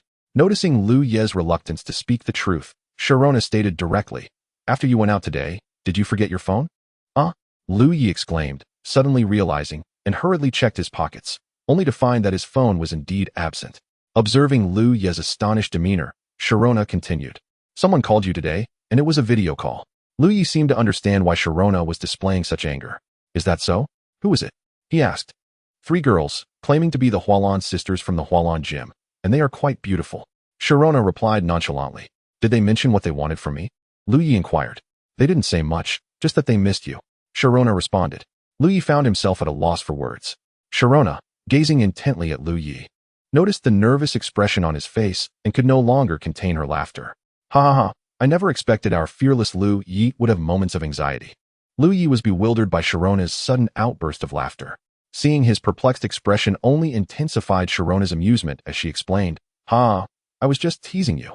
The Hualan sisters did call you, and we had a delightful conversation. I am aware they are your women, and while I may feel a tinge of jealousy, as long as you hold me in your heart, that's all that matters." Upon hearing this, Liu Ye suddenly recalled, this was the Pokemon world, where polygamy was permissible. Why should he feel anxious? Liu Ye felt a newfound confidence surge through him. Now, he understood that Sharona was not angry and was quite amicable with the Hualan sisters, which brought him immense joy. At this moment, Sharona added, "Let's consider this matter settled, but I have one condition." "Nana, whatever condition you have, feel free to state it." "I, Liu Ye, will agree to anything, be it 1, 10, 100, or even 1,000, Liu Ye proclaimed, embracing Sharona. "You said it. So I shall reluctantly propose 100 demands." Sharona replied with an air of certainty. Liu Ye's expression darkened upon realizing his earlier impulsiveness. Sharona, observing Liu Ye's reaction, burst into laughter once more, saying, "Ha ha, I was just joking." Liu Ye, now enlightened, responded, "All right, daring to tease me, are you? Prepare yourself." With that, he intended to impart an unforgettable lesson to Sharona. Suddenly, she stopped him, saying, I haven't stated my demands yet. Go ahead. Liu Ye nodded in agreement. You may have as many women as you wish, but you must always hold me dear, and I want to be the foremost in your heart. Furthermore, do not associate with unsavory characters, and do not conceal from me who my sisters are, Sharona articulated slowly. At this point, Liu Ye felt compelled to agree wholeheartedly, exclaiming, All right, no problem.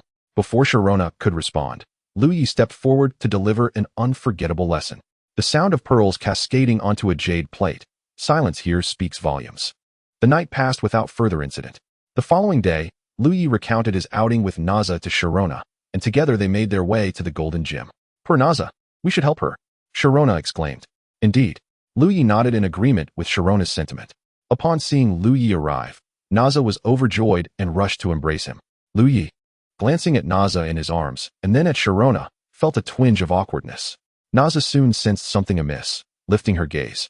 She noticed a strikingly beautiful woman standing beside Liu Ye. Sharona approached and greeted her. Hello, Naza. I am Liu Ye's fiancée, Sharona. Upon hearing Sharona declare herself as Liu Ye's fiancée, Naza's expression dimmed, revealing her disappointment. Nevertheless, she maintained her composure and greeted Sharona. Hello, Sister Sharona. I am Naza, a friend of Liu Ye. Liu Ye and Sharona both observed Naza's reaction, yet chose to remain silent. At that moment, Naza looked at Sharona and suddenly recalled something, asking, Wait, Sister Sharona, are you the champion of the Sinnoh League? Indeed, that's me, Sharona nodded in affirmation. Wow. Naza's expression darkened once more. Just then, Naza's parents emerged. Spotting Liu Ye with a remarkably beautiful girl, remarked, Xiao Yi, you've come. Who is this? Oh, uncle and auntie. Hello, my name is Sharona, Liu Ye's fiancée. Sharona interjected before Liu Ye could respond. Sharona, you are the champion of the Sinnoh region? Naza's parents exclaimed in astonishment. Liu Ye and Sharona nodded in unison. Naza's parents were taken aback, realizing Liu Ye was indeed exceptional. Who would have thought that the champion of the Sinnoh League was his fiancée? Naza's mother, observing her daughter's expression, understood what was on Naza's mind. She instructed Naza's father to engage in conversation with Liu Ye and Sharona, while she took Naza aside for a few words. The essence of her message was that happiness must be fought for, and if you like someone, pursue them. Liu Ye was unaware of what Naza's mother had said, but once Naza returned, her demeanor had transformed drastically. She was now entirely reliant on Liu Ye. Naza's mother said, Xiao Yi, let Sharona stay for dinner. I would love for you both to taste my cooking. Auntie, just call me Nana, Sharona replied. All right, Annie will call you Nana then. Naza's mother agreed. MHM, Sharona nodded. After dinner, Naza's mother addressed Liu Ye, saying, Xiao Yi, could you take Naza with you on a trip? Naza has rarely left the Golden Gym due to her special abilities, and her father and I have discussed it, hoping you can show her the world outside. Liu Ye did not respond immediately but turned to Sharona, then glanced at the hopeful Naza beside him. Sharona understood Liu Ye's concern. He feared she might object. I am not so petty, Sharona thought. Thus, she stepped forward, stating, Auntie, that is certainly no problem, and I actually quite like Sister Naza. It would be wonderful to have her accompany me. Thus, Naji joined Liu Ye's team, but Sharona's thoughts were misguided. The reason Liu Ye refrained from answering Naji's mother's inquiry and merely cast a glance at Sharona was purely to gauge her reaction. Even if Sharona's heart disagreed, she would undoubtedly acquiesce due to Naji's mother's request. After all, the lesson from last night was still fresh in Liu Ye's memory. The complexities of a woman's heart are as elusive as a needle in the ocean. The ancients did not deceive me, Liu Ye mused inwardly. Coupled with Sharona's misunderstanding, Liu Ye's maneuver could be aptly described as a strategy that achieved 3 objectives with a single action. To be prudent, Liu Ye inquired once more, Uncle, Aunt, what will happen to the Golden Gym if Naji departs? At that moment, Naji's father, who had not had much opportunity to speak, stepped forward and thumped his chest, declaring, Rest assured, young Yi, I am also a champion-level trainer. Overseeing the gym is certainly within my capabilities. Hearing this, Liu Ye felt a twinge of surprise. He had not anticipated that Naji's rather unassuming father was, in fact, a trainer of such high caliber. It became clear why both Naji and her mother were so strikingly beautiful. Evidently, this uncle possessed significant prowess. Sensing Liu Ye's skeptical gaze, Naji's father quickly retorted, What? Are you doubting me? No, how could I? Liu Ye hastily shook his head. Let me tell you, in my youth, I was quite the sight to behold. Known in the circles as the jade-faced white dragon who overshadowed the pear blossom. Before Naji's father could finish his boastful tale, Naji's mother, unable to endure any longer, utilized her psychic abilities to unceremoniously eject him from the conversation. Ah, finally some peace. Naji's mother sighed in relief. As a family of psychics, Naji's parents naturally possessed their own abilities, albeit of varying strengths. That evening, Liu Ye and Sharona, unable to resist the warm invitation from Naji's parents, decided to stay overnight at the Golden Gym. The Golden Gym could be regarded as the largest among the 8 prominent gyms in Kanto, and being in a cosmopolitan metropolis, it was indeed quite magnificent. The next morning, Liu Ye and Sharona bid farewell to Naji and her parents as they departed from the Golden Gym. Where shall we go next? Sharona inquired of Liu Ye. After a moment's contemplation, Liu Ye responded, now that Naji has joined us, and considering we have been traveling for some time, perhaps we should take a moment to relax. Sounds good. Sharona nodded in agreement. Naturally, Naji had no objections. To her, it mattered little where they went as long as Liu Ye was with them. I just checked, and the nearest tourist city to Golden City is Blue Plume City, a coastal destination. How about we head there? Liu Ye suggested. All right, no objections here. Sharona and Naji raised their hands in a show of approval, thus concluding the first Blue Plume City travel assembly with overwhelming consensus in favor of Liu Ye's proposal. Let us use Pokemon to fly there. It will expedite our journey, Sharona proposed. Liu Ye concurred, releasing his ancient Dragonite. By the way, Naji, do you have a flying-type Pokemon? If not, you can ride with me on Dragonite. Liu Ye inquired. I only have psychic-type Pokemon, and none of them can fly, Naji replied, her cheeks flushed. In truth, Naji possessed a mid-tier Metagross, which could indeed fly. But she would not pass up the chance to ride alongside Liu Ye, so she told a little white lie. Without further thought, Liu Ye said, then come aboard, Naji. He helped her onto Dragonite's back. At that moment, Liu Ye's gaze shifted to Sharona, who was watching him with a somewhat envious expression. Liu Ye quickly added, Sharona, you should join us too. But with 3 of us, it seems there isn't enough space on Dragonite's back. Sharona pointed out. Oh, is that your concern? That's easily remedied. Liu Ye waved his hand dismissively. Dragonite, increase your size. Liu Ye commanded. What followed was an astonishing sight for both Naji and Sharona. Dragonite indeed grew larger. Observing their astonishment, Liu Ye explained, my Dragonite is actually an ancient one, capable of freely altering its size. Its true form is comparable to that of the land deity Groudon from the Hoenn region. Ah, no wonder I felt an overwhelming aura when you released Dragonite. It was far stronger than my Garchomp, Sharona remarked, her expression shifting to one of understanding. Yes, Dragonite's power has now surpassed that of a champion. It is a quasi-divine being, Liu Ye stated. Such prowess, a quasi-divine Pokemon capable of surpassing the 3rd tier, is indeed rare. I wonder if my Garchomp can achieve such heights. Sharona expressed a hint of self-doubt. It certainly will, I assure you. Liu Ye replied confidently, having witnessed Garchomp's potential firsthand. Subsequently, the 3 of them mounted the ancient Dragonite and swiftly arrived at Blue Plume City. Dragonite truly was a marvel for travel, capable of circling the globe in approximately 16 hours. Upon landing near Blue Plume City, where flying Pokemon were prohibited, Liu Ye, despite his status allowing him to disregard such rules, preferred to maintain a low profile. As Liu Ye, Sharona, and Naji reached Blue Plume City, they intended to enjoy the seaside and bask in the sun. However, as they approached the shore, a crowd of people rushed towards them, shouting, help, run. A Pokemon is attacking the city. This scene felt eerily familiar to Liu Ye. Was this not an event meant to occur next year? Had his arrival sparked a butterfly effect? Liu Ye pondered, determined to uncover the truth. He quickly told Sharona and Naji, you two find a safe spot. I will investigate what is happening. We should go together. Sharona insisted. Naji, visibly concerned for Liu Ye, wholeheartedly supported Sharona's suggestion. Liu Ye shook his head, saying, do you not trust in my strength? Do not worry. Yet, deep down, he feared that if it were indeed that particular Pokemon, neither Sharona nor Naji would stand a chance. Oh, must I never get a moment's respite? Liu Ye lamented internally. At that moment, the system's voice echoed in Liu Ye's mind. Ding. Congratulations, host, you have triggered the hidden quest, resolve the crisis of Blue Plume City. The host must quell the Pokemon invasion and ensure the perpetrator faces appropriate consequences. Completion rewards, 1,000 points, 100,000 Alliance coins, 20 Darkrai shards. Failure will incur no penalties. Upon witnessing the system's reward, Liu Ye was suddenly infused with a renewed vigor. His legs no longer ached, his waist felt strong, and his heart, though it raced, was filled with exhilaration. In any case, all of Liu Ye's previous grievances were cast aside, leaving only 2 words resonating in his mind. Truly delightful. After briefing Sharona and Nashi, Liu Ye summoned his ancient Dragonite and swiftly soared towards the seaside. Upon arriving at the shore, Liu Ye observed from the sky a multitude of water-type Pokemon advancing towards the city, with the leader among them being precisely the creature he had been contemplating. System. Display its attribute panel. Liu Ye silently commanded. Name, Gigantic Toxicroak Jellyfish, mutated. Gender, male. Level, 83, initial stage of level 3 deity. Type, water poison. Ability, pure body. Friendship, 30. Base stats, 515. Potential, champion. Skills, water pulse, misfortune, mud wave, hydro pump, hyper beam. Evaluation, a mutated Toxicroak jellyfish that has absorbed pollutants. It has grown to an enormous size, surpassing the limits of its species' potential and becoming a level 3 deity. Recommended for capture. Having perused the attributes of the gigantic Toxicroak jellyfish, Liu Ye mused to himself.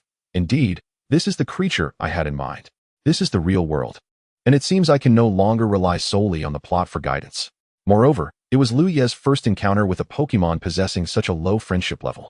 He suspected that the gigantic Toxicroak jellyfish harbored disdain not just for him, but for humanity as a whole. At that moment, the Alliance's reinforcements arrived. But they were utterly inadequate against the might of the gigantic Toxicroak jellyfish, a level 3 deity. Hence, the battle quickly evolved into a one-sided affair. Liu Ye spotted a hotel nearly 100 stories high, constructed in the ocean, albeit still under construction. This must be Granny Yin's hotel. The very catalyst for this Pokemon siege, Liu Ye thought. However, while the gigantic Toxicroak jellyfish attacked the city, Liu Ye refrained from intervening, merely observing from above. As the jellyfish unleashed a hyper beam upon the hotel, the under-construction structure could not withstand the full force of a level 3 deity's attack and began to teeter dangerously. Granny Yin, witnessing the destruction of her painstakingly built hotel before its grand opening, sank to the ground in tears. At that moment, with a thunderous crash, the hotel collapsed. Had others not swiftly pulled Granny Yin away, she might have met her demise alongside her establishment. Seeing this, Liu Ye understood it was time to take action. Commanding the ancient Dragonite to intercept the gigantic Toxicroak jellyfish. Ancient Dragonite, use Dragon Dive. Liu Ye ordered. Boom. The gigantic Toxicroak jellyfish was caught off guard, taking the full brunt of the Dragon Dive and being forced to retreat. Once steadied, the jellyfish retaliated with Hydro Pump. But the swiftness of the ancient Dragonite was beyond the reach of a mere artillery attack. Although both Pokemon were at the initial stage of level 3 deity and of the same level, the ancient Dragonite's base stats far surpassed those of the gigantic Toxicroak jellyfish. Consequently, the ensuing battle saw the jellyfish being thoroughly dominated by the ancient Dragonite, requiring minimal direction from Liu Ye, as the Dragonite single-handedly rendered the jellyfish unrecognizable, negating the need for Liu Ye to deploy a secondary deity. With the ancient Dragonite engaged, the Alliance gained a momentary respite. Recognizing the opportune moment when the gigantic Toxicroak jellyfish was temporarily incapacitated, Liu Ye commanded the Dragonite to cease its assault and, utilizing teleportation, instantly appeared atop the ancient Dragonite's back. Liu Ye initiated communication with the gigantic Toxicroak jellyfish through the power of aura, inquiring, "Why do you lead your kin to assault the city? Do you not understand that Pokemon and humans have traditionally maintained a non-aggression pact?" Liu Ye was aware that he was somewhat asking the obvious, but given the divergence in timelines, he felt it necessary to clarify. At that moment, Liu Ye noted that the gigantic Toxicroak jellyfish's favorability towards him had increased to 10, a rise of 40 points, likely due to the ancient Dragonite's victory over it. Liu Ye speculated. However, he remained cautious, recognizing that the jellyfish still bore a strong aversion, perhaps not only towards him, but towards all of humanity. Humph. The gigantic Toxicroak jellyfish snorted disdainfully, refusing to answer Liu Ye's question. Meanwhile, the Alliance personnel continued their clashes with the Water-type Pokemon. Chapter 62. Negotiation, Ice-type Champion Kona. Yet, Liu Ye pressed on. Gigantic Toxicroak jellyfish, allow your kin to retreat. You may voice your grievances directly to me. In my capacity, I believe I hold some sway in this matter. Why should I trust you? You humans are all deceitful. The gigantic Toxicroak jellyfish retorted angrily, unfazed by the jellyfish's vitriol. Liu Ye calmly countered. Because your only option now is to trust me. There are no alternatives. Do you believe your kin can outmatch the Alliance? Or can you outmatch me? The gigantic Toxicroak jellyfish yearned to argue, but it was acutely aware that its only path lay in placing its faith in Liu Ye. After all, this human appeared formidable enough not to deceive it. Very well, I shall trust you, human. Should you lie, I will ensure you pay dearly with your life. The gigantic Toxicroak jellyfish threatened ominously. Rest assured, I have no intentions of deceiving a Pokemon such as yourself, Liu Ye replied. Upon hearing Liu Ye's assurance, the gigantic Toxicroak jellyfish issued a command, instructing all its kin to cease their attacks and retreat into the sea. Observing the water-type Pokemon's withdrawal, the Alliance refrained from pursuing them, opting instead to assist the injured. The gigantic Toxicroak jellyfish continued. The reason for our assault on Blue Plume City is that humans have ravaged our habitat, forcing us to flee from here. The construction of that hotel has severely disrupted our home. Initially, it was merely a minor inconvenience, but as time passed, the situation worsened. We endured, hoping for human understanding. But to our dismay, humans proved to be insatiably greedy, encroaching further and further. Since our home has been destroyed by humanity, we shall not allow you to thrive. Liu Ye nodded in understanding, responding, I see. At that moment, a helicopter descended, and a tall, elegant woman emerged. The mayor of Blue Plume City, upon seeing her, brightened and hurried over, respectfully stating, Champion Kona, I am the mayor of Blue Plume City, and I represent the entire city in expressing our gratitude for your timely assistance.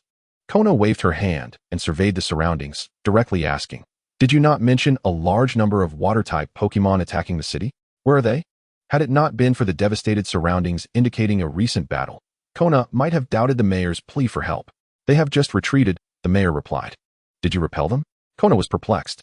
The report indicated a plethora of water-type Pokemon, yet Blue Plume City was merely a mid-tier city thriving on tourism, with its most formidable trainer being, at best, a quasi-champion. It was implausible that they could repel a wave of Pokemon led by one of such potential strength, possibly even champion level. However, there was indeed a mysterious individual who had vanquished the leading Pokemon and compelled the water types to retreat, as the mayor of Blue Plume City candidly stated. So, where is this person now? Kona inquired. It seems he is negotiating with that enormous Tentacruel, right over there? The mayor gestured towards Liu Ye and the colossal Tentacruel. Kona turned and beheld Liu Ye conversing with the enormous Tentacruel.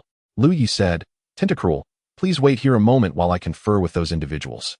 Rest assured, the majority of humans are benevolent. What you've encountered is merely a minority. The Tentacruel nodded, expressing its trust in Liu Ye. Following their recent exchange, the Tentacruel's affinity towards Liu Ye had risen to 40, achieving a standard level of rapport. Liu Ye descended on the back of his ancient Dragonite, rejoining Kona and the others. At that moment, Cynthia and Nessa suddenly approached from a distance, each wrapping an arm around Liu Ye in unison, exclaiming, Thank goodness. You're safe. Feeling the warmth of their concern, Liu Ye reassured them, Of course I am unharmed. Just look at who I am. How could anything happen to me? At that juncture, Kona and the other members of the league approached, with Kona speaking first. Hello, sir. Thank you for averting this Pokemon siege. Liu Ye recognized Kona, the Ice-type champion, largely due to the captivating presence of the two women beside him, making it nearly impossible to overlook her. Kona, slightly flustered by Liu Ye's gaze, endeavored to maintain her composure. Cynthia and Nessa noticed Liu Ye's intense focus on Kona and exchanged glances, deciding it was futile to compare themselves. They then reached for Liu Ye's waist and playfully twisted it, prompting a yelp from him. Kona, now noticing the two women beside Liu Ye, scrutinized them closely and found them strikingly familiar, as if she had seen them before. Suddenly, she recalled, addressing Cynthia and Nessa, You are Miss Cynthia, the champion of Sinnoh. And you are Miss Nessa, the gym leader of the Gold Leaf Gym. They nodded in affirmation of their identities. And who might you be, sir? Kona inquired, realizing that this man must possess a noteworthy status to elicit such familiarity from two women of such high standing. I am Liu Ye. You should have heard of me. Champion Kona. Liu Ye introduced himself. Liu Ye, could it be that you are the newly appointed top investigator of the league, Dragon? Kona exclaimed in astonishment. Indeed, that is I, Liu Ye affirmed. As one of the 4 champions of the Kanto League, Kona was well aware of the recent addition of a top investigator reputed for his formidable prowess. Having never seen his photograph, she had imagined him to be an elderly gentleman, perhaps in his 40s or 50s, at the very least of similar age to the likes of a Dodrio. However, she was utterly taken aback to discover that this top investigator was so remarkably youthful, appearing to be just over 20. Yet, being a seasoned individual in a position of authority, Kona quickly regained her composure and continued her inquiry. So, Liu Ye, were you just conversing with the enormous Tentacruel? Yes. I possess the powers of the spirit of Tokiwa and Aura to communicate with Pokemon, enabling me to comprehend their intentions, Liu Ye replied. Moreover, Kona, you may simply call me by my name. There is no need for any honorifics. I do not place importance on such things. Liu Ye added. All right. Then I shall address you as Liu Ye directly. Do not accuse me of disrespecting my superior, Kona said, her demeanor displaying a rare hint of playfulness, a stark contrast to her usual cold and distant disposition. Thus, Liu Ye proceeded to elucidate the reasons behind the Tentacruel's assault on the city. The Tentacruel led the water-type Pokemon to attack because some of you, driven by self-interest, constructed hotels that destroyed their habitats. Imagine if someone demolished your home, leaving you with nowhere to live. Would you not retaliate? Liu Ye explained. Indeed. Kona nodded thoughtfully. So, who is the instigator of this situation? She further inquired. Instead of responding directly, Liu Ye turned his gaze towards the mayor of Blue Plume City, prompting Kona to follow suit. The mayor, sensing the attention of the two prominent figures upon him, was struck with panic, his legs giving way as he knelt in supplication, proclaiming, I am sorry. Esteemed dragon and champion Kona, I acted out of momentary folly. What transpired, mayor of Blue Plume City? Speak clearly, if there is even a hint of deceit. Kona warned with a cold huff. The mayor, a naturally timid individual, was utterly cowed in the presence of one of the four champions, with no courage to retort. It was Elder Silver who sought to build a large hotel at Ocean Center. She offered me a substantial reward to facilitate her plans. I thought this hotel might boost Blue Plume City's GDP, so I acquiesced, the mayor hastily explained. Liu Ye scoffed from the side, remarking, huh? So it was merely a case of greed, all dressed up in high ideals. Kona, recognizing the mayor's attempts at self-justification, commanded her companions. Arrest the mayor of Blue Plume City and bring him back to the League for questioning. Also apprehend Elder Silver. The principal culprits behind Blue Plume City's plight are these two. Let the League pass judgment upon them. Understood. Without heeding the mayor's pleas for mercy, the League members seized him and dragged him away. I was wrong, spare my life, echoed the mayor's voice as it faded into the distance. At that moment, Liu Ye stated, please arrange for the swift demolition of the seaside hotel. Certainly. Kona nodded in agreement. Although the Tentacruel's destructive beam had struck the hotel, it had not been completely obliterated, necessitating manual dismantling. Having said this, Liu Ye once again teleported onto the back of his ancient Dragonite, soaring towards the enormous Tentacruel. Tentacruel, I have ensured that those responsible for the destruction of your home have faced appropriate consequences, which you surely witnessed just now, Liu Ye conveyed. Human, you are indeed a man of your word. The Tentacruel acknowledged, nodding its vast head. However, although the hotel will soon be demolished, your home has already been ravaged. It will take a considerable amount of time to restore it. In the meantime, where will you reside? Liu Ye inquired. At that moment, a vague yet promising idea materialized in Liu Ye's mind. He concluded that he could only lead his kin away from this ocean to seek survival in other waters. The colossal toxic stinger jellyfish responded, in fact, I know of an excellent place, perfectly suited for you and your people to thrive, and I assure you, no other humans will disturb your peace. Liu Ye paused as he spoke. However, the immense jellyfish seemed intrigued by the location Liu Ye mentioned. But you and your kin must submit to me. Liu Ye retorted. What? Human, are you attempting to deceive me? The gigantic jellyfish seethed with rage. How could that be? That realm belongs solely to me. Only the spirits I subjugate can reside within it. The advantages of that world are numerous, and you will understand upon your arrival. Once I have claimed you, I will not restrict your freedom. You may rest assured, Liu Ye asserted with conviction. Seeing that Liu Ye did not appear to be lying and acknowledging his formidable strength, the colossal jellyfish contemplated. Very well, human, I choose to trust you.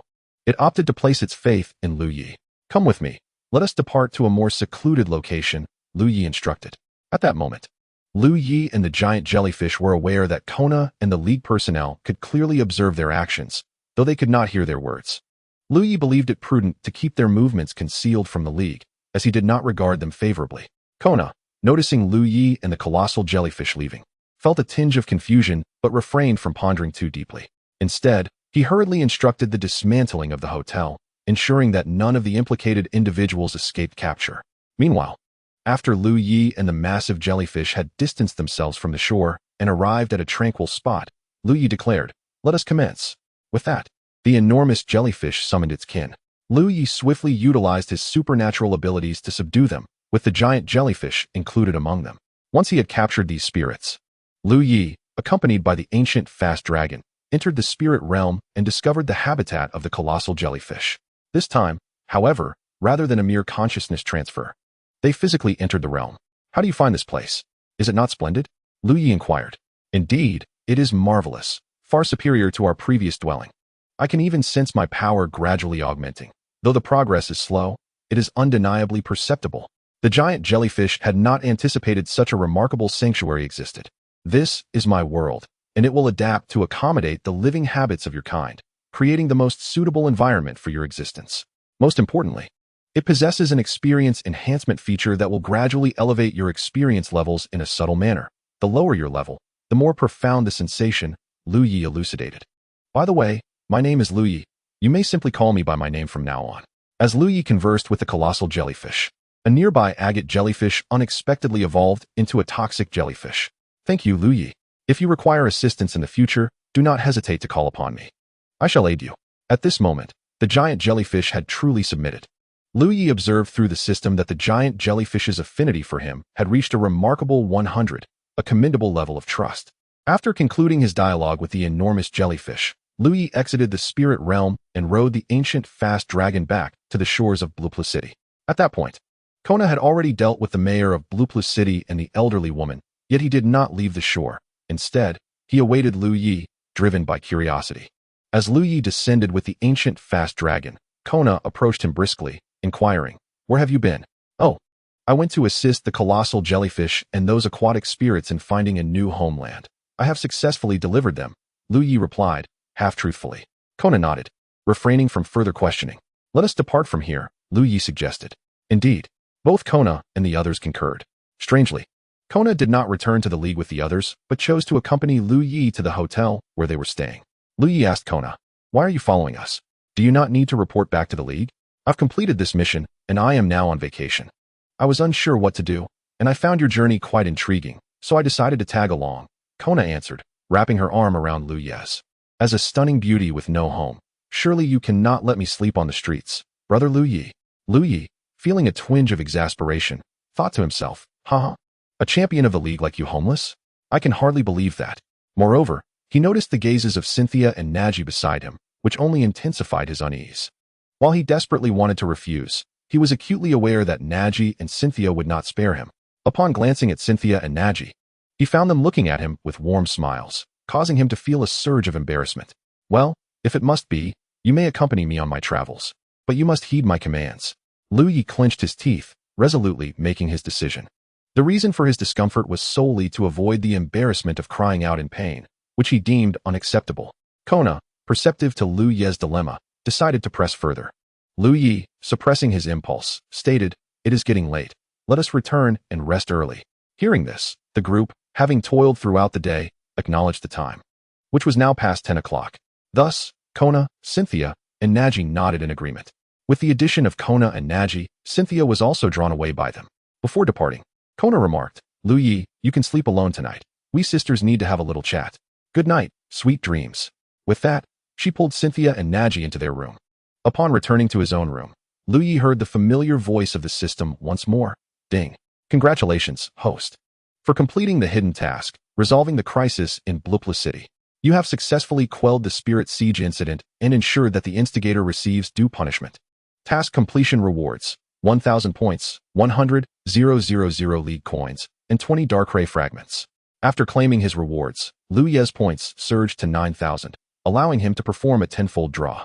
Without hesitation, he exclaimed, "Draw, draw, draw." The grand will reappeared, and with a flourish of his hand, it spun rapidly. Ding.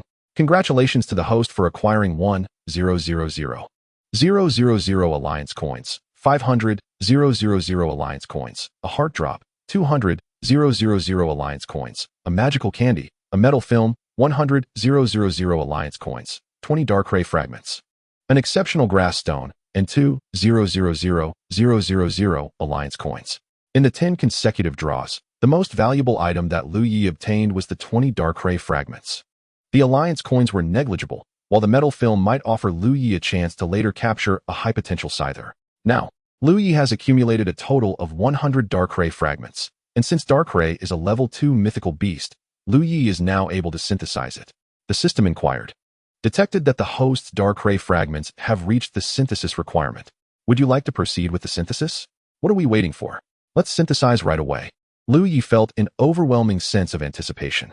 He perceived a flash of white light before him, and soon, a dark ray, exuding a formidable aura, materialized in Liu Ye's room. System: check Darkray's attributes. Name: Darkray, mythical beast. Gender: genderless, often considered as the male counterpart of Cresselia. Level: 99, late stage level 2 mythical. Type: dark. Ability: bad dreams. Friendship: 255-255. Base stats: 600.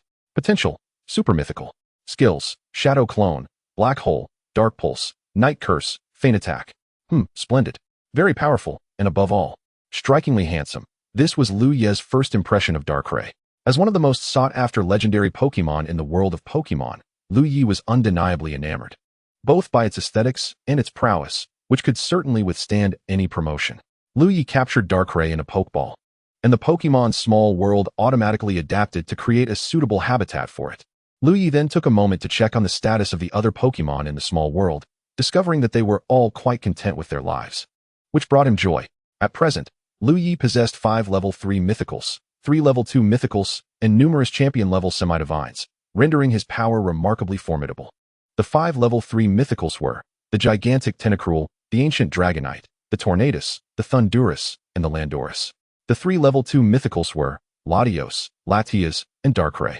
The champion-level semi-divines included Salamence, Garchomp, Dragapult, and Hydreigon. As for the Elite Four, we shall not delve into that for now.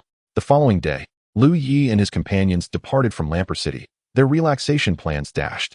Their next destination was the Young Girl's Gorge, where there resided a ghostly Jengar, over 1,000 years old and capable of speech, which piqued Liu Ye's interest. Chapter 65, Summer Festival and Temple Fair. The next day, Liu Ye and his companions left Lamper City, their plans for leisure thwarted. Their next stop was the Young Girl's Gorge, known for its legendary ghostly Jengar, which had been around for over a millennium and could speak. Liu Ye felt somewhat drawn to it. As they set off in the afternoon, they arrived at the gorge just as dusk approached. Upon reaching the Young Girl's Gorge, they found it bustling with vibrant decorations, creating a lively atmosphere. Cynthia, curious about the commotion, inquired of a passerby, "Hello, why is it so lively here today? You aren't locals, are you?"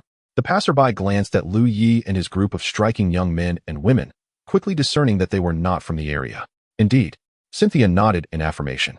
"Oh, tomorrow is our annual festival in the Young Girl's Gorge, celebrating the devoted maiden." The passerby replied, "Well, I must be off to help." With that, the passerby hurried away. "A maiden? What does that mean?" Cynthia expressed her confusion, while Nia displayed a puzzled expression as well. Although Nia was a local from Kanto, she was largely unaware of events beyond her home, as she had rarely ventured outside. Only Kona, as an Elite Four member, had a faint understanding but was not well versed in the details. Consequently, the three women turned their gazes toward Liu Ye, as if he possessed all the answers. Feeling increasingly flustered under their scrutiny, Liu Ye thought to himself, "You don't truly believe I know everything, do you? Apologies, but I might actually have some insight." After pondering for a moment, he explained, "The Young Girl's Gorge features a unique stone statue known as the Maiden Rock. The legend dates back over 2,000 years, telling of a maiden who awaited her lover, who had gone off to war. She waited endlessly by the sea, and ultimately transformed into this statue. Every summer, as the season draws to a close, a summer festival is held at the port of Young Girl's Gorge, attracting travelers from all corners. Thus, the locals become quite busy during this time. The festival showcases rare paintings preserved in the Maiden Shrine, which have been passed down for over 2,000 years. And the festivities continue until the end of the Ghost Festival, culminating in a grand dance event on the final night." "Wow, Liu Ye, you truly are well informed," Kona praised. "Of course, just look at who I am," Liu Ye replied, unabashedly confident. In truth, there was another detail Liu Ye had refrained from sharing. There existed a mischievous Jengar that liked to play tricks, masquerading as the maiden's ghost to frighten people. It would emerge during the Ghost Festival to remind everyone of the legend, ensuring it was not forgotten. Of course, this knowledge was gleaned from an animated series in Liu Ye's previous life, and he was unsure of the specifics. Liu Ye suggested, "Since the festival is tomorrow night, let us find a place to rest for now." It seemed as though he was eager to leave the area. The three women naturally agreed with Liu Ye's proposal, nodding in unison. In truth, Liu Ye's eagerness to depart stemmed from an uncomfortable sensation he felt since arriving at the Young Girl's Gorge. He couldn't shake the feeling that he was being watched, yet when he turned to seek the source, he found nothing amiss. Even his attempts to sense with his aura yielded no results. Initially, he suspected it might be the ancient Jengar, but after a thorough scan, he found no trace of it. This was the first time Liu Ye had experienced such a sensation, leading him to doubt his own perceptions. Fortunately, the feeling soon dissipated. Otherwise, he would have been unable to enjoy the festival the following day. As dusk approached, Liu Ye and his companions found a hotel to rest for the night. They exchanged no words during the night. The next day, Liu Ye noticed that Cynthia, Nia, and Kona appeared particularly excited, all adorned in lovely dresses. With Nia even wearing the outfit Liu Ye had previously bought for her. Curious, Liu Ye inquired, "What is the occasion? Why are you all so cheerful and elegantly dressed?" "Today is the festival," Kona replied enthusiastically. Sharona and Naji nodded, conveying their excitement. In the afternoon, Liu Ye accompanied several girls to a dock, the venue for the summer festival fair. Along a street meticulously dedicated to the festival, people adorned in splendid garments strolled about, each face illuminated by joyful smiles. Vendors called out to customers, and the most anticipated attractions of the festival were undoubtedly the food stalls and marketplaces. To Liu Ye's astonishment, the number of ice cream stands here was simply overwhelming. Glancing at the now absent Sharona, he displayed an expression of utter dismay. Before the ice cream stand, Sharona nibbled on her finger, murmuring to herself, "Which flavor is more delectable, milk or chocolate? Oh, the vanilla seems delightful too, and that mango flavor looks utterly scrumptious." Sharona hesitated in front of the ice cream stand. Observing her adorable demeanor, Liu Ye couldn't help but reflect. If only the fans and admirers of Sharona from the Sinnoh region could see this, they'd surely be beside themselves. Kona expressed surprise at Sharona's behavior, astonished to discover this charming side of the Sinnoh League champion. "Has Sharona always been like this?" he inquired of Naji. "I'm not sure," Naji replied, shaking her head in uncertainty, equally taken aback. Liu Ye interjected, "No, Sharona only behaves this way in the presence of ice cream. I refer to it as ice cream choice phobia." However, Liu Ye did not allow Sharona to deliberate for too long, as the memory of the previous incident at the Golden City ice cream shop was still fresh in his mind. He had sworn never to let such a situation recur. Though no significant loss would occur, it was undeniably embarrassing, and to assert that embarrassment only affected others was a notion Liu Ye could not abide, given his esteemed status. Thus, Liu Ye stepped forward to Sharona's side and declared, "Boss, one of each. Milk, chocolate, mango, and vanilla, please." Upon hearing Liu Ye's words, Sharona's eyes sparkled with delight as she exclaimed, "Wow, Liu Ye, are these all for me?"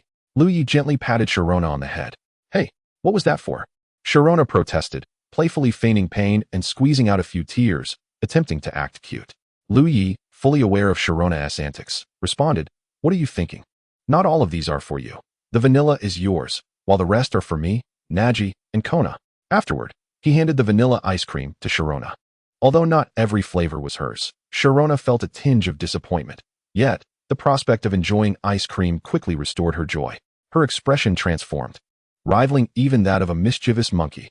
Next, Liu Ye passed the milk-flavored ice cream to Naji, the chocolate to Kona, and kept the mango flavor for himself. Liu Ye had always had a penchant for mangoes, relishing their exquisite taste. The group then meandered through the fair, with Liu Ye purchasing various trinkets for Sharona, Naji, and Kona, bracelets, necklaces, earrings, and, of course, an abundance of snacks. He had never noticed before, but it became apparent that Sharona and her companions were quite the food enthusiasts. As the quartet continued their exploration, night descended, and Liu Ye pondered whether Gui's would appear that evening. Occasionally, he sensed a gaze lingering upon him. At that moment, Liu Ye and the three girls wandered aimlessly through the festival grounds when an elderly voice called out from behind, "Excuse me, may I have a moment?" Turning to look, they beheld a wrinkled, white-haired old woman. "Is there something you need?" Sharona instinctively inquired. Liu Ye remained silent, possessing the aura. He could see through any deceit or trickery. Thus, he instantly recognized her as Gui's, the talking ghost from the original tale, whom he intended to capture. This ghost not only possessed the ability to speak, but could also manipulate hypnotic powers to influence human brainwaves, creating illusions. As it stood, everyone except Liu Ye was ensnared by Gui's hypnosis, rendering her appearance as that of a feeble old woman. Even Naji, endowed with extraordinary abilities, perceived the ghost as merely an elderly lady. System, check Gui's attributes. Liu Ye, intrigued, sought to learn more. Name, Gui's, mutated enhancement, gender, male level, 80, champion peak, type, ghost poison ability, levitate affection, 70 base stats, 320, mutated enhancement, potential, level 3 god skills, hypnosis, nightshade, shadow ball, dark pulse, dream eater held item, everstone evaluation, a Guise that has lived for over 1,000 years, mutated to not only speak, but also to possess extensive knowledge of humanity. Due to carrying an Everstone, it has never evolved. Removing the Everstone would cause it to immediately evolve into Genghis. Before Liu Ye could speak, the old woman approached him, observing closely, and softly inquired, "Young man, your relationship with these young ladies seems rather special. Indeed, they are all my wives," Liu Ye proclaimed proudly. Upon hearing his words, Naji and Kona's faces flushed crimson, while strangely, neither objected. Guise was taken aback by Liu Ye's declaration, unable to suppress a thumbs up in admiration. "Impressive. Tell me, am I not remarkable, Mr. Guise?" Liu Ye boldly exposed Guise. What did you say? Guise? Isn't Guise a spirit?" Guise stammered, caught off guard by Liu Ye's sudden revelation. "Stop pretending, Guise. Your hypnosis doesn't work on me," Liu Ye stated calmly. "Well, since I've been exposed, I might as well save myself the trouble of weaving more lies." Guise replied nonchalantly. With that, Guise released the hypnosis on Sharona and the others, though he refrained from affecting anyone else, as he preferred to remain discreet. Sharona and the others were startled by Guise's sudden revelation. Kona queried, "Wasn't there an old woman just here? How did she transform into Guise?" "That old woman was Guise in disguise. You all fell under his hypnosis just now," Liu Ye explained. At that moment, Guise suddenly appeared before Naji, grinning broadly, and greeted, "Hello there, young lady." Naji remained silent, responding instead with a swift psychic attack that sent Guise flying. Guise let out a cry, mumbling as he did so. "Have today's young girls become so formidable?" Liu Ye abruptly pulled Ghost over and declared, "All right, Ghost, cease your antics. Very well, allow me to regale you with a tale." Ghost acquiesced. "Follow me." Liu Ye, without a hint of suspicion, trailed behind Ghost, with Sharona and her companions closely following. Before long, the group arrived at their destination. They stood atop the dock, where the moonlit sea shimmered, the waves crashing rhythmically, accompanied by a symphony of ocean sounds. A human-shaped rock loomed some 10 meters away at the dockside, its surface marred by the passage of time, bearing numerous scars. From this vantage point, the figure's features were blurred and indistinct, the girl seemingly engaged in a gesture of supplication that tugged at the heartstrings. An aura of sorrowful yearning enveloped the statue, leaving an indelible impression on anyone who gazed upon it. As Liu Ye approached the statue, his emotions deepened, and the ache within him intensified. Ghost halted and proclaimed, "Now, allow me to narrate the story of the girl. 2,000 years ago, there was a maiden, innocent and kind, beautiful and gracious, who was to wed one day. Yet, on the eve of her nuptials, the man was conscripted to war, departing this small town by ship. Before his departure, he promised to return." Chapter 67, Wanling. A joyous occasion. 2,000 years ago, there was a girl named Wanling, innocent, kind, and strikingly beautiful, poised to marry. However, on the eve of her wedding, the man was drafted into battle and sailed away from their quaint town. Before leaving, he vowed to return. The girl never forgot his promise, waiting for 5 years, 10 years, 20 years, 50 years, an entire lifetime. She waited in vain, for the man never returned. Ghost continued to recount the maiden's tale, and for reasons unknown, Liu Ye found the pain in his heart inexplicably deepening upon hearing Ghost's words. The anguish compelled Liu Ye to cry out, startling Sharona and her companions, who rushed to his side. "Liu Ye, what is the matter? Are you unwell? Please, don't frighten me," Sharona inquired anxiously. Both Naji and Kaina regarded Liu Ye with concern. Only Ghost, lingering behind the group, wore a contemplative expression, seemingly pondering something. At that moment, a voice echoed in Liu Ye's mind, restoring a semblance of clarity. "Ding! Congratulations, host, for completing the hidden achievement, the girl's story. Uncovering the tale of the maiden and her statue. Task completion rewards. Sealed memory X1, 2,000 points. Life gem X1, original, unrelated to Arceus." Soon, Liu Ye received the sealed memory, which was precisely the recollections of his previous life. The torment in his heart began to alleviate. He realized that he had once been the maiden's husband. It became clear why he had felt a pang of nostalgia upon arriving at Maiden Gorge, particularly intensifying as he approached the statue. Liu Ye also understood the sensation of being watched yesterday and who had been observing him. Gradually standing, he shook his head and reassured, "I'm fine, there's no need to worry." At this juncture, Ghost floated before Liu Ye and remarked, "It appears you grasp everything." Liu Ye nodded in acknowledgement, responding, "Indeed. I recall now. I am the man who never fulfilled his promise." The trio of Sharona gasped in unison, bewildered. "What on earth is happening?" Kaina inquired, perplexed. Liu Ye did not hasten to answer her question, but instead asked Ghost, "Is she still alive?" Ghost nodded, then shook his head, replying, "She passed away 2,000 years ago." Ghost paused, fixating his large eyes on Liu Ye, seemingly anticipating a display of anguish. However, Liu Ye maintained a calm demeanor. At that moment, a crow flew overhead, cawing loudly, creating an awkward silence. Observing this, Ghost felt compelled to continue. To be precise, her physical form has indeed perished, yet her soul remains sealed within that statue. Is there any way to resurrect her? Liu Ye pressed, convinced that the life gem awarded by the system held significance. Indeed, only the life gem can restore her, but it has been lost for many years. Before Ghost could finish, his gaze fixated on the green gemstone Liu Ye had just revealed. Is that the life gem? Indeed. Liu Ye confirmed with a nod. Where did you obtain it? Ghost inquired curiously. Liu Ye disregarded Ghost's question, retorting, how does one utilize the life gem? Ghost, feeling slighted by Liu Ye's indifference, nonetheless replied, simply bring the life gem close to the statue. Liu Ye complied, approaching the maiden's statue with the life gem in hand. The green life energy within the gem visibly surged toward the statue. Before long, the energy was entirely absorbed, and the statue began to transform, becoming increasingly lifelike. Upon closer inspection, her features were exquisitely refined, her expression imbued with deep longing. Despite the tempest raging behind her, her countenance remained sorrowful yet hopeful. Ultimately, the maiden gradually transformed into a living being, her first act upon resurrection being to embrace Liu Ye, exclaiming, "I've missed you so much." Liu Ye, without hesitation, returned her embrace, murmuring, "I'm sorry, I have returned." At the sound of Liu Ye's words, tears cascaded down the maiden's cheeks. Sharona, Naji, and Kaina silently observed the tender reunion, tears streaming from their own eyes. In that moment, they comprehended the profound story shared between Liu Ye and the maiden Wanling. Sharona felt no jealousy. Rather, she was filled with heartfelt blessings for them. Subsequently, Liu Ye introduced Wanling to the trio, stating, "Allow me to present Wanling." Liu Ye hesitated, unsure of how to introduce her. Sharona nodded, saying, "We are already aware. There is no need for further introduction. Sister Wanling, we shall be good friends from now on."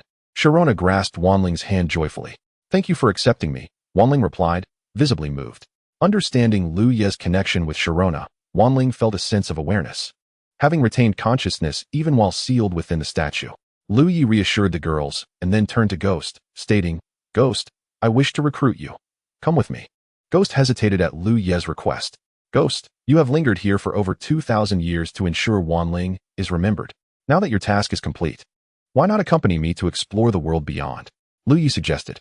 Jengar resolved to make a decision and said, "Very well." Upon hearing Jengar's agreement, Liu Ye produced a Pokeball and captured Jengar within, only to release him again immediately.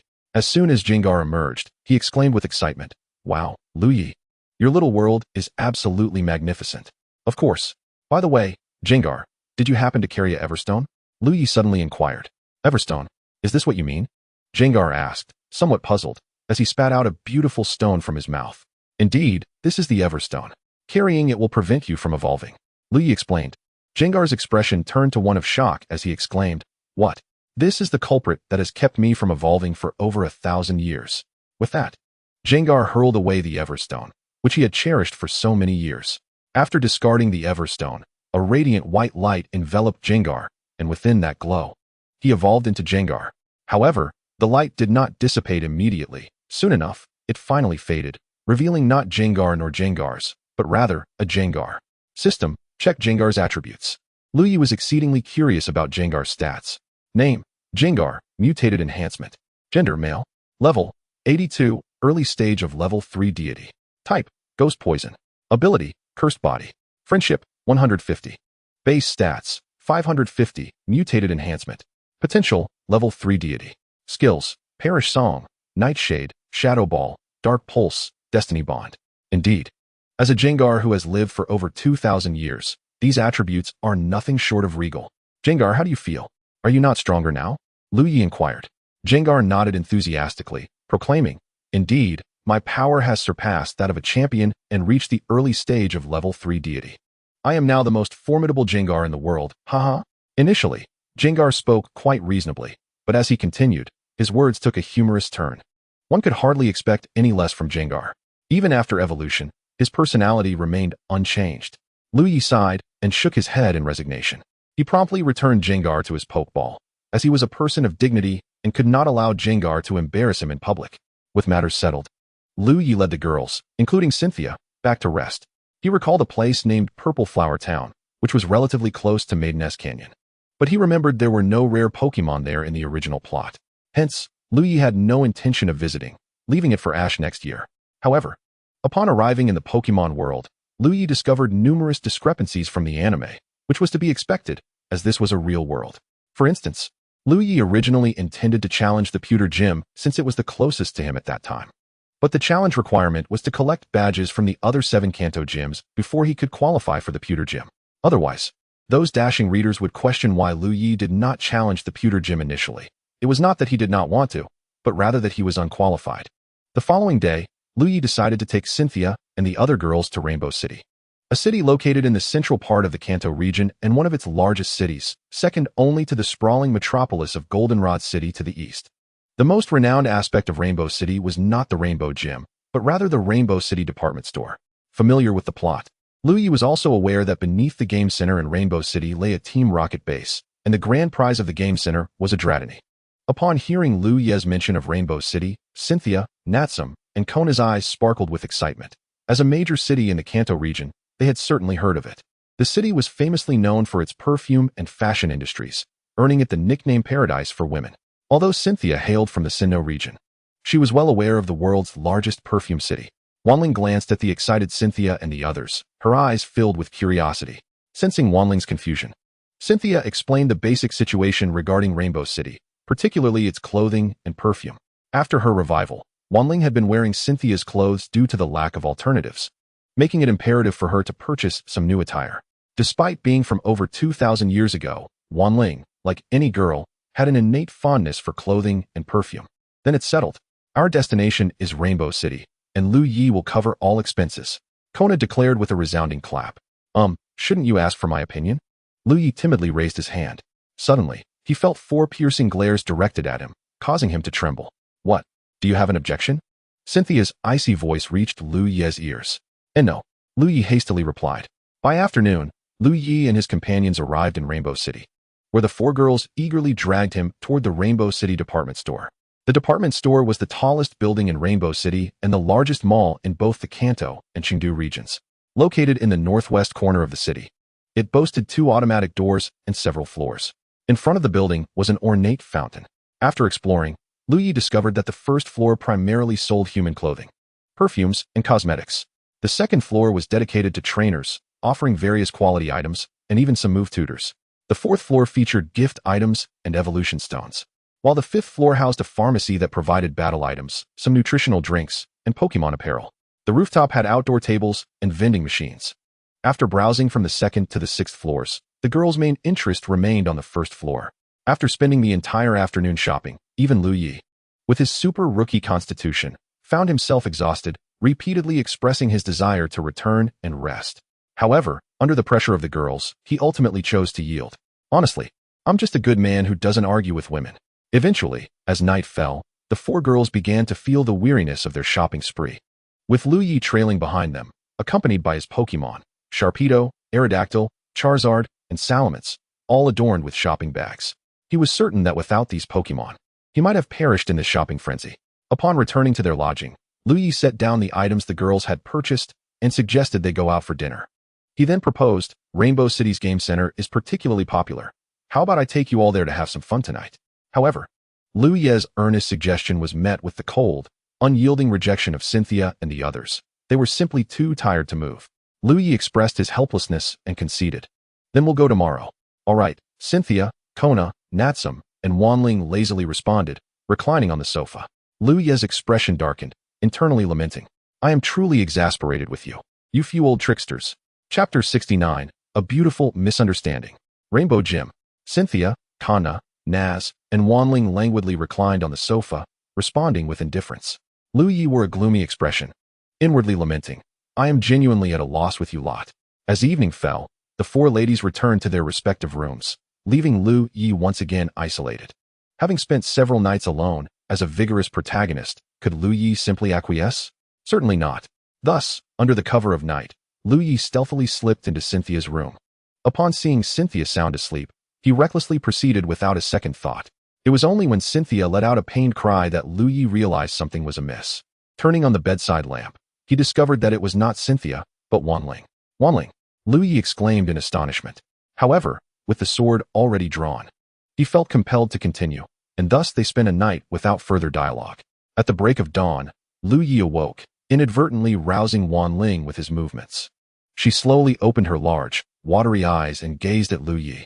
Noticing that Wanling had also awakened, Liu Ye began, "I'm sorry, Wanling, I..." But before he could finish, Wanling interrupted, saying, "It's all right, Liu Ye. I volunteered.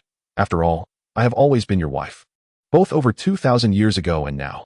Touched by Wanling's heartfelt words, Liu Ye embraced her, assuring, "Wanling, rest assured, I shall never betray you in this lifetime." Wanling nodded. "I'll take my leave now to prepare breakfast for you all. Please rest well," Liu Ye said. With Wanling's consent, he exited the room. After preparing breakfast, Cynthia, Naz, and Kanna emerged from their rooms. Upon seeing the three ladies, Liu Ye greeted, "You're up. Come and have breakfast." Kanna, having never witnessed Liu Ye's culinary skills, was taken aback that such a formidable man could also cook. "I didn't know you could cook, Liu Ye. It looks quite good, though I wonder how it tastes," Kanna praised. "Of course. Just try it, and you'll find out whether it's delicious," Liu Ye humbly replied. At that moment, Cynthia noticed someone was missing and inquired, "Where's Wanling? I thought she never takes afternoon naps." Wanling should still be sleeping," Liu Ye responded. Just as they conversed, Wanling opened the door, limping as she stepped out of her room. The three ladies, especially Cynthia, fixated their gazes on Liu Ye, nearly making him uncomfortable. Hurry and eat. Afterward, I'll take you all to the Rainbow Gym," Liu Ye urged. "What are we going to the Rainbow Gym for?" Naz asked, puzzled. "Don't you know? The most renowned perfume manufacturer in Rainbow City is the gym leader, Liu Ye," Liu Ye retorted. "Then what are we waiting for? Let us go now." Cynthia and the others chimed in unison, with Wanling also expressing her desire to join. Reluctantly, Liu Ye had to secretly use his power to heal Wanling. Subsequently, Liu Ye led Cynthia and the three ladies to the Rainbow Gym, where the gym leader, Liu Ye, was present. As soon as they arrived, the system's voice echoed, "Ding." Issued a series of tasks. 5. Challenge the Rainbow Gym. Task completion rewards, 3,000 points, 500. 000 league coins, 1 shiny potion. Task failure, no penalties. What is a shiny potion? Liu Ye wondered, as he did not recall such an item. A shiny potion is an original creation of the system that can transform an ordinary Pokemon into a shiny Pokemon. The system explained. "Does the shiny potion provide any enhancements to the Pokemon?" Liu Ye inquired. "None. The shiny potion does not grant any attribute enhancements to the Pokemon." "Then what is the point?" Liu Ye complained. "Ding. The host may choose to decline or not complete the task." The system, hearing Liu Ye's remarks, seemed to grow irate. "Why would I refuse? It's something I earned through my own merit. The system shouldn't think of reclaiming it," Liu Ye quickly countered. At that moment, Liu Ye mentally reviewed all his Pokemon's shiny versions. Green and plump? Pass. White-haired Jengar? Pass. Wait, this one seems feasible. As they entered, Liu Ye greeted them. "Hello, welcome to the Rainbow Gym. I am Liu Ye, the gym leader." However, as Liu Ye and Cynthia approached, Liu Ye exclaimed, "You are the Sinnoh League champion, Miss Cynthia, the Ice King, Kanna, and the gym leader, Miss Naz." Cynthia and the others nodded in acknowledgement, greeting Liu Ye. "Hello, gym leader Liu Ye. You can just call us by our names. No need for such formality." "All right. So, Cynthia, are you all here to visit the Rainbow Gym?" Liu Ye asked curiously. After all, their statuses were quite high, especially Liu Ye, who traveled alongside the esteemed Cynthia. "We came to buy perfumes, but he," Cynthia said, pointing at Liu Ye, "is here to challenge the gym." "I see. Then let Xiaomei take you around my perfume shop while I accept this gentleman's challenge." "Xiaomei, please show Cynthia and the others around my perfume shop," Liu Ye instructed. Xiaomei, an apprentice at the Rainbow Gym, nodded and addressed Cynthia and the others. "Champion Cynthia, King Kanna, Gym Leader Naz, and this young lady, please follow me." "All right, no problem," Cynthia agreed. Thus, the four ladies ventured into Liu Ye's perfume shop, with all expenses covered by Liu Ye. "Liu Ye, I didn't want this either." Liu Ye then led Liu Ye to the battle arena of the Rainbow Gym, stating, "Sir, let us begin." "Liu Ye, you can just call me Liu Ye," he replied. "Very well, Liu Ye. The rules of the gym are 3 versus 3. I will send out my Pokemon first, while the challenger may switch Pokemon mid-battle, but the gym leader cannot." Liu Ye explained the gym challenge rules. Liu Ye nodded in understanding. Having experienced several gym challenges, he was well versed in the rules. Now, let the battle commence. Li Jia declared. Come forth, Tangela. Li Jia released her Pokemon. Though Li Jia was a beautiful girl, Liu Ye had no intention of going easy on her and opted to summon his Charizard. Come forth, Charizard. Liu Ye announced. Name, Tangela. Gender, female. Level, 41, early elite. Type, grass. Ability, chlorophyll. Affection, 50. Base stats, 435.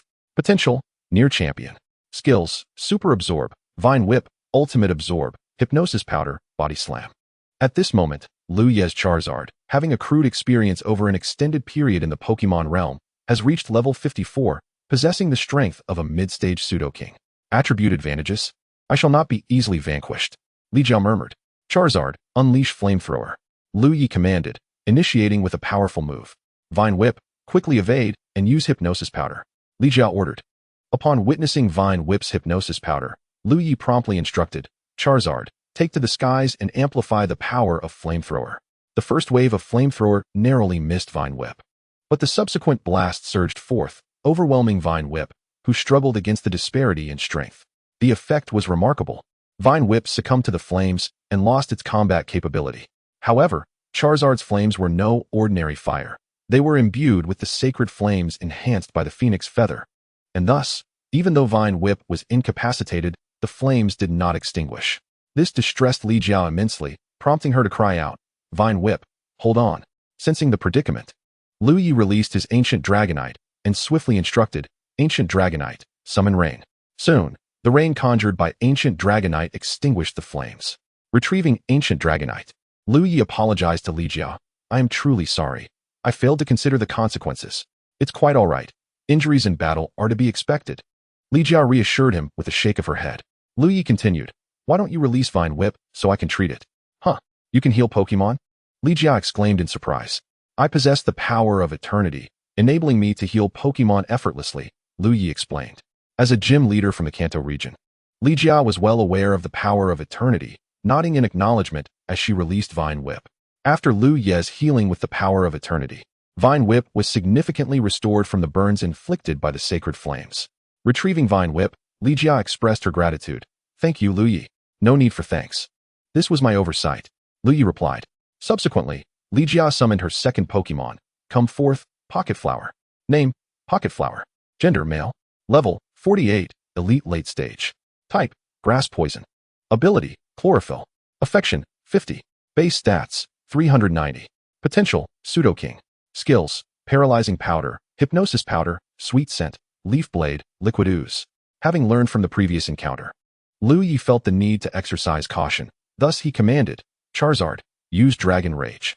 Charizard let out a mighty roar, rapidly condensing a colossal energy sphere before charging towards Pocket Flower. Sensing Charizard's formidable strength, Li Jia understood that Pocket Flower could not withstand this Dragon Rage. Even if it did, it would either be gravely injured or defeated. Pocket Flower, use agility to dodge Dragon Rage, then employ Leaf Blade. Li Jia urgently commanded. Pocket Flower successfully evaded Dragon Rage and launched Leaf Blade at Charizard, who, however, was unimpressed and chose not to evade. Consequently, Charizard effortlessly blocked Leaf Blade with its hands. Liu Ye ordered, Charizard, charge forward and use Dragon Claw. What? Pocket Flower, deploy Hypnosis Powder. Li Jia exclaimed. Not again. Liu Ye found Hypnosis Powder vexing and reluctantly commanded, Charizard, evade and utilize Inferno. Charizard swiftly dodged the Hypnosis Powder, rapidly soaring behind Pocket Flower, and unleashed Inferno, decisively incapacitating it. Pocket Flower fell to the ground, smoke rising from its body, its eyes swirling, having lost its combat capability. Is this still not enough? Li Jia muttered softly. Retrieving Pocket Flower, she said, you did well. Pocket Flower. Now, it's your turn. Come forth, Stinky Flower. Name, Stinky Flower. Gender, female. Level, 55, mid-stage pseudo-king. Type, grass poison. Ability, chlorophyll. Affection, 50. Base stats, 395. Potential, king. Skills, ultimate absorb, moonlight, grassy terrain, petal dance, solar beam. Stinky Flower. I recall this to be Li Jia's favorite Pokemon. It seems many of her perfume ingredients are also derived from Stinky Flower, Liu Ye mused. Charizard, are you still able? Liu Ye inquired, observing Charizard. Charizard nodded. Patting its chest with its claws, reassuring Liu Ye. Very well, Charizard, execute continuous fireworks. Liu Ye commanded. Continuous fireworks, as the name implies, involve the repeated use of the spark skill, albeit with less potency than flamethrower. Charizard complied, launching a series of over a dozen sparks towards Stinky Flower. Liu Ye urgently ordered. Stinky Flower, release a foul odor. What? Liu Ye was taken aback. At that moment, a pervasive stench enveloped the arena, prompting Liu Ye to hastily employ the power of eternity for resistance, inwardly lamenting, indeed, girls can be quite cunning, especially the attractive ones. There's no honor in this. Meanwhile, Charizard was overwhelmed by the stench, collapsing to the ground, nearly foaming at the mouth. It appeared that a swift resolution was necessary. Liu Ye contemplated. Charizard, gather your strength. Take to the skies, flap your wings vigorously to disperse the gas, and then strike with Dragon Claw. Stinky Flower, do not give Charizard an opportunity. Use Solar Beam. Liu Ye commanded. Just as Stinky Flower's Solar Beam was about to strike Charizard, it suddenly sprang into action, evading the attack and soaring into the air. Following Liu Ye's directive, Charizard swiftly charged towards Stinky Flower, landing a decisive Dragon Claw attack. Stinky Flower was sent flying. Feeling unsatisfied after the earlier encounter, Charizard followed up with several more strikes, ultimately rendering Stinky Flower incapable of battle, its eyes swirling. Liu Ye recalled Stinky Flower and presented the rainbow badge to Liu Ye, saying, "Here, your rainbow badge." "Thank you." Liu Ye responded gratefully as he accepted the badge. At that moment, the system's voice echoed, "Ding. Congratulations, host, for completing the consecutive task. 5. Challenge the Rainbow Gym. Task completion rewards, 3,000 points, 500,000 league coins, 1 shiny potion." After claiming the rewards, Liu Ye began to contemplate who to bestow the shiny potion upon.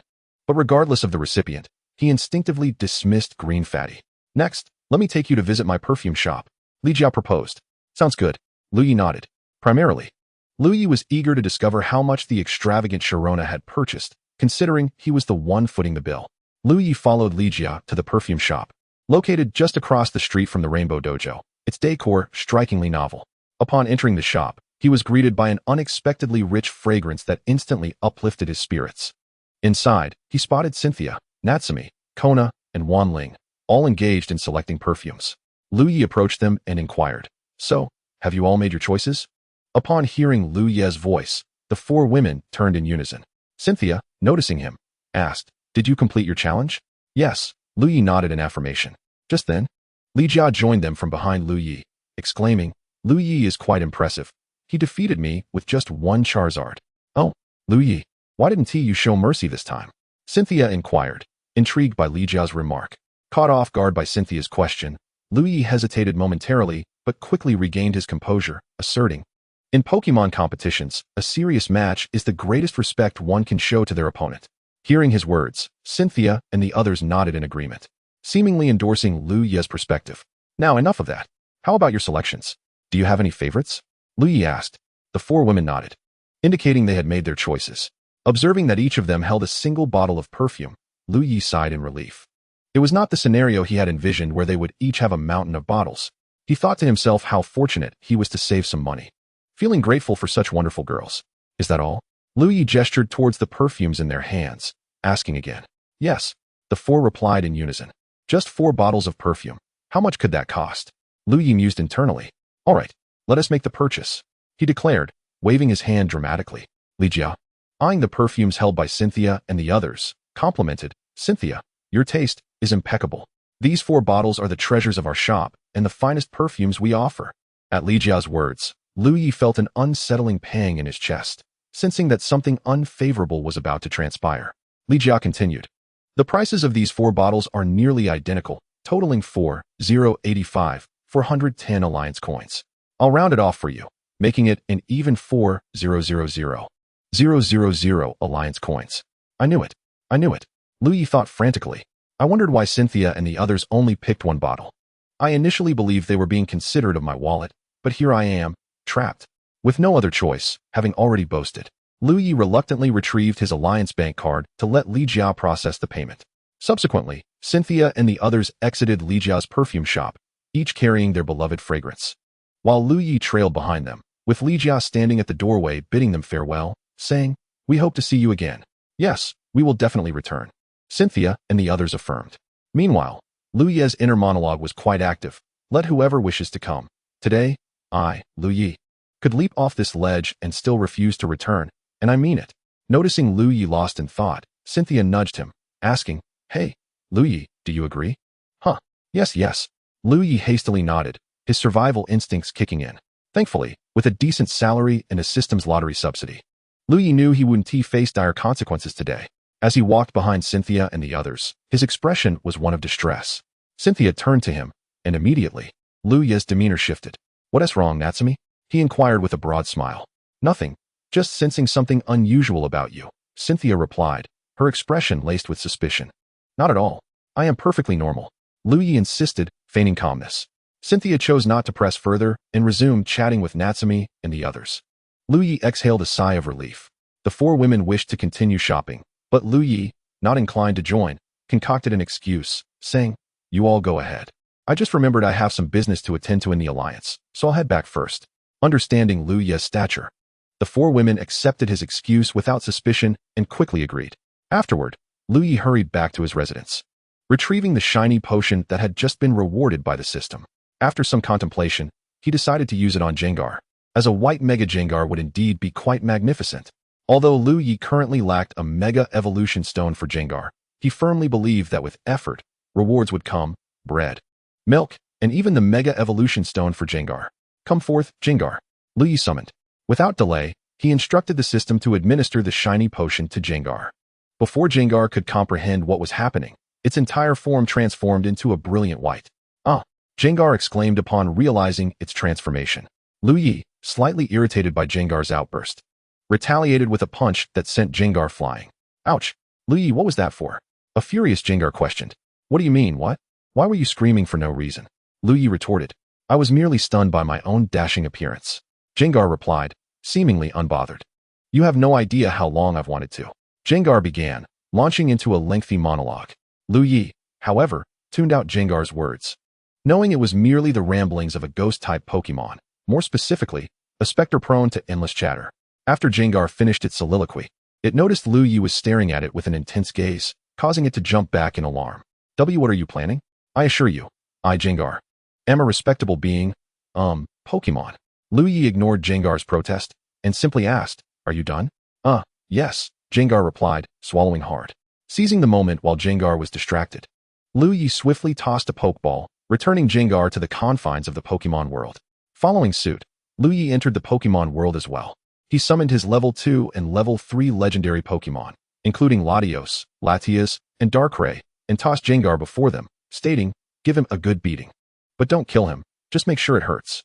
Naturally, Liu Ye's command was not to be disobeyed, especially since Jengar had often played pranks on them since entering this realm. Thus, they were more than eager to repay Jengar in kind. Liu Ye uttered a brief remark before departing, leaving behind the anguished cries of the gleaming Jengars echoing throughout the small world, a cacophony that seemed endless. It is said that the once white Jengar had transformed back into its shadowy form. Thankfully, the fairy realm possessed healing abilities, or else the situation would have been dire indeed. Meanwhile, the four ladies, Cynthia and her companions, were indulging in a leisurely shopping spree when suddenly, Natsumi's stomach let out an audible grumble. Natsumi, are you hungry? Cynthia inquired. Yes, a little, Natsumi nodded in response. Kona glanced at the time and suggested, Unbeknownst to us, we've been shopping all afternoon. How about we go out for a meal together? But what about Liu Ye? Wanling whispered. He's a grown man. He can take care of himself. Let us just focus on enjoying ourselves today. Kona replied nonchalantly. What shall we eat? Natsumi asked eagerly. Indeed, we've sampled all the fine dining options lately. I crave something different, Cynthia mused. Upon hearing Natsumi's question, Kona pondered for a moment before exclaiming, Why don't we try a street barbecue? Street barbecue? Wanling queried, perplexed. Yes, the kind you find at roadside stalls. It's absolutely delicious. Kona enthused. Given Cynthia's status as the champion of the Sinnoh League and Natsumi's position as a gym leader, it was rather unusual for them to consider such humble street fare. In truth, Kona had never tried it herself, but having witnessed others relish it, she was eager to experience it herself. A small ambition thwarted by her social standing until now. Seizing this opportunity, she was determined to bring Cynthia, Natsumi, and Wanling along with her. Is it hygienic? Cynthia asked quietly. Who cares about cleanliness? If it tastes good, that's all that matters. Kona replied. All right, enough dawdling. Let us hurry. or we may miss out on a table. Street barbecues are quite popular, Kona urged, nudging the three ladies to move along. The four soon settled at a seemingly clean barbecue stall, drawing the attention of onlookers, particularly a number of male patrons who were captivated by their beauty. Wow, who would have thought such stunning women would dine at a street stall? One remarked. Clearly, they are celestial beings. Anyone who claims otherwise shall answer to me. Thus, with the menu in hand, Kona ordered a variety of barbecued delights, which arrived promptly. The three ladies eagerly picked up skewers, taking their first bites, and exclaimed in unison, "Wow, this is delicious. Isn't it wonderful?" Kona replied, a hint of pride in her voice. At that moment, a rowdy group entered the stall, led by a menacing figure who approached the owner with an air of arrogance. "Hey, Boss Wong, when are you paying this month's protection fee?" "Ah, Brother Long, my business hasn't been thriving recently. Could you possibly grant me a few more days?" Boss Wong pleaded. Upon hearing this, Brother Long erupted in anger. "A few more days? I've already extended you grace. Do you wish for the world to know about your dealings with your neighbors?" He shifted his tone, threatening Boss Wong. "Here, Brother Long, this is my protection fee for the month. Consider the extra a token for drinks with you and your men." Boss Wong hastily produced a substantial amount of currency, placing it into Brother Long's hands. "Humph, Boss Wong knows how to handle matters. You can rest easy."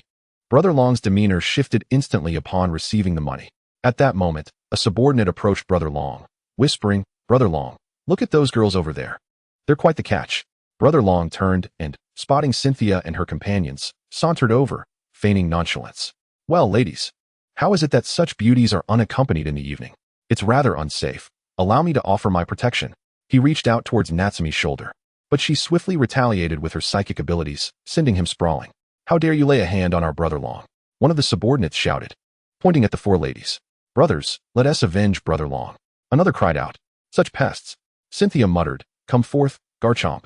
Understanding the laws against Pokemon harming humans in the city, Cynthia refrained from instructing Garchomp to attack the gangsters. As Garchomp emerged with a fearsome roar, it left Brother Long's underlings utterly petrified. The gang, led by Brother Long, were mere mortals, accustomed to encountering only common Pokemon. Yet they had never witnessed the might of a dragon-type pseudo-legend like Garchomp. Upon seeing Garchomp, Brother Long screamed, "Help! They're using Pokemon to attack us." His cries drew the attention of passers-by, who, upon witnessing Garchomp and the sight of Brother Long and his subordinates sitting on the ground, instinctively believed him. Thus, Brother Long's proclamation incited chaos among the crowd. Just then, Officer Junsha arrived swiftly with her police force. Having received a report from a concerned citizen who had witnessed the disturbance caused by Brother Long and his crew. Seeing the turmoil, Officer Junsha immediately organized her team to restore order. From the accounts of the fleeing crowd, she learned that someone had claimed a Pokemon had attacked humans, prompting their hasty retreat. Officer Junsha and her team made their way through the crowd and entered the barbecue stall, where aside from Cynthia and her companions and a few onlookers, everyone else had fled in fear. Cynthia and her friends remained leisurely enjoying their barbecue, while Brother Long, spotting Officer Junsha, rushed over, attempting to cling to her leg, but she sidestepped him, causing him to fall unceremoniously. "I warn you, keep your hands to yourself and simply explain what happened," Officer Junsha admonished him. Brother Long, in a fit of tears and snot, began recounting his tale of woe and the alleged transgressions of Cynthia and her friends. "Officer Junsha, it was they who incited their Pokemon to attack us. Please confiscate her Pokemon." He sobbed as he detailed the supposed atrocities committed by the four ladies. Cynthia and her companions watched his performance with bemusement, commenting, "Surely, you deserve the Best Actor award. If only Liu Ye were here, he would surely add an Oscar to that." Initially, Wanling had felt anxious upon the police's arrival, but with Kona reassuring her with a sign, she remembered the esteemed identities of her companions and felt a wave of relief wash over her. Officer Junsha approached Cynthia and her friends politely, saying, "Ladies, could you please recount what transpired?" Miss Junsha gazed at the appearances of Sirona and her companions, finding them utterly unlike the descriptions provided by Dragon Brother. Subsequently, Sirona recounted the events that had just transpired, and in stark contrast to Dragon Brother's embellishments. Miss Junsha placed her trust in Sirona's account. "They are all lying. They are deceiving us," a lackey of Dragon Brother exclaimed. "Lying?" Miss Junsha queried, her brow furrowed in confusion. "You may inquire of those around you. Everything we said is indeed true," Sirona assured her. At that moment, Miss Junsha turned to the owner of the food stall and inquired, "Was what this young lady said just now true?" "Ah, yes," Boss Wong began to nod in agreement. But upon catching Dragon Brother's threatening glare fixed upon him, he swallowed the words that were about to escape his lips. Changing his tune, he stated, "And no. I clearly saw that these girls initiated the altercation and unleashed their Pokemon to attack us." What? Upon hearing Boss Wong's words, Naji was incensed and was about to reprimand him when she was pulled back by Kina. The four girls had donned masks to obscure their identities, primarily to protect Sirona, Naji, and Kina from being recognized. Therefore, Miss Junsha was oblivious to their true identities. Miss Junsha proceeded to question several other patrons at the food stall. Yet under the menacing gazes of Dragon Brother and his cronies, the answers she received mirrored the claims of Dragon Brother's lackey almost verbatim. Suddenly, a child, seemingly around 5 or 6 years old, piped up, "Daddy, it was clearly those uncles who tried to touch those sisters. Why aren't you telling the truth?" Upon hearing the child's innocent declaration, the father quickly covered his mouth, smiling awkwardly as he explained, "My child doesn't he understand? He was just talking nonsense." The child's words solidified Miss Junsha's suspicions, leaving her utterly convinced that Dragon Brother and his associates were lying. Ah, such is human nature, Miss Junsha mused internally. Seeing the situation unfold, Sirona and her companions removed their masks, exasperatedly explaining, "Miss Junsha, given our status, we would never stoop so low as to engage with those ruffians." Miss Junsha, illuminated by the light, finally recognized their true identities and exclaimed, "You are the Sinnoh League champion, Miss Sirona, and the Elite Four member, Kina, as well as the gym leader, Miss Naji. So it is you." Indeed. Sirona and her companions nodded.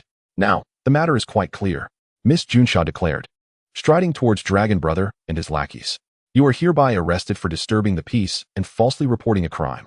After bidding farewell to Sirona and the others, Miss Junsha escorted Dragon Brother and his cohorts back to the police station. Once Miss Junsha departed, Naji could not contain her curiosity and confronted those who had lied. "Why did you slander us and support that Dragon Brother?" Faced with Naji's inquiry, the gathered individuals hung their heads in shame. One could only imagine that had Sirona and her companions been ordinary individuals without status, their fate would have undoubtedly been far graver than standing here unharmed. At that moment, Boss Wong sighed deeply and responded, "Alas, we wished otherwise. However, they are the local bullies. Even if they are arrested, they will be released in a few days since they haven't committed any serious crimes. If we had spoken on your behalf today, upon their release, they would certainly retaliate against us, making our lives even more difficult." He paused before continuing, "You all possess noble status, and they would not dare to provoke you. But with the petty and vindictive nature of individuals like Dragon Brother, they would surely vent their frustrations upon us, then continue to report them." Naji retorted. Boss Wong, with a resigned smile, shook his head, saying, "It is futile. If we were to do so, it would only provide them with further justification to act more ruthlessly." Kina interjected, "Such is society. We can walk away, but they are ordinary people who cannot afford the same luxury. They too require sustenance. So we cannot blame them for their actions." Naji pondered Kina's words, nodding thoughtfully. "Let us return. We shouldn't keep Liu Ye waiting," Sirona suggested. Agreed. The remaining three concurred. In truth, Sirona and her companions had no intention of assisting these individuals. While they deserved sympathy, they were also deserving of disdain for their actions. If Sirona and her companions were to help them this time, what would prevent a cycle of recurring requests for aid in the future? The insatiable nature of humanity could not be underestimated.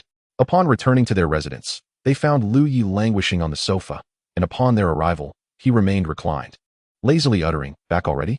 Sirona and the others excitedly recounted the events that had transpired. Listening to their animated retelling, Liu Ye couldn't help but think, "They say 3 women make a play. With these 4, am I to be the sole pillar of the stage?" A night passed without incident. The following day, Liu Ye and Sirona's quartet resolved to journey to their next destination, the Shallow Red City. The primary motivation was Liu Ye's mounting expenses during their stay in Rainbow City, compounded by a lack of recent tasks and a plethora of Pokemon to care for. Thus, he deliberated and ultimately decided it would be prudent to depart sooner rather than later. At that moment, Liu Ye recalled the most crucial map in the Withered Leaf City, the uninhabited power plant he had yet to explore, home to a legendary Zapdos. How could he possibly pass up such an opportunity? However, he had already made arrangements to accompany Sirona and the others to the Shallow Red City. After much internal conflict and deliberation, Liu Ye resolved to spend money to avert disaster. Thus, he approached Sirona and her companions, presenting them with a card and stating, "Naji, you all stay in Rainbow City for one more day. I have a sudden matter that requires my immediate attention, and this alliance card contains 1000000. Go explore a bit more today. Sirona accepted the card, asking, "What is the matter? Is it dangerous?" "Fear not. You know well the strength of your husband." Liu Ye replied, thumping his chest confidently. "You're insufferable. Just be careful." Sirona blushed at his words. After bidding farewell to Sirona, Liu Ye swiftly departed on his ancient Aerodactyl, soaring towards the uninhabited power plant in the Withered Leaf City. In no time, Liu Ye arrived at his destination and recalled his ancient Aerodactyl. Upon entering the abandoned power plant, Liu Ye discovered a multitude of electronic Pokémon, predominantly comprising Magnemite, Magneton, and Electrode.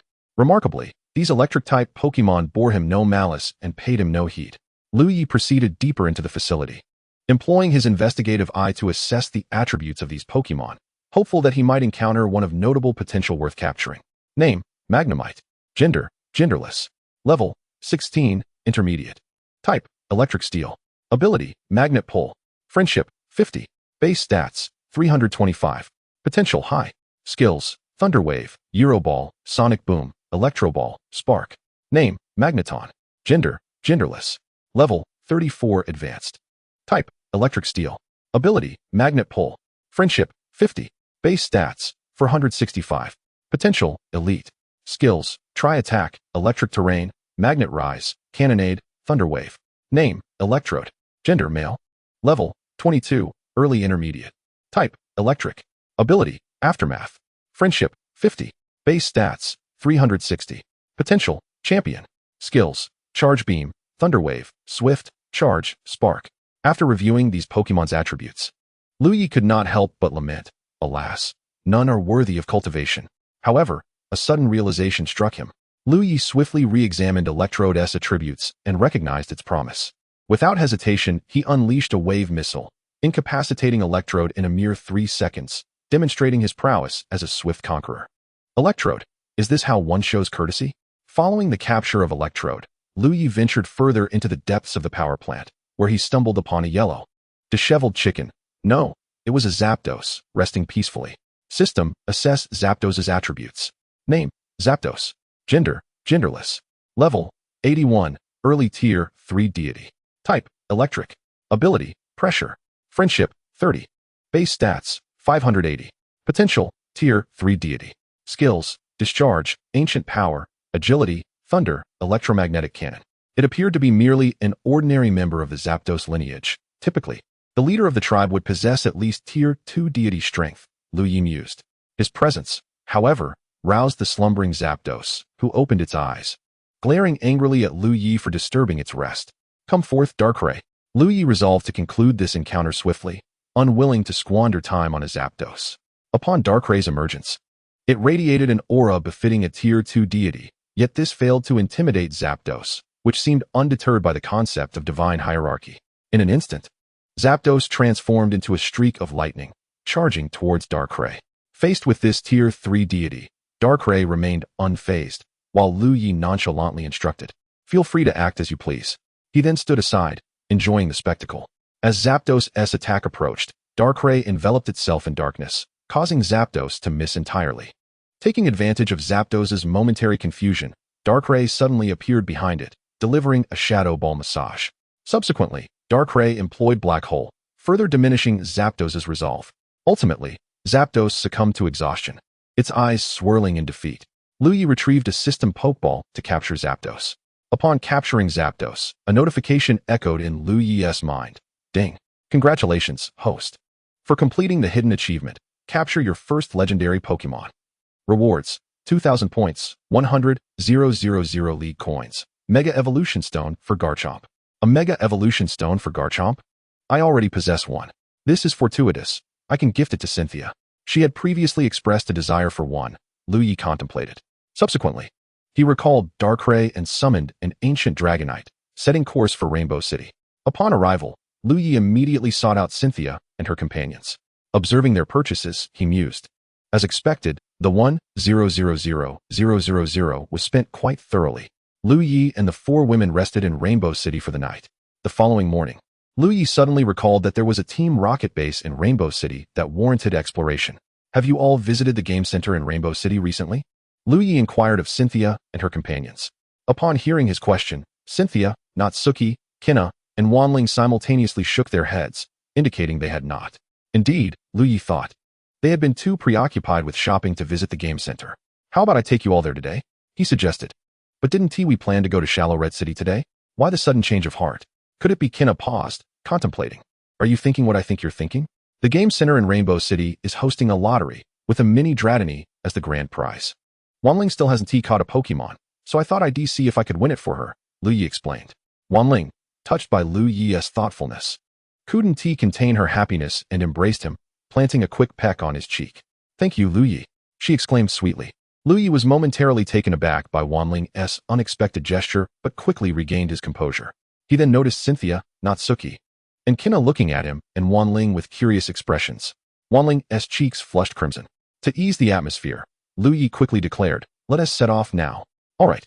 The four women chorused in agreement. Before long, the quintet arrived at the Rainbow City Game Center. Prior to entering, Liu Ye ensured that Cynthia and her companions donned masks. He was acutely aware that this was Team Rocket's base, and given the sensitive nature of Cynthia, Kina, and Natsuki's identities, they could easily be recognized. Upon entering the game center, they were greeted by a row of gaming machines, with numerous patrons engrossed in play. Will you be playing independently, or shall you accompany me? Liu Ye queried. We'll follow you, came the unanimous response from Cynthia and her companions. Originally, Sharona and her companions were rather reluctant to come.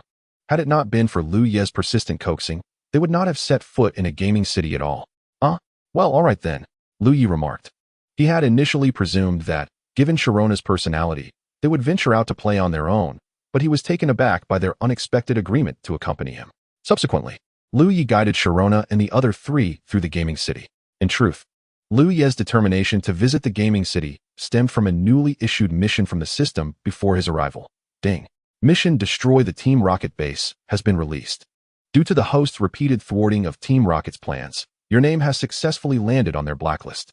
Please demolish the Team Rocket base in Rainbow City and ensure that its leader, Lance, is incarcerated in the Alliance prison. Completion rewards, 3,000 points, 500,000 Alliance coins. And a special lottery, Green Poison Sting, X2. Failure to complete the mission, no penalties. Liu Ye suddenly realized that by accumulating 3,000 points, he could undertake another 10 consecutive draws, which was why he had come to the gaming city with Sharona and the others. In fact, Liu Ye initially intended to visit alone. He had merely asked out of curiosity, never expecting Sharona and her companions to genuinely agree to join him. Liu Ye's intention for the day was to stir up some mischief, so upon entering, he made a beeline for the lottery machine. After all, one must seize the opportunity to gain something for nothing. Armed with 3 unique abilities, Liu Ye employed a few clever tactics and effortlessly won the sole first prize. A Dragonite. At that moment, a staff member from the gaming city, having witnessed Liu Ye's triumph, hurried off to inform their superior. Shortly thereafter, a tall, slender man appeared before Liu Ye. Having read the original work, Liu Ye recognized the man's identity as Lance, one of the 4 generals of Team Rocket. By now, a crowd had gathered, drawn by the rumor that someone had won a Dragonite, and they were eager to witness the event. Lance approached Liu Ye and said, "Greetings, sir. May I inquire your name?" Fearing that revealing his true identity might expose him to Lance, Liu Ye fabricated a name. "Hello, I am Liu Tianzhua. Mr. Liu, congratulations on winning the first prize in our gaming city. Here is your reward," Lance declared, handing Liu Ye a Pokeball. Through his aura perception, Liu Ye sensed that a Dragonite indeed resided within. Name, Dragonite. Gender, male. Level, 21, intermediate stage. Type, Dragon. Ability, Marvel Scale. Friendship, 50. Base stats, 300. Potential, Champion. Skills, Hurricane, Thunder Wave, Dragon Tail, Agility. Liu Ye mused to himself, truly, this is a quasi-divine Pokemon with remarkable potential. Simultaneously, Lance's thoughts were tumultuous. I had clearly tampered with the lottery machine to prevent anyone from winning a Dragonite. Yet this fellow has indeed drawn one, right under my watchful gaze. How on earth did he manage that? Lance was utterly perplexed. Thank you. Liu Ye accepted the Pokeball containing the Dragonite, offering his gratitude. Coincidentally, there was another small Dragonite in the Pokemon world, and the two could keep each other company, with the ancient Dragonite looking after them.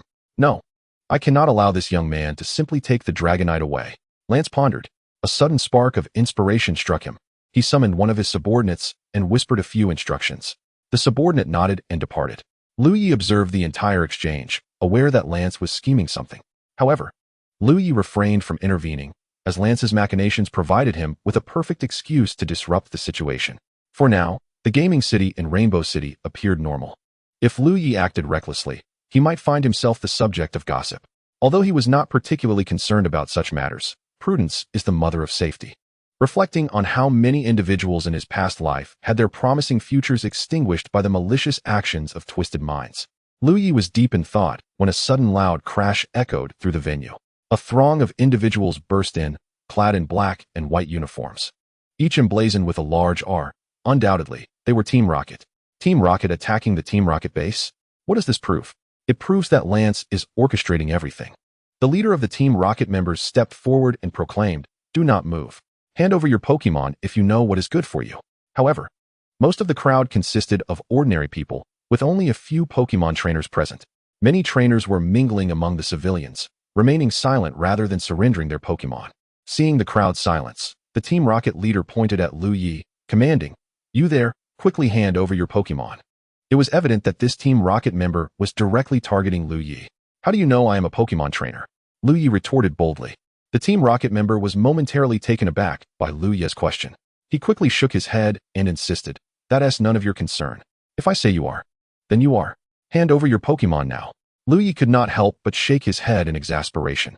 This clumsy acting was inferior even to the small-time thugs from earlier chapters, and they were part of Team Rocket?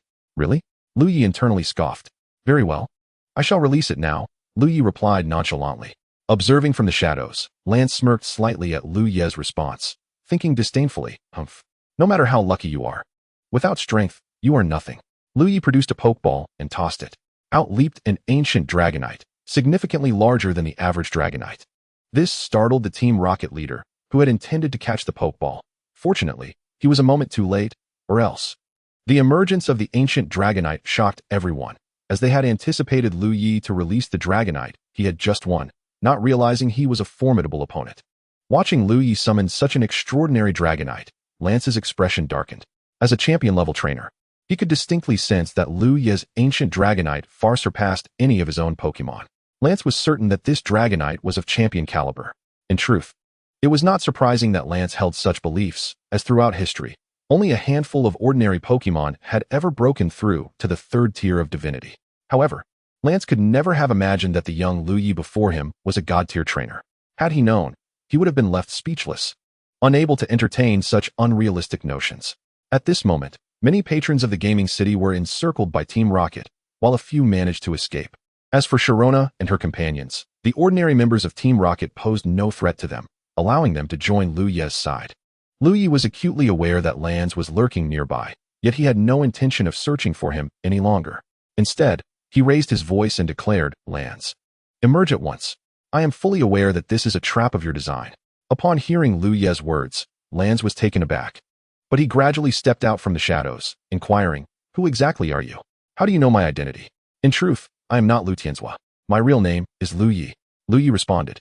"Liu Ye, you are the top-ranking investigator of the Alliance, Dragon, who has thwarted our Team Rocket's plans on multiple occasions." Lance exclaimed, realization dawning upon him. Indeed, Liu Ye nodded in affirmation of his identity.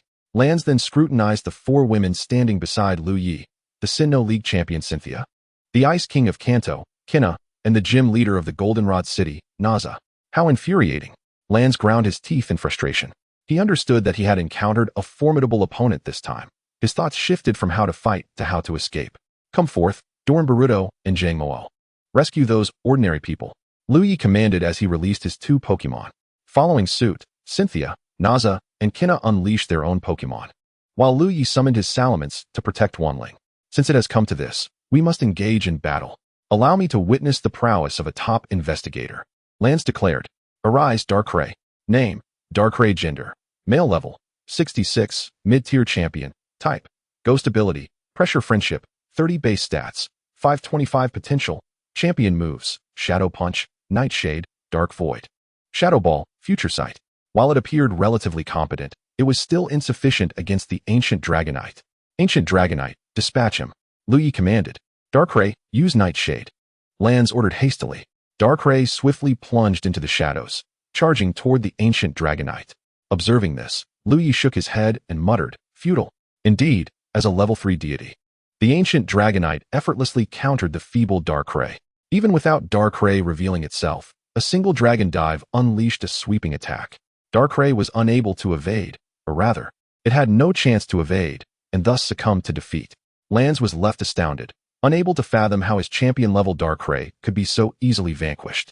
Meanwhile, the other members of Team Rocket were being overwhelmed by Cynthia and Liu Ye's Pokémon, and it was apparent they were on the brink of collapse, which filled Lance with dread. Now, with no avenue for escape and no means to fight back, he was left in a state of anxious limbo. At that moment, Liu Ye addressed Lance, saying, "Lance, take me to your Team Rocket base in Rainbow City, and I will consider sparing you." Upon hearing this, Lance surmised that Liu Ye was likely unaware of the precise location of their base, and he could easily lead Liu Ye to a different place, seizing the opportunity to escape. Yes, that will do, Lance thought to himself. Noticing Lance standing there, his eyes darting about, Liu Ye realized he was likely concocting some scheme. Thus, Liu Ye urged him, "Stop devising any plots. I know the Team Rocket base in Rainbow City is located beneath this game city.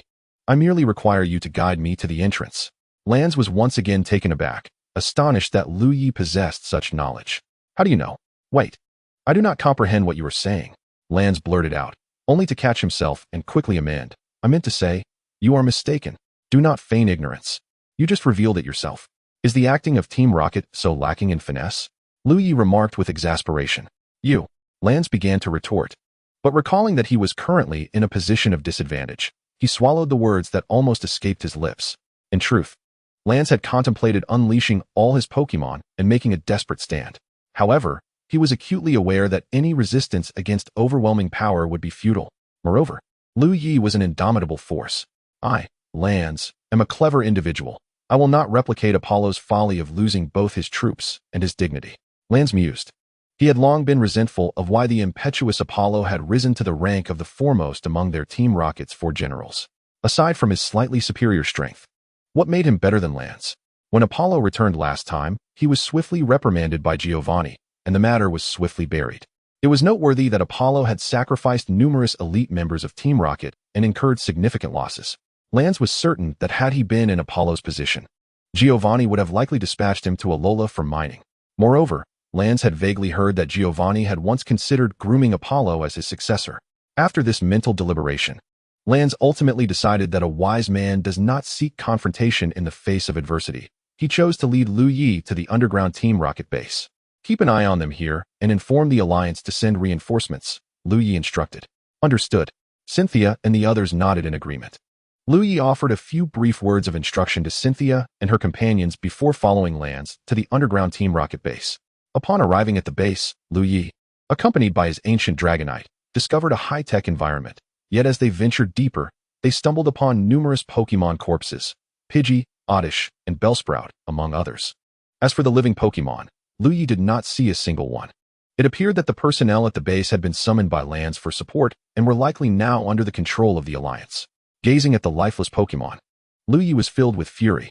"You beasts!" he seethed. "What are you researching here, and why have you slain so many Pokémon?" Liu Ye grasped Lance by the collar, demanding answers. Lance hesitated momentarily. Sensing Lance's reluctance to divulge information, Liu Ye conjured a wave of energy in his other hand. This elicited yet another wave of shock from Lance. Could it be that Liu Ye is a humanoid Pokémon? He thought, unable to help himself, for Liu Ye's prowess was indeed monstrous.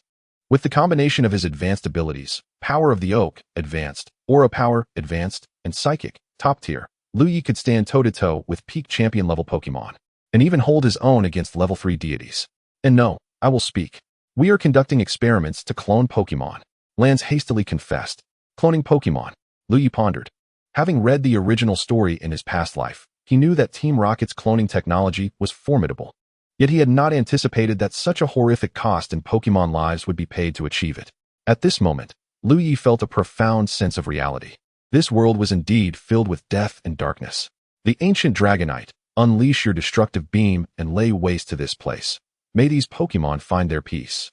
Liu Ye spoke with an air of indifference. Having said that, he seized Lance and teleported outside. Shortly after Liu Ye emerged, the underground of the gaming city erupted with a series of colossal explosions. At that moment, the inhabitants of the gaming city gathered outside due to the arrival of the league personnel, including Cynthia and her companions, were taken aback by the thunderous sounds emanating from within. Liu Ye is still inside, Canner exclaimed. Just as the four women were about to rush in to rescue Liu Ye, he appeared before them in an instant, inquiring, "Where's the fire? Where are you all rushing off to?" Liu Ye had been keenly observing their anxious expressions from the sidelines, deliberately posing the question to lighten the mood. How annoying. In response to Liu Ye's teasing, Cynthia and her companions lightly smacked him, signifying their playful reprimand. This elicited envy from the male onlookers, who regarded Liu Ye with admiration. At that moment, Cynthia noticed that Liu Ye had someone in his grasp, asking, "What are you doing with Lance?" Just as Liu Ye was about to respond, the gaming city began to tremble and collapse, startling everyone present. In the midst of the city's downfall, a dragonite burst forth from the ruins, revealing itself to be Liu Ye's ancient dragonite. "Is everything taken care of?" Liu Ye inquired. "Huh." Cynthia and her companions were momentarily bewildered by his question. The ancient dragonite nodded, indicating that all was resolved. Seeing Liu Ye retract the ancient dragonite, Cynthia and her companions stepped forward, eagerly asking, "Everything is settled?" "Oh, it was nothing much, just the obliteration of Team Rocket's base in Rainbow City," Liu Ye replied nonchalantly. "Just obliterating Team Rocket's base. That's all." Cynthia and her companions realized they had once again been outwitted by Liu Ye. "What about Lance?" Cynthia pressed on. "Lance is one of Team Rocket's 4 generals."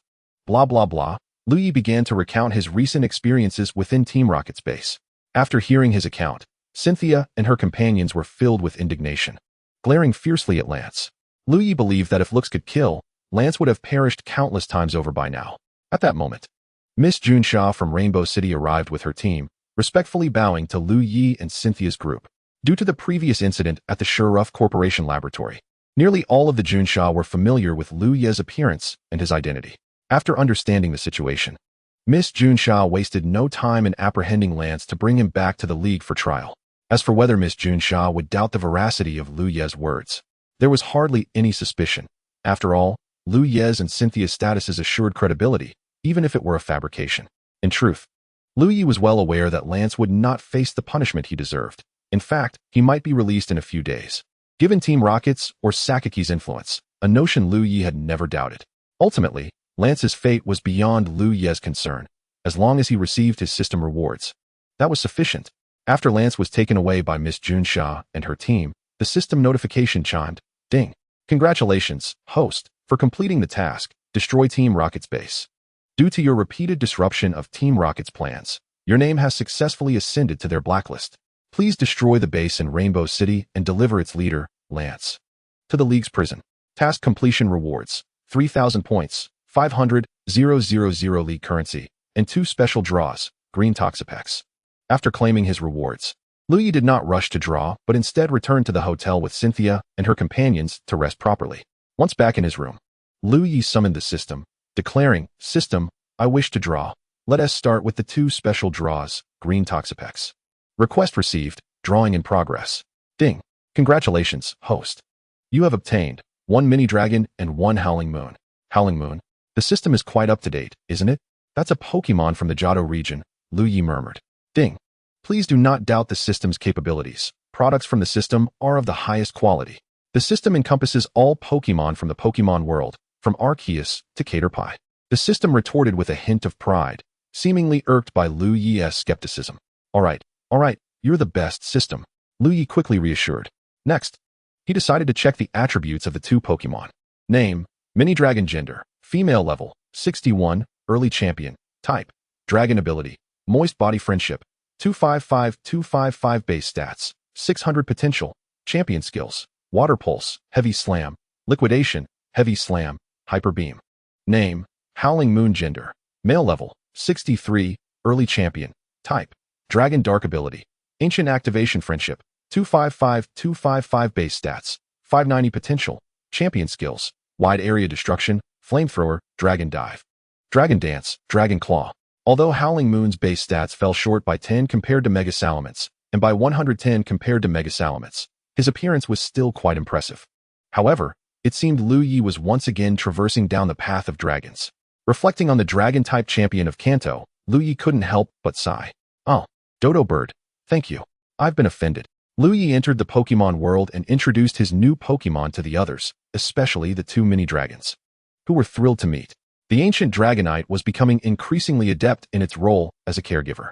Of course, Liu Ye did not forget to entrust the mini-dragon to Wan Ling for care from the moment he acquired the mini-dragon. He had switched its Pokeball to a system Pokeball.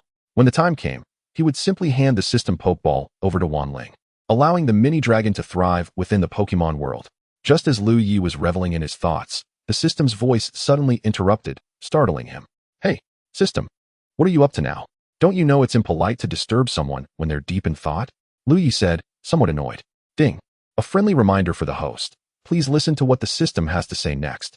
After hearing it, I believe you will apologize to the system. The system stated calmly. Oh, now you've piqued my interest. Pray tell, what is it you wish to inform me of? Liu Ye inquired. Since the host has sincerely posed a question, this system shall generously reveal the truth. Does that phrase seem somewhat familiar?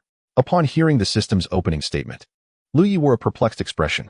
Host, you may not be aware, but tomorrow is Chapter 79, Birthday. Surprise.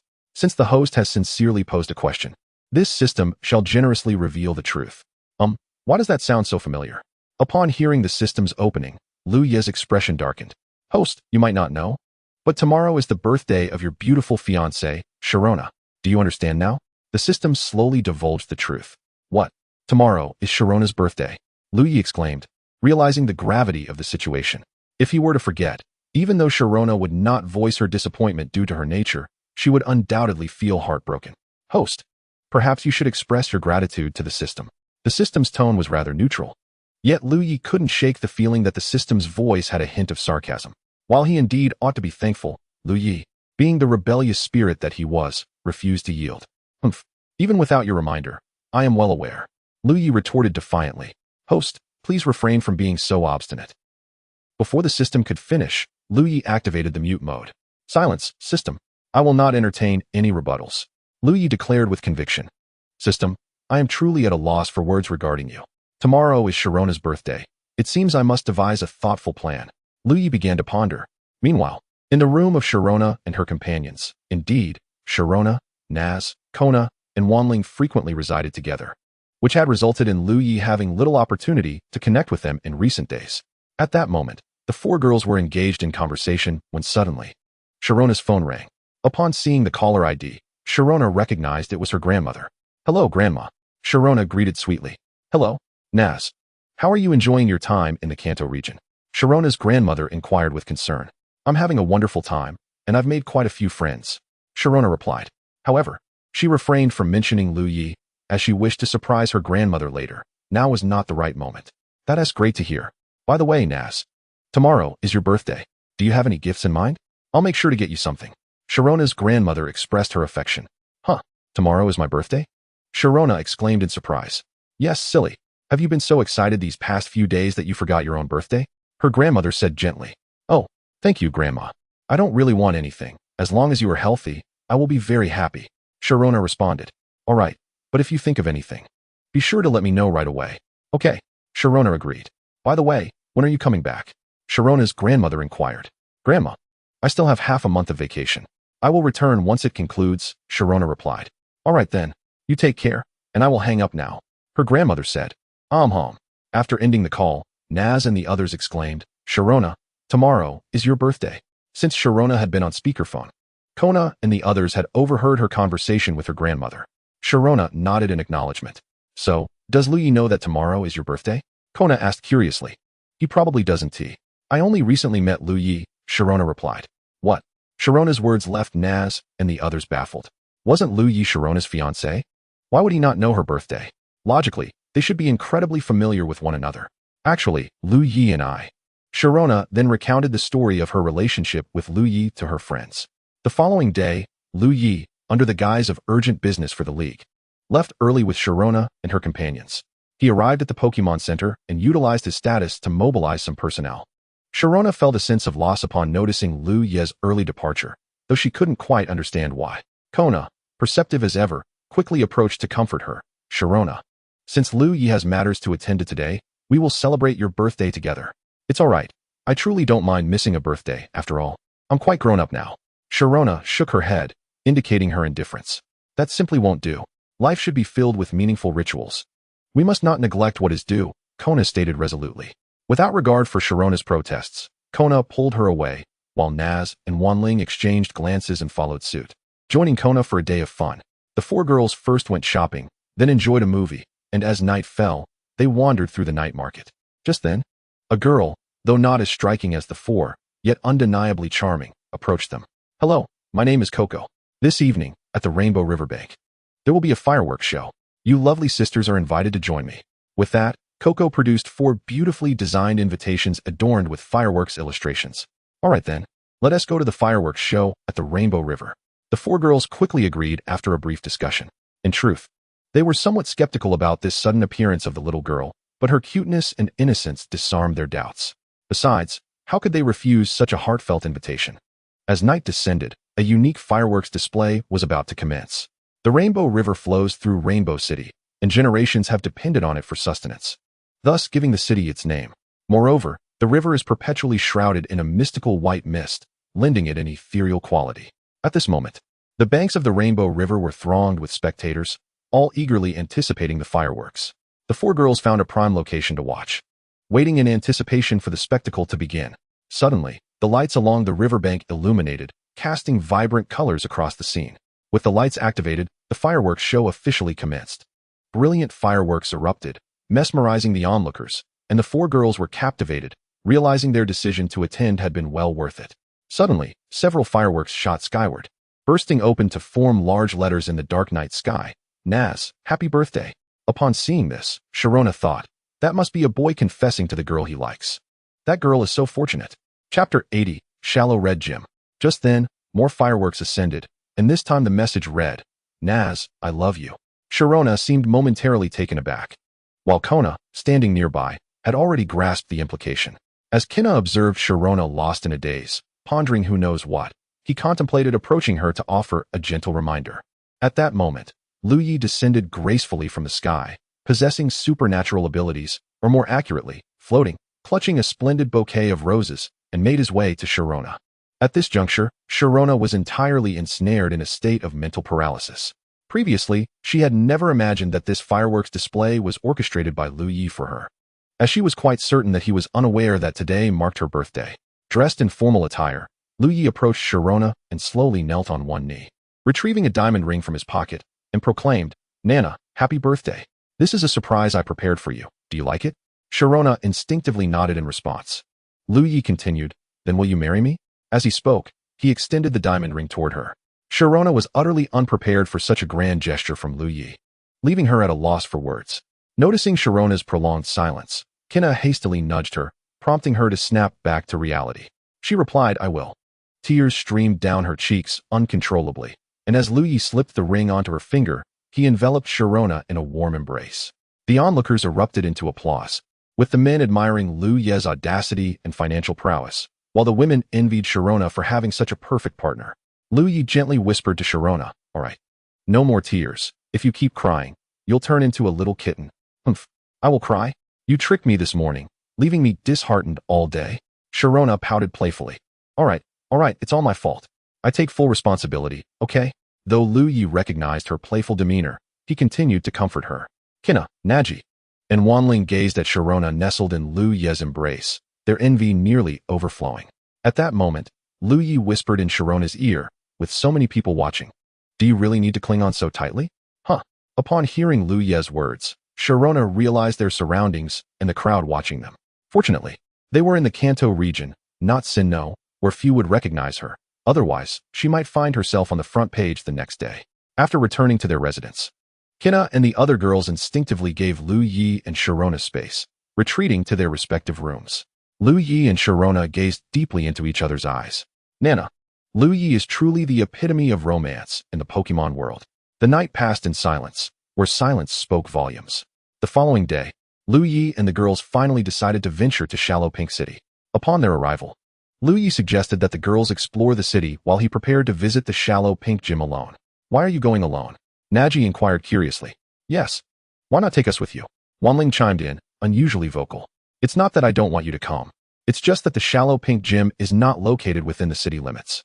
It is said that the gym leader, Aju, built the gym in the mountains outside the city specifically to hone his ninjutsu skills." Liu Ye explained, pointing to a nearby mountain. "Moreover, the environment in the mountains is rather treacherous, teeming with poison-type Pokemon. Don't forget, The shallow pink gym specializes in poison types. I fear that if you accompany me, you might inadvertently get hurt, and it would pain me greatly if that were to happen. That would be a loss indeed. Liu Ye cautioned. Oh, in that case, we want to go. Just be careful. The girls acquiesced.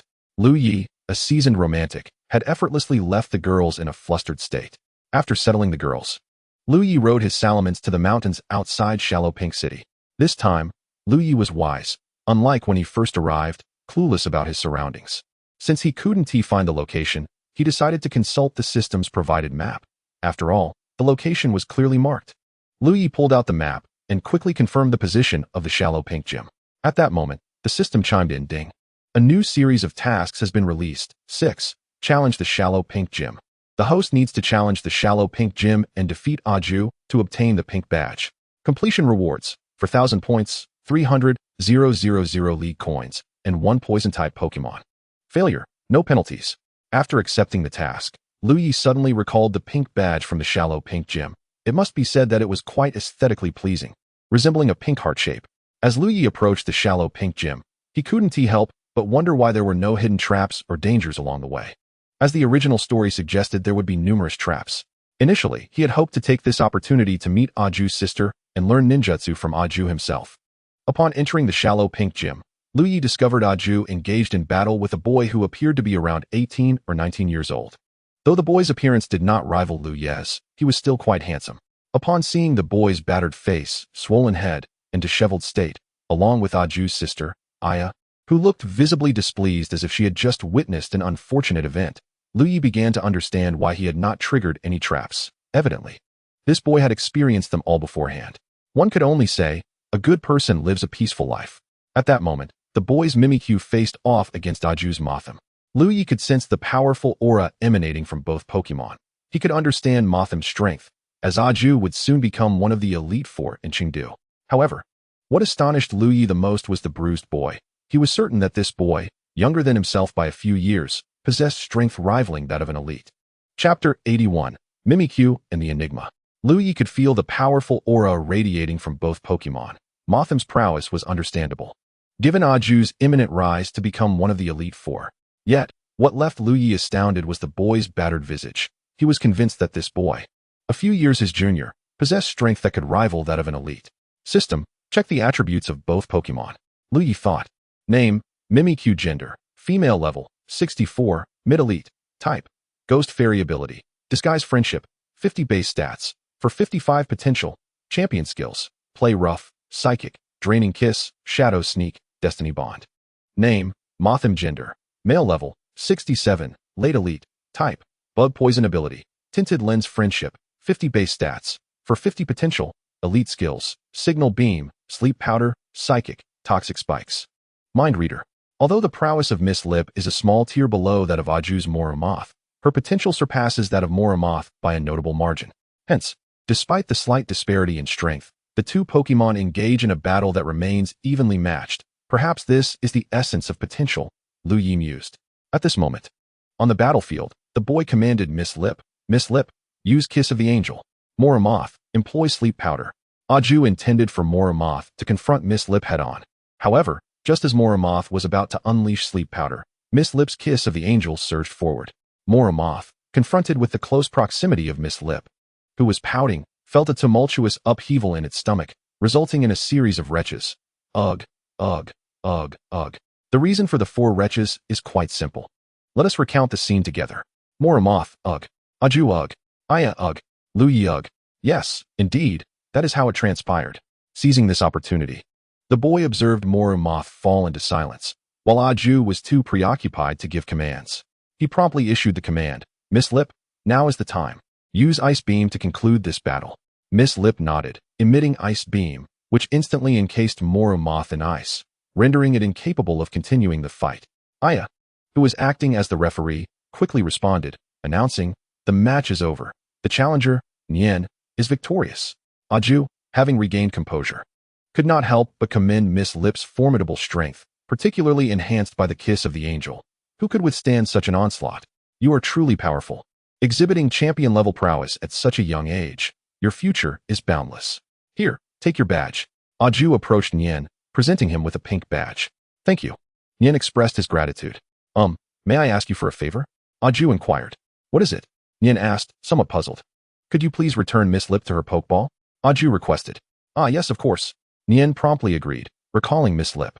Indeed, the aesthetic appeal of Miss Lip was hardly commendable. Perhaps Nian had grown immune to it due to their prolonged companionship, or perhaps he had simply become desensitized.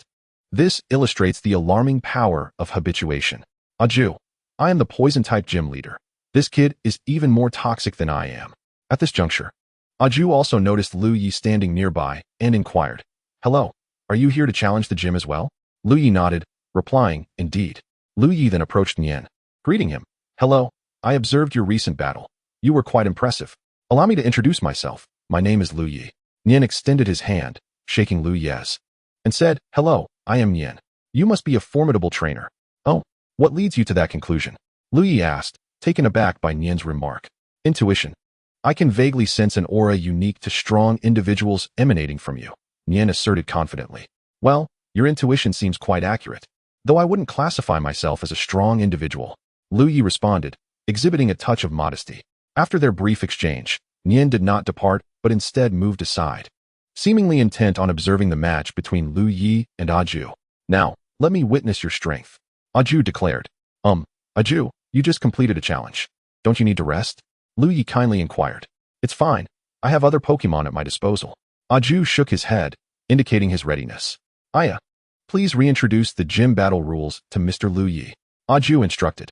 However, it seemed that Aya had not heard her brother Aju's words, as her gaze drifted towards Liu Ye, staring at him dreamily. Witnessing his sister's starry-eyed demeanor, Aju felt a mixture of embarrassment and envy. While this lad may be a touch more handsome than I, surely I am not lacking in appeal. Sister, your behavior is somewhat undermining my dignity, Aju silently lamented. Aya, Aya, Aya. Aju called out thrice before Aya finally snapped back to reality. Huh, brother, what is it? Aya asked, appearing bewildered. Observing Aya's adorably vacant expression, Aju felt somewhat speechless and helplessly explained. I just asked you to explain the gym challenge rules. What were you daydreaming about? Oh, the rules for the shallow pink gym challenge are as follows. The match format is 3 versus 3, with the gym leader sending out Pokemon first, and the challenger attacking first. Aya elucidated. Come forth, Furball. Aju released Furball onto the field. Name, Furball. Gender, male. Level, 26, mid-stage. Type, bug poison. Ability, filter. Friendship, 50. Base stats, 305. Potential, near champion. Skills, supersonic, psychic, stun spore, illusion beam, bind. Furball, you say? In that case, come forth, Electrike. Liu Ye summoned Electrike, which he had captured in an abandoned power plant. At this moment, Electrike had also reached level 25. Although it was one level below Furball, its potential was indeed higher, making it a worthy contender. Electrike, use Charge Beam. Liu Ye commanded. Furball, evade, then use Bind. Aju responded. Furball dodged the attack and aimed to ensnare Electrike with Bind. Electrike, don't panic. Use Thunder Wave, then follow up with Howl. Liu Ye calmly instructed. Since Charge Beam is ineffective, let's employ some amusing techniques. Chapter 82, The Pink Badge. The battle. Furball, evade, then use Bind. Aju reiterated. Furball dodged the attack and aimed at Electrike with Bind. Electrike, don't panic. Use Thunder Wave, followed by Howl. Liu Ye stated nonchalantly. Since Charge Beam is ineffective, let's resort to some entertaining techniques.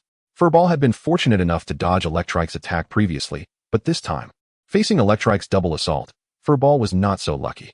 Even though Aju commanded Furball to evade, it was too late.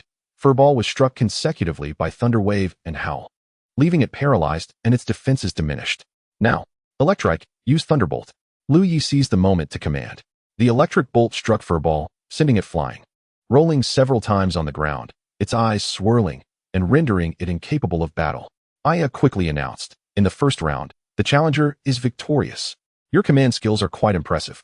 Aju praised. You too. Liu Ye modestly replied. After a brief exchange, the second round of battle commenced. Come forth, Grimer. As Grimer entered the fray, the arena was immediately engulfed by an unpleasant stench. One can only say, it is truly deserving of being a poison-type gym. Not only physical attacks, but also magical ones, and it even inflicts lingering damage. Liu Ye inwardly grumbled. Name, Grimer. Gender, male. Level, 52, early champion. Type, poison. Ability, stench. Friendship, 50. Base stats, 500. Potential, Champion. Skills: Poison Trap, Mud Bomb, Sludge Bomb, Belch, Mud Wave.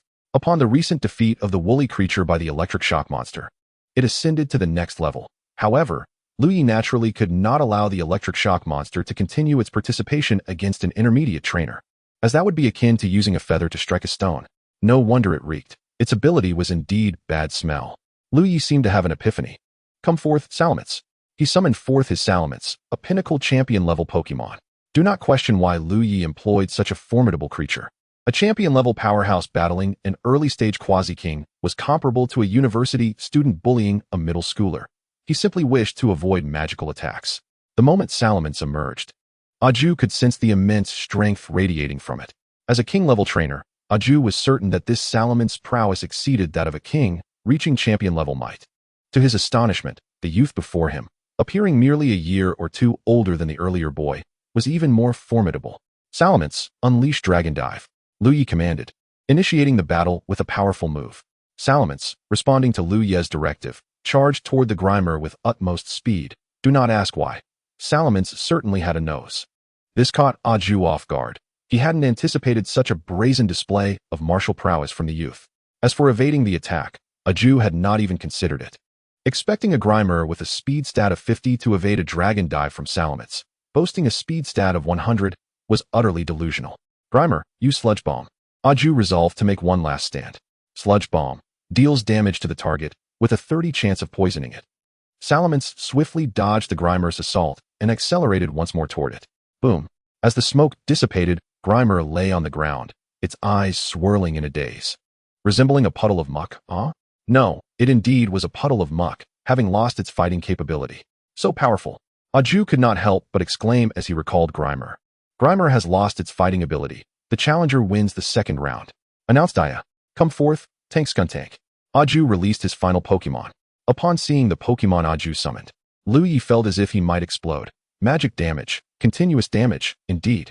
Name: Tank Skuntank. Gender: male. Level: 66, Mid-King. Type: Poison Dark. Ability: Bad Smell. Friendship: 50. Base stats: 479. Potential: Champion. Moves: Flamethrower, Poison Jab, Night Slash, Toxic, Explosion. Confounded. Another with the bad smell ability. Liu Ye internally lamented for the umpteenth time. Liu Ye did not recall Salamence, but rather commanded it to swiftly conclude the battle. Soon, under the overwhelming might of the champion-level Salamence, Aju's Tank Skuntank was utterly powerless. With a single beam of destructive light, it was sent flying, its eyes swirling, having lost its fighting ability. You are too powerful. I am no match for you. Aju sincerely admired Liu Ye, a youth around 20, who had already achieved such astounding strength. You are not lacking either. Perhaps in the future, you could become one of the Elite Four in the Johto region. Liu Ye subtly hinted. Haha, thank you for your kind words. Aju chuckled, not taking Liu Ye's statement to heart. It was only when he became one of the Elite Four that he would realize just how formidable Liu Ye truly was. Here, your pink badge, Aju said, handing the pink badge to Liu Ye. Thank you. Liu Ye accepted, completing the challenge as the system's voice resonated again. Ding. Congratulations to the host for completing the sequential task. 6. Challenge the light pink gym, successfully defeating Aju and earning the pink badge. Task completion rewards. For 1,000 points, 300. 000 League coins. Random poison type, Pokemon 1. After receiving the rewards, the system inquired. Host, would you like to draw a random poison type, Pokemon 1 now? Not at the moment. Liu Ye replied. Just then, Nian, observing from the sidelines, approached Liu Ye respectfully, saying, Hello, Mr. Liu Ye. May I request something of you? What is it? Liu Ye inquired, puzzled. I would like to challenge you to a battle. A 1 versus 1 will suffice. I promise not to waste much of your time. Nian implored. The respect in Nian's address indicated his admiration for Liu Ye. Very well. Liu Ye nodded in agreement. Curiosity about Nian's considerable strength piqued Liu Ye's interest, prompting him to accept the request, as it could serve to illuminate the gap in their abilities, providing Nian with a modicum of motivation for his endeavors. Then, let you two battle on my field. Aju warmly invited, eager to witness the clash of these two prodigies. Thank you. Nian expressed his gratitude. In truth, Liu Ye had initially intended to decline Nian's request, but just then, the system's prompt rang out. Ding. Issuing time-limited task, Nian's challenge. The host must accept Nian's challenge and defeat him in a crushing manner, allowing him to experience society's love. Task completion rewards. 1,000 points, 100,000 league coins. 1 rare candy. Task failure, no penalties. Humph. You think such paltry rewards are worth my time? Liu Ye scoffed internally. Thus, without hesitation, Liu Ye chose to accept the task. After all, even the smallest fly leg is still meat. Liu Ye and Nian arrived at the battle arena, and Liu Ye promptly released his Pokemon. Come forth, ancient Dragonite. Liu Ye had no intention of deploying his second-tier divine Pokemon. After all, crushing was not synonymous with obliteration. Upon its emergence, both Nian and Aju could perceive that the ancient Dragonite's strength vastly surpassed that of the previously summoned Salamence. Although Salamence and ancient Dragonite differed by only a few levels, the disparity in their tiers was monumental. A third-tier divine Pokemon could effortlessly vanquish numerous champion-level opponents. Seeing Liu Ye summon such a powerful ancient Dragonite, Nian did not falter. Rather, he felt elated. The aura emanating from the ancient Dragonite indicated its formidable might. Nian mistakenly believed this was Liu Ye's strongest Pokemon, interpreting it as a sign of respect and seriousness from Liu Ye for the match, which filled him with joy and honor. Little did he know, Liu Ye possessed even more powerful Pokemon, merely opting not to overly intimidate him by deploying a third-tier divine Pokemon. If he were to discover the truth, one could only imagine his reaction. Acknowledging Liu Ye's strongest Pokemon, Nian naturally could not fall behind, determined to showcase his prowess. Taking a deep breath, he declared, "Come forth, Charizard." Yes, indeed. Nian ultimately summoned his Charizard, which appeared to be his starter Pokemon. The Charizard, my most esteemed companion and the mightiest Pokemon in my possession, has been by my side since the very beginning of my journey, Nian introduced. Liu Ye nodded symbolically, signifying his understanding. System, please examine Charizard's attributes. Name, Charizard. Gender, male. Level, 69, late elite. Ability, solar power type. Fire flying friendship, 50 base stats. 534 potential. Champion moves, Dragon Claw, Flamethrower, Flare Blitz, Inferno. Fire Spin. Held item, Charizard Megastone X, a Charizard at the late elite level. Upon reviewing Charizard's attributes, Liu Ye felt a flicker of surprise. He had not anticipated Nian's Charizard to be so formidable in relative terms, whereas his own Charizard barely reached the elite level. Moreover, the fact that it possessed a Megastone was indeed unexpected. However, it mattered little, a level 3 deity, after all. Dragonite, unleash your freedom, Liu Ye proclaimed, striking a pose once more. What? Liu Ye's command startled Nian. What does Mr. Liu Ye mean? Is he testing me? Nian pondered without hesitation. Nian, you may attack first. Liu Ye's sudden remark interrupted Nian's thoughts. Mr. Liu Ye, then I won't hold back. Nian replied hastily. Charizard, greet him with Flamethrower. Nian commanded. The ancient Dragonite did not evade as the handsome readers before their screens might have imagined, but instead opted to brace itself and endure the attack. In truth, even without defending, Charizard's Flamethrower would not inflict significant damage upon the ancient Dragonite. After absorbing the attack, the ancient Dragonite swiftly coalesced its energy into a colossal ball, launching it at Charizard. Indeed, it was Dragon Rage. Nian observed the enormous Dragon Rage energy ball, feeling a sense of foreboding that Charizard would be gravely injured if struck. He quickly commanded, Charizard, ascend, then use Flare Blitz. Responding to Nian's order, Charizard soared into the sky, evading the ancient Dragonite's Dragon Rage, which instead collided with the energy shield surrounding the battlefield, causing the entire arena to shudder and revealing several faint cracks on the protective barrier. Nian sighed in relief. Indeed, I am fortunate that I did not act impulsively, allowing Charizard to dodge the attack. Otherwise, the consequences would have been dire. Seeing Charizard flying high and using Flare Blitz, the ancient Dragonite was not to be outdone and unleashed its signature move, Dragon Dive. Boom.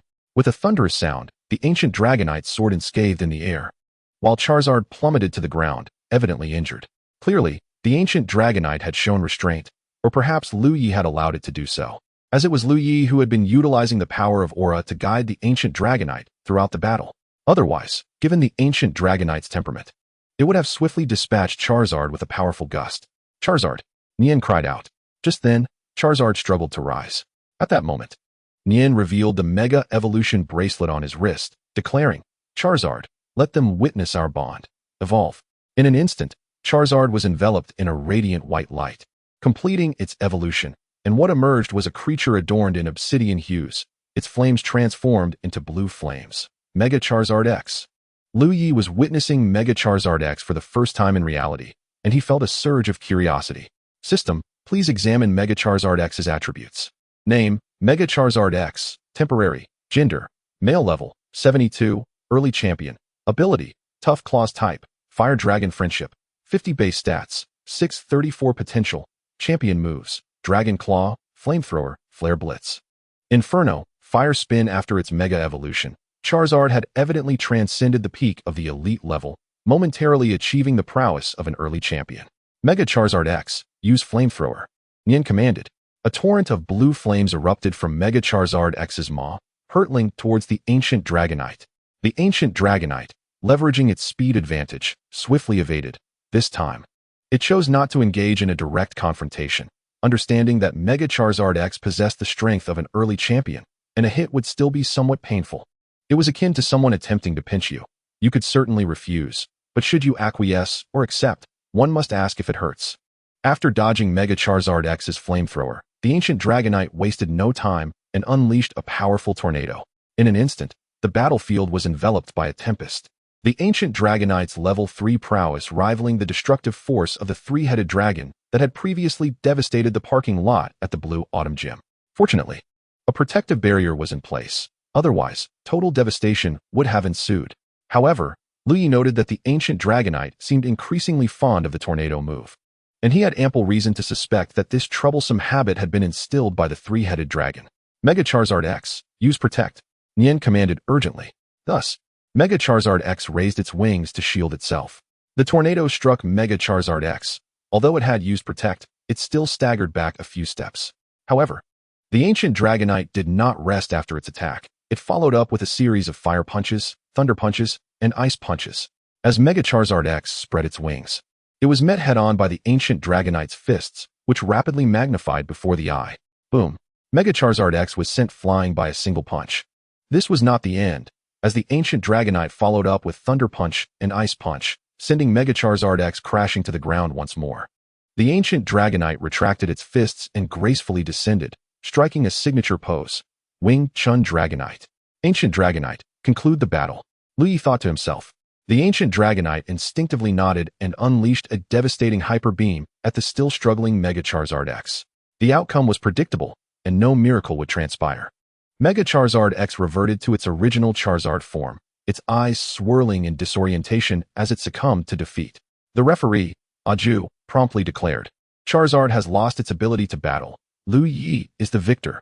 Nian recalled Charizard and approached Liu Ye respectfully, saying, Thank you, Mr. Liu Ye, for allowing me to recognize the gap between us. You are most welcome. Liu Ye responded with a calm shake of his head, exuding an air of superiority. Having completed the challenge against Nian, the system's notification was, of course, not absent. Ding. Congratulations to the host for completing the time-limited task, Nian's challenge. The host has successfully accepted the challenge and has defeated Nian in an overwhelming manner, allowing Nian to experience the affection that society holds for him. Task completion rewards: 1,000 points, 100,000 alliance coins, and 1 magical candy. Well then, Mr. Liu Ye, I shall take my leave. I must head to the Pokemon Center in Qianhong City to tend to my Charizard. Nian remarked. Indeed, go ahead, and I look forward to our next encounter.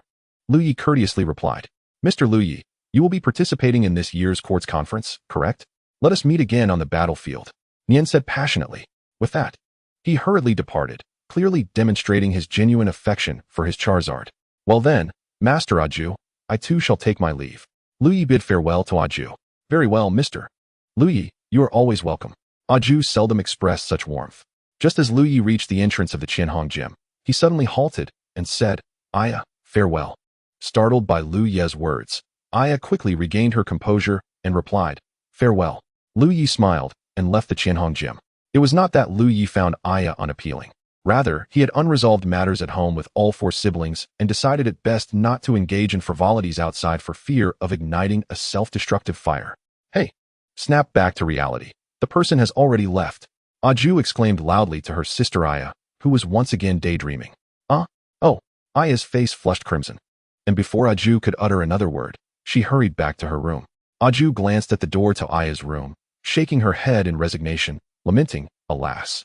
Girls grow up too fast. After this, she proceeded deeper into the gym. Meanwhile, having successfully challenged the Qianhong Gym, Liu Ye did not rush to return. Instead, he paused in the secluded mountains within the gym. He felt it was imperative to train his newly captured Pokemon. Most importantly, Liu Ye's points were already sufficient for a 10-time draw, and he could hardly contain his eagerness. Liu Ye descended on his ancient Aerodactyl in a relatively open area, instructing the creature to keep a watchful eye on the surroundings. He then began to communicate with the system. System, initiate a 10-time draw for me. Liu Ye stated impatiently. Ding.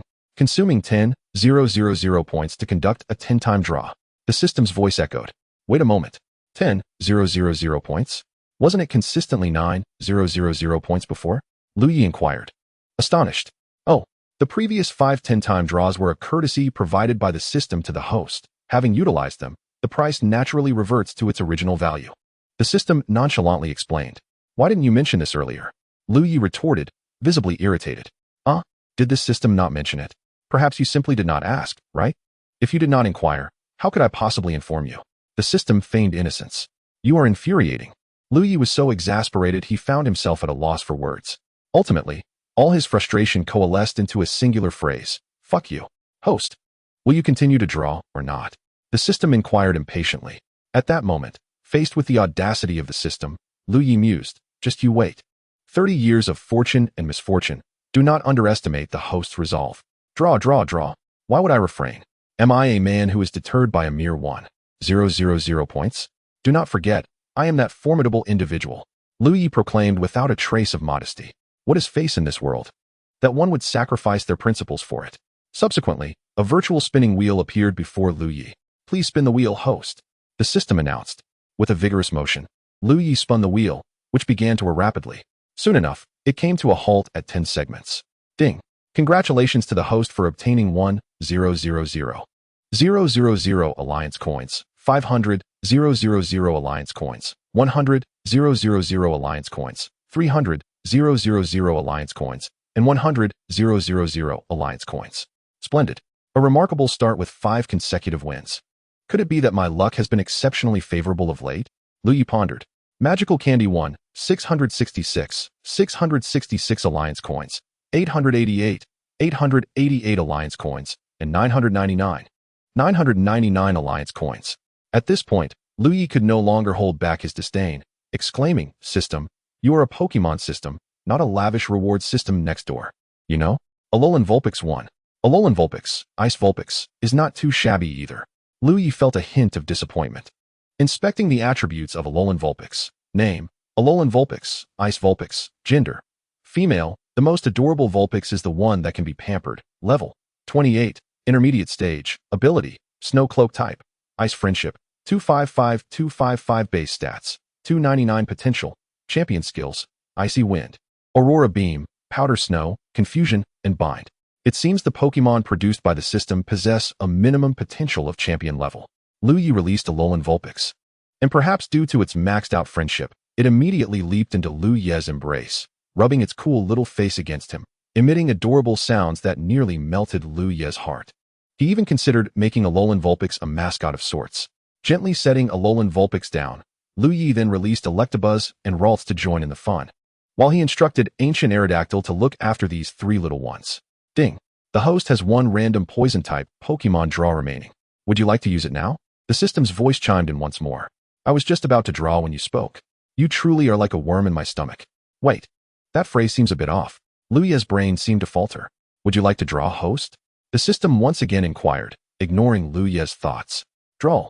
Why would I not draw? This opportunity was earned through my own efforts. Liu Ye replied.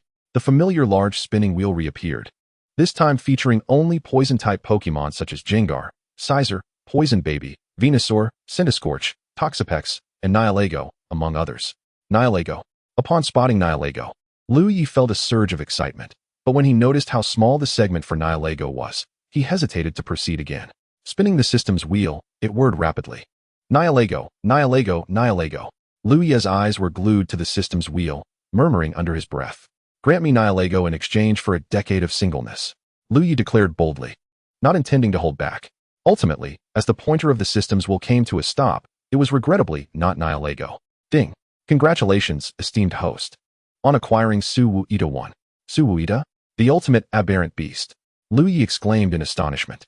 Name, Pseudo-Legendary. Gender, genderless level, 69, late heavenly king. Ability, Aberrant Beast Enhancement Type. Rock Poison Affinity. 255 base stats. 570 potential. Level 3 Divine Skills. Smoke Clear. Power Gem. Mirror Reflection. Wondrous Space. Double-Edged Hammer. The newly obtained Pokemon were astonishingly all from the Alola region. Liu Ye pondered thoughtfully. He then released Pseudo-Legendary, acquainted himself with it briefly, and subsequently returned Pseudo-Legendary to the Pokemon realm. Accompanied by his 3 companions, Ralts, Alolan Vulpix, and Electabuzz, Liu Ye embarked on a journey of training amidst the Great Mountains. Just as he recalled Pseudo-Legendary, a sudden roar from an ancient Dragonite pierced the air. Liu Ye quickly turned around to find a Beware running towards him, closely pursued by a horde of menacing Beedrills. Upon noticing the Beware's paws smeared with honey, Liu Ye instantly grasped the situation. It must have attempted to pilfer honey from the Beedrills and was caught red-handed. Name: Beware. Gender: male. Level: 19, late beginner. Ability: Honey Gather. Type: Normal. Affinity: 50 base stats, 330 potential. Near Heavenly King skills: Sweet Scent, Fury Cutter, Retaliate, Scratch. Desire. Recognizing Beware's ability, Liu Ye understood why this particular bear was in such a predicament. However, he refrained from sending the ancient Dragonite to assist Beware, for its formidable strength could inadvertently annihilate the swarm of Beedrills. Thus, he dispatched his 3 companions with the command: Ralts, Alolan Vulpix, Electabuzz, go aid Beware. Do not question the reason. Let us say beauty is justice. The trio nodded and dashed forward, their adorably energetic forms bringing a smile to Liu Ye's face as he trailed behind. As the trio approached, Liu Ye issued commands. Ralts: use telekinesis. Alolan Vulpix: unleash Aurora Beam. Electabuzz: employ Electro Ball. Upon realizing assistance had arrived, Beware halted its frantic escape and retaliated against the Beedrill swarm with a Fury Cutter. The Beedrills, witnessing Beware's newfound allies, retaliated simultaneously with Poison Sting. Ralts, Alolan Vulpix, Electabuzz swiftly evade. Then unleash Hypnosis Wave, Icy Wind, and Thunder Wave. Liu Ye commanded urgently. Struck by their combined efforts, the Beedrills fled in haste, muttering their disdain. With the Beedrills vanquished, Liu Ye assessed his companions' attributes, and indeed, the battle had granted them considerable experience. Ralts leveled up by 3, Alolan Vulpix by 2, and Electabuzz by 1. A splendid haul. It is time to depart, Liu Ye proclaimed, but then paused. Ah, wait a moment, did I forget something? He contemplated. Just then, a feeble cry echoed nearby. Turning, he discovered Beware sprawled on the ground, 2 poison stings embedded in its rear, clearly the result of the Beedrill's attack. Seeing Beware's pitiful condition, Liu Ye realized he had indeed forgotten about it. Approaching Beware, he utilized his psychic abilities to extract the poisonous barbs. Do not inquire why I did not use my hands. The answer lies in the nature of the poison stings. After removing the barbs, he employed the power of healing to restore Beware, who soon regained its former vigor. Understanding that Liu Ye was its savior, Beware grew affectionate towards him. Through the power of aura, Liu Ye conversed with Beware and learned the true reason for the Beedrill's pursuit, confirming his earlier suspicions. Beware had sneaked out due to its insatiable appetite, unbeknownst to its parents, who were likely searching frantically for it. Thus, Liu Ye scooped up Beware, intending to embark on a quest to reunite it with its parents, when he heard 2 roars emanate from the forest ahead. Suddenly, 2 pandas appeared before Liu Ye and his companions. Name: Panda's. Gender: male. Level: 48, late elite. Ability: Grit. Type: Normal. Affinity: 50 base stats, 500 potential. Near Heavenly King skills: Harmonious Coexistence, Retaliate, Sleep, Facade. Mega Punch. Name: Panda's. Gender: female. Level: 50, peak elite. Ability: Quick Feet. Type: Normal. Affinity: 50 base stats, 500 potential. Near Heavenly King skills: Harmonious Coexistence, Retaliate, Sleep, Facade. Mega Punch. It appeared they were Beware's parents, but Liu Ye wondered why their affinity was so low. Observing Beware in Liu Ye's arms, the pandas wasted no time and launched a Mega Punch at him. Liu Ye swiftly ascended into the air using his psychic abilities, recalling Ralts, Alolan Vulpix, and Electabuzz. Ancient Dragonite, calm these 2 pandas, Liu Ye commanded indignantly. I have saved your child, and yet you attack without hesitation. Liu Ye understood that the pandas mistook him for a kidnapper, but there was no time for explanations. They needed to be subdued first. The ancient Dragonite, understanding the gravity of the situation, responded with a series of well-placed blows, bringing the pandas to a halt. With bruised faces and conspicuous lumps on their heads, the pandas appeared quite battered. Yet, Beware, witnessing the state of its parents, showed no sign of concern. Instead, it laughed and clapped, perhaps finding their predicament amusing. Liu Ye, observing Beware's carefree demeanor, could only sigh in exasperation, truly, a filial child. He couldn't help but reflect on the efficacy of reason in resolving conflicts. Indeed, reason prevails. Subsequently, Liu Ye recounted the entire story of how he came to possess the bear cub and the circumstances surrounding his rescue of it to the two circle bears. With a blend of reason, persuasion, and heartfelt assurance regarding the bear cub, the circle bear parents ultimately chose to believe Liu Ye and express their gratitude. They then departed with the bear cub. However, witnessing the agitated demeanor of the circle bear parents and the way they lifted the bear cub away, Liu Ye could only silently pray that the bear cub would be able to rise again by the morrow.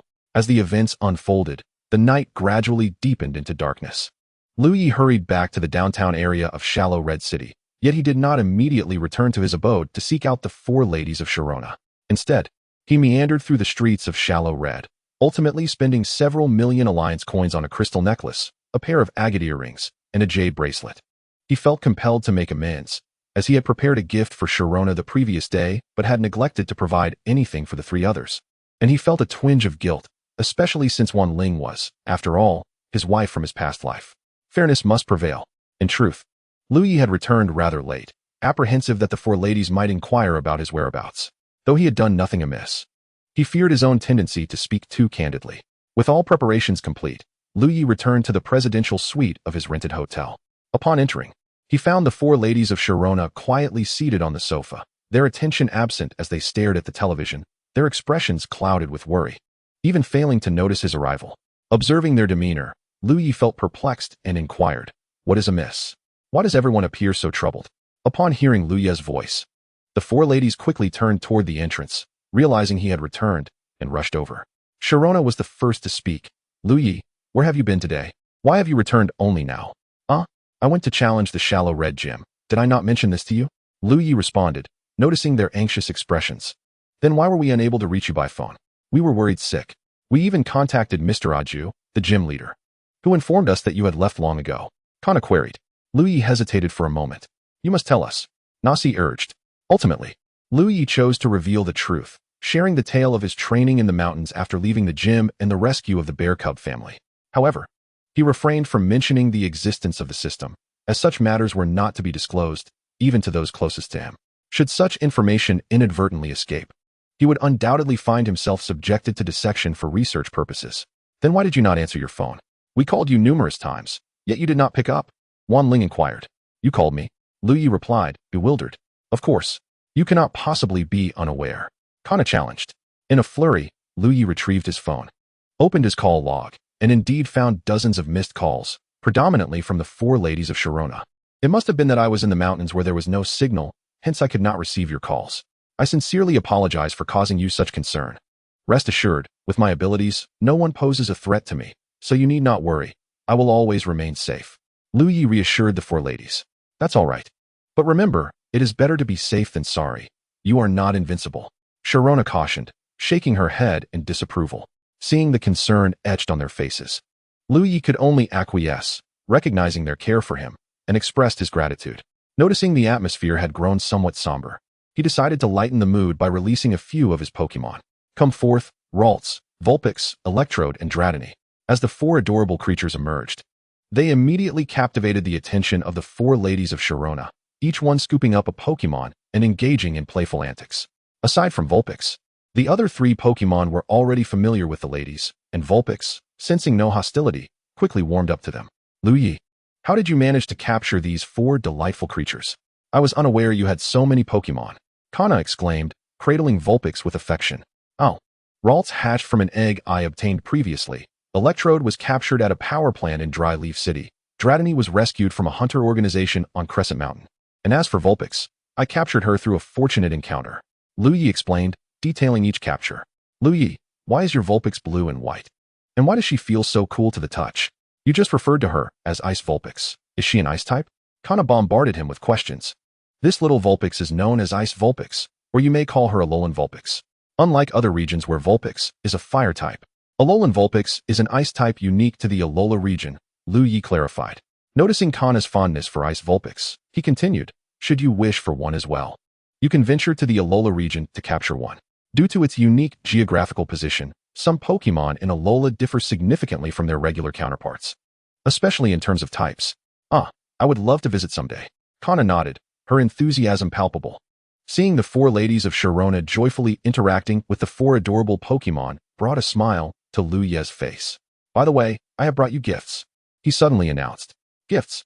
Upon hearing this, the four ladies of Sharona hurriedly approached Liu Ye, momentarily setting the Pokemon aside. Indeed, the allure of gifts eclipsed all else. Ralts, who am I? Electrode, where am I? Ice Vulpix, where am I headed? Dratini, am I truly in a bind? Witnessing the four adorable creatures being unceremoniously dismissed by the ladies, Liu Ye shook his head in bemusement, yet refrained from saying anything further. He then retrieved the gifts he had purchased earlier, a crystal necklace, a jade bracelet, and a pair of agate earrings. Here, Wanling, this crystal necklace is for you. Kana receives the agate earrings, and Nasi, the jade bracelet. Liu Ye declared, distributing the gifts accordingly. Thank you. The three ladies expressed their gratitude, visibly pleased with the gifts bestowed upon them by Liu Ye. In truth, it was perhaps Liu Ye's heartfelt gesture that they cherished most. Noticing that Kana and the others had received their gifts, Sharona approached Liu Ye, her expression tinged with confusion, and asked, "What about my gift?" "Your gift? What gift are you referring to?" Liu Ye feigned ignorance. "Well, they all received gifts. What about mine?" Sharona inquired, her irritation evident. "I already presented your gift to you yesterday. Was that not sufficiently grand?" Liu Ye explained. At this moment, Sharona recalled the romantic gesture Liu Ye had bestowed upon her the previous night, which indeed was quite splendid. However, seeing that the other three girls were all gifted while she was not, a tinge of disappointment crept into her heart. "Oh," Sharona softly acknowledged, opting for silence thereafter. Feeling somewhat disheartened, observing Sharona's melancholic demeanor, Liu Ye couldn't help but burst into laughter. His chuckle caught Sharona off guard, leaving her bewildered as she thought to herself, "What? My unhappiness brings you joy?" Sharona shot Liu Ye a fierce glare and inquired, "Hey, what are you laughing at? Does my low mood amuse you?" No. Liu Ye hastily waved his hands and shook his head, attempting to clarify that was not his intention. Yet, his laughter only reinforced Sharona's belief that he was being deliberately mischievous. At a loss for words, Sharona declared, "Liu Ye, if you keep laughing, I shall be quite upset." All right, I won't laugh anymore," Liu Ye replied, stifling his amusement. With that, Liu Ye presented Sharona with a bracelet and a beautiful stone. As she gazed at the items he handed her, they seemed vaguely familiar, yet she couldn't quite place where she had seen them before. Thus, she inquired, "What is this?" "This," Liu Ye explained, "is an evolution bracelet meant to connect with Mega Evolution Stones. As for this stone, it is the Mega Evolution Stone for Garchomp. Didn't you mention wanting one? Fortunately, I acquired another recently, so consider it a gift." Sharona was taken aback by Liu Ye's unexpected generosity. Noticing her astonished expression, Liu Ye feigned surprise. "You didn't really think I hadn't prepared a gift for you, did you? I was merely pretending to tease you." A hint of color flushed Sharona's cheeks. In truth, Liu Ye had initially forgotten to prepare a gift for Sharona, having overlooked giving her the Mega Evolution Stone for Garchomp the day before. Presenting it to her today not only rectified his oversight, but also saved him some expense. System, PSH. What a shameless fellow. Liu Ye's thoughtful gift brought a peaceful end to the night. The following day, Liu Ye and the four girls set off towards the Pokemon breeder town, quickly arriving at the bustling little town. Their purpose for visiting was to pamper their adorable companions, as the girls believed their Pokemon deserved some care and beauty treatment. As a native of the Kanto region, Kona naturally took the lead, mentioning a renowned breeding town famous for its beauty services. Thus, the group decided to head to the breeder town, with Liu Ye readily yielding to the majority's wishes, especially since they still needed to conquer two gyms, the Red Lotus Gym and the Evergreen Gym, so he was not overly anxious. The most popular attraction in the breeder town was the Pokemon Beauty Street, and thus Liu Ye and the four girls headed directly there. Before long, they arrived at Pokemon Beauty Street. Upon entering, Kona enthusiastically began to explain, Beauty Street is also known as Breeder Street, where many esteemed figures from the breeding community and specialized beauticians for Pokemon operate their shops. This is precisely why we are here. Moreover, it is a coveted destination for Pokemon breeders. Wanling, didn't you mention wanting to become a Pokemon breeder? You might learn a great deal here. At that moment, Sharona's eyes sparkled as she spotted a large poster showcasing a whimsically adorned Weezing and Arbok. Wow, how adorable. I didn't realize this is the current trend, she exclaimed. Nashi, observing the poster, critiqued, I find this style rather ostentatious and quite lacking in taste. Liu Ye concurred with Nashi's assessment. Kona then chimed in. I've visited here a few times, and there's one shop I always frequent. Follow me. After a brief search, Kona finally located his destination and joyfully exclaimed, "Found it. Right over there." Liu Ye noted that the shop's decor appeared rather plain compared to the others, standing out in its simplicity. The group followed Kona inside. Upon entering, they were greeted by a melodious female voice. "Hello. Welcome. Please hold on for just a moment." They soon spotted a girl with stunning long green hair giving a massage to a Chansey, which radiated a lovely glow. The Chansey emitted soft coos, indicating the girl's skillful touch. Once the massage concluded, a strangely dressed man entered, addressing the Chansey. "Chansey, I'm here to take you." The Chansey, reluctantly, was led away by the man. "Thank you for your visit." The girl politely called after them. After the man departed with Chansey, the girl turned to Liu Ye and the others. "Hello there." Upon noticing Kona, she exclaimed, "Champion Kona, you're here?" "Yes, hello Xiaoxue." Kona nodded, introducing Liu Ye, Sharona, Nashi, and Wanling to Xiaoxue. Surprised by their esteemed identities, Xiaoxue couldn't believe they were so notable. After exchanging greetings, they entered the shop, where Wanling's eyes lit up upon seeing a Vulpix. "How adorable.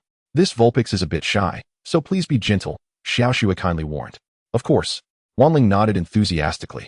Observing the Vulpix, which was clearly well-groomed, she stroked its fur and praised, "Xiaoxue, you're amazing." Before Xiaoxue could respond, Kona interjected, "Of course. Xiaoxue has been the champion of the Beauty Street Breeder competition for 3 consecutive years. Last year, she was recognized by the Pokemon League as the most popular breeder according to the Pokemon Friends magazine readers poll, winning first place for 4 years running. This Vulpix is her best partner." Hearing Kona's compliments, Xiaoxue bashfully scratched her head, responding, "Hee hee, it's really not that impressive." Meanwhile, Wanling gazed at Xiaoxue with admiration. "You're so incredible, Xiaoxue. I want to become a Pokemon breeder like you. Will you teach me?" "Of course. And just call me Xiaoxue." Xiaoxue replied cheerfully. Chapter 89. Vulpix, the Team Rocket Trio. As for Wanling, her eyes sparkled with admiration as she gazed at Xiaoxue. "You are so amazing, Miss Xiaoxue. I too aspire to become a Pokemon breeder like you. Would you be willing to teach me?" "Of course." Xiaoxue replied cheerfully. "And please, just call me Xiaoxue." "Thank you so much, Xiaoxue," Wanling exclaimed, her enthusiasm palpable. At that moment, Liu Ye began to examine Vulpix's attributes. Name, Vulpix gender, female level, 25, intermediate, ability, flash fire type, fire friendship, 50 base stats, 299 potential, champion skills, mystical light, will-o-wisp, quick attack, bind, incinerate. Liu Ye mused to himself that this Vulpix possessed commendable potential. With proper training, it could evolve into a formidable Pokemon. After Wanling set Vulpix down, it leapt back onto the chair to continue its rest. Suddenly, Liu Ye, who had previously been rather inconspicuous, spoke up. "Xiaoxue, would you mind giving our Pokemon a beauty treatment?" Following this, Liu Ye released his Ice Vulpix, Ralts, Dratini, and Electrike, having just communicated with their ancient Dragonite, all 6 of whom expressed a desire for pampering. It appeared that female Pokemon shared a common affinity for such indulgences. Consequently, Liu Ye summoned his ancient Dragonite, Salamence, Garchomp, Agron, Dragapult, and Hydreigon. He refrained from releasing any secondary or tertiary legendary Pokemon, primarily because they were not fond of beauty treatments and preferred to avoid human hands. Once Liu Ye had released all his Pokemon, the room was nearly filled to capacity. Upon witnessing the multitude of powerful Pokemon Liu Ye had summoned, Xiaoxue was left in awe. "Mr. Liu Ye, you truly are an exceptional Pokemon trainer," she praised. "Haha, you flatter me, Xiaoxue," Liu Ye responded humbly. "Now, I entrust my Pokemon to your care. Thank you in advance." "Not at all, you're too kind," Xiaoxue replied. Liu Ye then instructed the ancient Dragonite and the 4 little cuties to heed Xiaoxue's guidance. "Kona, do your Pokemon require a beauty treatment as well?" Xiaoxue inquired of the 4 ladies. "Absolutely." Kona nodded affirmatively. The 4 ladies then released one of their Pokemon each. Initially, Cynthia and her companions intended to release several, but they were caught off guard by Liu Ye's sudden release of 10 Pokemon. After all, Xiaoxue was the only one managing her establishment, unlike Liu Ye, who was quite the extrovert. Cynthia released her Milotic, while Kona summoned Lapras, Naji brought forth Alakazam, and Wanling released Dratini. This was Liu Ye's first encounter with Cynthia's Milotic, and it was also Kona's inaugural moment summoning a Pokemon in Liu Ye's presence. Thus, Liu Ye promptly checked the attributes of the 2 Pokemon. Name, Milotic gender, female level, 72, champion early stage, ability, Marvel scale type, water friendship, 70 base stats, 540 potential, champion skills, water pulse, attract, Mystic Guard, Hydro Pump, Recover. Name, Lapra's gender, female level, 70, peak champion, ability, Water Absorb type, Water Ice Friendship, 70 base stats, 535 potential, champion skills, Liquid Voice, Water Pulse, Body Slam, Ice Beam. Absolute 0. Truly, the Ice Champion of the Kanto League and the Champion of the Sinnoh League possessed extraordinary prowess. Liu Ye reflected inwardly. Observing Lapra's level and the aura it exuded, Liu Ye surmised that it was on the verge of breaking through to champion status. Let us leave them here for the time being and return shortly, Liu Ye suggested. All right. Xiaoxue nodded in agreement. Wanling, do you wish to accompany us for a stroll? Or would you prefer to stay here and learn some breeding techniques from Xiaoxue? Liu Ye inquired. You all go ahead. I will remain here. Wanling replied. Very well. Liu Ye agreed, departing with Cynthia and the others. As they strolled down the bustling street, they encountered a shop teeming with activity and excitement, prompting them to investigate. Come one, come all. Our establishment is at the forefront of Pokemon fashion, presided over by the elegant and beautiful makeup artist, Ms. Musashi, and her assistant, Mr. Kojiro. A Meowth proclaimed, brandishing a loudspeaker. Makeup artist Musashi? Assistant Kojiro? Why does that sound so familiar? Liu Ye murmured to himself. Upon approaching, he realized, indeed. It was the infamous Team Rocket trio. Their taste is simply atrocious. Naji could not help but exclaim. Indeed. Yet some individuals revel in such ostentatious displays, Kona added. Moreover, their shop is particularly popular. The poster we just saw seems to be from their establishment. Cynthia elucidated. Upon hearing Cynthia's words, Liu Ye scrutinized the poster further and confirmed her observation. With such questionable taste, how can they attract so many customers? Is it a distortion of human nature or a decline in morality? If their establishment can thrive with such aesthetics, I could easily open my own. Naji lamented. Let it go, Naji. With so many shops around, new ones find it challenging to attract business, Liu Ye retorted pragmatically. With that, Liu Ye stepped inside. Hey, Liu Ye, what are you doing up front? Cynthia quickly inquired. Oh, I noticed they have a talking Meowth in there, and my curiosity got the better of me, Liu Ye explained. In truth, Liu Ye was eager to examine Meowth's attributes. Name, Meowth gender, male level, 42, initial stage, ability, technician type, normal friendship, 30 base stats, 290 potential, near champion skills, scratch, covet, pursuit, fury swipes, cut. Held item, Everstone. After reviewing Meowth's attributes, Liu Ye recognized its uniqueness, particularly its scholarly ability, which explained its capacity to learn human speech. While Liu Ye's Jengar could also converse. It was a creature that had lived for over 2 millennia, rendering comparisons futile. After a brief exploration, Liu Ye and the 3 ladies returned. And although the bustling beauty street was alive with excitement, the majority of patrons still queued at the Team Rocket Trio's shop. Upon re-entering Xiaoxue's store, they found her administering a massage to the ancient Dragonite. Chapter 90. The Vulgar Trend. Challenge. Upon returning to Xiaoxue's establishment, Liu Ye and his companions pushed the door open, only to find Xiaoxue engaged in massaging an ancient Dragonite. Xiaoxue, surprised by their swift return, felt a twinge of curiosity but refrained from inquiring due to their unfamiliarity. However, Wanling was not so reserved, and she asked Liu Ye, "Weren't you out shopping? Why are you back so soon?" "Ugh, don't even get me started. We discovered that most of the beauty street is filled with tasteless products, which we simply could not endure, so we returned," Liu Ye replied. "Oh," Wanling nodded, half comprehending. "By the way, Xiaoxue, may I ask you a question?" At that moment, Liu Ye suddenly recalled something and inquired. Of course, feel free to ask," Xiaoxue responded, somewhat taken aback. "Well, we noticed a beauty shop with a long queue outside, yet with your exceptional skills, why do so few people come to your salon? Is it that the dazzling Pokemon are the latest trend here?" Liu Ye voiced his perplexity.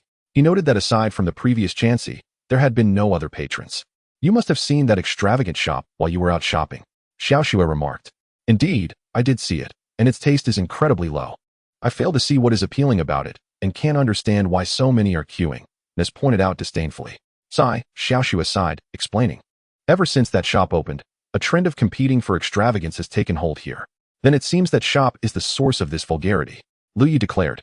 "In truth, the value of a breeder lies in how much charm they can evoke from their Pokemon. Yet, under the current circumstances, it seems to diminish their allure." Xiaoxue lamented, shaking her head in resignation. "Most importantly, I can't see any beauty in the Pokemon after they are overly adorned," Kona interjected. "Indeed, such ostentation only obscures the inherent beauty of the Pokemon. It is merely embellishing the unnecessary," Cynthia concurred from the side. We must not allow this trend to persist. Let us assist Xiaoxue, the enthusiastic Kona proposed. Upon hearing this, Xiaoxue felt embarrassed to accept help from those of such high status. She quickly shook her head, saying no need. It's quite all right as it is. Don't worry, Xiaoxue, we will help you. Right, Liu Ye? Cynthia suddenly chimed in. Initially, Liu Ye had been a mere bystander, unaware that he would be drawn into the fray. He had intended to decline, but just as he opened his mouth, the system's voice rang out. Ding! A time-limited mission, Help Xiaoxue, has been issued. The host must assist Xiaoxue in restoring her salon to its former glory and sabotage Team Rocket's establishment. Completion rewards, 3,000 points, 200,000 league coins. And a premium ice stone. Failure, no penalties. A premium ice stone? Just what I need for Vulpix's evolution. Liu Ye mused. After accepting the mission, he pondered how to aid Xiaoxue, realizing that undermining Team Rocket's shop would be simple, yet restoring Xiaoxue's establishment to its previous thriving state posed a challenge. Seeing Liu Ye lost in thought, Cynthia called out, Liu Ye, what are you daydreaming about? Startled, Liu Ye realized Cynthia had addressed him and hurriedly nodded. Ah? Yes. Xiaoxue, rest assured, we will surely assist you. Thank you all. Ever since that shop set this trend, I have lost all confidence in my own methods, Xiaoxue confessed helplessly. Xiaoxue, you must believe in yourself. Holding steadfast to your principles will prevent you from losing your true essence amid the trends. Kona encouraged. Exactly. Wanling nodded in agreement, reinforcing Kona's sentiment. So what shall we do? Cynthia, alongside Naz, Kona, and Wanling, turned their gaze toward Liu Ye, who was taken aback by their collective attention. Xiaoxue, noticing their focus on Liu Ye, also looked at him in curiosity. Liu Ye never expected to find himself in such a predicament, with everyone's eyes on him. He contemplated aloud. It's simple. While they rely on extravagant appearances, we shall triumph through inner beauty. At that moment, a familiar voice echoed from outside. Xiaoxue, you little girl, hurry out. We're here to challenge you. We want everyone on this street to know that we make Pokemon more beautiful. Musashi boasted arrogantly. Indeed, our artistry is unparalleled. Kojiro chimed in. Meow, give us coins, and with more business, we shall earn more. Nyarth also chattered excitedly. It seemed Nyarth had an obsession with coins. Humph. To dare cause a ruckus here, Garchomp. Liu Ye scoffed. However, Liu Ye refrained from exposing the identities of Musashi, Kojiro, and Nyarth, deeming it unnecessary, as they were merely insignificant members of Team Rocket, lacking any real influence. Musashi and Kojiro could be seen as bored second-generation troublemakers. Musashi's mother, Miyamoto, had once been an assistant to a certain Team Rocket leader, specifically Sakaki, and was close friends with Sakaki's mother. She vanished at 20 while searching for Mew, leaving no trace behind. Kojiro, whose full name is Sasaki Kojiro, was the heir to the Sasaki family in the Kanto region but ran away from home due to an arranged marriage, ultimately joining Team Rocket by chance, aspiring to become a notorious villain. This explains why the trio of Team Rocket is so inept. Sakaki has rarely reprimanded them, as a typical individual would have faced 100 reprimands by now. Hey, kid, what are you threatening us for? We're all civilized here. We're not here to fight. Kojiro, upon seeing Liu Ye's Garchomp standing beside him, recognized its formidable power and, as a young master, had an understanding of rare Pokemon. He knew that if a fight broke out, they would truly be outmatched. Not here to fight. Then what are you here for? Liu Ye inquired, intrigued. Naturally. According to the tradition of our beauty street, we are here to compete in beauty. Musashi responded with an air of entitlement. Humph. You're not plotting something again, are you? Liu Ye questioned skeptically. What nefarious intentions could we possibly have? We simply wish to pursue beauty, Kojiro clarified. And why do you say again? I have every right to say what I like. My mouth is my own, Liu Ye retorted. In truth, Liu Ye was unsure why he used the word again. Perhaps influenced by Ash. Pursuing beauty? That is merely your delusion. Pokemon are inherently beautiful and do not require excessive external adornments. Xiaoxue interjected, angered by the claims of Team Rocket. Little Snow, what nonsense are you spouting? Furthermore, isn't our primary objective as shopkeepers here to earn a profit? As long as we can make money, what's wrong with our actions? Musashi declared. Meow indeed. Moreover, many Pokemon trainers have also availed themselves of our beauty services, which proves that what we are doing is indeed right. After all, the appearance of Pokemon is of utmost importance. Kojiro added. You two are utterly unreasonable. Little Snow was at a loss for words, infuriated by Musashi and Kojiro's remarks. As Musashi and Kojiro continued to bicker with Little Snow, Meowth, who had been trying to interject, finally lost patience and unleashed a flurry of swipes right at their faces.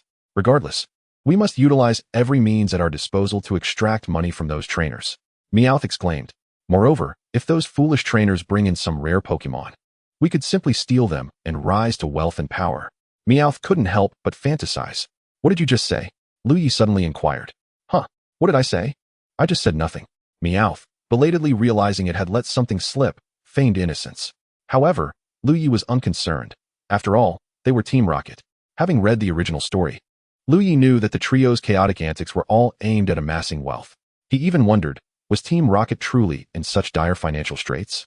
Upon reviewing Meowth's attributes, Liu Ye noted that Meowth possessed the skill Payday. Why then was it still in need of money? Meowth, aren't you supposed to know the Payday skill? Why do you still require money? Liu Ye voiced his curiosity. Upon hearing Liu Ye's question, Meowth sighed in resignation and explained. I devoted too much effort to learning to walk on two legs and speak human language, thus failing to master the Payday skill unique to my kind. In fact, I could say that these two abilities have exhausted my potential to learn other skills. Meowth paused before continuing. Actually, it's not that I can't learn it. But, Meowth then demonstrated the Payday skill. A coin, no larger than a grain of rice, flew towards Liu Ye. With his keen senses and the enhancement of aura and psychic abilities, Liu Ye easily caught the minuscule coin. However, as soon as he grasped it, it vanished from his hand. Liu Ye was perplexed. Noticing Liu Ye's confusion, Meowth clarified, well, that is my Payday. Not only does it inflict no damage, but it also cannot retain the coins. Other skills are similar. They all lack any real damage. Furthermore, after using Payday, I cannot use it again for a week. Ah, I see. Liu Ye nodded, finally understanding. Just moments ago, he had been puzzled as to why Meowth claimed it couldn't be used, yet the system displayed it. Was the system malfunctioning? As Meowth lamented, an irate Musashi approached and kicked Meowth away, possibly seeking revenge for the earlier scratches. Hey, what are you moping about? Have you forgotten why we are here? Musashi exclaimed. Meowth slowly got back up and retorted, is it too much to ask for a moment of reflection, Meow? Enough of that. Our primary purpose today is to challenge you, Little Snow. We've heard tales of your prowess as the finest breeder in this beauty street. So let us compete. Kojiro interjected opportunistically. And how shall we compete? Little Snow queried. Quite simply, if your shop's business surpasses ours within the next week, we shall concede defeat. The losing party must vacate the beauty street forever and abandon the profession of breeding. Do you dare? Kojiro stated with a sinister grin. I. Little Snow hesitated. Although she longed to restore the beauty street to its former glory, the thought of losing and having to give up her beloved vocation was unbearable. Musashi, noticing Little Snow's trepidation, taunted, no worries, Little Snow. If you choose not to accept, we shall proclaim that the once great breeder fears to accept the challenge. Then, before Musashi could finish, Little Snow interjected, all right, I accept your challenge. She declared resolutely. Oh, you have courage. Then it is settled. I hope, Little Snow, that you will put forth your utmost effort in the coming week. Musashi feigned encouragement, but it was laced with mockery. Seeing Little Snow agree to the challenge, Cynthia and her companions were filled with concern. After all, they had witnessed the popularity of Team Rocket's establishment firsthand. They understood that for Little Snow to win this contest would not be an easy feat. It would be exceptionally challenging. Little Snow, do not agree to their terms. It is clearly a trap, Wanling candidly warned. Indeed, Little Snow, perhaps you should heed your friend's advice. Regardless of whether you accept the challenge, the outcome will remain unchanged. Musashi taunted. That's all right. I'm resolute in my decision. I will accept your challenge. I only hope that if you lose, you will honor your agreement. Little Snow had made up her mind. Rest assured, we cannot possibly lose, ha ha ha. Musashi laughed, assuring her, let us hope so. Little Snow mused inwardly. Since there is nothing more to discuss, we shall take our leave, Meowth remarked. With that, Team Rocket turned to depart, but Liu Ye called out to them, hey, you three, wait a moment. What is it, kid? Kojiro looked quizzically at Liu Ye. In an instant, Liu Ye conjured a luminous sphere in his hand and hurled it towards Team Rocket with remarkable speed. What is this? The trio exclaimed in unison. It's a wave bomb. They shouted together. Boom, what an annoying sensation, familiar words, familiar scene. As Team Rocket was sent flying by Liu Ye's attack, Cynthia quietly asked, will they be all right? To which Liu Ye replied, if they have any issues, then that would be a surprise. Don't worry, they won't come to harm. Liu Ye assured, shaking his head. Upon hearing Liu Ye's words, Cynthia felt reassured. After all, with Team Rocket's nefarious nature, whether or not they faced consequences was of little concern. What should we do now? Given the popularity of those three individuals in the store, it is utterly inconceivable that Xiao Xue could compete with them. Naji exclaimed anxiously. Were those three really that formidable? Wanling inquired. Since Wanling had not previously accompanied Liu Ye and the others on their shopping excursion, she had not witnessed the bustling scene at Team Rocket's venue. Had she seen it, her words would undoubtedly have differed. Indeed, during our recent outing, we discovered that nearly the entirety of Beauty Street's business had been monopolized by them. Confirmed Sharona with a nod. That means Xiaoxua. Wanling's subsequent thoughts remained unvoiced, though everyone understood the implication of her statement. Rest assured, for the sake of Beauty Street, the honor of the breeder's family, and my dreams, I shall not give up.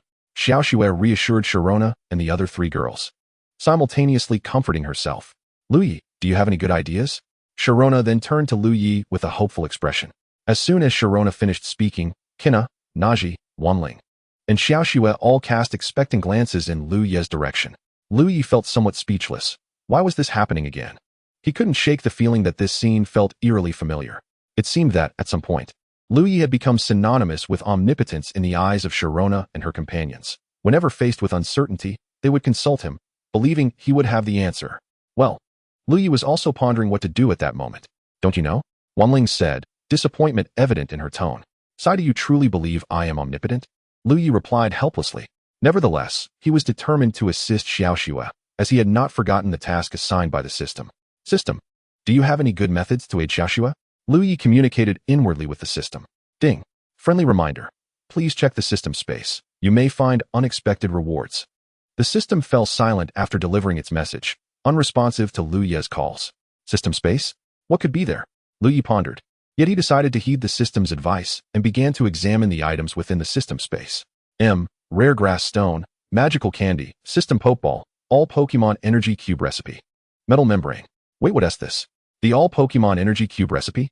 Liu Ye discovered a reward he had obtained long ago, but never utilized. System. What is the use of the all Pokemon energy cube recipe? Liu Ye inquired. Ding. Host. The all Pokemon energy cube recipe contains the crafting methods for energy cubes of all elemental Pokemon, as well as numerous techniques for individual Pokemon energy cubes. Unlike the ordinary energy cubes sold on the market, this version has been upgraded and improved by the system. Long-term consumption not only enhances a Pokemon's beauty and vitality, but also increases their experience levels, and even improves their physical constitution and mastery of corresponding attribute skills. The system explained. Thus, if I possess the all Pokemon energy cube recipe and pass on the techniques to Xiaoxua, wouldn't that mean I could fulfill my task and help her win the competition? Liu Ye mused. Upon hearing the system's explanation, Liu Ye hastily retrieved the all Pokemon energy cube recipe from the system. However, just as he was about to take it out, the recipe transformed into a stream of light invisible to the naked eye, entering his mind. Immediately, Liu Ye felt an influx of knowledge about crafting energy cubes filling his consciousness. Yet, a sudden thought struck him, prompting him to question the system. System, since I have already utilized the all Pokemon energy cube recipe, how can I still pass it on to Xiaoxua? Please rest assured, host, the system guarantees quality. You can convert the all Pokemon energy cube recipe into a book to present to Xiaoxua, and the knowledge of energy cubes will not vanish from your mind. The system clarified. I see. System, I must say, you are rather considerate. Liu Ye praised the system. Ding. Please acknowledge the system, as it has always been this way. The system gently reminded Liu Ye. Liu Ye chose not to engage in further banter with the system, but instead turned to Sharona and the others, stating, Actually, I do have a solution. What did you say? Kina asked, perplexed. If you have a solution, why did you act so helpless just now? Naji questioned. Indeed. Do you have any idea how disheartened we were? You accompanied us in spirit. Sharona scolded Liu Ye, her cheeks puffing in indignation. Liu Ye, please don't do that again. Wanling expressed her concern, her demeanor shy yet earnest. All right, I was wrong. I'll change my ways next time. Liu Ye promised. Enough with the rambling. Hurry up and tell us your solution, Sharona urged. It's quite simple, really. Liu Ye declared as he retrieved the all Pokemon energy cube recipe from his pocket. Indeed, the all Pokemon energy cube recipe had transformed into a substantial tome in Liu Ye's hands. The all Pokemon energy cube recipe? Is this book your solution? Kina remarked, somewhat exasperated. Furthermore, aside from its thickness, it appears to possess no remarkable features. Sharona expressed her confusion regarding Liu Ye's revelation. No, do not be deceived by mere appearances. Liu Ye feigned an air of mystery. And what exactly is the value of this book? Naji asked. First, take a look at the title of this book. What is it? Liu Ye prompted. However, Sharona and her companions ignored him, gazing at him with a look of disdain. Noticing their reaction, Liu Ye awkwardly chuckled and said, "This book is titled The All Pokemon Energy Cube Recipe. What does that imply?" This time, Liu Ye, having learned from experience, did not wait for Sharona and the others to respond and continued. This signifies that Liu Ye's words were abruptly cut short as an irate Sharona knocked him to the ground with a stool. As the stool soared towards the unprotected Liu Ye, Kina, Naji, Wanling, and Xiaoxue instinctively shielded their eyes with their hands, though the gap between their fingers was minuscule. Honestly, a grown man should not be so verbose. Can't you just get to the point? Sharona chastised Liu Ye with exasperation. Slowly raising a hand from beneath the stool, Liu Ye formed an okay gesture, after which he fell silent. This startled the unsuspecting Xiaoxue, who rushed over to check if Liu Ye was all right. But Kina held her back. Seeing Xiaoxue's puzzled expression, Kina exchanged a glance with Sharona. "Enough of the charade. I know your constitution all too well. If you continue feigning, you'll be keeping a lonely vigil every night." Sharona remarked unceremoniously. I'll tell you. The tome entitled Comprehensive Recipes for Energy Cubes of All Attributes meticulously documents the methods for crafting energy cubes for every type of elemental Pokemon, along with various specialized techniques for individual Pokemon. Unlike the ordinary energy cubes available on the market, this version has undergone significant enhancements and upgrades. Regular consumption not only imparts a beautifying effect on the Pokemon, but also elevates their experience levels, and even fortifies their physical constitution and proficiency in corresponding attribute skills. The effects on beauty are particularly pronounced, rivaling the artistry of Xiaoxue's craftsmanship. Upon hearing Cynthia's threat, Liu Ye promptly divulged all he knew without reservation, withholding nothing beyond the system. No doubt about it, LSP. Are you suggesting that the energy cubes crafted according to the recipes in this book possess such numerous benefits and can compete with Xiaoxue's skills? Kina inquired incredulously. Of course. If you doubt it, you can ask Xiaoxue to open it and create a sample according to the recipes to test its efficacy, Liu Ye confidently assured. Here, Xiaoxue. Take a look at this book. It might just astonish you. Most of the raw materials needed to create the energy cubes can easily be found in the marketplace, he said, handing the book to Xiaoxue. Thank you. Xiaoxue expressed her gratitude as she accepted the book. As she delved into the comprehensive recipes for energy cubes of all attributes, her excitement grew with each page she turned, her expression transforming into one of sheer joy. Observing Xiaoxue's fervor, Cynthia and her companions contemplated. Could it be that Liu Ye's claims are indeed true? Is this book truly so invaluable? Thank you, Liu Ye. I believe that with this book, I can surely restore the beauty of the Pokemon Beauty Street to its former glory, Xiaoxue exclaimed, brimming with enthusiasm. In truth, Liu Ye had not extracted all the knowledge from the system's gift of the comprehensive energy cube recipes. He had deliberately omitted the portion pertaining to divine beasts before presenting the book to Xiaoxue. After all, it was uncertain what might transpire if Xiaoxue were to encounter that particular section. It wasn't that Liu Ye doubted Xiaoxue. Rather, it was a matter of precaution, as one must always be wary of potential threats, especially if such recipes were to inadvertently leak. Seeing Xiaoxue's excitement, Cynthia and her companions gathered curiously around, eager to discover what extraordinary insights lay within the book that could inspire such exhilaration in Xiaoxue. While they glimpsed some contents of the comprehensive recipes for energy cubes of all attributes, they were Pokemon trainers rather than breeders, and thus could not discern its true significance. Liu Ye, do you know who authored this book? Xiaoxue asked, her curiosity piqued. The moment has arrived. In truth, this book is a product of my own creation. Born from a fortuitous opportunity during my leisure time, Liu Ye explained, slightly abashed. Host, don't lose face. Nonetheless, this book is a reward for completing a task, courtesy of the system, so it is rightfully mine. Claiming authorship should pose no issue. Liu Ye mused internally. You authored it, exclaimed not just Xiaoxue, but the collective voices of Cynthia and her companions echoed in surprise. Noticing their incredulous expressions, Liu Ye countered, What? Is it so hard to believe that I could have created it? Liu Ye, aren't you a Pokemon trainer? How could you possibly know about breeding? Naz asked, intrigued. Who says a Pokemon trainer cannot also be a breeder? In fact, I am a top-tier Pokemon breeder. Liu Ye retorted humbly. Chapter 94, a top-tier Pokemon breeder. Liu Ye, aren't you a Pokemon trainer?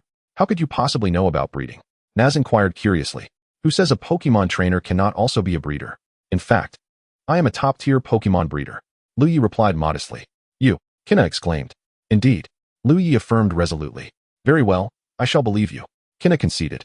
Observing Liu Ye's steadfast demeanor, Now, Xiaoxue, why don't you begin crafting some energy cubes, perhaps a few of the dragon type? Liu Ye suggested. But I haven't finished the beauty treatments for the ancient Aerodactyl and the others yet, Xiaoxue replied. No matter, start with the dragon type energy cubes. Once they are ready, let them sample it. If successful, the results will be the same. Liu Ye said nonchalantly. All right then. Let me see what raw materials are needed for the dragon type energy cubes. With agreement from both the ancient Aerodactyl and Liu Ye, Xiaoxue acquiesced to his request. Ancient Aerodactyl, Garchomp, Salamence, Dragapult, and Dragapult, did you consult us first? Less chatter, or you'll reduce our time. Liu Ye threatened. Xiaoxue opened the book to examine the materials required for the dragon type energy cubes. Orange berries, dragon fire fruits, dragon sunny fruits, mango berries, and dragon scale powder. I have the first few fruits in my shop, but I don't have any dragon scale powder. Xiaoxue lamented. Dragon scale powder? What is that? Cynthia and her companions asked with curiosity. Dragon scale powder, as the name suggests, is derived from the scales of dragon-type Pokémon. And the higher the level of the dragon-type Pokémon, the more effective the energy cubes made from their scales will be. Liu Ye elucidated, addressing their inquiry. But we currently lack dragon scale powder. How can we make it? Wanling remarked. We may not have the powder, but we do have dragons. Liu Ye replied promptly. Isn't that right? He then turned his gaze towards the ancient Aerodactyl and the others, his eyes gleaming with enthusiasm. Even the mighty ancient Aerodactyl and other quasi-deities quaked under Liu Ye's fervent gaze. As I just mentioned, the more powerful the dragon-type Pokémon, the more effective the energy cubes made from their scales will be. Liu Ye paused, casting a meaningful glance at the ancient Aerodactyl. In a swift exchange of glances, the other 5 dragons, Dragapult, Garchomp, Salamence, and Dragapult, secretly communicated. Understood. Got it. Received. Although it may have seemed excessive, they collectively agreed. No problem, my friend. In that instant, apart from the ancient Aerodactyl, the other 5 dragons appeared to have reached a silent agreement. Upon acceptance, the ancient Aerodactyl trembled slightly from head to tail. However, their illustrious and wise master was exceptionally democratic, hence granting them an opportunity. Those willing to sacrifice, please step forward voluntarily, Liu Ye declared. Upon hearing this, the ancient Aerodactyl, reluctant to be the one to step forward, thought to itself, if stepping forward means I'll be safe if I remain still, then I can just kick Garchomp out when they aren't paying attention, and I'll have accomplished my mission. As the ancient Aerodactyl fantasized, it remained unaware that Garchomp and the others had already quietly stepped back. Seeing this, Liu Ye immediately remarked, all right, ancient Aerodactyl, I knew you would be the one. Truly a leader among them. You have such responsibility. Liu Ye showered praise upon the ancient Aerodactyl, leaving it bewildered in its reverie. I didn't step forward at all. The ancient Dragonite, with a bewildered expression, inquired. Then what do you see? Liu Ye said, gesturing behind the ancient Dragonite. Upon turning, the ancient Dragonite was startled to discover that the fierce Garchomp and her companions were merely a step away, right behind her. At that moment, the ancient Dragonite realized she had been betrayed by Garchomp and her friends. If glances could kill, no. If they could slay dragons, Garchomp and her companions would have been vanquished 100 times over by now. Since you've made your choice, ancient Dragonite, then Liu Ye approached the ancient Dragonite step by step, a sinister chuckle escaping his lips. The ancient Dragonite let out a cry, tears welling up from the pain as she clutched her back.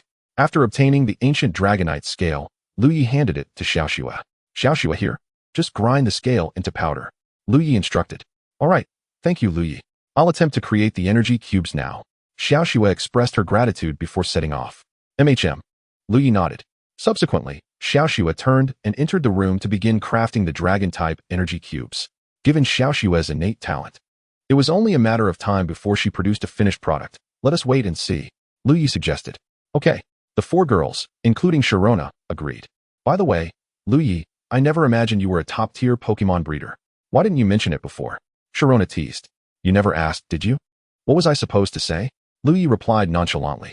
In truth, it was not surprising that the 4 girls were astonished, for in the world of Pokemon, nearly all individuals engaged in Pokemon-related professions tend to specialize in a single career. The primary occupations include Pokemon trainer, Pokemon breeder, and coordinator. There are indeed other professions, albeit less common, such as Pokemon sommelier, Pokemon professor, and Pokemon performer. However, these roles essentially fall under the 3 major Pokemon careers. Most individuals are typically focused on one profession, as each field encompasses a vast array of knowledge, and many spend their entire lives without achieving notable success in any single vocation. let alone two. This led to the misconception among the four girls that one could only possess one profession. They completely overlooked the fact that Liu Ye was an exceptional outlier, someone whose accomplishments transcended the conventional understanding of expertise. Within him, the culmination of a lifetime's worth of knowledge was attained instantaneously, a truly abstract notion.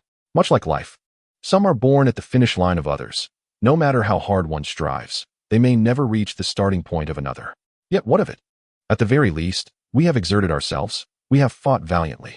Thus, decades hence, you will possess the courage to confront your past self, to honor the ambitious declarations of your youth, irrespective of success or failure, without regret. Chapter 95, A Request. Before long, Xiaoxue emerged from the room, a platter in her hands containing 6 dragon-type energy cubes. So quickly done. Although he had anticipated it, Liu Ye was still taken aback by Xiaoxue's swiftness. Xiaoxue nodded. They look splendid. Let the ancient Dragonite and her friends have a taste, Liu Ye suggested. He took the dragon-type energy cubes from Xiaoxue and approached the ancient Dragonite and her companions. Despite Liu Ye's calm demeanor, the 6 ancient Dragonites inexplicably trembled slightly in their legs. Here, give it a try. It's delicious, Liu Ye said with a beaming smile. As he placed the platter in front of the 6, the enticing aroma wafted through the air, instantly dispelling any thoughts of escape that had lingered in their minds. Instead, their mouths watered in anticipation, and one eager Dragonite snatched a cube and devoured it whole. How is it? Is it tasty? Xiaoxue asked eagerly. Observing the gleam in the ancient Dragonite's eyes, Liu Ye knew full well that Xiaoxue had succeeded. They say it's delicious. Congratulations, Xiaoxue, you did it, Liu Ye exclaimed. Really? Is this true? Xiaoxue asked, incredulous. The 6 ancient Dragonites nodded fervently, giving Xiaoxue a thumbs up. Filled with joy at their affirmation, Xiaoxue gratefully said to Liu Ye, "Thank you, Liu Ye. With this book, I'm certain I can surpass that shop. Could I request one thing from you?" Xiaoxue suddenly became a bit bashful, noticing her hesitation. Liu Ye instinctively guessed what she was about to ask. No need to be polite, Xiaoxue. You wish for me to give you this complete Pokemon Energy Cube recipe, correct? Liu Ye inquired. And no, I couldn't possibly take such a precious book. I was hoping you could lend it to me for a week. I'll return it right after the competition, Xiaoxue said cautiously, fearing Liu Ye would refuse, fully aware of the book's allure for Pokemon breeders and its significance. Initially, she had intended to ask Liu Ye to gift her the book, but upon reflection, she realized that they were not closely acquainted. And Liu Ye had no reason to give away such a valuable item. Liu Ye, why not just give this book to Xiaoxue? After all, you wrote it, so you must know its contents, Kenna suggested. Indeed, Liu Ye, Xiaoxue has such immense talent. I am confident that your book in her hands will yield significant results. Wanling chimed in. In truth, Liu Ye had also contemplated handing the complete Pokemon Energy Cube recipe over to Xiaoxue, yet a twinge of hesitation lingered within him. Perhaps due to the fact that Xiaoxue was not yet his own. At that moment, an immature thought suddenly crossed Liu Ye's mind, prompting him to say, Xiaoxue, I can indeed give you this book. What? Liu Ye, are you really willing to give me this book? Xiaoxue asked, incredulous. Indeed, however. Liu Ye paused, gauging the moment. However what? Xiaoxue inquired, puzzled. However, you need to agree to one condition. Liu Ye continued. Xiaoxue, fully aware of Liu Ye's stature, placed immense trust in his words. Hearing him say this, combined with the allure of the complete Pokemon Energy Cube recipe, she readily agreed, saying, all right, I accept your condition. Of course, if you don't. What? You agreed. Liu Ye belatedly realized. Indeed.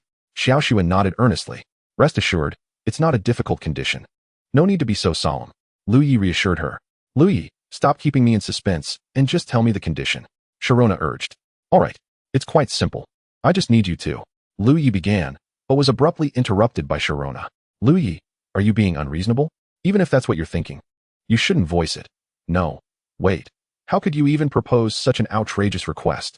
Sharona chastised. As for the petite figure of Xiaoxue beside them, her face had long since turned crimson, and she shyly buried her head within the confines of her oversized garment. Liu Ye, facing the biting retorts of Sharona, wore an expression of exasperation, thinking to himself, could you please allow me to finish my sentence? There's no need to rush. I haven't concluded my thoughts yet. He hurriedly attempted to explain. Huh, what did you say? Sharona interjected. Next time, just articulate your thoughts in one breath to avoid misunderstandings, understood? She admonished. Yes, indeed. I promise to do so next time. Liu Ye nodded earnestly in assurance. However, in the depths of his mind, he mused, I was clearly interrupted while speaking. What do you mean by me leaving you in suspense? What I, Liu Ye, have done has nothing to do with my host. With no interruptions, Liu Ye resumed from where he left off, saying, actually, I require your assistance with a task. Assistance with a task? Xiaoxue inquired, her expression a blend of confusion. Precisely. I own a company that specializes in Pokemon beauty services, energy cubes, and related fields, and I am currently in need of a representative, specifically a CEO. If you are willing to help me manage this company, I shall gift you this book for free. Liu Ye concluded, eagerly awaiting Xiaoxue's response. What? Liu Ye, you actually own a company? Sharona and the others exclaimed in astonishment. Is that so strange? Liu Ye replied nonchalantly. How come I was unaware of your company? Sharona questioned. Well, you never asked me. Liu Ye retorted with his classic deflection. What else could I say? Should I have mentioned that it was a gift from the system? He mused inwardly. Liu Ye, what is the name of your company? Kona curiously inquired. The name? Liu Ye mumbled softly. He truly did not know, as he had not checked the specific details of the company at the time. Promptly, he sought clarification from the system regarding the name of the company he had been awarded. Chapter 96, Night Sky Group. CEO? Name? Liu Ye whispered, still oblivious. Subsequently, he learned and responded, my company is called Night Sky Group. Although Liu Ye communicated with the system for what felt like an eternity. Externally, it seemed as though only a few seconds had passed. Thus Sharona and the others remained unperturbed. Upon hearing Liu Ye's revelation, Sharona, Kona, Naji, and Xiaoxue all widened their eyes in disbelief, exclaiming, Night Sky Group. Apart from Wanling, who was blissfully unaware due to her time over 2 millennia ago, the other women were fully cognizant. Night Sky Group ranks among the top 5 super enterprises in the Kanto and Johto regions, encompassing various sectors such as Pokemon beauty, food, energy cubes, and everyday items for ordinary people. It is not an exaggeration to assert that Night Sky Group's prominence in Kanto and Johto rivals that of the Elite Four and the Champion, as many individuals possess items produced by the Night Sky Group to varying degrees. Is it merely a company? Why are you all so astonished? Liu Ye questioned, bemused by their reactions. Liu Ye, is Night Sky Group truly yours?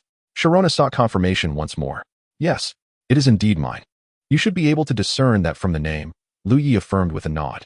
Noticing the unusual expressions among the women, Liu Ye inquired further with the system and was left bewildered after grasping the true power of Night Sky Group. Meanwhile, Wanling remained oblivious to the reason behind the astonishment of the others and curiously asked, what is Night Sky Group? Why are you all so surprised? Kona then proceeded to provide Wanling with a brief overview of the impressive attributes of Night Sky Group, adding yet another to the ranks of astonished individuals. Liu Ye, Night Sky Group is yours. Why didn't you tell us? Naji questioned incredulously. You never asked. Liu Ye began to defend himself, but was interrupted by Sharona. All right, enough of that. Are you about to say, you never asked me either? Ha. Liu Ye remained silent, yet his foolish grin spoke volumes. Then, as the chairman of Night Sky Group, you, Chairman Liu, must be quite wealthy. After all, the market value of Night Sky Group is approximately 13 trillion alliance coins. Why do you seem so pained when spending a mere few 100,000 alliance coins? Kona inquired with genuine curiosity. Well, Liu Ye's mind raced, and suddenly, an idea struck him. The majority of my assets are fixed. I have little liquid capital available. Furthermore, my shares in Night Sky Group are not substantial, so naturally, I must spend judiciously. But I've heard that the chairman behind Night Sky Group holds 95 of the shares, meaning the dividends must be considerable. Naji interjected, providing an unexpected assist. At this moment, Liu Ye internally berated Naji multiple times, thinking, that was well said. Please refrain from speaking next time. His mind was in overdrive, and he could not conjure an excuse, let alone speak the truth. After all, he could not divulge to Sharona and the others that Night Sky Group was a reward from the system, and that he had to appoint a representative for it to function properly. In truth, I primarily wish to prevent you from developing a habit of extravagance. You must understand my good intentions. Liu Ye feigned a sorrowful expression. Seeing Liu Ye's reluctance to elaborate, Sharona and the others chose not to press further. Initially, they merely sought to tease Liu Ye, and witnessing the imperious Liu Ye in a predicament was quite enjoyable. At that moment, Xiaoxue spoke up. Liu Ye, such an important task should be assigned to someone else. I am merely a beauty salon owner and cannot manage a large conglomerate. No, Xiaoxue, I believe in your capabilities. You can do this. Liu Ye insisted resolutely. The reason for Liu Ye's unwavering confidence in Xiaoxue's abilities stemmed from his review of her attribute panel. Name, Lingchuan Shui Xiaoxue. Gender, female. Profession, senior breeder. Pokemon, Vulpix. Identity, beauty salon owner. Abilities, management, top tier, breeding, advanced. This was Xiaoshue's attribute panel, and Liu Ye was taken aback to discover that her management skills surpassed her professional capabilities. Marking her as a hidden talent he would not allow to slip away. Noticing Xiaoshue's hesitation, Liu Ye seized the opportunity, stating, Xiaoshue, do you not desire this book on all Pokemon Energy Cube recipes? Well, Xiaoshue was caught in a dilemma, torn between her cherished book and the challenge to her own abilities. Xiaoshue, trust yourself. You possess the capability. Liu Ye urged. All right, I accept. Xiaoshue seemed to have made up her mind, her tone resolute. Very well, then this book shall henceforth belong to Lingchuan Shui, Liu Ye proclaimed. Upon hearing Liu Ye address her by her full name, Xiaoshue was taken aback. Liu Ye, you know my name. Of course. As the CEO of Night Sky Group, I must familiarize myself with the details of my team. Liu Ye chuckled, responding with a smile. After Liu Ye presented the all Pokemon Energy Cube recipe to Xiaoshue, she excused herself with a brief comment and departed to delve into her studies of the tome.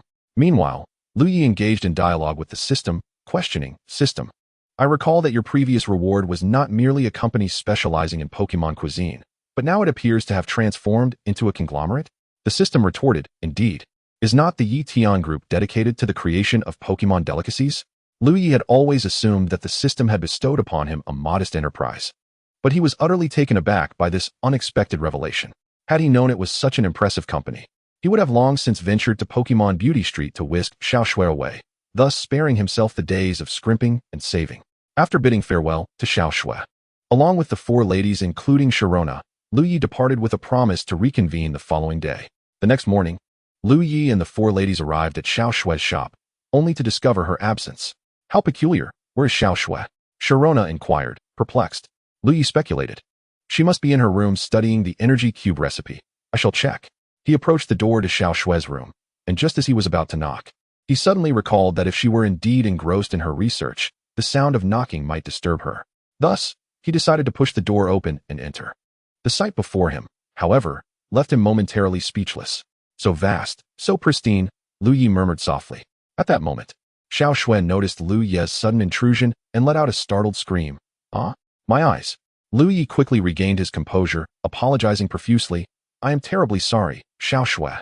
I mistakenly thought you were studying the energy cube recipe and had no idea you had just bathed. I saw nothing. I shall take my leave.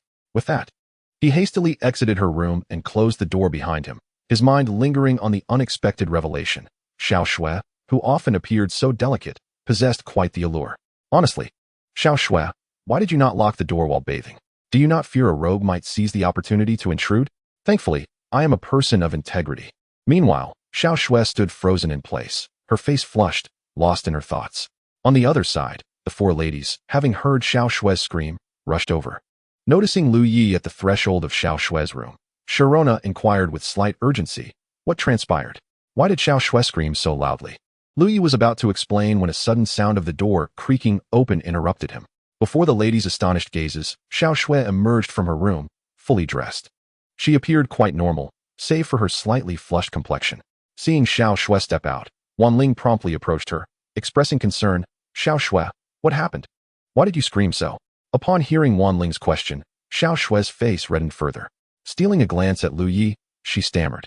I was startled by a cockroach in the room, which is why I screamed. Oh, I see. Kana nodded in understanding. Xiaoshue's explanation drew no suspicion from the ladies, as it was quite typical for girls to fear such creatures. However, Sharona, ever perceptive, noted the fleeting glance Xiaoshue had cast at Liu Ye prior to her explanation. Considering Liu Ye's earlier behavior, Sharona sensed that the matter was far more intricate than it appeared. Nevertheless, she chose to remain silent, wishing to spare Xiaoshue any embarrassment.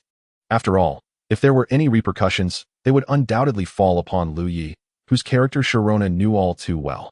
Following this incident, Xiaoshue found it increasingly difficult to meet Liu Ye's gaze, her cheeks flushing each time their eyes met.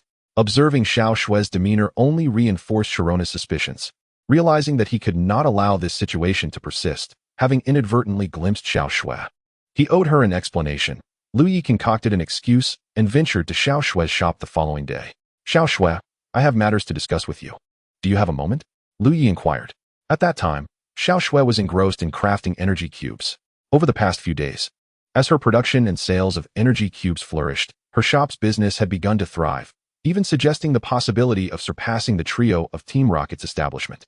Upon noticing Liu Ye's arrival, Xiao Shui promptly set aside her work, shyly responding, I have time. Liu Ye, what is it you wish to discuss? Xiao Shui. Regarding the previous incident, I sincerely apologize. I am here to express my regret, Liu Ye articulated. That. Hearing Liu Ye reference the earlier misunderstanding, Xiao Shui felt a wave of confusion wash over her, struggling to articulate her thoughts. Noticing her silence, Liu Ye continued, Xiao Shui, I can take responsibility for what happened. Of course, if you feel that I have taken advantage of you, I can offer you a Pokemon with elite potential, along with a 10 stake in the Yetion group. Xiao Shui's mind went blank at Liu Ye's words, and she blurted out, if you've seen me undressed, shouldn't you be responsible for me? Once she uttered those words, she was taken aback, unable to comprehend her own boldness. Liu Ye chuckled at her response, surprised by her directness. He then presented her with a Pokeball, saying, Here, this is a Pokemon for you. Inside is a Clefairy with elite potential. Upon hearing this, Xiao Shui's eyes welled with tears, and she appeared on the verge of crying, exclaiming, Are you trying to evade responsibility?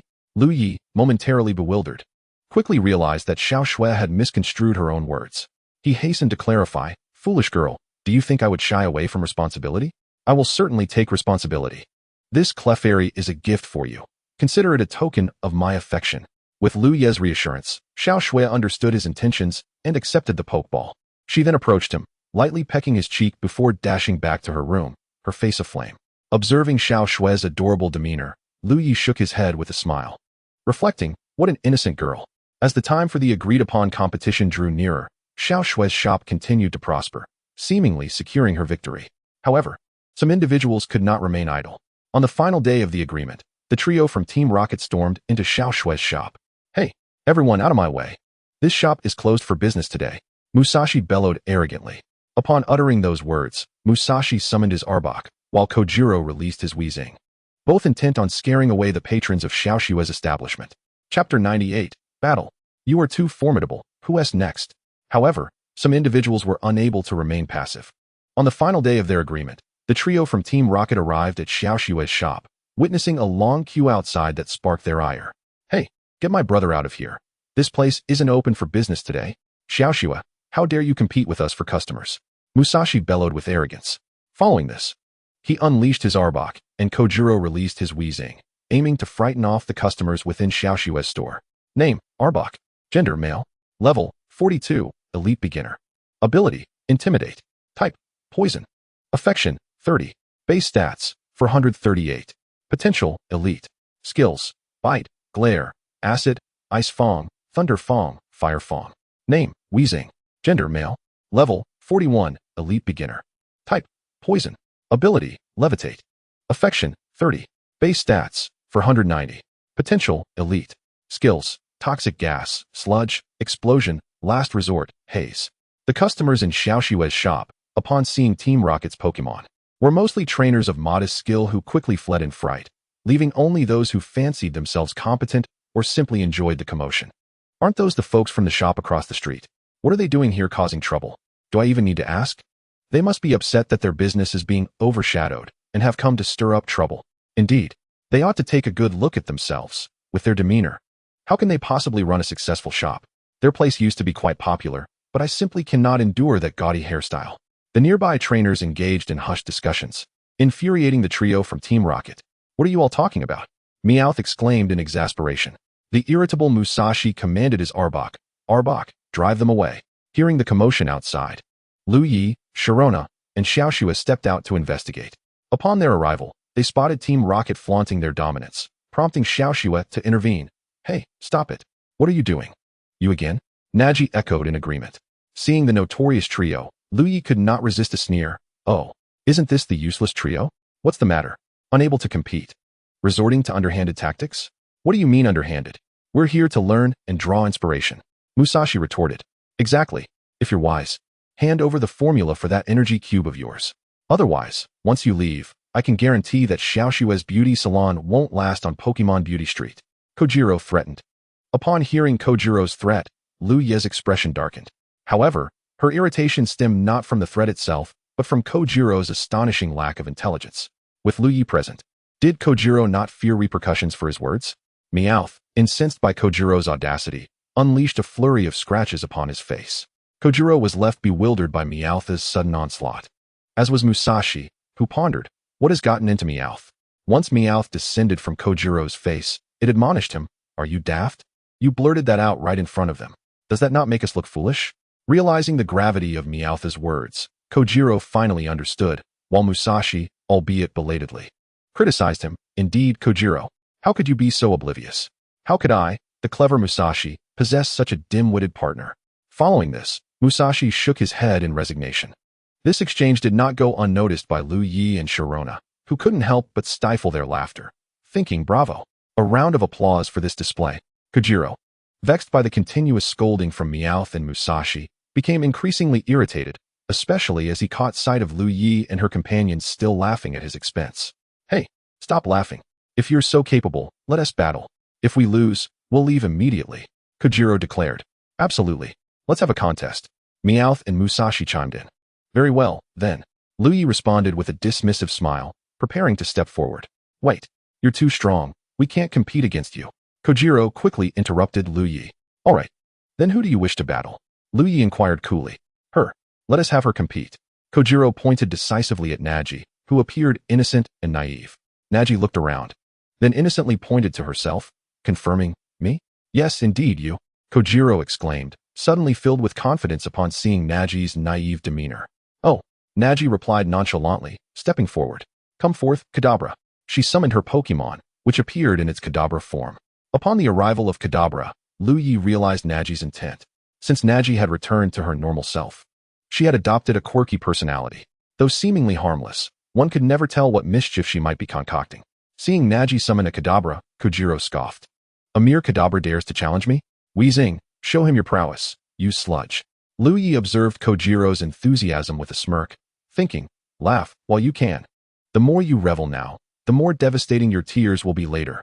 Weezing's sludge attack was effortlessly evaded by Kadabra using teleport. Huh, where's Kadabra? Kojiro questioned, bewildered. Kadabra, use Psychic. Naji commanded. Kadabra teleported behind Weezing and unleashed Psychic, knocking it to the ground. Damn it. Weezing, get up and use Toxic Gas. Kojiro shouted. This time, Weezing's attack found its mark, but it failed to strike Kadabra. Kadabra positioned itself where Meowth had been standing, and just as the Toxic Gas was about to hit, Kadabra teleported away, evading the attack. Meow, I think I'm poisoned. Meowth groaned before collapsing. Damn it. I can't hit anything. Kojiro lamented, entirely oblivious to the fact that Meowth lay on the ground, frothing at the mouth. Chapter 99. Mutual Destruction? A Plea for Mercy. Completely oblivious. The Meowth lay sprawled on the ground, frothing at the mouth. Meowth, thank you. Arbok, use Bind to ensnare Kecleon. At that moment, Musashi suddenly commanded. Upon receiving the order, Arbok charged toward Kecleon, who, caught off guard, was swiftly ensnared. Well done, Arbok. It's all thanks to me. You, Kojiro, are utterly useless. Musashi boasted with bravado. He then continued to issue commands. Arbok, don't give Kecleon a chance. Use Bite. Arbok displayed its two sharp fangs, laced with potent venom. A single bite could spell disaster for Kecleon. Arbok grows by shedding its skin. Its fangs are toxic and serve as precious medicinal ingredients.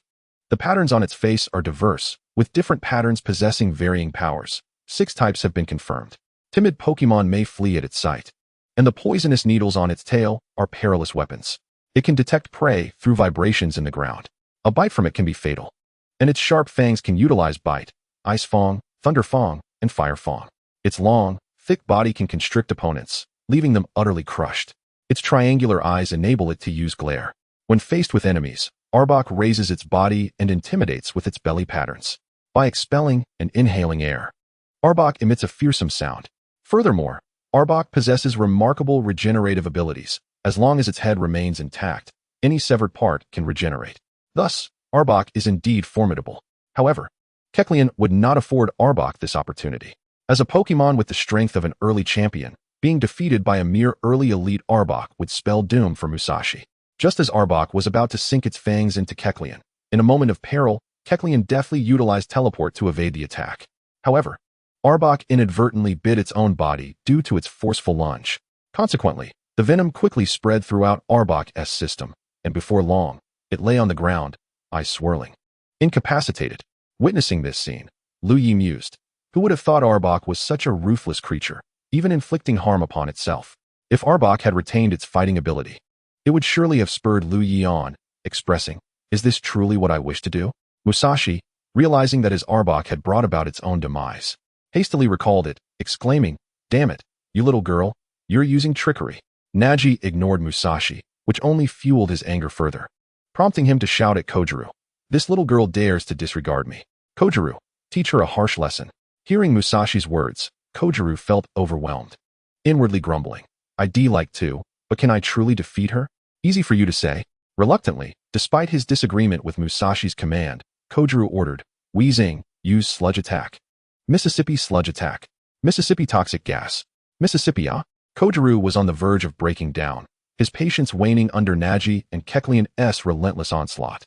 Thus, he directly commanded, "Weezing, use explosion." Upon hearing Kojiro's command for Weezing to use explosion, Liu Ye's brows furrowed instantly. The battle took place right outside SH's shop. Should Weezing unleash an explosion, it would undoubtedly inflict considerable damage on her establishment. Moreover, with numerous onlookers around, this posed a great risk. Indeed, at the mention of Kojiro instructing Weezing to use explosion, the surrounding customers rushed away in a panic, and even Musashi grasped Kojiro's collar, reprimanding, "Kojiro, are you trying to ensure our mutual destruction?" Kojiro finally registered the gravity of the situation, but it was already too late. However, Naji had already made her assessment, using her psychic abilities to transform Kecleon directly into Gardevoir. "Gardevoir, use psychic," Naji shouted. Just as Weezing was about to execute explosion, a powerful purple beam surged forth, sending Weezing flying and abruptly halting the impending explosion. Seeing this, both Musashi and Kojiro breathed a sigh of relief, as Weezing was swiftly incapacitated by Gardevoir. Once calm returned, the outcome was evident. Team Rocket's trio had lost. Liu Ye approached them, coldly stating, "You've lost. It seems you must fulfill your promise." When under another's roof, one must bow their head. Musashi and Kojiro exchanged glances, reluctantly feigning compliance as they replied, "Rest assured, we shall honor our promise." "Oh, is that so?" Liu Ye scrutinized the duo. Of course, Musashi and Kojiro felt a chill under Liu Ye's gaze. However, Liu Ye added, "But the credibility of Team Rocket is something I find hard to believe." "What? How did you know we are?" Before Kojiro could finish, Musashi covered his mouth, explaining, "He is just a bit agitated. Don't pay him any mind." Musashi understood that if their identity as Team Rocket were exposed, given their notoriety in the Kanto region, they would become targets of public disdain. Therefore, if their identities were revealed, their fate would be dire. "Enough pretending, Musashi, Kojiro.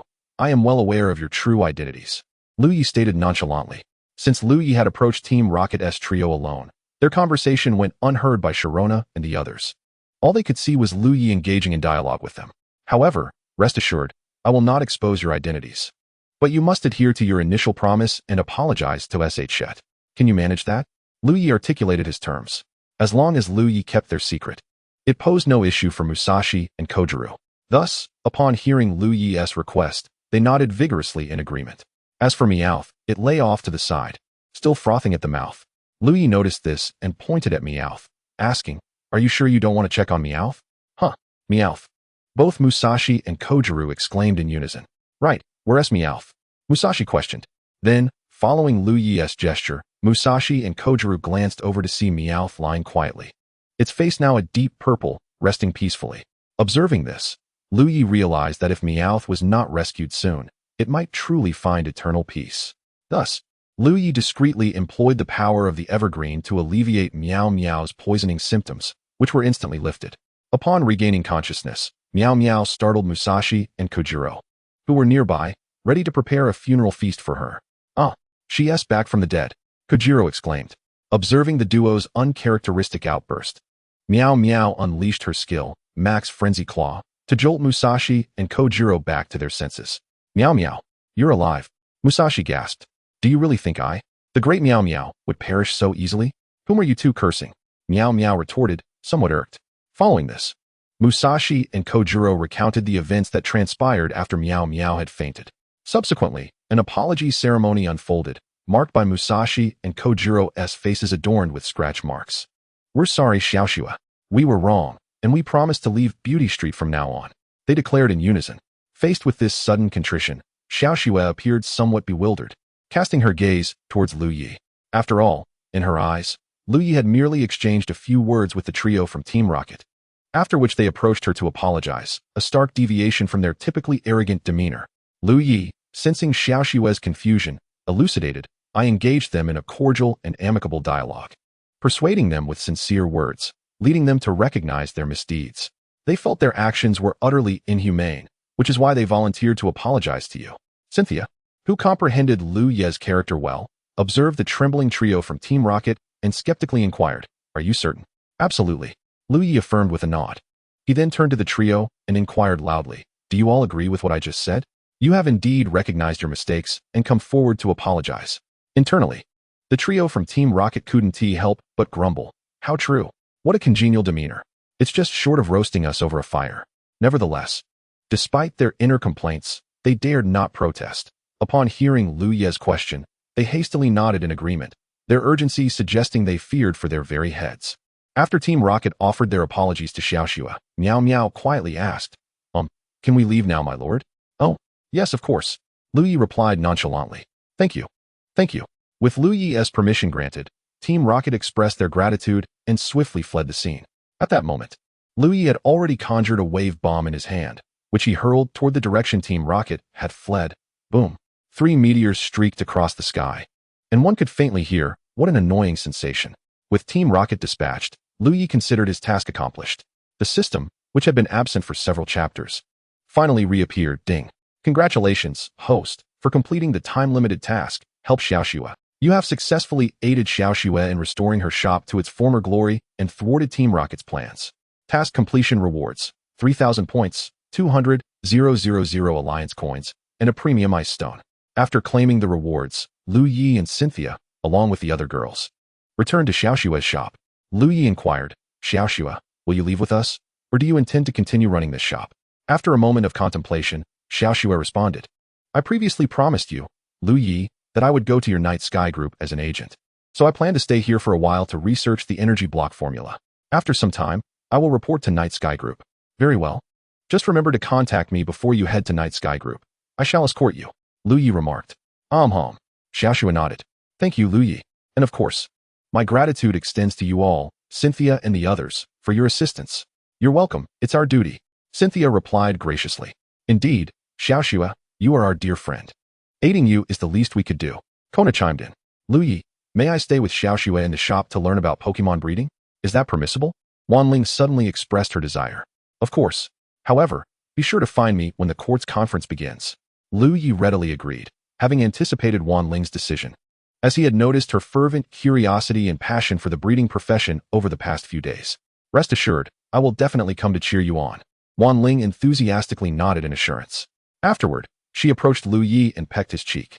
All right, we shall take our leave now, Liu Ye said with a smile. Wait.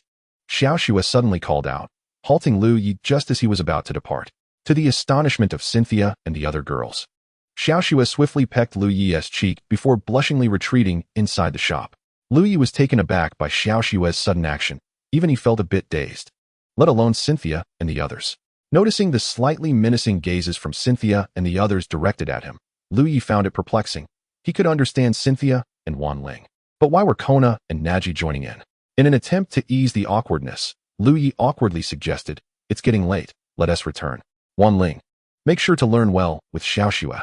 Without waiting for a response from Cynthia and the others, he stepped out of Xiaoxue's beauty shop, and as soon as he exited, he bolted away like a runaway horse. Behind him, the voices of Cynthia and the others echoed, Liu Ye, stop. Explain yourself. Hearing their angry shouts, Liu Ye sighed in relief, thinking to himself, phew. Thankfully, I ran fast. Otherwise, the dashing readers before the screen would be eagerly waiting for my demise. It could have been the end of the story. Chapter 101. Parting Ways, Alola Ninetales. With matters settled, Liu Ye, Cynthia, Kona, and Naji bid farewell to Xiaoxue and Wanling before departing from Pokemon Beauty Street. Liu Ye was just 2 challenges away from completing the series of tasks at the 8 major gyms, specifically the Scarlet and Evergreen gyms. Therefore, he planned to challenge the Scarlet Gym next. On their way to the Scarlet Gym, Kona received a phone call. Liu Ye, there is something going on in the Alliance. I need to return. It seems I won't be able to accompany you on your journey any longer, but I will definitely be there to cheer for you during the court's conference. Kona informed him. Go handle your business. See you in 3 months. Liu Ye nodded in response. Not long after Kona departed, Cynthia also received a phone call. All right, I understand. After hanging up, Cynthia wore a troubled expression, prompting Liu Ye to ask with concern, what's wrong? Is something the matter? The Sinnoh League has requested my immediate return. It seems Team Galactic is up to no good again, and the Elite Four has been overwhelmed with recent events, so they need me back urgently, Cynthia explained. Oh, I see. I thought something insurmountable had occurred to warrant your distress, Liu Ye replied. Liu Ye nodded gently, offering an explanation. My furrowed brow is not solely due to returning. It is also because I will be parting from you. I simply cannot bear to be without you. Sharona murmured with a hint of playful affection. Upon hearing Sharona's words, Liu Ye smiled tenderly, stroking her head as he replied, Isn't it simple? If you miss me, I shall come to see you. With my abilities, reaching the Sinnoh region takes merely a little over 10 minutes. Very well, but you mustn't forget me. Especially avoid disappearing without a word as you did previously. Sharona urged Liu Ye. Rest assured, I could never forget you. Liu Ye assured her. Well then, farewell. Sharona bid him goodbye, releasing her Garchomp and departing on its back. As the gathering dispersed, Liu Ye found himself alone with only Nashi remaining by his side. However, he relished the tranquility. Though he enjoyed the company of multiple companions, their departure would hasten his progress in conquering the gyms. Once he completed the challenges, he could do as he pleased, far superior to being delayed along the way. Yet, before that, Liu Ye had another matter to attend to. He and Nashi ventured into a forest where Liu Ye summoned his Ice Ninetales and retrieved the exceptional Ice Stone he had previously received as a reward from the system. At that moment, Ice Ninetales had reached level 32, fully meeting the criteria for evolution, and Liu Ye was eager to facilitate its transformation. Unlike Ash, who would casually dismiss his Pokemon's desires, Liu Ye held a profound respect for their choices. Presenting the Ice Stone before Ice Ninetales, it was instantly absorbed, and a radiant white light enveloped it. Following the brilliance, a pale blue Ice Ninetales materialized before Liu Ye and Nashi. The evolved Alolan Ninetales boasted a stunning light blue coat, with the connection between its body and tails appearing slightly darker, compared to other regional forms. The Alolan variant featured longer, more ethereal fur on its head and fluffier, more graceful tails. Wow, how beautiful! Nashi exclaimed, unable to contain her admiration upon witnessing the enchanting sight of Ice Ninetales. System: display the attributes of Ice Ninetales. Name: Ninetales, Alolan form. Gender: female, noble Ninetales. Level: 38, advanced late stage. Ability: Snow Warning type. Ice Fairy Friendship. 255 base stats. 505 potential. Champion skills: Ice Beam, Icy Wind, Aurora Beam, Mystical Wind, Blizzard, Absolute Zero. Having evolved using the exceptional Ice Stone, Ice Ninetales had also ascended 5 levels, now boasting strength in the elite early stage. After the evolution, Liu Ye did not immediately return her to her Pokeball. Instead, he allowed her to train in the forest, engaging in battles with other Pokemon. Of course, as a principled protagonist, Liu Ye would never force the wild Pokemon. He instructed Ice Ninetales to target the Beedrill nests, provoking them to attack first, thus justifying his actions as self-defense. However, should any unfortunate mishaps occur, it would be deemed excessive self-defense. Liu Ye, ever the Good Samaritan, healed all the injured Beedrills using his powers and subsequently collected them into his Pokemon storage. Among them, he discovered a dazzling Beedrill with potential worthy of a champion, an unexpected boon. As he gathered the Beedrill into his Pokemon world, Liu Ye proclaimed it was to provide them with a safe habitat. Alas, there are few as benevolent as I in this world. Liu Ye mused, reflecting on his actions. This remarkable display left Nashi utterly astonished. Initially, she had doubted Sharona's claim that Liu Ye was lacking in modesty, but now she had witnessed unparalleled audacity. Through this method, Liu Ye's Ice Ninetales swiftly reached level 41, surpassing the advanced stage and entering the elite early tier. Having tended to the Beedrill population in the forest, Liu Ye recalled Ice Ninetales. Together with Nashi, they mounted their ancient Dragonite and soared towards Fire Lotus Island. Liu Ye recalled that there was a hot spring hotel run by Shaba on Fire Lotus Island, which was reputed to be quite splendid, a must-try. Upon arriving at Fire Lotus Island, Liu Ye and Nashi did not land immediately, but circled above to take in the breathtaking scenery. Liu Ye noted a colossal volcano on the island, devoid of terrestrial roads but equipped with multiple air routes, rendering transport relatively convenient. The Fire Lotus Gym, the official gym of the island, specialized in fire-type Pokemon, with Shaba as its leader. A successful challenge would grant trainers the Crimson Badge, which was Liu Ye's objective for this journey. Once a barren wasteland, Fire Lotus Island transformed into a thriving tourist destination following the discovery of hot springs. It soon became renowned for its hot springs, sea fishing, beach barbecues, swimming, and wedding photography, attracting numerous visitors. Tales of wild Pokemon sightings abounded, including rumors of a legendary Moltres. However, Liu Ye was aware that the Fire Lotus Gym was not situated on the island's surface. Rather, Shaba had surreptitiously established it within the volcano. Liu Ye and Nashi found a quiet spot to land their Dragonite and ventured into a small town on Fire Lotus Island. The bustling streets were lined with shops, teeming with people and vibrant energy. Initially, Liu Ye intended to challenge the Fire Lotus Gym before enjoying a vacation with Nashi. However, after inquiring with several locals, he was unable to determine the gym's location, a predicament he had not anticipated. "Excuse me, sir. Could you please tell me where the Fire Lotus Gym is located?" Liu Ye asked. "The Fire Lotus Gym? It moved away several years ago. I'm afraid I don't know where it went," the man replied, shaking his head. Liu Ye continued to ask more residents, but to no avail. None could provide the information he sought. Although he knew the gym was hidden within the volcano, the numerous volcanoes on the island made it impractical to search each one. And even if he found it, how could he gain entry? Climbing through the volcano's mouth was simply out of the question. With no other options, Liu Ye resolved to find a pleasant hot spring inn to stay temporarily. Following the recommendations of the locals, he and Nashi arrived at a quaint hot spring hotel. According to the recommendation from that individual, this hot spring inn is quite renowned on Crimson Lotus Island. However, the proprietor of this establishment is a rather eccentric old man, who also happens to be a lecherous character. He frequently appears on the beach wearing sunglasses, leering at the young maidens frolicking in the sand. Upon hearing the locals' descriptions of the innkeeper, Liu Ye's curiosity was piqued, and he promptly dragged Nasi to the hot spring inn. Upon entering the establishment, Liu Ye spotted an elderly gentleman clad in beach shorts and a vacation t-shirt, adorned with sunglasses, clearly preparing for a trip to the seaside.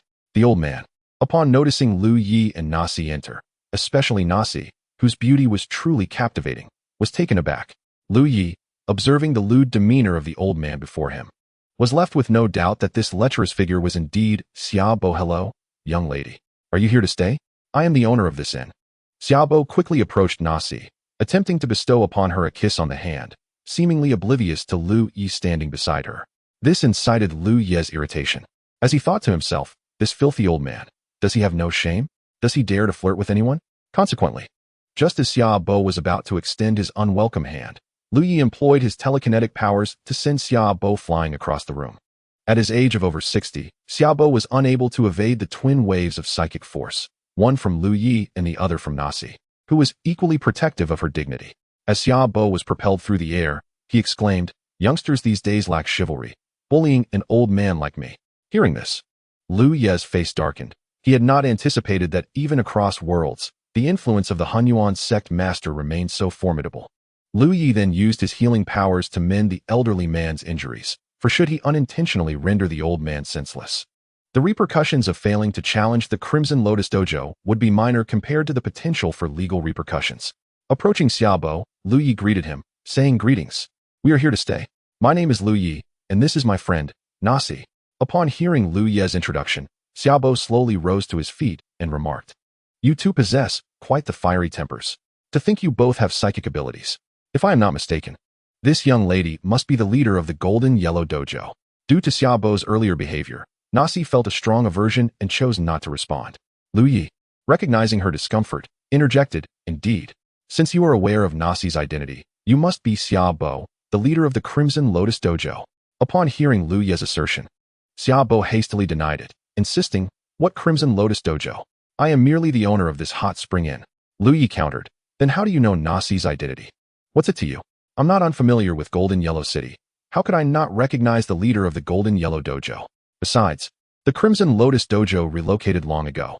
I could hardly be its leader," Xiaobo explained with a calm demeanor. Liu Ye found himself momentarily at a loss for words in light of Xiaobo's rebuttal. At that moment, a notification chimed in Liu Ye's mind. Ding. Issuing a series of tasks. 7. Challenge the Crimson Lotus Dojo. Please convince Xiaobo to acknowledge his identity and successfully challenge the Crimson Lotus Dojo to obtain the Deep Crimson Badge. Task completion rewards. 500,000 Alliance Coins. 5,000 points. Ultimate Beast Lottery 1. Task failure. No penalties. Ultimate Beast Lottery? Liu Ye pondered the significance of this reward. The Ultimate Beast Lottery allows the host to draw an ultimate beast, distinct from the designated range of special lotteries, the system clarified. Ah, I see, Liu Ye responded, understanding the implications. Following the system's prompt, he was now certain that this lewd old man before him was indeed Xiaobo, the leader of the Crimson Lotus Dojo. However, how could he compel him to admit his identity? That was the crux of the matter. After a moment of contemplation, an idea struck Liu Ye, and he said, Xiaobo, tell me, if it weren't for Professor Okido back in the day, would Kiku obeison have? At the mention of Professor Okido, Xiaobo's temper flared immediately. Don't bring up that abstract old man in front of me. If it weren't for him, Kiku would have been mine long ago. Yet, he didn't appreciate her. Xiaobo paused, then regarded Liu Ye with a piercing gaze, slowly asserting, You little rascal, are you trying to trick me? Alas, in the game of life, one must employ cunning. What other choice do I have since you refuse to acknowledge your identity? Liu Ye shook his head, explaining, By the way, Xiaobo, why did you relocate the Crimson Lotus Dojo and not inform anyone of your identity? Nasi inquired curiously. In her eyes, dojo trainers should be devoted to training challengers, and Xiaobo's actions perplexed her. If Liu Ye were aware of Nasi's thoughts, he would undoubtedly scoff. Nasi, have you forgotten what you were like? The vast majority of Pokemon trainers who challenged you ended up as your collection of dolls. Not a single normal trainer exists among the Kanto League's dojo trainers. Sighing, Xiaobo recounted, Actually, I was once the fire-type champion of the Kanto League. After stepping down, I sought a more leisurely life. However, I couldn't allow myself to be entirely idle, so I came to Crimson Lotus Island and applied for the Crimson Lotus Dojo, assuming the role of dojo leader. I thought leading a dojo would be more relaxed than being a champion, but to my astonishment, it turned out to be quite the opposite. I was inundated with challengers daily, and their strength, well, let's not even discuss it. It became quite taxing for an old man like me. So I moved the dojo and opened this hot spring in instead. Huh, Xiaobo, why don't you admit it? It's simply because there were too many challengers interrupting your beachside escapades. Liu Ye interjected with a smirk. How do you know? No. What nonsense are you spouting? Xiaobo, as a former fire-type champion of the league, would never be that kind of person. Xiaobo quickly retorted, defending himself. Well, that's not important. Xiaobo, since you acknowledge your identity as the leader of the Crimson Lotus Dojo, shouldn't you accept my challenge? Liu Ye inquired. It is important to note that the league has explicit regulations stating that dojo trainers and leaders must not refuse challenges from Pokemon trainers unless under unusual circumstances. However, Kanto League's dojo trainers seem to operate outside this jurisdiction. For instance, the trainers of Nibi Dojo, such as Brock, can leave whenever they please. And the three sisters of the Hualan Dojo give away badges freely. Li Jia from the Rainbow Dojo is busy selling perfumes, treating her role as dojo leader as a mere side gig. Ma Jisher of the Withered Leaf Dojo intimidates challengers to the point they dare not approach. In the Golden Path Gym, the formidable Nasi stands unchallenged, for no one wishes to become a mere plaything. Meanwhile, in the Shallow Red Gym, Aju braves the treacherous mountain trails in search of a gym where only the strongest dare to tread. The master of the Crimson Lotus Gym, Xiaobo, as previously mentioned, has a penchant for disappearing, making him quite the elusive figure. And as for Sakaki of the Johto Gym, how audacious to challenge him without at least 7 badges. Who do you think you are? Each one more impressive than the last. It's truly reminiscent of a calf boarding an airplane. The young man who has garnered the attention of Nasi, the master of the Golden Path Gym, must surely possess remarkable strength. Thus, I shall accept your challenge, old chap. Though a touch more courtesy would be appreciated, Xiaobo replied. It appears that Xiaobo has not forgotten Liu Ye's earlier jibe. Follow me. With that, Xiaobo turned and ventured deeper into the hot spring inn. The trio ascended in the elevator, arriving at the inn's subterranean level. As the doors opened, they were greeted by the sight of the volcano's interior. Peering down revealed a churning sea of lava, where a fall would undoubtedly spell doom. Liu Ye pondered the secrecy surrounding the Crimson Lotus Gym. It would indeed be peculiar if outsiders were aware of its existence. Xiaobo produced a remote control and pressed a button, gradually assembling a battlefield. He stepped onto the arena, eyeing Liu Ye. Come forth, lad, and let me witness your prowess. Very well. Liu Ye nodded, joining him on the stage. Nasi assumed the role of referee. The rules are simple, a 3 versus 3 match, with no restrictions. Let the battle begin. Xiaobo succinctly outlined the rules before urging them on. Xiaobo, I know you're eager to head to the beach to admire the lovely ladies. But do restrain your enthusiasm for a moment. Liu Ye replied nonchalantly. Arise, lava snail. Without heeding Liu Ye's words, Xiaobo unleashed his first Pokemon. Name, Lava Snail Gender, Male Level, 57, Late Elite 4, Ability, Lava Armor Type, Fire Rock Friendship, 50 Base Stats, for 30 Potential, Elite 4 Moves, Earth Power, Ancient Power, Flamethrower. Recover, Heavy Slam. Lava Snail, is it? Then you shall be my choice. Liu Ye released his own Pokemon, the formidable Ultra Beast, Nihilego. Having acquired this extraordinary creature, he had yet to unleash it in battle. The moment was right for display. Nihilego? What manner of Pokemon is this? Xiaobua had never encountered Nihilego before. You may attack first, lad, lest you claim I am bullying you. Xiaobua feigned humility. Shouldn't it rightfully be my turn to strike first? Liu Ye mused inwardly. Nihilego. Employ Wonder Room. With Xiaobua granting him the initiative, Liu Ye wasted no time. Lava Snail, unleash Flamethrower. Xiaobua commanded. Nihilego, quickly evade, then execute your most powerful, double-edged headbutt. Liu Ye ordered. It appeared Liu Ye intended to dispatch the Lava Snail in a single blow, utilizing a rock-type move. What? Xiaobua gasped in astonishment. Nihilego swiftly closed the distance to Lava Snail, executing double-edged headbutt. Although this would inflict damage upon itself, the consequence was negligible. Xiaobua's surprise stemmed from the unexpected swiftness of Nihilego. Nihilego's base stats, HP, 109 attack, 53 defense, 47 special attack, 127 special defense, 131 speed, 103 total, 570. In stark contrast, the Lava Snail's speed of 30 was woefully inadequate, compounded by the significant disparity in levels and strength. With one being a late Elite 4 and the other an early Elite 4, the Lava Snail was swiftly dispatched by Nihilego. Impressive. It seems I underestimated you. Xiaobua regarded Liu Ye with newfound respect. Come forth, Blaziken. He summoned his second Pokemon. Name, Blaziken. Gender, Male Level, 65, Mid Elite 4. Ability, Blaze Type, Fire Friendship, 50 Base Stats, 500 Potential, Elite 4 Moves, Flare Blitz, Fire Spin, Inferno, Overheat, Blaze Kick, Stomp. Ah, so you wish to challenge me in speed? Liu Ye contemplated. In that case, return, Nihilego. He recalled Nihilego. Come forth, Salamence. Liu Ye unleashed Salamence. Admittedly, Salamance's speed of 100 fell short of Blaziken's by 5 points, but Liu Ye possessed a Mega Evolution Stone for Salamence. As soon as Salamence appeared, Liu Ye activated his evolution bracelet, declaring, Salamence, Mega Evolve. What? Xiaobua was once again taken aback, unprepared for Liu Ye's trump card. A brilliant light enveloped Salamence, transforming it into a majestic Mega Salamence, its formidable presence instilling trepidation in Xiaobua. He understood that the power of this Mega Salamence now surpassed that of any Pokemon he possessed. System, check the attributes of Mega Salamence. This was Liu Ye's first experience with Salamance's Mega Evolution, and he was curious about its stats. Name, Mega Salamence. Gender, Female Level, 82, Early Tier 3. Ability, Intimidate, Overconfidence. Aerolate Type, Dragon Flying Friendship, 255 Base Stats, 700 Potential, Tier 3. Skills, Dragon Claw, Mind Hammer, Flamethrower, Reverse Scale, Destructive Beam, Dragon Dance. Mega Charizard's base stats, Attack, 135 to 145. Defense, 80 to 130, Special Attack, 110 to 120, Special Defense, 80 to 90, Speed, 100 to 120. The total sum, 600 to 700. Upon Mega Evolution, Charizard's speed value increases from 100 to 120, allowing it to decisively overpower Rapidash, especially since Mega Charizard can also fly. Flying Skin. Normal type moves used by the Pokemon transform into flying type moves with a power increase of 12 times.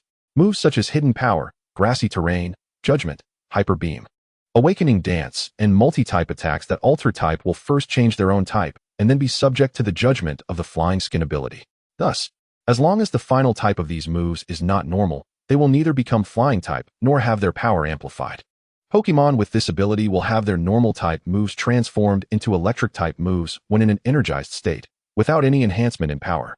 Moves converted to flying type by this ability will not turn into electric type due to the effects of Plasma Bath.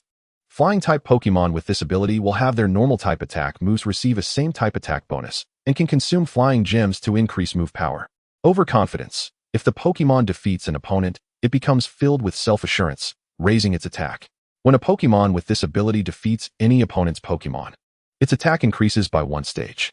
If a Pokemon with this ability uses a contact move to defeat a Pokemon with the Mummy ability, its ability changes to Mummy without triggering the overconfidence effect. Mega Charizard unleashed a barrage of destructive beams. Liu Ye issued a command that left everyone questioning their sanity. Fire the destructive beams in succession. On the sidelines, Xiaobo was taken aback and hurriedly commanded, Rapidash, use agility to evade the attacks. Unfortunately, while Rapidash managed to dodge multiple destructive beams, one still struck home. Mega Charizard, use Dragon Dance. Liu Ye ordered, granting Mega Charizard another buff. Don't give him a chance. Follow up with Dragon Dive. Liu Ye commanded. Rapidash, still reeling from being hit by a destructive beam, was caught off guard as Mega Charizard charged forward with remarkable speed. Boom! As the smoke cleared, Rapidash lay dazed, its eyes swirling, completely unable to continue the fight. All right, Xiaobo, it's time to send out your third Pokemon. Liu Ye stated calmly. No need, kid. You are incredibly strong. I am no match for you. My old bones cannot endure your onslaught, Xiaobo conceded. Realizing that even with his full strength, he could not contend against Liu Ye and thus chose to forfeit. Looking around at the devastated surroundings, the recent battle had already inflicted significant damage on the lavishly constructed Crimson Lotus Gym. With Mega Charizard's might, this gym could not withstand such destruction.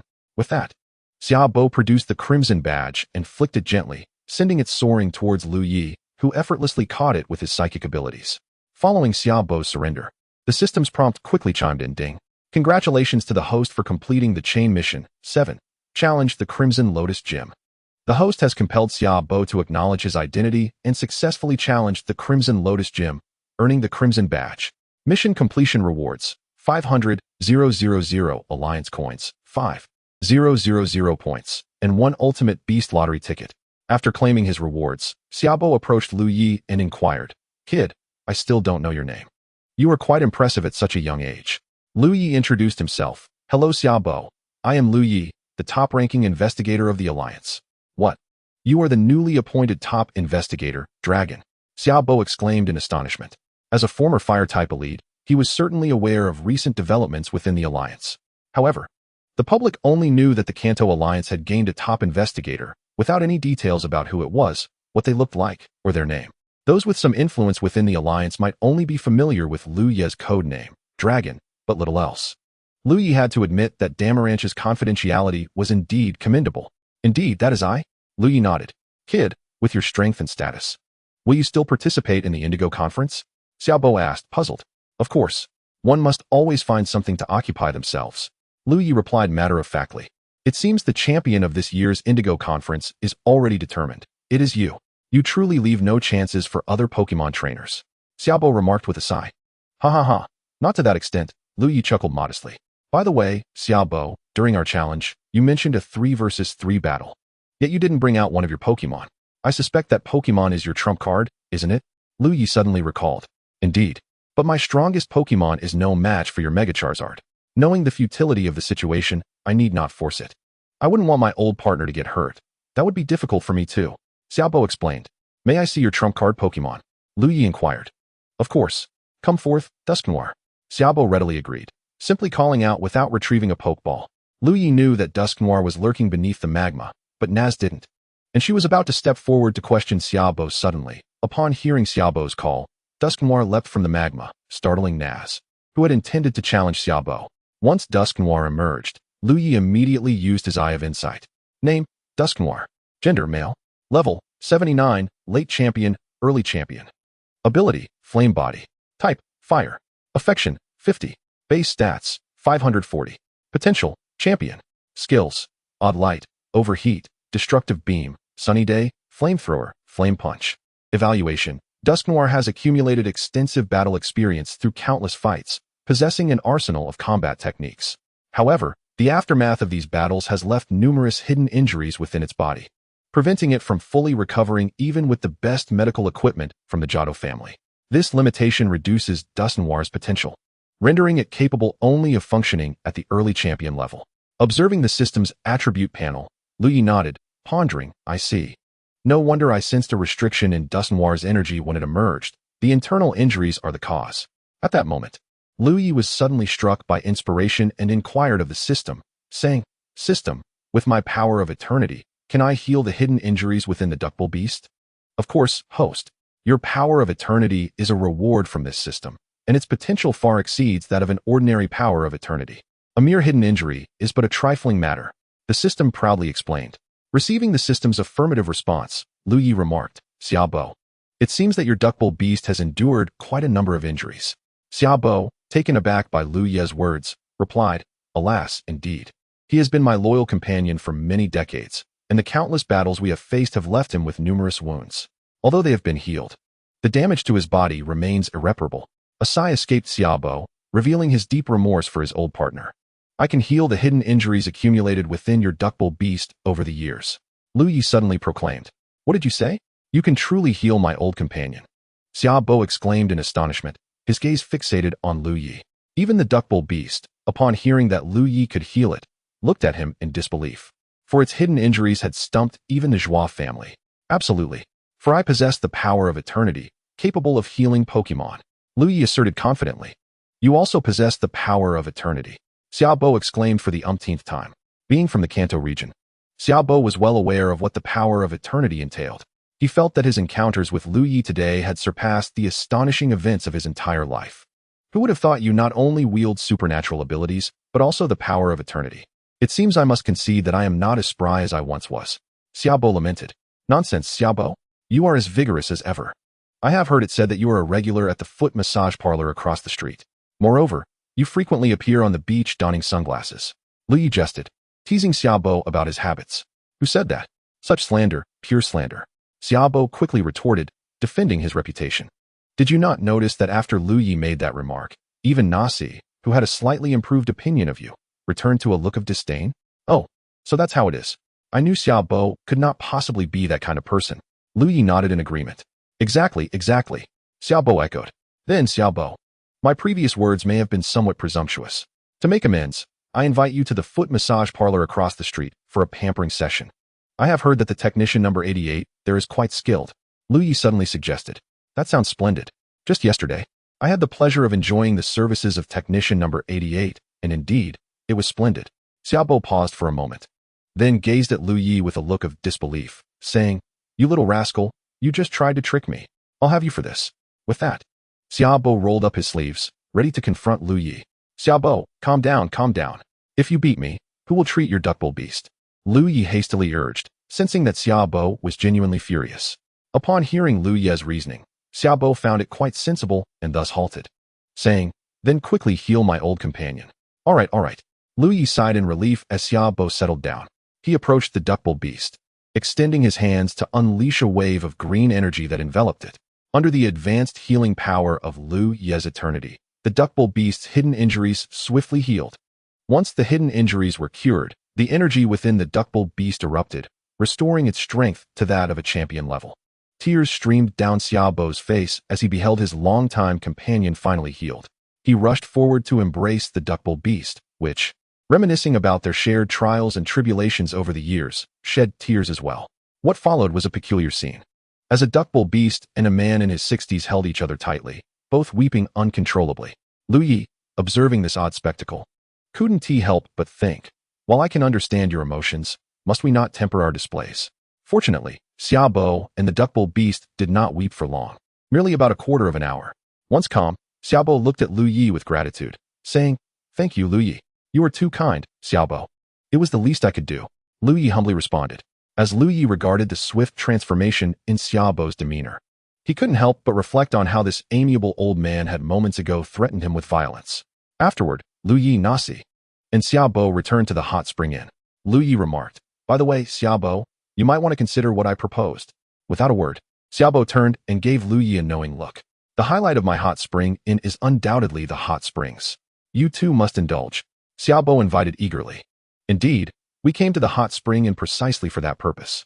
Liu Ye acknowledged with a nod. Xiaobo, we can return to our room ourselves. You should hurry to the beach. It's only 2 in the afternoon, the perfect time for it. Liu Ye added, faced with Liu Ye's teasing. Xiaobo surprisingly did not retort, but instead glanced at his watch and realized it was indeed time. Without further ado, he dashed out the door at lightning speed. Witnessing Xiaobo's incredible speed, Liu Ye remarked, Indeed, one must not judge by appearances. Liu Ye, do you think Xiaobo is truly 60 years old? Nasi questioned, observing Xiaobo's brisk pace. That should be the case. Perhaps this is the latent potential of the human body. Liu Ye pondered, offering an explanation. Subsequently, Liu Ye and Nasi returned to the luxurious suite that Xiaobo had arranged for them. The room featured a private courtyard with a small hot spring. Upon seeing the steaming hot spring, Nasi was filled with longing, but with Liu Ye beside her, she felt somewhat shy to change clothes. Meanwhile, Liu Ye had already immersed himself in the system. System, I wish to conduct the ultimate extraordinary beast lottery. Liu Ye communicated with the system. Soon, the familiar spinning wheel of the system appeared before him, exclusive to the host's view.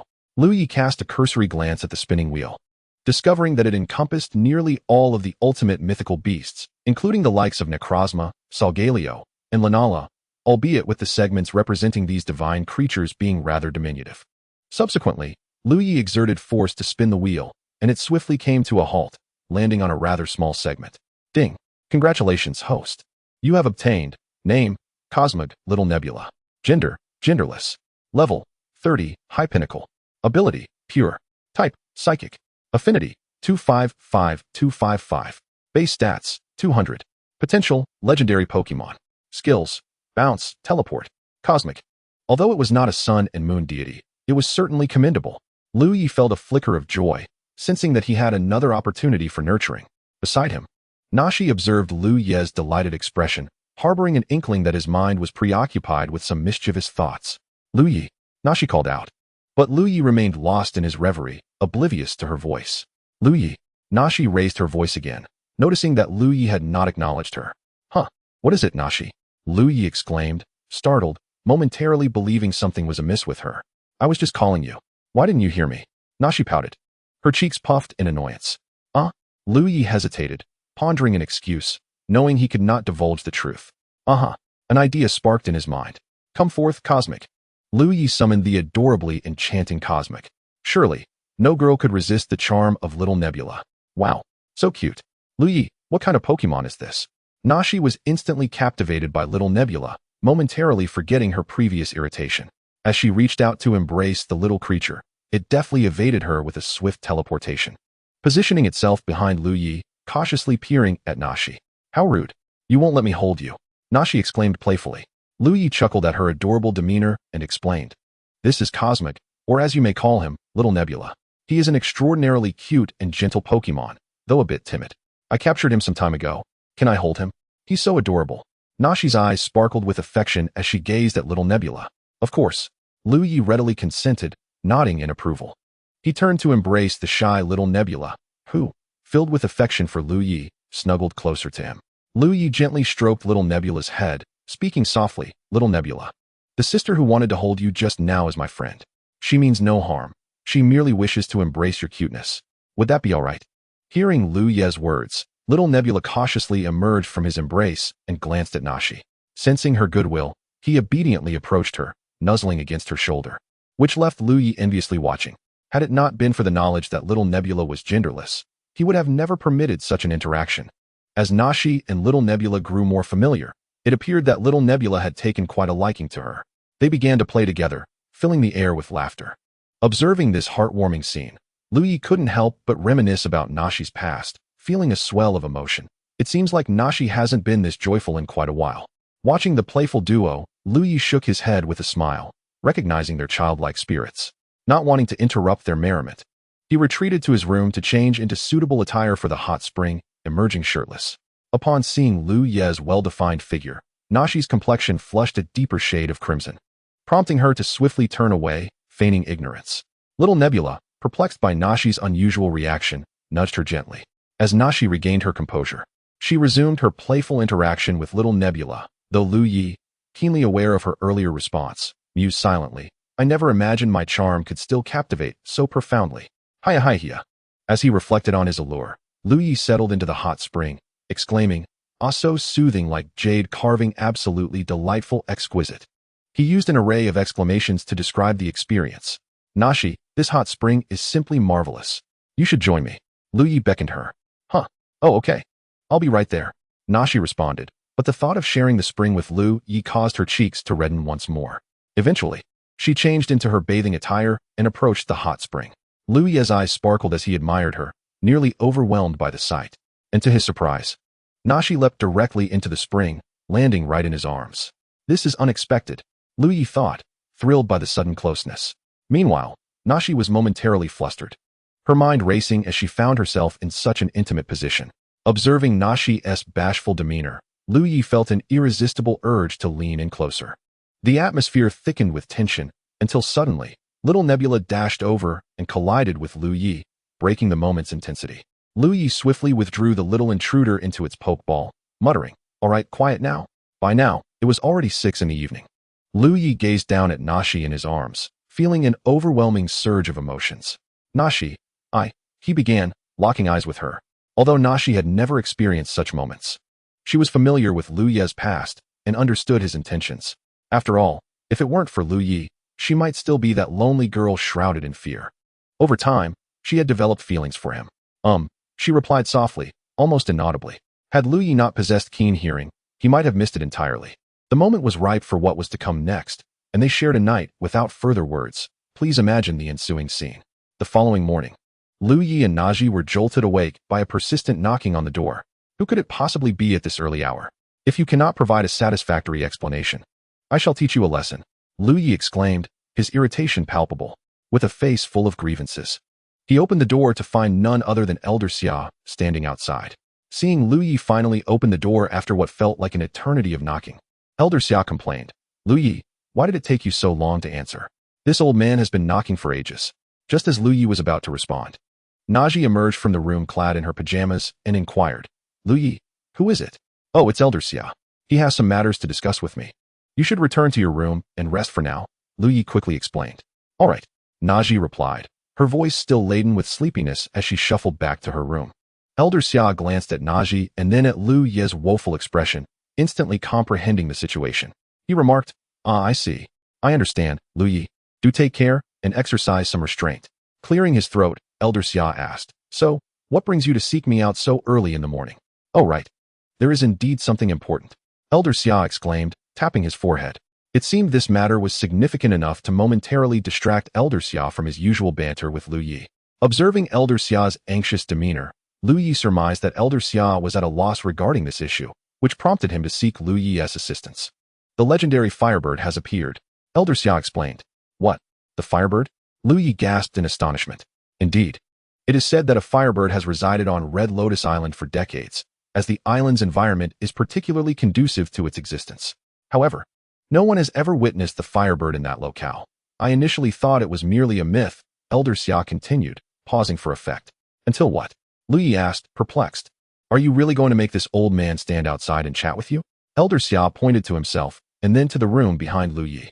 In that moment, Liu Ye understood Elder Xia's implication and inwardly scoffed. As expected of Elder Xia, one cannot change their nature. "I shall not grant you your wish." Understood. Understood. Please wait a moment, Elder Xia." Liu Ye gave him an understanding glance. Elder Xia smiled knowingly and attempted to enter Liu Ye and Naji's room.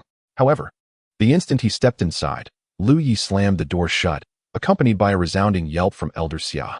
"Liu Ye, you little rascal, that's not very honorable." Elder Xia shouted from outside the door. "Could you at least let me pull my foot out first?" He shouted again. Hearing Elder Xia's cries, Liu Ye instinctively looked down and noticed a foot wedged beneath the door, most likely Elder Xia's. Quickly, Liu Ye opened the door and apologized. "My apologies, Elder Xia. I didn't notice." Elder Xia was so furious he could hardly articulate his words, pointing a trembling finger at Liu Ye, unable to form a coherent response for a long moment. Afterward, Liu Ye personally nudged Elder Xia's foot free and, with a swift motion, slammed the door shut once more. Another pained cry echoed, unmistakably Elder Xia's, as his outstretched hand became trapped in the door. "Liu Ye, I swear I shall make you pay for this," Elder Xia bellowed, unable to contain his ire. His shouts and howls roused all the guests at the hot spring inn. Enough of the noise. Liu Ye heard Elder Xia's lament once more and instinctively glanced at the door. "Isn't that Elder Xia's hand?" he mused, hastily reopening the door. This time, Elder Xia, having learned from previous encounters, quickly withdrew his hand.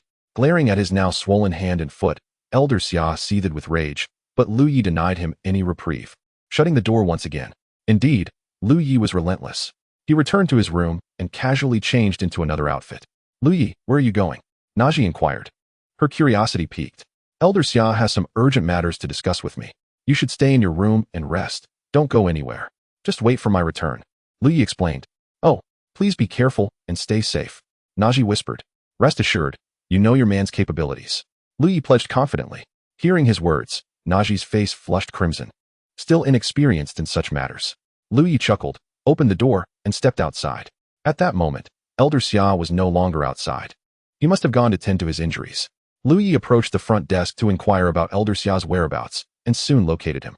Elder Xia was inside a room, bandaging his wounds when Liu Ye burst through the door, startling him. While wrapping his hand, Elder Xia's sudden movement caused him to bind both hands together. Fuming, Elder Xia was nearly driven to the brink by Liu Ye's antics. You little brat. Couldn't you have knocked before barging in? Elder Xia shouted. Liu Ye, let me explain. Didn't you say you had urgent matters to discuss? I was worried you would be anxious waiting, so I came in directly. Liu Ye hastily justified. Oh right, I had forgotten in my anger, almost jeopardizing something important. Let us continue from where we left off. I once believed the Firebird was merely a legend of Red Lotus Island, but 10 years ago, I witnessed the Firebird on a volcano, confirming that the legend was indeed true. Just now, the League informed me that Team Rocket has secretly arrived at Red Lotus Island. They seem to have concrete information and intend to capture the Firebird. You know my old legs are not what they used to be, and I've heard that Team Rocket has dispatched one of their 4 generals this time. I may not stand a chance, so I implore you, as a top investigator of the League, to assist me. Elder Xia implored.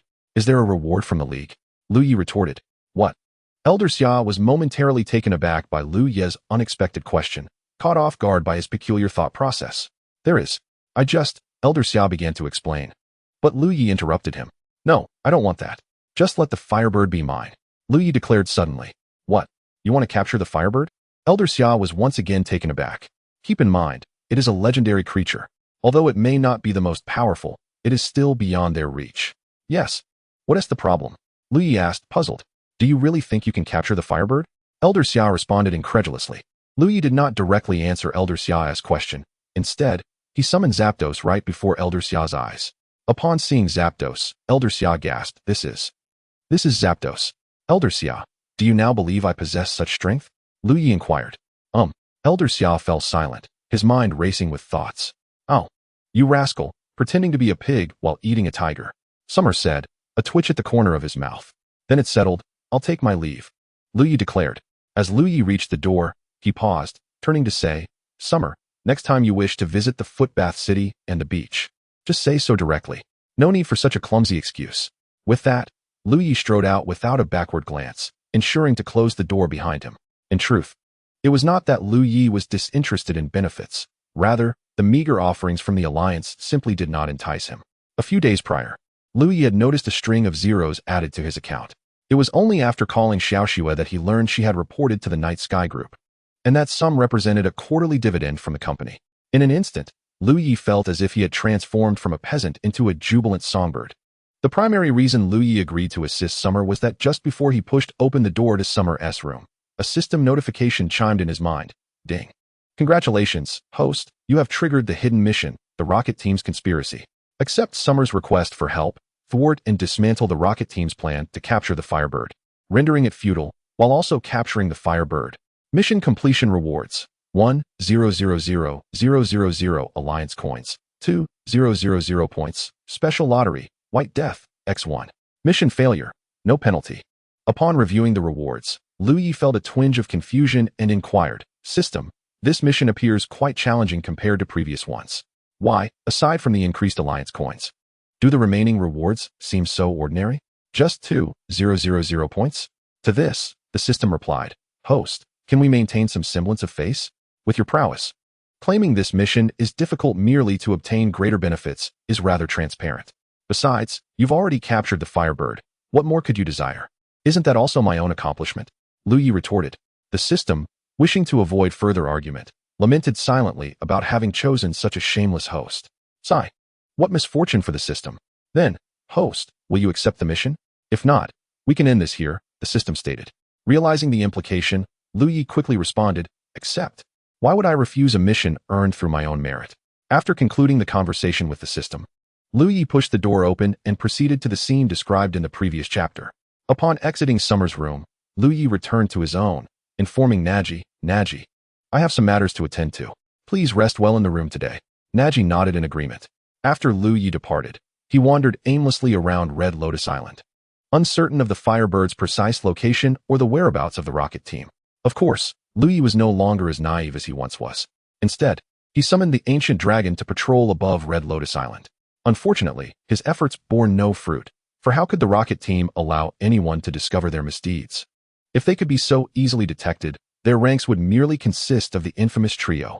Just as Liu Ye was preparing to return empty-handed, he recalled that Summer had mentioned the Firebird was sighted near a volcano, which led him to speculate that the rocket team might also be in the vicinity.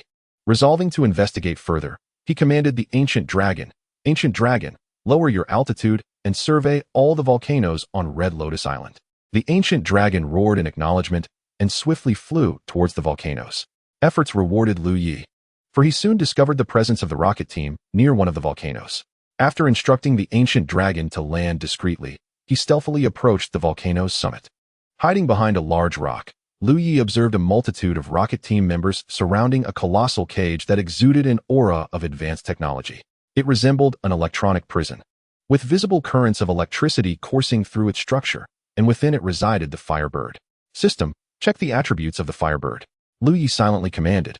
Name, Firebird. Gender, none. Level, 84, mid-stage of Tier 3 deity. Ability, intimidation type, fire-flying friendship, 30 base stats, 580 potential, Tier 3 deity skills, flamethrower, mystic guard. Brave bird, heat wave, sunny day, fire spin. With the Firebird's formidable Tier 3 deity power, Liu Ye pondered how the rocket team managed to capture it. Just then, two rocket team members conversed nearby. Wow, this is the Firebird. What a divine beast. We, the rocket team, have managed to capture it. One exclaimed. Of course, we are the rocket team. Moreover, if it weren't for General Apollo and General Athena restraining the Firebird, we would never have had the opportunity to deploy the electronic cage and succeed in capturing it. The other added. Their dialogue brimmed with admiration for Apollo and Athena, alongside a strong sense of identity with the rocket team. Liu Ye couldn't help but reflect, it seems they've all been brainwashed by the rocket team. There's no saving them. From their conversation, Liu Ye comprehended why the rocket team, despite having only champion-level fighters, could capture a Tier 3 deity like the Firebird. Reliance on advanced technology was evidently key. To make matters more intriguing, the leader of this mission to capture the Firebird was none other than Apollo, an acquaintance of Liu Ye. As for Athena, Liu Ye felt she did not meet his aesthetic standards and mused, "Who are you?" Last time, Liu Ye had purposefully allowed Apollo to escape, and he felt a twinge of regret, for he had only just realized that Apollo seemed. Last time, Liu Ye intentionally let Apollo go, feeling a twinge of regret afterwards. It was only then that he recalled Apollo was the sworn enemy of the Hualan trio, Sakura, Iris, and Peony. It seemed this time, Apollo could be left here forever. Whether killing Apollo would alter the ensuing plot was of no concern to Liu Ye, after all.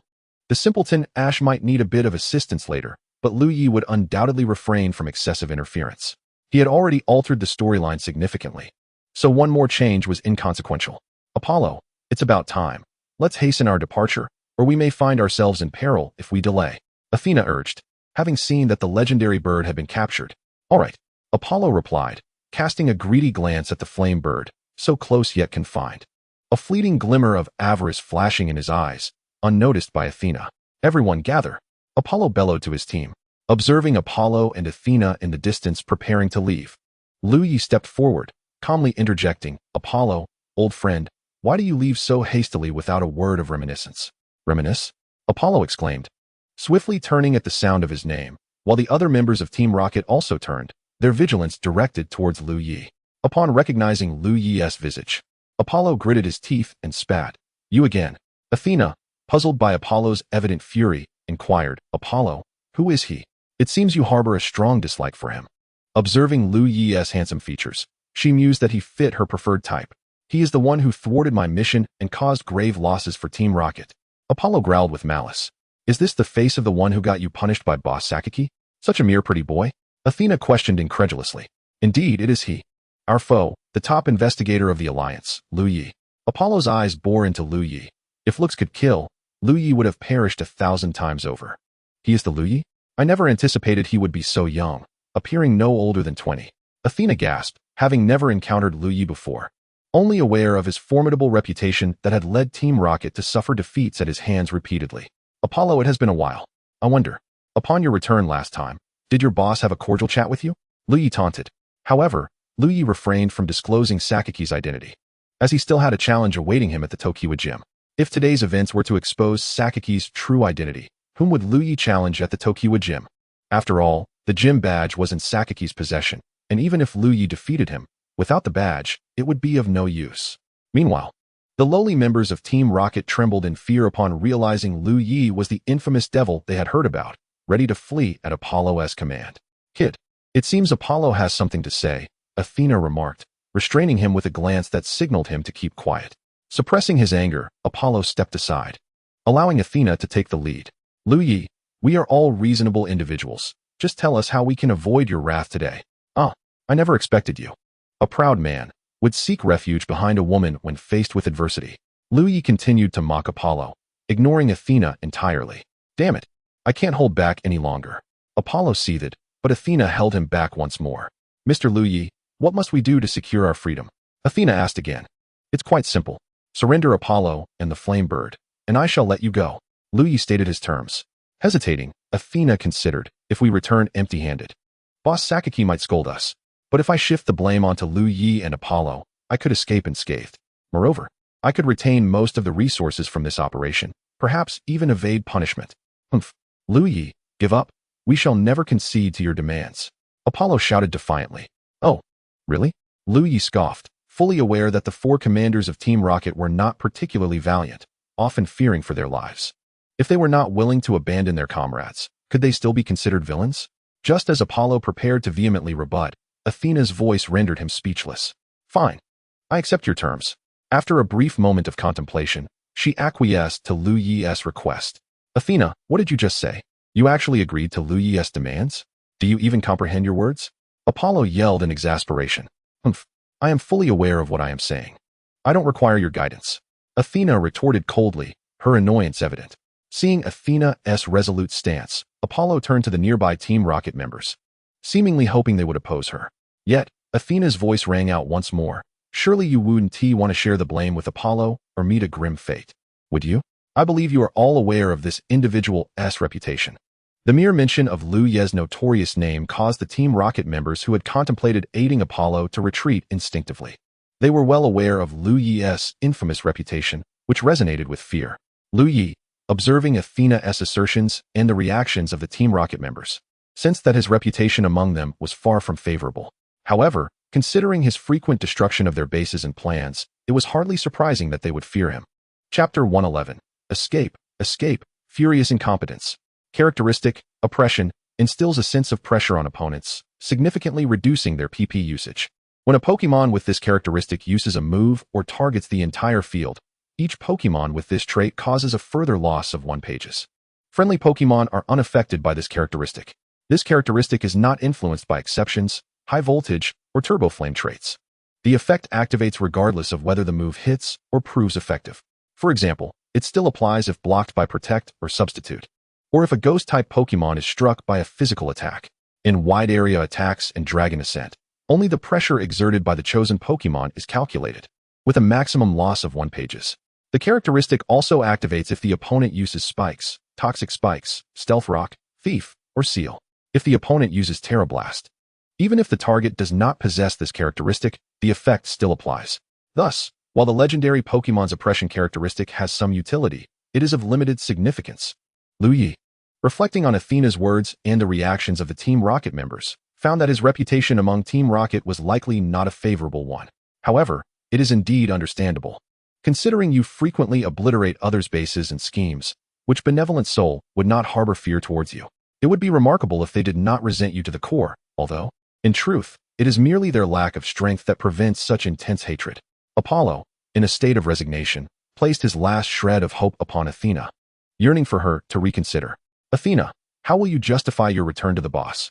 Even if I cannot return, I am still the foremost general among Team Rocket, and I assure you, I will not make things easy for you. Apollo questioned fiercely. Nevertheless, Apollo's words did indeed instill hesitation in Athena. Upon reflection, she recognized the validity in Apollo's assertions, and most importantly, Apollo had been a part of Team Rocket longer than she had, amassing considerable strength over the years, enough to pose a significant threat. Should Apollo's followers discover that Athena abandoned him and fled, one could only imagine the chaos that might ensue. Observing Athena's indecision, Liu Ye resolved to intensify the pressure. Come forth, Zapdos and Ancient Dragon. Liu Ye unleashed the two Pokemon. Both creatures, having undergone rigorous training and refinement within the Pokemon world for an extended period, had elevated their levels significantly. Their current prowess was comparable to that of the mid-tier legendary Pokemon, akin to the Moltres trapped within the electronic cage. What? Zapdos? And another Dragonite of equal strength? Both Apollo and Athena exclaimed in unison. Upon their emergence, Zapdos and the Ancient Dragon let out a thunderous roar, emanating an oppressive aura that rendered the minions of Team Rocket paralyzed with fear. Hey, what are you so proud about? Is it truly that intimidating? One Team Rocket grunt, known as Person C, remarked to his companion, Person D. And what about you? Could you possibly change your trousers first? Person D cast a disdainful glance at Person C's lower half. Huh, what? Person C, bewildered, hurriedly glanced down at his trousers, realizing, oh no, this is a disaster. Confounded, he pondered why he felt no sensation of the impending flood. However, upon witnessing the fearsome Zapdos and Ancient Dragon before him, he remained frozen, unable to move. If you choose not to leave, you may as well stay and accompany Apollo in his demise, Liu Ye stated with an expression of calmness, as though he were discussing a trivial matter. Witnessing the emergence of Zapdos and the Ancient Dragon, along with Liu Ye's threatening words, Athena's earlier indecision evaporated. Turning to Apollo, she resolutely declared, Apollo, you wouldn't want all these people to perish alongside you, would you? I trust the boss will understand my decision. Therefore, everyone, retreat at once. Simultaneously, Athena addressed Liu Ye, saying, thank you, Mr. Liu Ye, for your magnanimity in sparing us. Indeed, you are fortunate this time, but next, your luck may not be so favorable. Do keep that in mind, Liu Ye replied, nodding with a nonchalant tone. Athena understood that Liu Ye would not easily let them off the hook. It seemed he was prepared for their next encounter with Team Rocket. Had Liu Ye been privy to Athena's thoughts, he would have undoubtedly scoffed, of course. I am well aware of your Team Rocket's stronghold. Regardless, Athena offered her gratitude to Liu Ye, stating, thank you once again, Mr. Liu Ye. We shall take our leave. Without awaiting a response, she turned and hastily departed. Well then, until we meet again in a few days. Or perhaps sooner. Liu Ye nearly let slip more than he intended. Thankfully, Athena did not catch his words, and he sighed in relief. Yet, did Athena truly miss his statement? Not at all. When Liu Ye uttered those words, she distinctly faltered. But since her back was turned to him, Liu Ye remained oblivious. However, Athena merely assumed Liu Ye was jesting. She did not believe he possessed the ability to foresee the future. As for Apollo, he had indeed been forsaken by Athena and the others. While he could attempt to flee, Zapdos and the Ancient Dragon would not grant him such an opportunity. At that moment, Apollo, enraged by Athena's departure, unleashed a torrent of scorn upon her, embodying the essence of impotent fury. Athena, you coward! How can Team Rocket tolerate someone like you?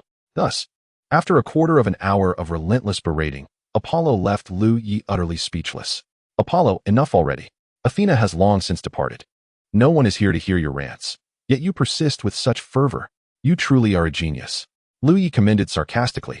In truth, Athena had initially contemplated engaging Liu Ye in a Pokemon battle, but upon discerning his strength, especially after he summoned Zapdos and the Ancient Dragon, she realized the futility of such a confrontation. Athena was no fool. She could sense the formidable presence radiating from Zapdos and the Ancient Dragon, rivaling the considerable effort they had expended to capture Moltres. Given that capturing a single Moltres consumed vast resources and manpower, how could they possibly contend with two equally powerful adversaries? Thus, in Athena's eyes, battling Liu Ye was akin to courting death. Failing her mission would be a minor inconvenience compared to potentially losing her life, making it a most unwise endeavor. Damn it, Liu Ye, what do you truly intend to achieve? Apollo seethed through gritted teeth. Yet Liu Ye paid no heed to Apollo's outburst. Instead, he approached the electronic cage containing Moltres. Subsequently, he released Darkrai and commanded, Darkrai, once Moltres regains its freedom, ensure it does not escape. If it attacks, defeat it. Darkrai nodded in acknowledgement, indicating its understanding. Meanwhile, Apollo stared in astonishment at Liu Ye's summoning of Darkrai, unable to believe his eyes. Simultaneously, Apollo's thoughts raced. Is Liu Ye amassing legendary Pokemon wholesale? The rare divine beasts, seldom seen in the ordinary course of life, have now manifested in pairs within the span of mere moments. Should he manage to capture the fiery bird, that would make 3. His strength far exceeds the expectations set forth by Team Rocket. Moreover, it remains uncertain whether he harbors additional divine beasts. The fiery bird, confined within the electronic cage, is merely imprisoned. Coupled with the electric shocks and oppressive aura of the cage, it can only exhibit champion-level prowess, not a sign of its lost fighting spirit. Thus, Liu Ye must remain vigilant. Should he inadvertently allow the fiery bird to escape, he would find himself at a tremendous loss, forfeiting both the task reward and the fiery bird itself. Gazing at the electronic cage before him, Liu Ye found himself in a quandary, pondering how he might dismantle this prison while liberating the fiery bird. System, do you possess any means to destroy this electronic cage and rescue the fiery bird? Liu Ye inquired of the omnipotent system. The system, in response, admitted it had yet to devise a solution, but sensed that Liu Ye had already conceived a plan within his mind, which it deemed feasible. What? You can discern my thoughts? Have you been eavesdropping on my inner voice? Liu Ye questioned, skepticism evident in his tone. Beep. Please refrain from defaming the system. The reason for my assertion is solely based on the expression written across your visage. The system innocently clarified. At that moment, an insidious grin unconsciously crept upon Liu Ye's face, as though he were contemplating something nefarious. Is it that obvious? Liu Ye exclaimed, incredulity lacing his voice. Indeed. The system affirmed confidently. Well, that is of little consequence. If even you, system, believe my plan to be viable, it appears you are not so extraordinary after all. Liu Ye mocked the system. Haha, we are quite alike, dear host. The system courteously retorted. In truth, Liu Ye's thoughts were straightforward. If he were to destroy the electronic cage and release the fiery bird, he would still need to subdue it. However, as a divine beast, regardless of its flamboyance, it would possess its own pride. Thus, a confrontation would be inevitable. Yet, if he were to simultaneously dismantle the cage and subdue the fiery bird, it would be swiftly vanquished, losing its fighting capabilities. As long as the fiery bird retained even a flicker of life, he could capture it and place it into the Pokemon world, allowing for a rapid recovery. Would this not be the most advantageous course of action, streamlining the process significantly? Indeed, he resolved to proceed with this plan. With newfound determination, Liu Ye promptly issued a command to his companion, Darkrai, unleash your most potent dark pulse upon this electronic cage. Darkrai obeyed without hesitation, directing a powerful dark pulse at the cage imprisoning the fiery bird. The force of the attack far surpassed that of a typical Pokemon. It could be likened to a minor entity facing a colossal titan. The dark pulse swiftly enveloped the electronic cage, resulting in a resounding explosion. As the smoke cleared, Liu Ye beheld the remnants of the cage. There was no trace left. The fiery bird lay motionless on the ground, its eyes swirling, having lost its fighting spirit. Approaching the fallen creature, Liu Ye effortlessly retrieved a system Pokeball from his pocket and captured the fiery bird with remarkable finesse, his movements fluid and precise, revealing his seasoned expertise. This remarkable display of skill left Apollo utterly astonished. He never anticipated that Liu Ye would embody the essence of a villain more than he himself, the self-proclaimed antagonist. With the fiery bird secured, Liu Ye's objective was now to deal with Apollo to complete his mission. Turning his gaze toward Apollo, his eyes gleamed with determination. Receiving Liu Ye's piercing stare, Apollo could not suppress a shiver, internally lamenting, "Are you certain this is the top investigator of the League? Why do I feel he is the true leader of a nefarious organization?" Apollo, speak. How shall you meet your demise? Liu Ye inquired bluntly. In that moment, Liu Ye's thoughts were tinged with a sense of benevolence. He would even grant his adversary the option of choosing a method for his demise. Surely, Apollo must feel immense gratitude toward him now. Chapter 113. Last words? Be human. Should Apollo discover Liu Ye's current musings, he would undoubtedly erupt in a tirade, cursing. Liu Ye, your ancestors. I will ensure your demise. Aware that escape was futile and resigned to his fate, Apollo, as the leader of Team Rocket's 4 commanders, felt compelled to confront his end with dignity. Liu Ye, let us engage in a battle. A Pokemon duel, Apollo declared calmly, taken aback by Apollo's sudden composure. Liu Ye did not expect him to be so accepting of his fate. Very well, I accept your challenge, one-on-one. Liu Ye replied after a moment's consideration. The two moved to a more open area. You may release your Pokemon first, Liu Ye offered humbly. As a friendly reminder, I suggest you summon your strongest Pokemon. Humph. Come forth, Houndoom. Apollo retorted, releasing his formidable Houndoom. Liu Ye recognized this Pokemon, recalling that Apollo had utilized it previously. Yet, the aura emanating from this Houndoom suggested it had significantly strengthened since their last encounter. System, assess Houndoom's attributes. Name, Houndoom. Gender, male. Level, 72, early champion. Type, dark fire. Ability, flash fire. Friendship, 30 base stats, 500 potential. Champion moves, Thunder Fong, Flare Blitz, Fire Spin, Bite, Inferno, Dark Pulse. Indeed, as Liu Ye had surmised, this Houndoom had ascended to the ranks of early champion strength. Just as Liu Ye was scrutinizing Houndoom's attributes, Apollo revealed a hidden Pokemon evolution bracelet, exclaiming, "Houndoom, evolve. Arise, Mega Houndoom." What? Apollo possesses the Mega Evolution Stone for Houndoom? What a stroke of fortune.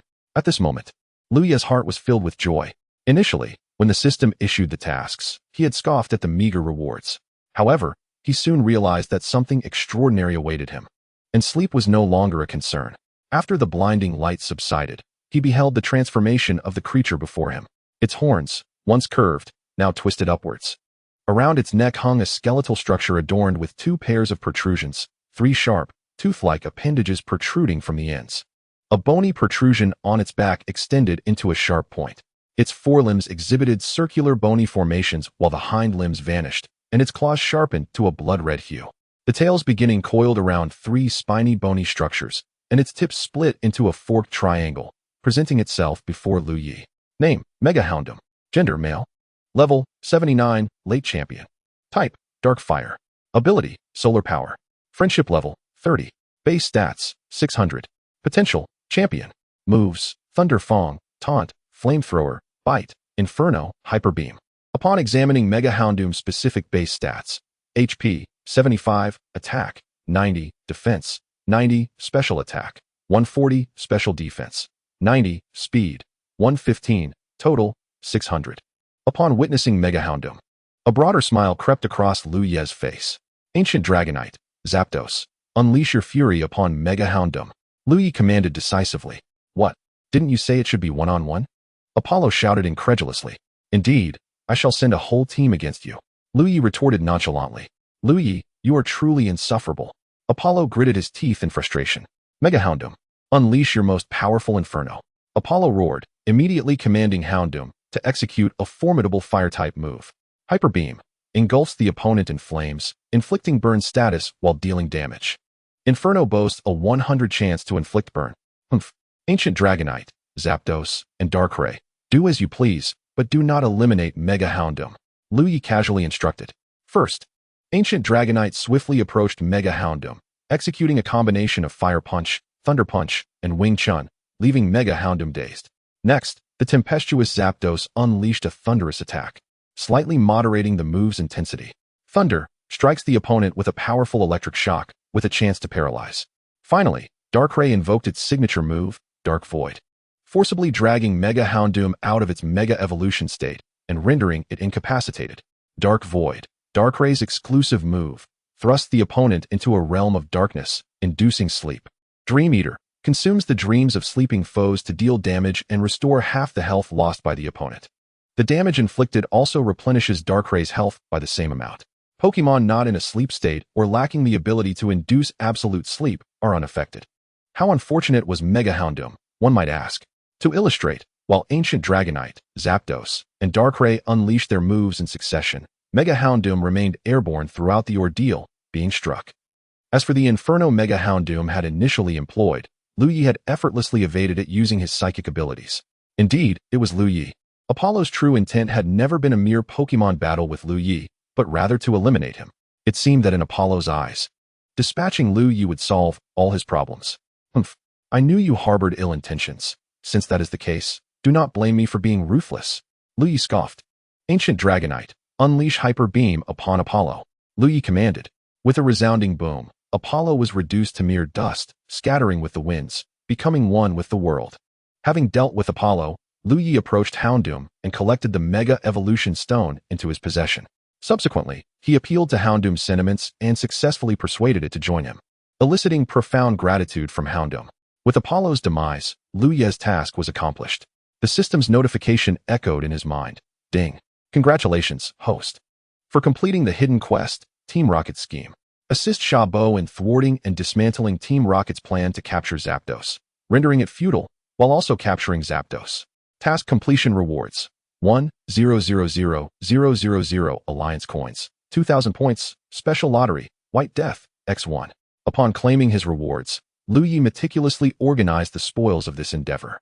The rewards included 1,000,000 alliance coins, 2,000 points, special lottery, White Death, X1, alongside a mid-level Zapdos and a beginning-level Houndoom, as well as a Mega Houndoom Evolution Stone. He had avenged the parents of Sakura, Iris, Peony, and Misty. It could be said that Liu Ye had reaped abundant rewards this time, and his points had reached 10,000, allowing him to participate in another 10 consecutive lotteries. System. I wish to draw. Liu Ye declared resolutely. Understood. Please select which draw you wish to proceed with first, the system responded. I shall begin with the special lottery, White Death. Liu Ye decided. Moments later, a classic system roulette appeared before him, spinning with vigor before gradually coming to a halt. Ding. Congratulations, host. You have obtained the King of Absences, X1. What is the King of Absences? Liu Ye exclaimed in astonishment. The King of Absences was considered a pseudo-divine beast, possessing formidable strength. Arise, King of Absences. Liu Ye summoned the newly acquired entity. The King of Absences resembled a fusion of a baboon and a gorilla, sporting a pink nose and beige skin, with brown eye rings and two tufted white hairs atop its head. A collar of white fur adorned its neck, while its limbs were covered in brown fur. The King of Absences is the most carefree Pokemon in existence, often leading a leisurely life. It feeds on grasses within its reach and only begrudgingly moves to a new location once the surrounding grass has been consumed. The circular area, with a radius of 1 meter on the grassland, marks the territory where the King of Absences has devoured all the surrounding grass. When it is truly famished, one can observe it wandering about at night. As soon as the season of fruit ripening arrives, numerous Sloth Kings congregate around the fruit trees, eagerly awaiting the fallen fruits. Although it may appear to be lying still, it is, in fact, amassing power for a counterattack. It can unleash the energy it has stored all at once, demonstrating astonishing strength. System. Examine the attributes of Sloth King. Name, Sloth King. Gender, male. Level, 70, Peak Monarch. Type, normal. Ability, lazy. Friendship, 255-255. Base stats, 670. Potential, level 3 divine. Skills, bluff, try again, aura punch, double edge, ambush, destruction beam. Sloth King's specific base stats. HP, 150, attack, 160, defense, 100, special attack, 95. Special defense, 65, speed, 100. Total, 670. The base stats of Sloth King are indeed remarkably high.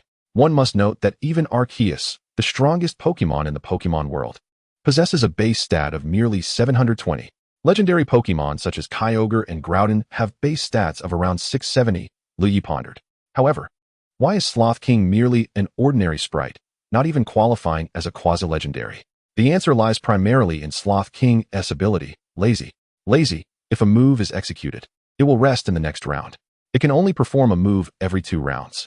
During the lazy round, a switch operation can be executed. Charge moves can be used, but after charging, it will be unable to attack in the subsequent round due to laziness.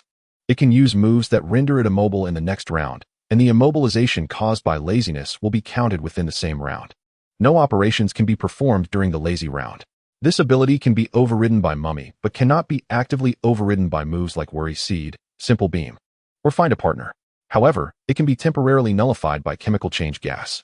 It is precisely because of Sloth King's lazy ability that its appearance rate is exceedingly low, and it is seldom utilized by Pokemon trainers. As expected, the moment Liu Ye released Sloth King, it sprawled on the ground, sound asleep, utterly motionless. If it were to be sent into battle, it would undoubtedly be crushed.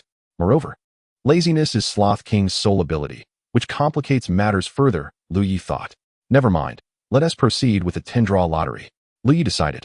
System, commence the 10-draw lottery. Liu Ye commanded. Ding. Congratulations, host, you have obtained 1,000,000 alliance coins, 500,000 alliance coins, 666 alliance coins, 1 rare candy, 222 alliance coins, 1 rare candy, 1 dragon fong, 1,000,000 alliance coins, 1 essential travel tent, 1 ability change potion. An ability change potion? What is that, system? Liu Ye inquired. An ability change potion, as the name suggests, allows the host to consume the potion to alter a Pokemon's ability. Of course, there are certain restrictions. It can only change the abilities of normal Pokemon. The system explained. I see. Liu Ye nodded. This is precisely what I wished for. Having just acquired a Sloth King, and now I am granted an ability change potion. Truly, the system is remarkable. Liu Ye smiled, praising the system. Chapter 115, Mighty Sloth King. The ability change potion, as its name implies, enables the host to change a Pokemon's ability. However, there are limitations. It can only modify the abilities of normal Pokemon. The system elaborated. I see. Liu Ye nodded. This is indeed serendipitous, having just received a Sloth King. And now I am bestowed with an ability change potion. The system truly excels. Liu Ye chuckled, commending the system. System, select Sloth King and utilize the ability change potion.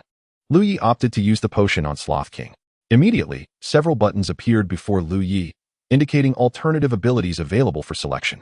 However, Liu Ye barely glanced at the other abilities, as his eyes were immediately drawn to the Mighty ability, prompting his swift choice. Mighty, the power of physical attacks is doubled. Damage from non-fixed damage physical moves is increased to double the original.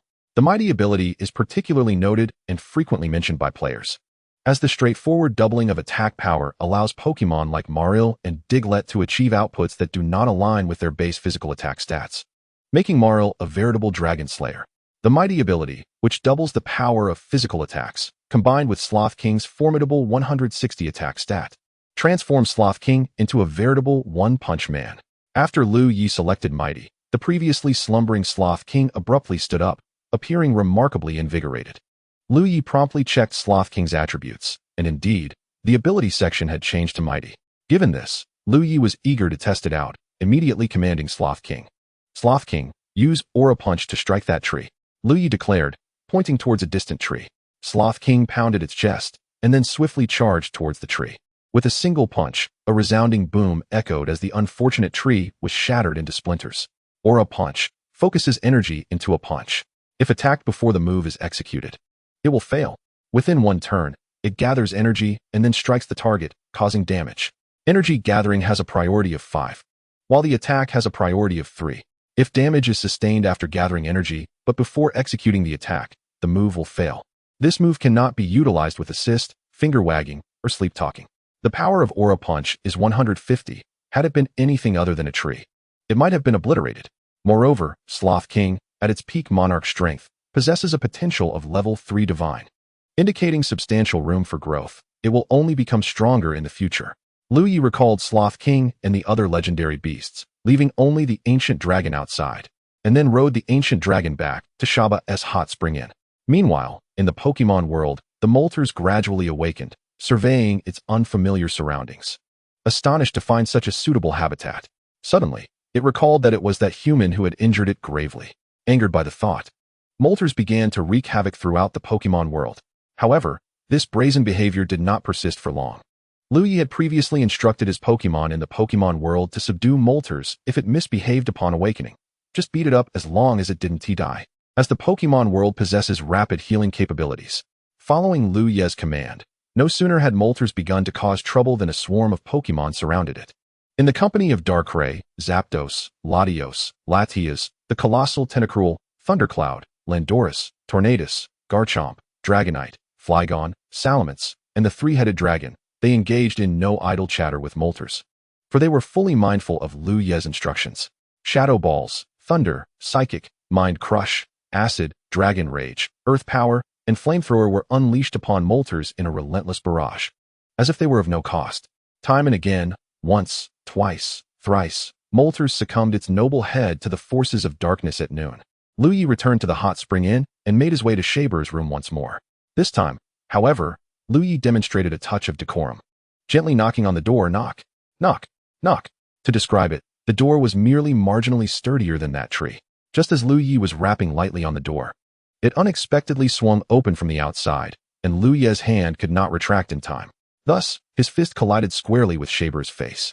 Alas, what a dismal fate. Liu Ye, Shaber let out a roar. It was impossible to recount how many times this had transpired. Calm yourself, Shaber. The tasks you entrusted to me have been accomplished, and I have also obtained what I desired. Liu Ye explained. And what of that? You just assaulted me again. What were you saying? Shaber, belatedly realizing the situation, stared incredulously at Liu Ye. I said, I have completed the tasks you assigned, and I have also acquired what I sought. Liu Ye reiterated, exasperated. What? It has barely been a day, and you finished already? Shaber still could not believe his ears. Indeed, and I also inadvertently dealt with Apollo. The leader of Team Rocket's 4 commanders, Liu Ye stated nonchalantly. You mean you acquired what you wanted, which must be Moltres, and you also accidentally dealt with Apollo? Shaber felt as though he and Liu Ye hailed from entirely different eras. Disbelieve me if you will, but let me show you. Come forth, Moltres. Without further ado, Liu Ye released the Moltres he had just captured. Upon its release, Moltres appeared bewildered, scanning the surroundings with its piercing gaze, trembling uncontrollably. One could only imagine the ordeal it had endured within the confines of the Pokemon realm. It was said that Aerodactyl had been the most relentless in its attacks, and Liu Ye surmised it was perhaps because it recognized its former self reflected in Moltres. Moltres? Shaber could hardly believe his eyes, astonished that he would witness the legendary bird once more in his lifetime. After all, in the world of Pokemon, divine creatures were as elusive as shadows. Even a lackluster legendary like the 3 legendary birds was not something an ordinary person could easily encounter. To have seen a legendary Pokemon was an achievement to be boasted about for a lifetime. Moltres spread its wings, nearly 10 meters wide. Fortunately, Shaber's room was sufficiently spacious, or it would have surely become a scene of disaster. All right, I believe you. Liu Ye, quickly return Moltres, Shaber exclaimed, eyeing the sparks emanating from Moltres, realizing that if this continued, his house might catch fire. This was unacceptable. Shaber still relied on the inn for his meals. Very well. Liu Ye acquiesced and recalled Moltres. Well then, if there is nothing further, Shaber, I shall take my leave. With that, Liu Ye departed without waiting for Shaber's response, politely closing the door behind him.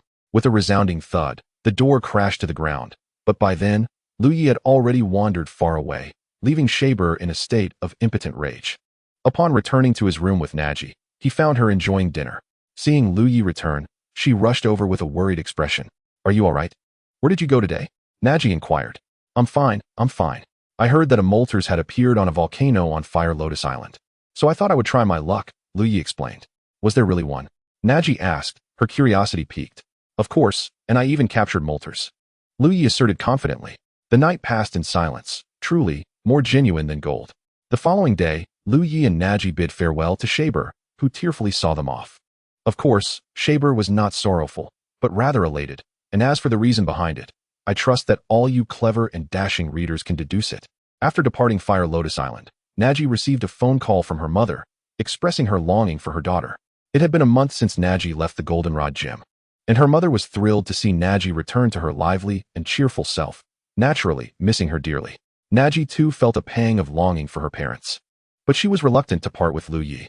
Observing Naji's conflicted emotions, Liu Ye stepped forward and gently encouraged her. If you wish to return, then do so.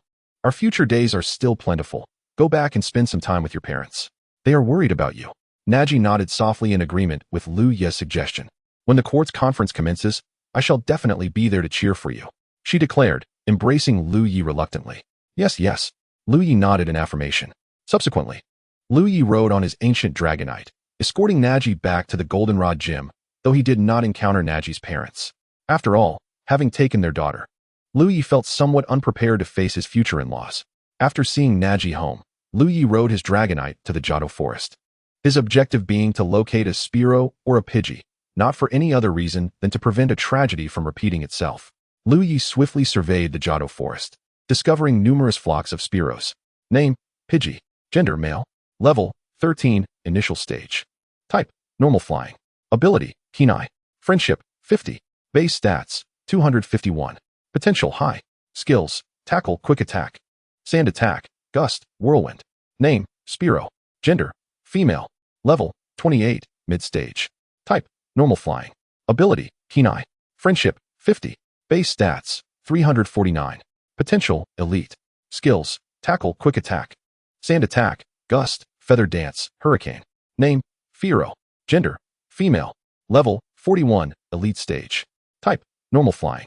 Ability, Keen Eye. Intimacy, 50. Base stats, 479.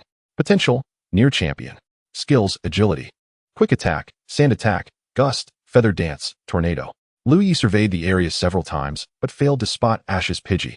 He even examined the nearby Pidgeotto, yet found nothing. It seemed fate had decreed their paths would not cross. Liu Ye shook his head, reflecting on his thoughts. Sharp eye. Thanks to the keen perception, accuracy will not be diminished. During battles, accuracy changes cannot be reduced by the opponent in any manner, ignoring increases in the target's evasiveness. Miracle Skin does not affect Pokemon with the Sharp Eye ability. Outside of battles, When a Pokemon with this ability is in the lead position, the likelihood of encountering wild Pokemon of a lower level is reduced to 50 of the original rate. Having searched the vicinity without success, Liu Ye made his way to the Changpan Gym. Upon arriving in Changpan City, he received a notification from the system. Ding. A series of tasks has been released. 8. Challenge the Changpan Gym. The host successfully challenges the Changpan Gym and defeats Sakaki. Task completion rewards: 6,000 points, 1,000,000 Alliance coins. 1 Master Ball. Task failure, no penalties. A Master Ball. System, what use do I have for this item? Liu Ye pondered, somewhat perplexed. After all, the Master Ball held little value for him at present, as it could only guarantee a 100 capture rate for ordinary Pokemon, while legendary ones remained elusive. To be frank, system Pokeballs were far more effective than this one. Please do not question the system's rewards. The Master Ball is a specially customized item for the host. It is crafted using the pinnacle of system technology, ensuring a 100 capture rate for any Pokemon, including legendaries. The system explained with a hint of pride. It can capture legendaries? Any legendary? Liu Ye inquired once more. Of course, it includes all legendaries. Even Arceus is not beyond its reach. The system clarified. The handsome one has awakened. Upon hearing the system's explanation, Liu Ye immediately felt a surge of energy. This reward seemed truly remarkable. He murmured to himself. Liu Ye stood before the entrance of the Changpan Gym, pushed the door open, and stepped inside, where an eerie silence enveloped the space. It appeared that few dared to challenge the Changpan Gym. This was hardly surprising, given that Sakaki's rules mandated possession of the badges from the other 7 gyms. Naturally, the Kanto region boasted more than just the 8 renowned gyms. There were other smaller ones, yet the 8 main gyms were the official ones of the Kanto region. As Liu Ye entered the Changpan Gym, he noticed that the interior mirrored the quietude of its exterior, with even the lights dimmed. Just as he pondered this, the lights around the gym flickered on in an orderly fashion. The sound of polished shoes tapping against the floor echoed, and Liu Ye focused his gaze to see a tall man emerging from the depths of the gym, his short black hair framing a commanding presence. He wore a shirt emblazoned with a red letter R across the chest, a black coat draped over it, paired with black trousers and shoes. Oh, has someone finally come to challenge me? Sakaki said with a leisurely tone. Liu Ye recognized this man as Sakaki, who was not only an enigmatic powerhouse, but also a scholar of considerable wisdom, having authored works to impart his battle experiences to future generations. His literary contribution, titled The Mysteries of the Earth, was a testament to his vast knowledge. However, he was also fiercely self-serving, with a ruthlessly cold demeanor. Name, Sakaki. Gender, male. Title, Sakaki of the Earth, Invincible General. Pokemon, Beedrill, Scyther, Golem, Nidoking, Nidoqueen, Crobat, Blastoise. Item, Megastone. Position, Gym Leader of the Changpan Gym, Boss of Team Rocket. Hobbies, his son, Silver, saving the world. Weakness, his son, Silver. Truly a formidable presence. Sakaki has impressive stats. Liu Ye mused to himself. Greetings, Gym Leader Sakaki. I am Liu Ye, here to challenge the Changpan Gym. Liu Ye addressed Sakaki. Upon recognizing Liu Ye, Sakaki's expression shifted as he recalled the recent loss of Apollo, the top general of Team Rocket, at Liu Ye's hands. This was certainly fresh in his memory. However, Sakaki chose not to reveal his awareness of Liu Ye's identity, maintaining an air of ignorance, even masking any surprise in his gaze. As Sakaki scrutinized Liu Ye, the latter carefully observed Sakaki in return. Truly, as a long-standing leader of Team Rocket, he exhibited not a single flaw. Liu Ye thought in admiration. Welcome, challenger. I am the leader of the Changpan Gym. You may call me Sakaki. Sakaki introduced himself. The name of Gym Leader Sakaki is certainly well known to me. Liu Ye replied nonchalantly. Oh, you are familiar with me? Sakaki inquired, intrigued. Naturally, Gym Leader Sakaki is a renowned philanthropist in the Kanto region. I am well aware of your exploits. Liu Ye explained. Hearing this, Sakaki nodded, a look of understanding crossing his face. It is merely my duty to give back to society. Sakaki continued, then shifted the conversation. I trust you are aware of the rules of the Changpan Gym? Of course, Liu Ye responded. Producing the badges from the other 7 gyms, the gray badge from the Pewter Gym, the blue badge from the Cerulean Gym, the orange badge from the Celadon Gym, the golden badge from the Goldenrod Gym, the rainbow badge from the Violet Gym, the pink badge from the Saffron Gym, and the crimson badge from the Cinnabar Gym. Upon seeing these badges, particularly the crimson emblem from the Cinnabar Gym, Sakaki regarded Liu Ye with newfound respect. Surprised that he had managed to acquire the elusive badge from the former Fire-type champion of the Kanto League. However, upon reflection, it made sense. Liu Ye's status in the league was unparalleled, with no one possessing the authority to command him, not even the league president, Dan. Very well, Liu Ye. I accept your challenge. The rules of our Tongpan Gym battles are 2 versus 2. Sakaki elucidated. Following this, Sakaki commanded his subordinates to act as referees, and they proceeded to the battle arena within the Chongpan Gym. I shall release my Pokemon first. Come forth, Nidoking. Sakaki summoned his Pokemon. Name, Nidoking. Gender, male. Level, 71, champion early stage. Type, Poison Ground. Ability, Rivalry. Intimacy, 30. Base stats, 505. Potential, Champion. Skills, Horn Drill, Earth Power, Poison Jab, Rock Slide, Heavy Slam, Toxic Spikes. Detailed parameters for Nidoking's base stats. HP, 81. Attack, 102. Defense, 77. Special Attack, 85. Special Defense, 75. Speed, 85. Total, 505.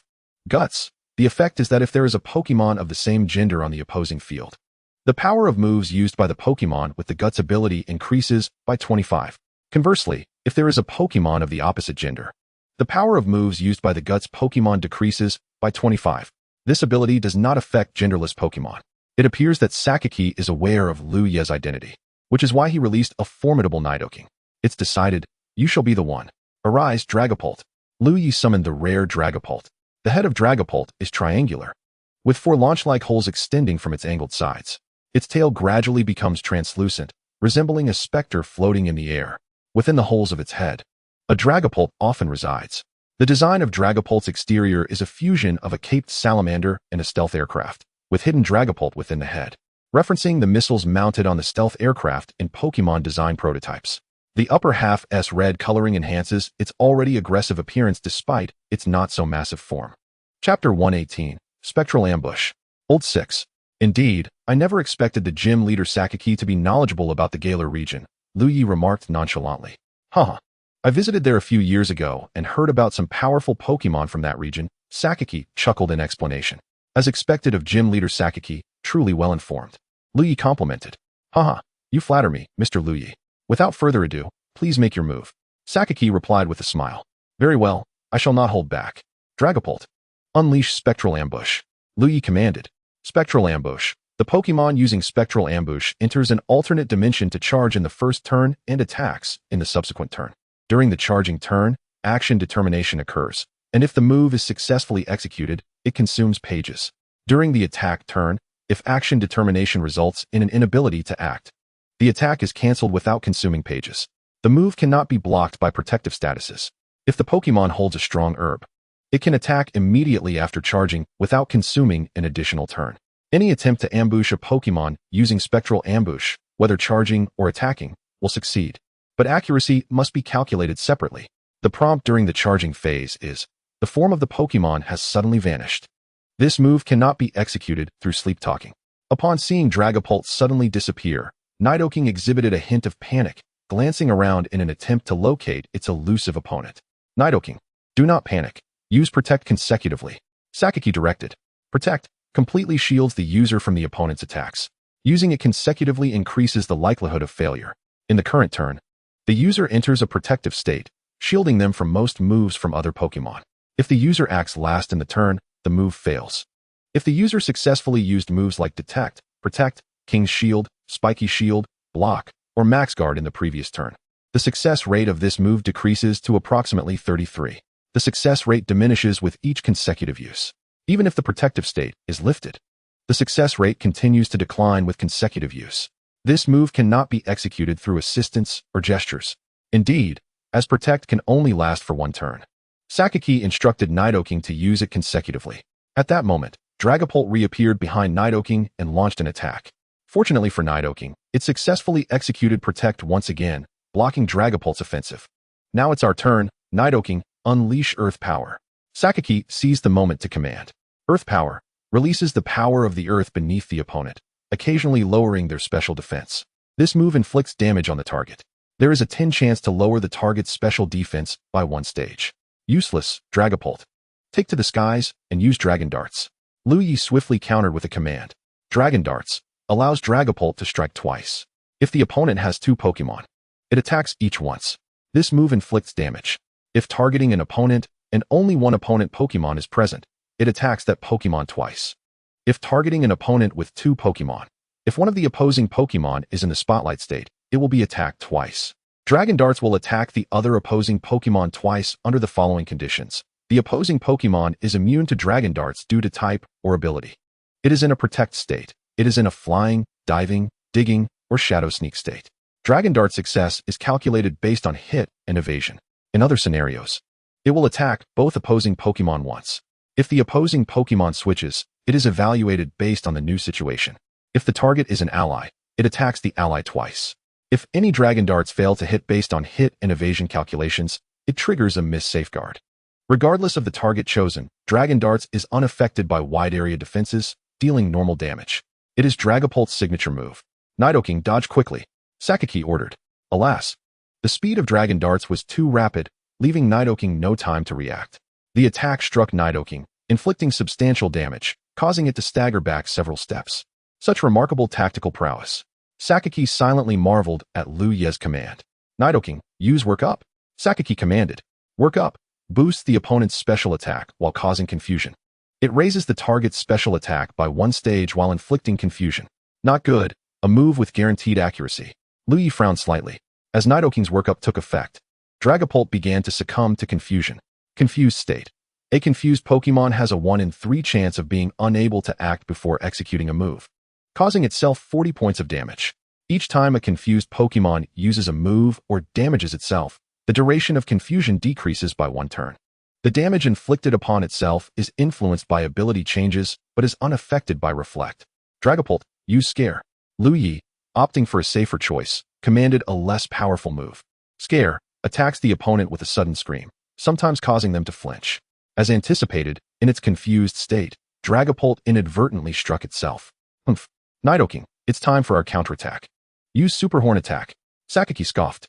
Dragapult, unleash Spectral Ambush. Liu Ye urgently commanded. Thus, Nidoking's Super Horn Attack went awry. Here we go again. Nidoking, use Protect. Sakaki instructed. Humph. As expected, Liu Ye smirked slightly. Use Misfortune Comes in Waves. Liu Ye commanded. Misfortune Comes in Waves. The attack inflicts damage on the target. If the target is in an abnormal state, the power is doubled. What? Sakaki exclaimed, taken aback by Liu Ye's unexpected strategy. Doranbaruto did not conclude with the Spirit Ambush, but abruptly halted to unleash the Ghost-type Misfortune Comes in Waves. Nidoking's defense merely mitigated the initial strike. But all subsequent assaults from Doranbaruto struck true. With a thunderous roar, Nidoking was sent tumbling to the ground. Doranbaruto, do not give Nidoking a chance. Continue with Dragon Dive. Liu Ye had no intention of allowing Nidoking a moment's respite and issued the command without hesitation. Doranbaruto swiftly descended from the sky, accurately hitting Nidoking. Poor Nidoking had scarcely risen before being sent flying once more. Unfortunately, this time luck was not on its side, after enduring a full-force Dragon Dive from Doranbaruto. Nidoking's stamina was entirely depleted, its eyes swirling, rendered unable to continue the battle. Sakaki withdrew Nidoking, marveling at Liu Ye's prowess, and praised, truly remarkable, Mr. Liu Ye. It is no wonder you are a top-ranking investigator within the league. Appearances can be deceiving. It seems Sakaki no longer wished to conceal his identity and openly lauded Liu Ye. Oh, I believe I did not disclose my identity just now. How did you come to know, Gym Leader Sakaki? Liu Ye feigned confusion, seemingly eager to discern whether Sakaki genuinely intended to reveal his identity or was deliberately attempting to expose himself. Thus he posed the question back to Sakaki. Mr. Liu Ye, we are all astute individuals. Although I have not previously revealed my identity, I have been observing you since the moment you entered the gym. I discerned an air of calmness and composure in your gaze, qualities not typical of an ordinary challenger. Even those who have earned the other 7 gym badges would not find it so effortless to confront me at the Tokiwa gym. Moreover, I sensed a hint of disdain from you, which I surmise is not merely directed at me, but also at the organization I represent, Sakaki analyzed coolly. Indeed, the boss of Team Rocket is not to be trifled with. Liu Ye chuckled, choosing not to withhold his acknowledgement of Sakaki's identity. However, Sakaki, do you not fear that by revealing your identity so candidly, I might report you to the league? Liu Ye countered. Ha. Sakaki erupted into laughter at Liu Ye's query. I believe, Mr. Liu Ye, you have long been aware of my identity, while you frequently thwart our plans and have even taken the lives of my associates. That is the extent of it. If you intended to report us, you would have done so by now, rather than challenging my gym. Furthermore, as I understand it, Top investigators of the League are not easily swayed. Your relationship with them is merely one of cooperation. And in such a partnership, as a businessman, I know that profit reigns supreme, Sakaki explained. While Sakaki appeared calm, he was, in fact, wagering on the correctness of his assumptions. For Liu Ye's formidable strength made him an unpredictable opponent. Upon hearing Sakaki's reasoning, Liu Ye could not help but applaud, exclaiming, "Haha, Gym Leader Sakaki, what audacity! Truly befitting of someone who established Team Rocket. Mr. Liu Ye, you flatter me. However, since you have posed a question, might I inquire of you as well?" Sakaki asked. "Of course, Gym Leader Sakaki, feel free to ask whatever you wish." Liu Ye replied courteously, curious about what Sakaki would inquire. "Given that you are already aware of my identity, you must also know that the Tokiwa Gym is comprised of members from Team Rocket. Yet, you have repeatedly dismantled our bases and disrupted our plans, yet still dare to challenge the gym. I wonder if this confidence in your own strength is the reason for your audacity, or..." Sakaki left the conclusion hanging, the implication clear. After all, one cannot expect goodwill from those whose plans have been thwarted time and again. Liu Ye, upon hearing Sakaki's question, inwardly scoffed. In truth, it was not about personal stakes. He merely sought to complete system tasks. The fate of Team Rocket was of no concern to him. Were it not for the enticing rewards for completing the tasks, he would not repeatedly sabotage their efforts. Blame could only rest upon Team Rocket for finding themselves on the system's blacklist. It was of no consequence to him. System, host, where's your face? Naturally, Liu Ye could not voice these thoughts in front of Sakaki. Thus, he smirked and disdainfully declared, "Indeed, I possess great confidence in my abilities." Liu Ye mused that Sakaki's most formidable Pokemon was merely a champion tier B drill, which, even in its mega evolution, would only rival a third-tier deity in strength. Liu Ye, possessing several third-tier deities and multiple second-tier ones, including Mega Latios and Mega Latias capable of matching mythical beasts, felt no apprehension. After Sakaki's declaration, the atmosphere within the Tokiwa Gym became palpably tense. Even the Team Rocket grunts present grasped their Pokeballs, ready to spring into action at Sakaki's command, prepared to ensure Liu Ye's defeat. However, Sakaki gestured for them to stand down. "Since you feel this way, Mr. Liu Ye, let us engage in another battle." Sakaki said calmly. "Very well, let us proceed." Liu Ye replied nonchalantly. "Humph, come forth, Beedrill." Just as Liu Ye anticipated, Sakaki released his strongest Pokemon, Beedrill. System, check Beedrill's attributes. Name, Beedrill. Gender, male. Level, 80, champion peak. Type, bug poison. Ability, swarm friendship. 30 base stats, 395 potential. Third tier deity skills, agility, poison jab, hyper beam. Protect, shadow clone, struggle. Exact base stats, HP, 65, attack, 90, defense, 40, special attack, 45, special defense, 80, speed, 75, total, 395. Beedrill? In that case, I shall summon Darkrai. Liu Ye released Darkrai, feeling little concern since Darkrai had already been exposed to Team Rocket during their previous encounter. After all, when venturing out, it is prudent to maintain a low profile. Liu Ye has always adhered to the life philosophy of, be modest in character, yet bold in action. In Chapter 120, titled Abundant Rewards, The Golden Legend, Liu Ye summoned Darkrai, fully aware that it had already been revealed to Team Rocket in their previous encounter. Thus he felt no hesitation as he did with Latios and Latias. Sakaki, cognizant of Liu Ye's possession of Darkrai, a Pokemon of second-tier divine power, chose not to engage Liu Ye in a protracted battle. Instead, he swiftly produced a keystone and declared, Beedrill, Mega Evolve. A brilliant flash illuminated the arena, revealing Mega Beedrill in all its glory. The three segments of its body were no longer directly connected. Black links had formed between them. Its antennae shortened and extended backward, while its tail morphed into a conical shape, featuring two conical recesses at the front. The tail pointed forward, with the stinger at its tip elongated. The stingers on its arms developed protective extensions akin to knightly gauntlets, and its legs transformed into stingers adorned with black and yellow stripes. System, assess the attributes of Mega Beedrill. Name, Mega Beedrill. Gender, male. Level, 83, initial tier 3 divine. Type, bug poison. Ability, adaptability. Friendship, 30 base stats, for 95 potential, tier 3 divine moves, agility, poison jab, hyper beam, protect, shadow clone, reckless. Mega Beedrill's specific base stat parameters, HP, 65 attack, 150 defense, 40 special attack, 15 special defense, 80 speed, 145 total, for 95. Given that Darkrai resides at the pinnacle of second-tier divine power, It was evident that Sakaki's Mega Beedrill would stand little chance against it. Beedrill, unleash Poison Jab. Sakaki commanded. Futile. Dark Ray evades the attack with agility and retaliates with Shadow Ball. Liu Ye shook his head, stating, Beedrill, evade. The battle concluded with Mega Beedrill being forced back into its normal form, collapsing to the ground, its eyes swirling as it lost the will to fight. Sakaki recalled Beedrill. Applauding, Mr. Liu Ye, you are indeed formidable. No wonder you have attained the status of a top-ranking investigator in the league. As he spoke, Sakaki presented Liu Ye with a green badge. Liu Ye accepted the green badge with thanks and proceeded toward the exit of the Tokiwa gym. This time, the lackeys of Team Rocket wisely refrained from obstructing Liu Ye, for even their leader fell short in comparison to him. Collectively, they would scarcely pose a challenge. Upon reaching the entrance of the Tokiwa gym, Liu Ye suddenly halted, softly admonishing, Sakaki, you should exercise caution in certain matters. Both the league and I find your methods rather distasteful. With that, Liu Ye departed without a backward glance, momentarily taken aback by Liu Ye's warning. Sakaki soon comprehended its implications. It seemed the Pokemon cloning technology would need to be conducted in utmost secrecy, especially to prevent the league from discovering his ultimate plan. Meanwhile, upon exiting the Tokiwa gym, Liu Ye arrived at the Pokemon Center in Tokiwa City. Indeed, the center offered exclusive accommodations for Pokemon trainers, and the rates were exceedingly reasonable. Naturally, individuals of Liu Ye's esteemed stature within the league could reside in the finest rooms at no cost. Presenting his credentials to Nurse Joy, he was respectfully escorted to the center's exclusive chamber. Mr. Liu Ye, if you require no further services, I shall take my leave. Nurse Joy inquired with deference. Upon hearing her words, Liu Ye couldn't help but muse, other services? What might those entail? However, he merely feigned nonchalance, replying, no, nothing more. You may attend to your duties, Nurse Joy. Very well, Mr. Liu Ye. Rest well. Do not hesitate to summon me should you need anything.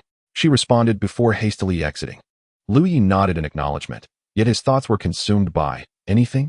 Nurse Joy, your words could easily lead the handsome readers before their screens to misconstrue intentions. Am I the sort of person who would entertain such notions? Moreover, I had not thought much of it. Yet why did you rush out with a flushed face? At that moment, the familiar sound of the system's notification resonated in Liu Ye's mind. Ding. Congratulations to the host for completing the sequential task. 8. Challenge the Tokiwa gym. The host has successfully challenged the Tokiwa gym and defeated Sakaki. Task completion rewards, 6,000 points, 1,000,000 league coins, 1 Master Ball. However, the notification did not conclude there. The system's voice continued. Congratulations to the host for achieving the accomplishment task. Kanto League's 8 gym badges. The host has successfully collected the 8 official gym badges of the Kanto League. Task completion rewards, 8,000 points, 5,000,000 league coins, 1 special lottery, Golden Legend. A special lottery, Golden Legend. Liu Ye exclaimed with excitement. If his memory served him correctly, a special lottery of the Golden Legend tier would surely yield a legendary Pokemon. Liu Ye's mind began to race with possibilities. Rayquaza, Giratina, Reshiram. The rewards were nothing short of remarkable. Possessing a legendary Pokemon would grant Liu Ye unparalleled status within the Pokemon world, provided, of course, that Arceus did not intervene. At that moment, ding. Would the host like to proceed with the special lottery, Golden Legend? The system inquired. Absolutely, let the draw commence. Before Liu Ye appeared a grand spinning wheel adorned with nearly every legendary Pokemon from across the generations. He spun the wheel with fervor. Ding. Congratulations to the host for obtaining. Chapter 121, Shiny Rayquaza, the mightiest dragon. Absolutely, let the draw commence. The wheel spun before Liu Ye, showcasing an array of legendary Pokemon. With a vigorous spin, the announcement followed. Ding. Congratulations to the host for receiving Rayquaza, Shiny. The system proclaimed. Rayquaza. Liu Ye gasped in astonishment, marveling at his extraordinary luck in drawing a shiny Rayquaza. Furthermore, the most significant aspect was that Rayquaza was capable of Mega Evolution, elevating its power just beneath that of the creator Pokemon. Upon the emergence of the radiant Latios from Liu Ye's Pokeball, it found itself within the enchanting realm of the Pokemon world. An overwhelming aura swiftly enveloped the entire vicinity, causing many diminutive Pokemon to tremble in fear.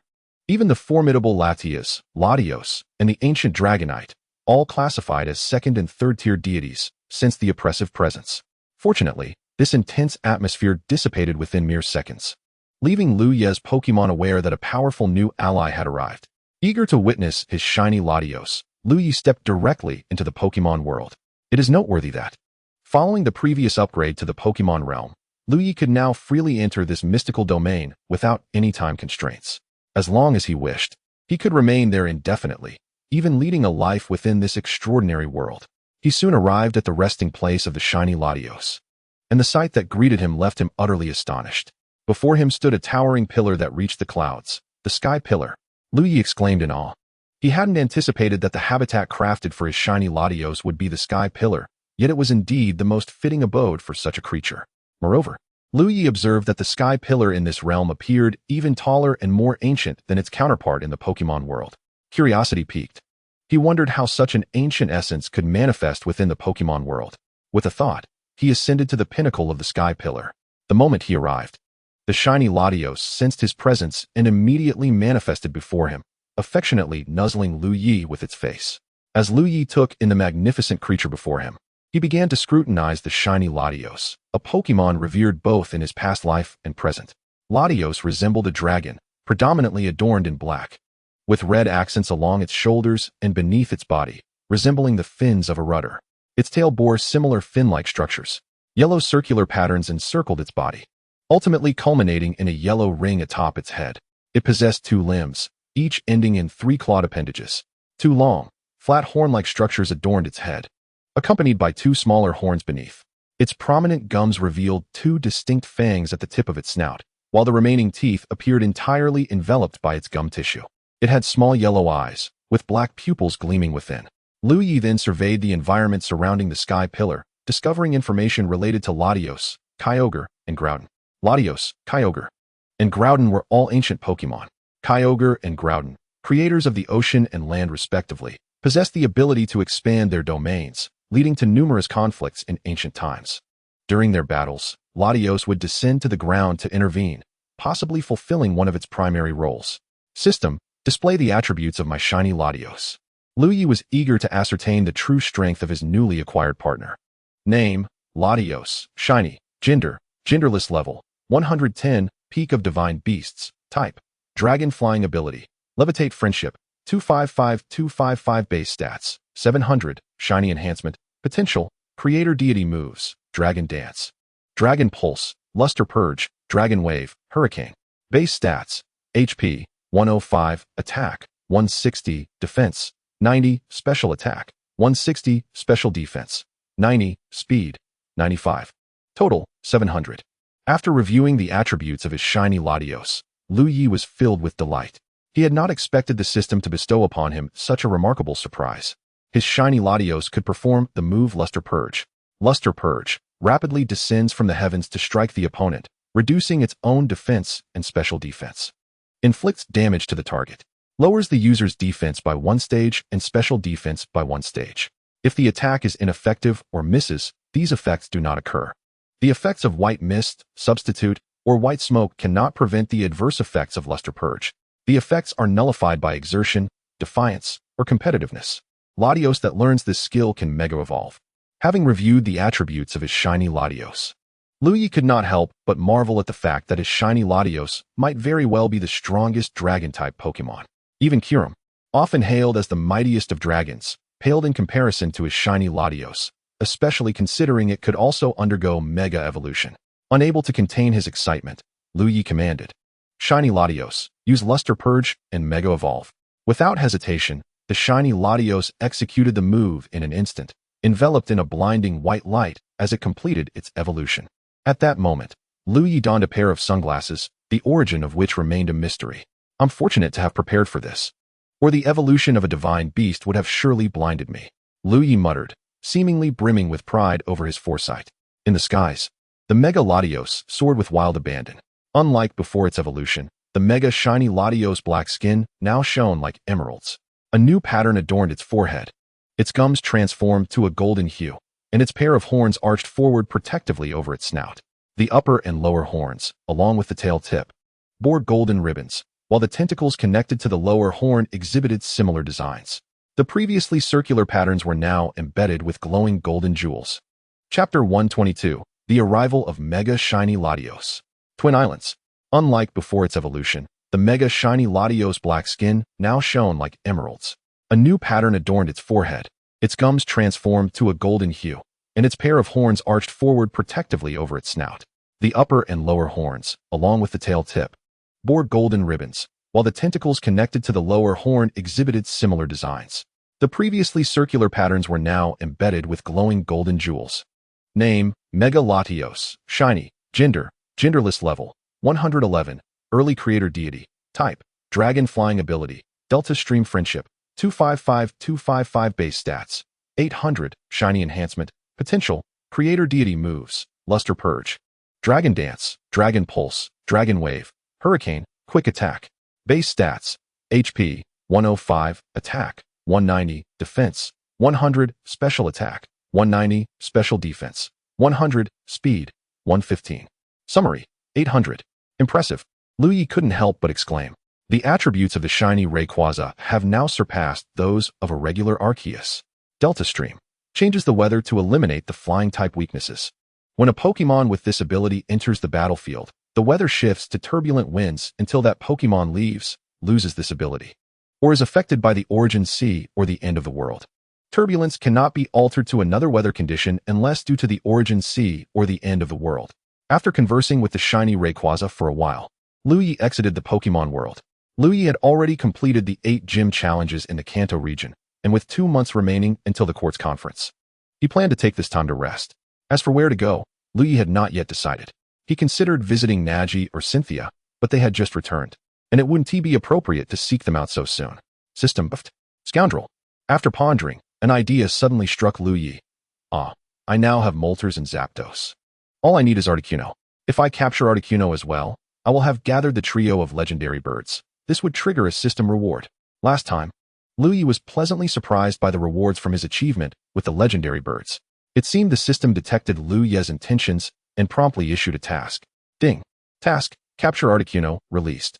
The host needs to successfully capture Articuno at the Twin Islands to complete the trio of legendary bird achievement and finish the task. Task completion rewards, 3,000 points, 200,000 Alliance coins, and a random property, Arceus plate. Task failure, no penalties. Furthermore, please communicate more clearly next time. The legendary birds are indeed the legendary birds. This system was almost led astray by you. After the system's explanation, it couldn't resist a jab at Liu Ye. Clearly, it's your fault, system. Liu Ye retorted, feeling the system's audacity was on par with his own. System, what is the use of this random property, Arceus plate? Liu Ye inquired curiously. At this moment, the host may be somewhat uninformed. The plates serve to alter Arceus's type and change the property of its signature move, Judgment. Additionally, when held by any Pokemon, the plate boosts the power of corresponding type moves by 20. Each type has its corresponding plate, totaling 19 different plates. They are as follows: Fist plate, Sky plate, Toxic plate, Earth plate, Stone plate, Jade plate, Ghost plate, Steel plate, Fire plate, Water plate, Green plate, Thunder plate, Wonder plate, Ice plate, Dragon plate, Dark plate, Fairy plate, Null plate, and Legend plate. Among them, the Legend plate is the most powerful, containing the essence of all attributes and granting the power of every type. The system elucidated. I see. Liu Ye nodded. Unsurprisingly, among these plates, Liu Ye yearned most for the Dragon plate, as he possessed the greatest number of Dragon-type Pokemon, including a shiny Rayquaza. As for the Legend plate, he was confident he lacked the luck to obtain it. System, you're quite thoughtful, even selecting the location for me. Liu Ye jested. Although he was aware that Articuno resided on the Twin Islands, he, as a non-local, was unaware of their precise location. After issuing the task, the system kindly provided Liu Ye with a map to the Twin Islands. Of course, the host should have realized how considerate this system is after spending so much time with it. The system boasted, exhibiting no humility whatsoever. However, Liu Ye glanced at the map and was taken aback by the proximity of the Twin Islands to Fiery Island, slowly saying, System, why didn't you issue this task when I captured Moltres, considering how close the Twin Islands are? Well, this system simply forgot. Would the host believe that? The system stammered. I believe you. System, I know you well by now. You're quite mischievous. Liu Ye expressed his frustration.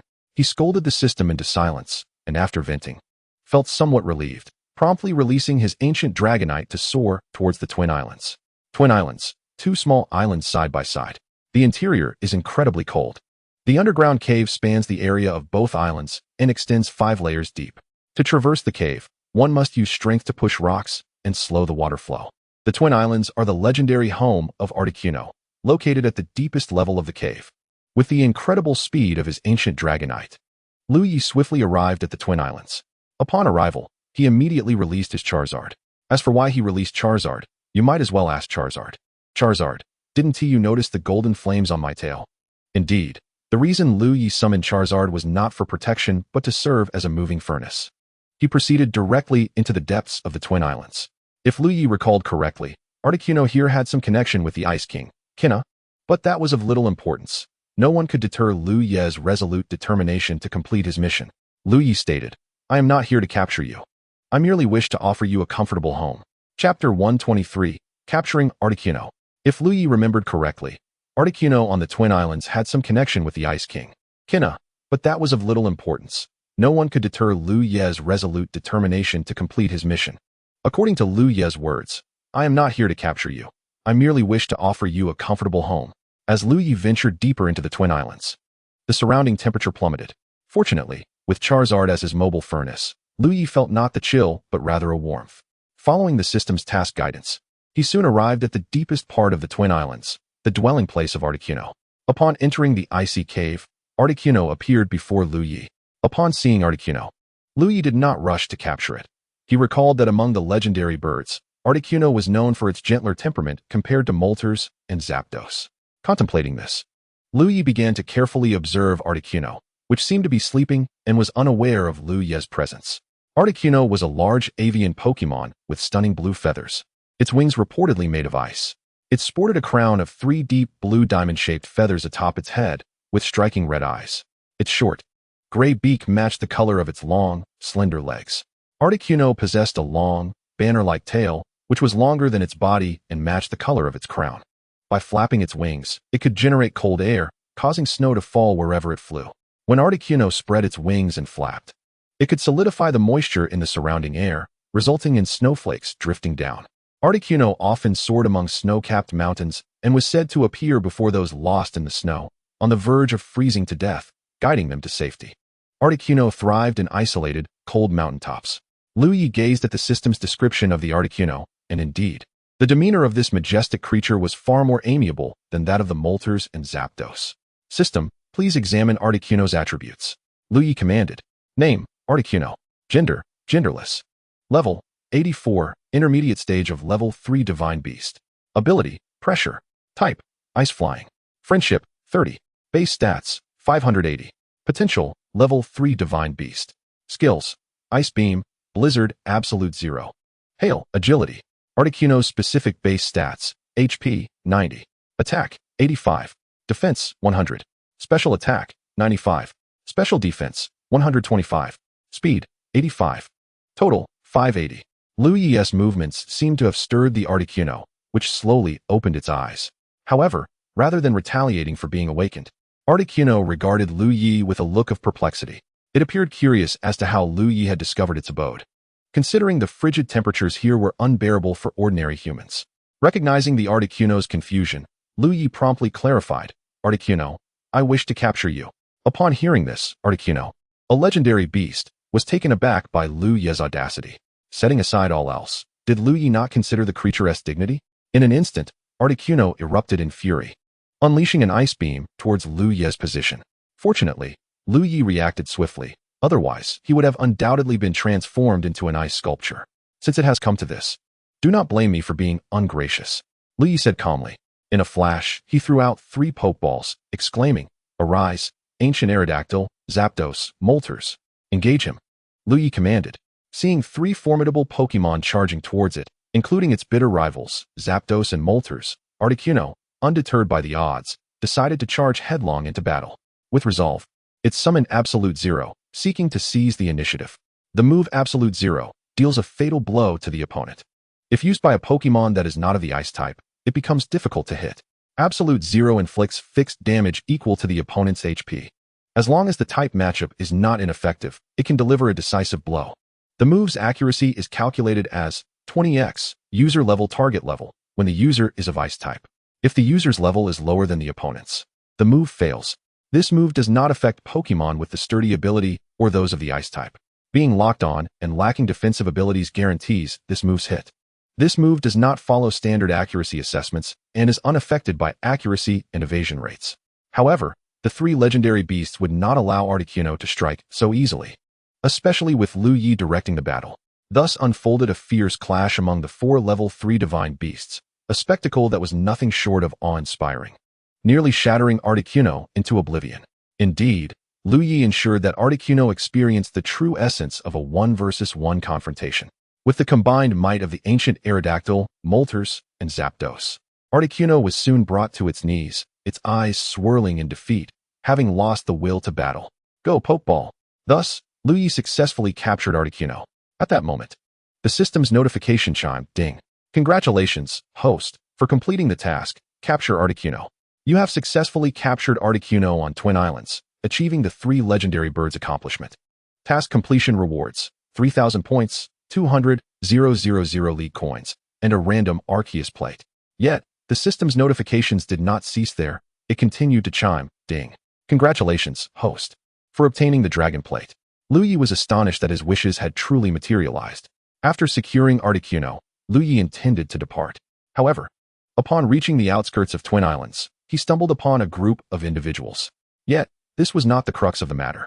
The pivotal point was that these individuals were confronting a red-haired woman, who appeared somewhat disheveled. Liu Ye squinted, realizing that this woman could only be Kona. However, Liu Ye refrained from revealing himself immediately, opting instead to observe from the shadows to discern the unfolding events. Kona, you still claim ignorance of Articuno's whereabouts.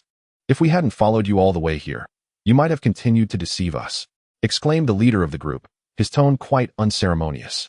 Bingsu, I never expected you to be so treacherous, Kona retorted sharply. I treacherous? Everything I do is for the sake of the family. If I hadn't had someone tell you, we might still be in the dark. Bingsu scoffed. I simply do not wish for our family to be destroyed by you greedy parasites. Kona countered. Liu Ye, witnessing this rare display of passion from the usually cold Kona, except towards him, was taken aback. The entire family is aware that you have encountered Articuno, yet you feign ignorance. If I hadn't tracked you here, you would have truly misled us, Bingsu declared bluntly. Your attempts to capture Articuno will lead to your own demise. I merely wish to preserve the family's vital forces from being squandered by the likes of you. Kona retorted fiercely. As the acting clan leader, I must consider the family's welfare. Only by successfully capturing Articuno can our family regain its strength. Bingsu persisted, dismissing Kona's viewpoint. Thus, for the sake of your misguided notion of the family's growth, you secretly imprisoned my father, falsely claiming he was gravely ill, then deceived me into returning, pressuring me to reveal Articuno's location. After I refused, you pretended to be innocent, secretly following me. Knowing I would seek Articuno to evade your capture, Kona glared at Bingsu, enunciating each word with precision. The reason Kona believed that Articuno, as a level 3 divine beast, could easily be captured by her family was that she had heard from the underlings that the elder members of the family had somehow acquired a confinement device capable of imprisoning level 3 divine Pokémon, rumored to be called an electronic cage. Although Kona found this hard to believe, she understood the wisdom of exercising caution. No. Everything I do is for the family's prosperity. Your father, Dahan, is already of advanced age, yet he clings to the position of clan leader without ambition. I have repeatedly suggested capturing Articuno, only to be met with his refusal. Bingsu's face contorted with anger at the mention of Kona's father. Were it not for my father, our family would eventually fall to your hands. Kona shot back indignantly. Discussing this is futile. Let us settle this through strength. Since you have led us to Articuno's habitat, there is no need to spare you any longer. Bingsu said menacingly. Come forth, Empoleon. Bingsu released his Pokemon. The creature before Kona was a majestic sea lion, adorned with a cerulean body, 2 white circular rings encircling its neck, and 2 white stripes gracing its fan-shaped tail fin. It possessed elongated ivory tusks, a rounded snout, and striking yellow eyes, complemented by a luxurious tuft of white fur on its face and neck. Observing the impressive demeanor of the sea lion, Liu Ye mused silently. System, please check the attributes of the sea lion. Name, sea lion. Gender, male. Level, 72, early champion. Type, water ice. Ability, ice body. Friendship, 30. Base stats, 530. Potential, champion. Skills, heavy slam. Ice fong, absolute 0. Aurora beam, brine. Specific base stats, HP, 110, attack, 80. Defense, 90, special attack, 95, special defense, 90, speed, 65. Total, 530. Ice body. During snowy weather, it gradually recovers HP.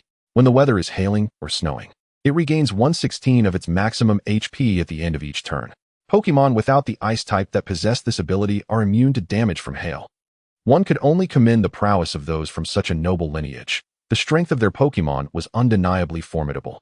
Shortly thereafter, the entourage brought by Bingsu unleashed their own Pokemon, including Frostlass, Glalie, and Mamoswine, a diverse array, yet all unmistakably of the ice type, true to their icy heritage. Name, Glalie. Gender, male. Level, 53, early elite. Type, ice. Ability, ice body. Friendship, 30. Base stats, 480. Potential, elite. Skills, shadow sneak, absolute 0, icy wind, ice fong, hail. Specific base stats, HP, 80, attack, 80, defense, 80, special attack, 80, special defense, 80, speed, 80. Total, 480. Name, Frostlass. Gender, female. Level, 54, mid-elite. Type, ice ghost. Ability, snow cloak. Friendship, 30. Base stats, 480. Potential, elite. Skills, shadow sneak, icy wind, confuse ray, will-o-wisp, hail. Specific base stats, HP, 70, attack, 80, defense, 70. Special attack, 80, special defense, 70, speed, 110. Total, 480. Liu Ye scanned the attributes of these Pokemon, noting that the weakest among them possessed at least elite-level strength, with the mightiest being Bingsu's Sea Lion. However, several Pokemon of elite caliber were present. In that case, let us determine the victor through battle. Kona declared coolly. Come forth, Lapras. He summoned his most powerful Pokemon, Lapras. Name, Lapras. Gender, female. Level, 75, mid-champion. Type, water ice. Ability, water absorb. Friendship, 50. Base stats, 535. Potential, champion. Skills, sing, water pulse, ice beam, heavy slam, hydro pump. Specific base stats, HP, 130, attack, 85, defense, 80, special attack, 85, special defense, 95, speed, 60. Total, 535. Lapras boasted a blue upper body, with white skin from its chin to the tip of its tail. It had a distinctive crest on its head and spiral structures on either side. Its back was adorned with a gray shell, marked by numerous uneven protrusions. With 4 fins, the front pair was notably larger. Its skin was smooth and cool to the touch. The reason Kona had summoned only Lapras was simple. He had hurried home upon receiving distressing news regarding his father's health, neglecting to bring all his Pokemon. Ice Fong. Bingsu commanded. Subsequently, his allies issued their own orders to attack. Lapras, stay calm. Use Hydro Pump. Kona said, furrowing his brow as he issued the command. With tensions rising, a fierce battle was imminent.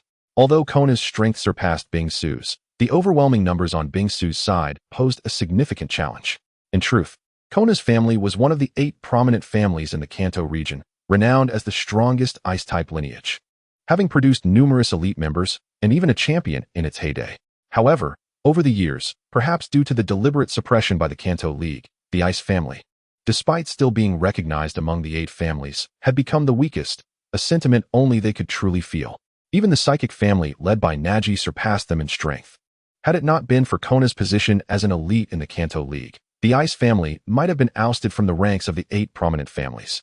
Yet, some unscrupulous individuals within the Ice family, led by Bingsu, believed that the family's current plight stemmed entirely from the inaction of their patriarch. Thus, they imprisoned him and secretly colluded with Team Rocket, seeking to capture Articuno, convinced that such a powerful Pokemon could restore their family to its former glory. Bingsu even harbored ambitions of dominating the Kanto region with Articuno. What he failed to realize, however, was that Team Rocket would not engage in a losing venture. Capturing Articuno was one thing, but keeping it was another matter entirely.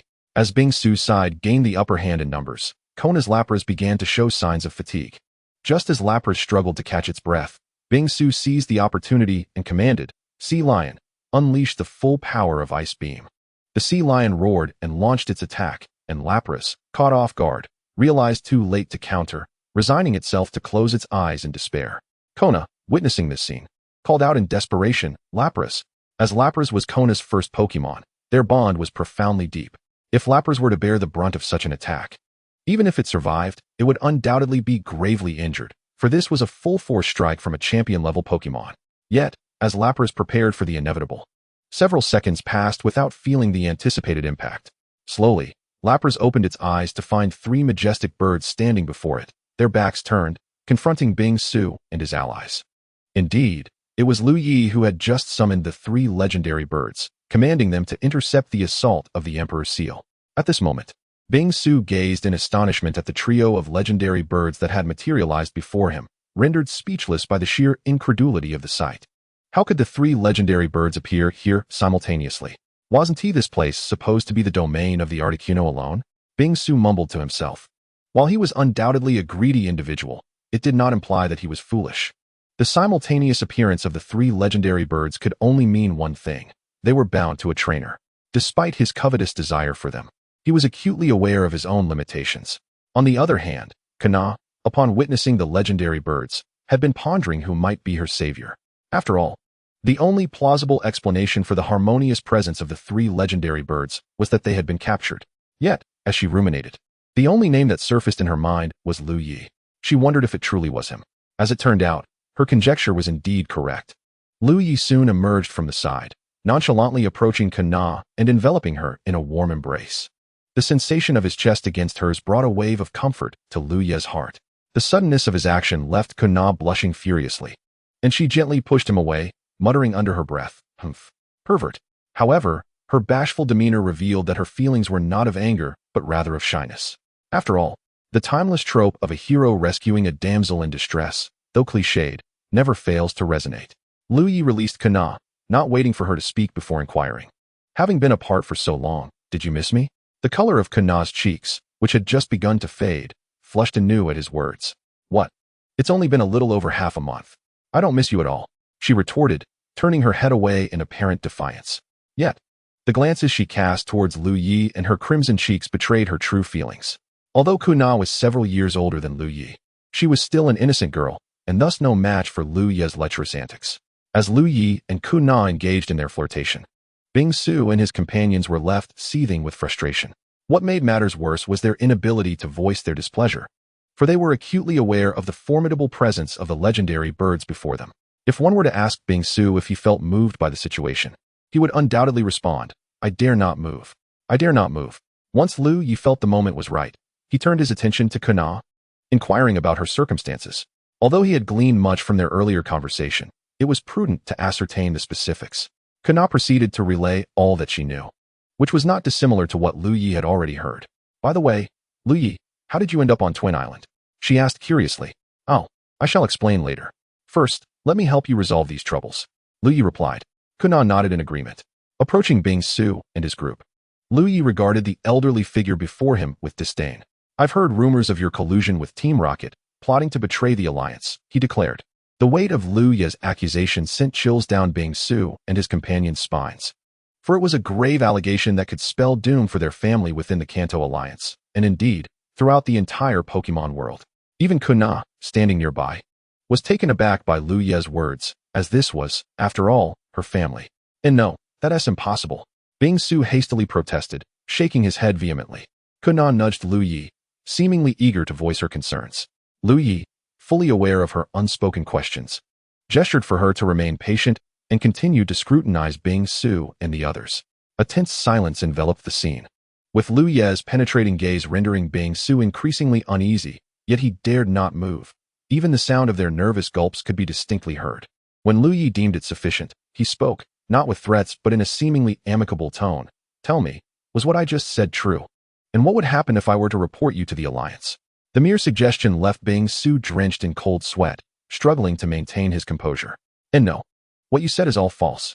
Despite his palpable fear, Bing-Su stubbornly insisted, clearly one of those who would not heed caution until faced with dire consequences.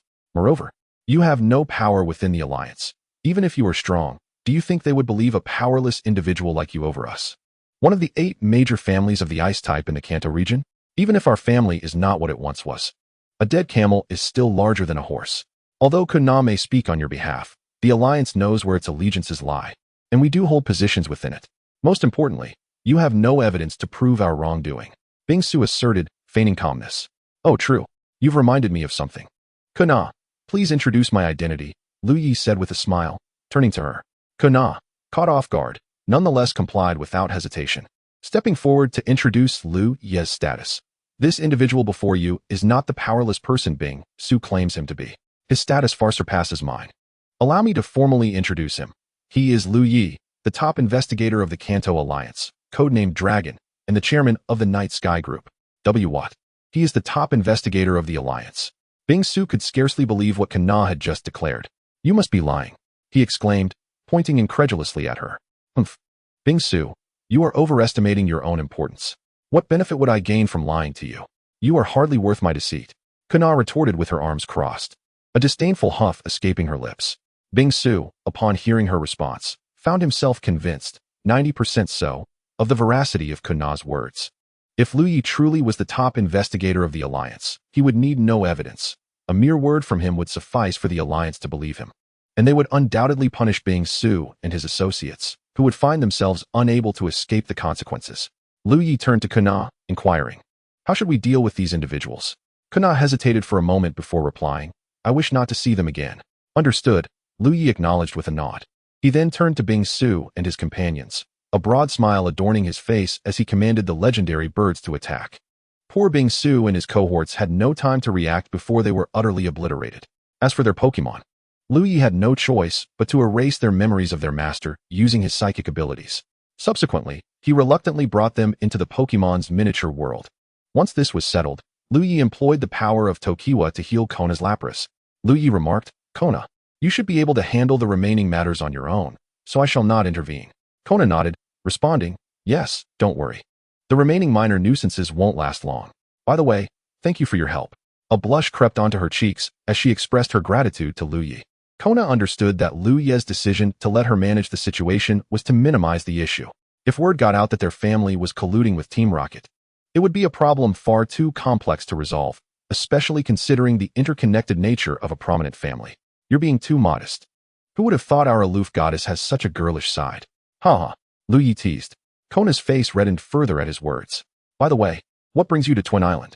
And how do you possess the legendary birds? Kona inquired with curiosity. Well, Liu Ye hesitated momentarily, sensing his reluctance to divulge. Kona's expression fell slightly. It's all right. You don't have to share if you don't wish to, she said. Upon hearing this, Liu Ye realized she had misunderstood him and clarified. No, that's not it. I was just pondering where to begin. To keep it brief, I came to Twin Island to capture Articuno. The reason for capturing it is that I had already caught Zapdos and Moltres. I felt incomplete without Articuno. I captured Moltres on Mount Ember, while Zapdos was caught at an abandoned power plant on the outskirts of Leaf Green City. Kona's face was a tapestry of exasperation as she thought, what a master of humble bragging you are. If Liu Ye were privy to Kona's inner thoughts, he would certainly exclaim his innocence, claiming it was all the system's fault that compelled him to do so. I don't want to listen to your humble bragging any longer. Kona interjected. I will return to my family to sort things out. Let us meet again at the Alliance tournament a month from now. All right, take care, Liu Ye replied. As Kona prepared to depart on her Lapras, Liu Ye called out to her suddenly. Wait, what is it? Kona asked, perplexed. Coincidentally, I need to leave as well. Allow me to escort you, Liu Ye explained. Okay, Kona nodded. Subsequently, Liu Ye summoned his ancient Dragonite and departed from Twin Island with Kona. Hold on tight, Liu Ye instructed. Got it, Kona mumbled shyly, her face flushed. After escorting Kona back to her family, Liu Ye took his leave. As the Ice-type champion of the Kanto League, he was confident she could manage her family's affairs, especially since he had already dealt with the most pressing issue. With matters settled, Liu Ye returned to his villa. What? You ask where Liu Ye's villa came from? Just look up the chairman of the Asian group, all right? Thus, Liu Ye spent a comfortable month, during which he visited the headquarters of the Asian group several times to discuss work with Xiaoxua. A month later, at the Quartz Plateau, the participants were passing the sacred flame, and naturally, Liu Ye was present as well. As he observed the athletes pass the flame, the fire of Moltres, a smile unconsciously spread across his face. It must be the feeling of striving for success. Just as the sacred flame reached a girl, a mechanical arm swiftly snatched the torch from her grasp, startling her and leaving the onlookers bewildered. At that moment, a peculiar machine piloted by a trio consisting of a man, a woman, and Meowth appeared before the crowd. Who are you, and why are you stealing the sacred flame? An Alliance staff member queried. Upon hearing the question, the trio chuckled. Since you asked so sincerely, Musashi began. We shall generously inform you, Kojiru added. To prevent the world from being destroyed, Musashi continued. To safeguard world peace, Kojiru chimed in. To embody love and true evil, Musashi asserted. A charming and delightful villain. Kojiru concluded. Musashi, Kojiru, together, we are the rocket team traversing the galaxy. A white hole, a bright tomorrow awaits us. Meowth, that's right, Meow. Indeed. They were the infamous rocket team trio. Team Rocket, exclaimed the Alliance staff member in shock.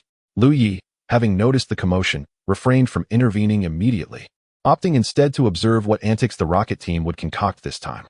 What are you planning? Return the sacred flame at once, demanded the Alliance staff member. Now that it's in our possession, it belongs to us. Why would we return it? Musashi retorted with disdain. Exactly. We need it to climb the ranks and gain wealth. Kojiru echoed. That's right, Meow. Meowth nodded enthusiastically. Before long, reinforcements from the Alliance arrived on the scene. Having dawdled too long, the rocket team was now surrounded. Musashi began to threaten, you better let us go, or we will extinguish the sacred flame, preventing your court's conference from taking place. The head of the Alliance, Senior Investigator Wit, hesitated, seeing that the Alliance had no intention of letting them go. The rocket team prepared to feign extinguishing the flame, knowing full well the gravity of the situation. Stop. Everyone, follow my orders and step back. Wit shouted anxiously. The Alliance personnel complied and began to retreat slowly. At this moment, Kojiru whispered something in Musashi's ear. I just remembered. Our machine has flight capabilities. What? Why didn't you mention such an important detail earlier? Musashi exclaimed, baffled at having such a foolish partner. Thus, the two quickly activated their machine, soaring high into the sky and speeding away, leaving the Alliance in stunned silence as they vanished. Oh no, Wit lamented. At that moment, a wave of draconic energy surged towards the machine piloted by the rocket team, and with a resounding explosion, the trio along with their contraption were sent flying. How annoying! A familiar voice echoed. The sacred flame torch fell from the sky, but alas, the sacred flame inside had been extinguished due to the impact. This left Wit, who had just begun to nurture hope, doused once more in despair, as the flicker of hope had been snuffed out before it could even ignite.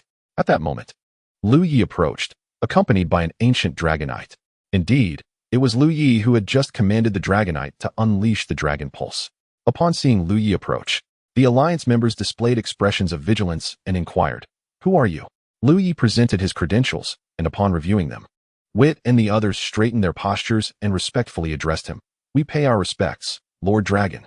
Indeed, it was I who ordered the Dragonite to attack the Team Rocket trio, Liu Ye replied nonchalantly. I see. Thank you for your assistance, my lord. However, the sacred fire has been extinguished. What shall we do now? Without the sacred fire, the court's conference may have to be postponed. Wit lamented with a dejected expression. Initially, Liu Ye was unfazed by Wit's first statement, but the latter half caused him to grow anxious. If the court's conference is postponed, what will happen to my rewards? Liu Ye grumbled internally.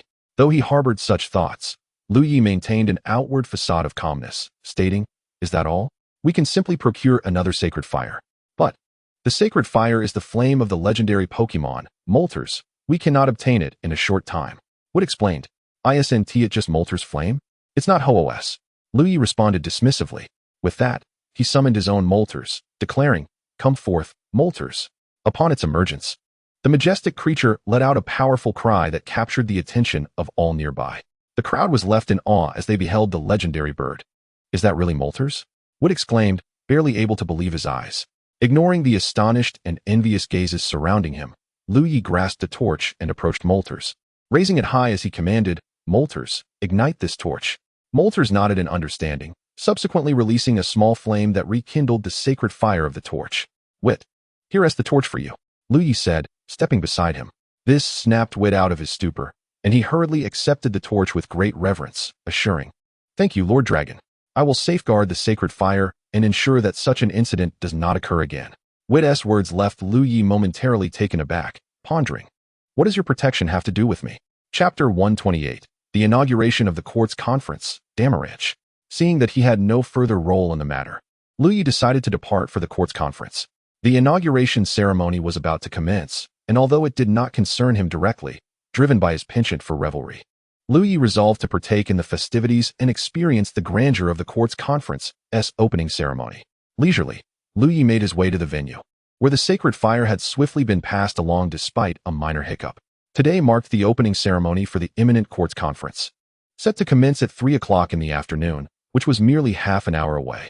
Liu Ye stood amidst the crowd, observing as a man brandishing the flame of Moltres completed the final stretch of his journey.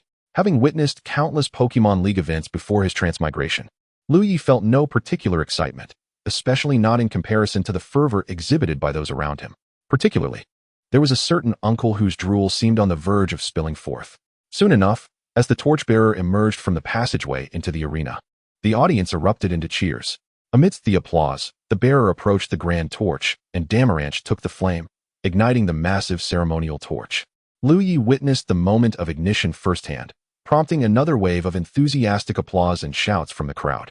Subsequently, Liu Ye received notification that it was time for the participants' entrance. Reluctantly, he followed suit. On the other side, Damaranch's lighting of the grand torch symbolized the official commencement of this year's Quartz Conference. The exhilarating moment had arrived, and the host exuberantly announced, "Let us welcome all participants of the Quartz Conference." With formations already established, Liu Ye and the other trainers began to traverse the passageway. Emerging into the arena amidst the cheers of the audience, they reached the center, where fireworks began to burst in the sky, heralding the official start of the Quartz Conference. Next, Damaranch, the president of the Kanto Alliance, delivered his address for the Quartz Conference, a lengthy discourse which shall be omitted here. The details of the opening ceremony are abridged. Following the conclusion of the ceremony, Liu Ye did not depart. Instead, he ventured backstage. Upon arriving at Damaranch's lounge, he attempted to enter, only to be halted by the Alliance staff. "Stop! Who goes there?" one of the staff members inquired. With a sigh of resignation, Liu Ye deftly produced his credentials for their inspection. Once confirmed, the staff respectfully ushered him inside. "Lord Dragon, please proceed." Liu Ye paid them no mind and entered the lounge. As for why Liu Ye was so adept at this, well, if one encounters a situation dozens of times in a single day, one becomes proficient at it. Upon entering Damaranch's lounge, Liu Ye found several individuals present, including the Elite Four of the Kanto region, the Dragon-type Master, Lance, the Fighting-type Master, Bruno, the Ghost-type Master, Agatha, the Ice-type Master, Lorelei, along with the president of the Kanto Alliance, Damaranch. They appeared to be engaged in a serious discussion. Upon noticing Liu Ye's entrance, their gazes shifted toward the doorway. Aside from Lorelei and Damaranch, the other three displayed expressions of confusion. "Who is this young man?"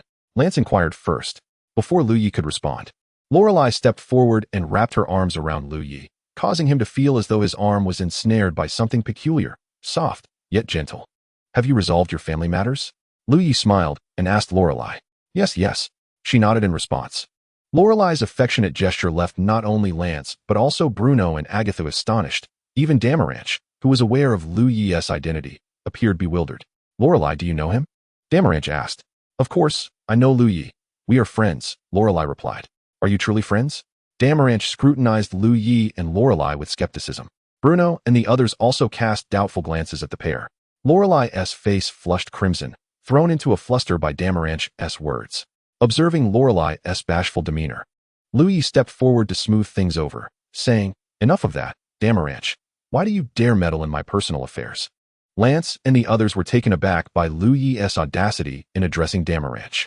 Upon hearing Liu Ye's words, Damaranch chuckled, easing the tension, and clarified, "Haha, I wouldn't dare. However, I must thank you for thwarting many of Team Rocket's plans.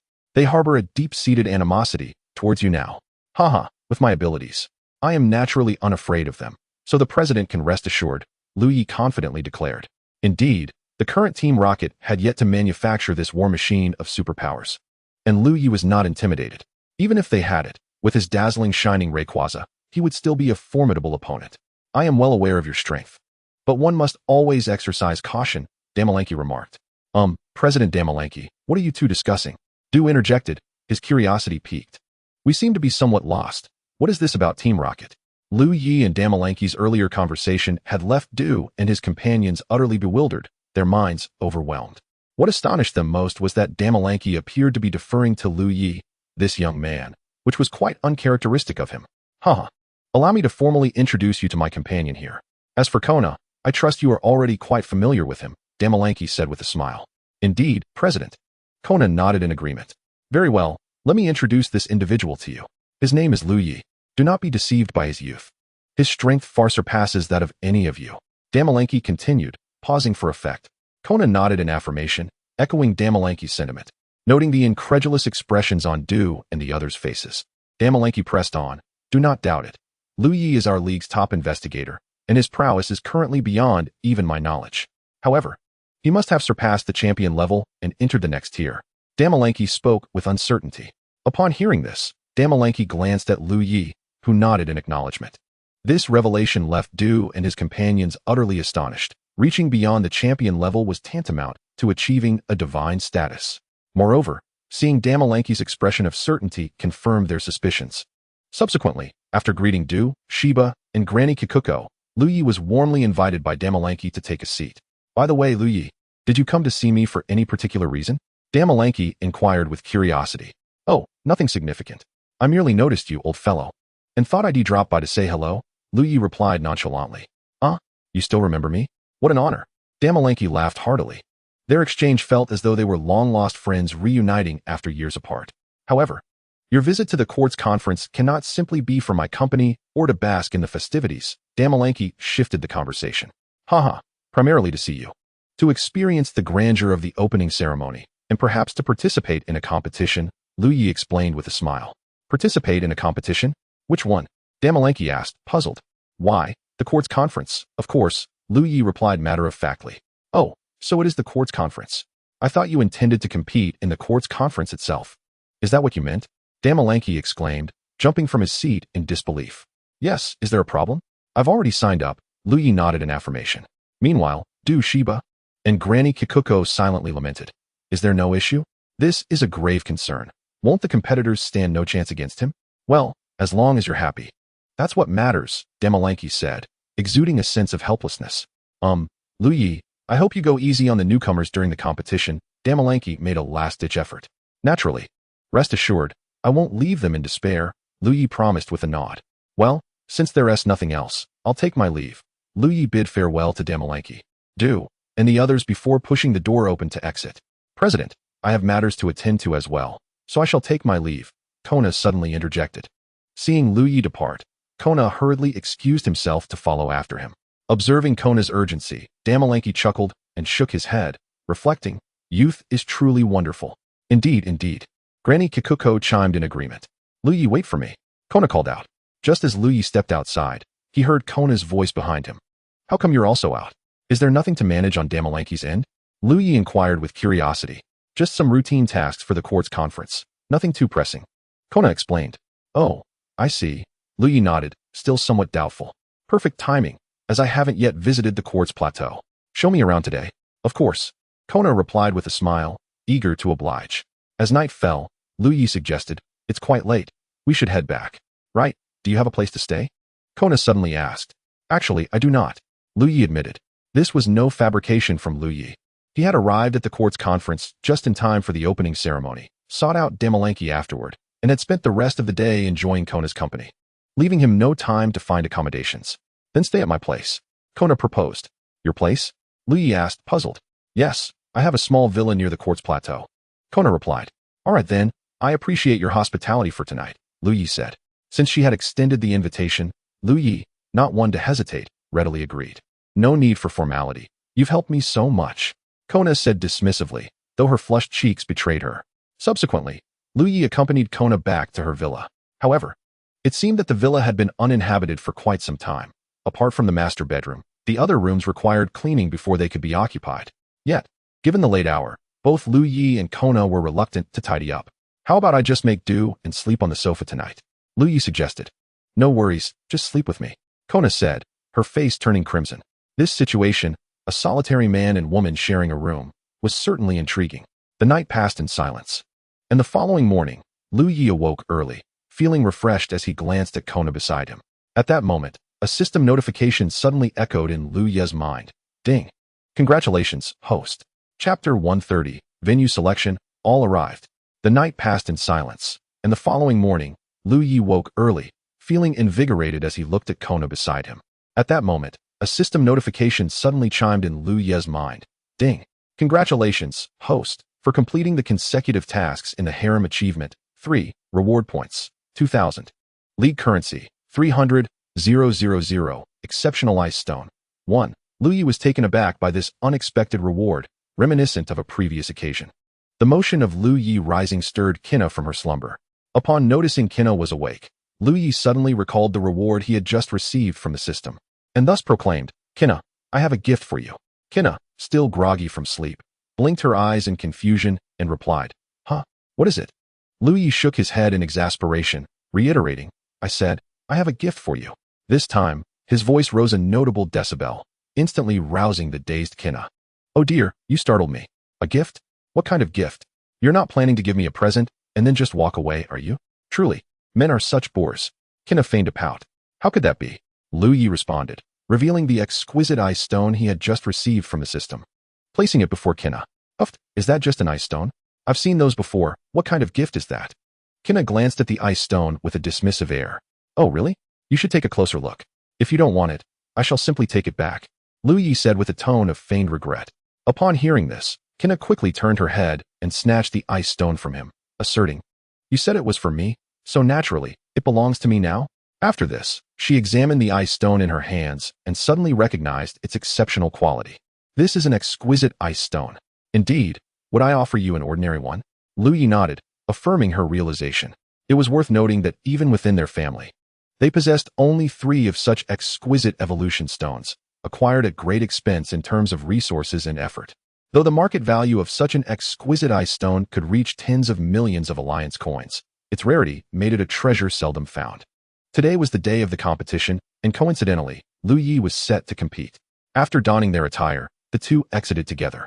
However, Liu Ye found it curious that he had not seen Sharona and the others yesterday.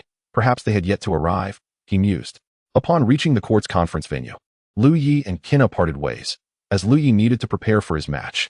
The morning was bright and pleasant, with the competitor village serving as accommodations for those participating in the court's conference. To ensure the safety of both the event and the trainer's Pokemon, the Kanto Alliance had specially dispatched Nurse Joy and Ms. Junsha from various cities. Naturally, Liu Ye and Kina did not stay there. Liu Ye made his way alone to the service area of the conference to draw lots for his match venue. As he entered the hall, he noticed numerous competitors queuing up to select their battle locations, and he joined the line. The process was swift, and before long, it was Liu Ye's turn.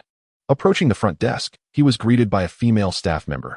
"Hello, you are a contestant, correct? Please place your Pokédex on the sensor area beside the computer, and the pointer will begin to spin. Then, press the stop button, and it will gradually come to rest. The computer will randomly select your first match venue and opponent," she explained with a smile. "Thank you," Liu Ye replied, placing his Pokédex on the designated sensor. His Pokédex, a reward from the system, coupled with Liu Ye's status within the alliance, left no room for concern regarding its validity. The computer screen promptly displayed Liu Ye's information, though his identity remained concealed. Liu Ye pressed the stop button, and the pointer gradually ceased its motion, ultimately halting at the grass icon.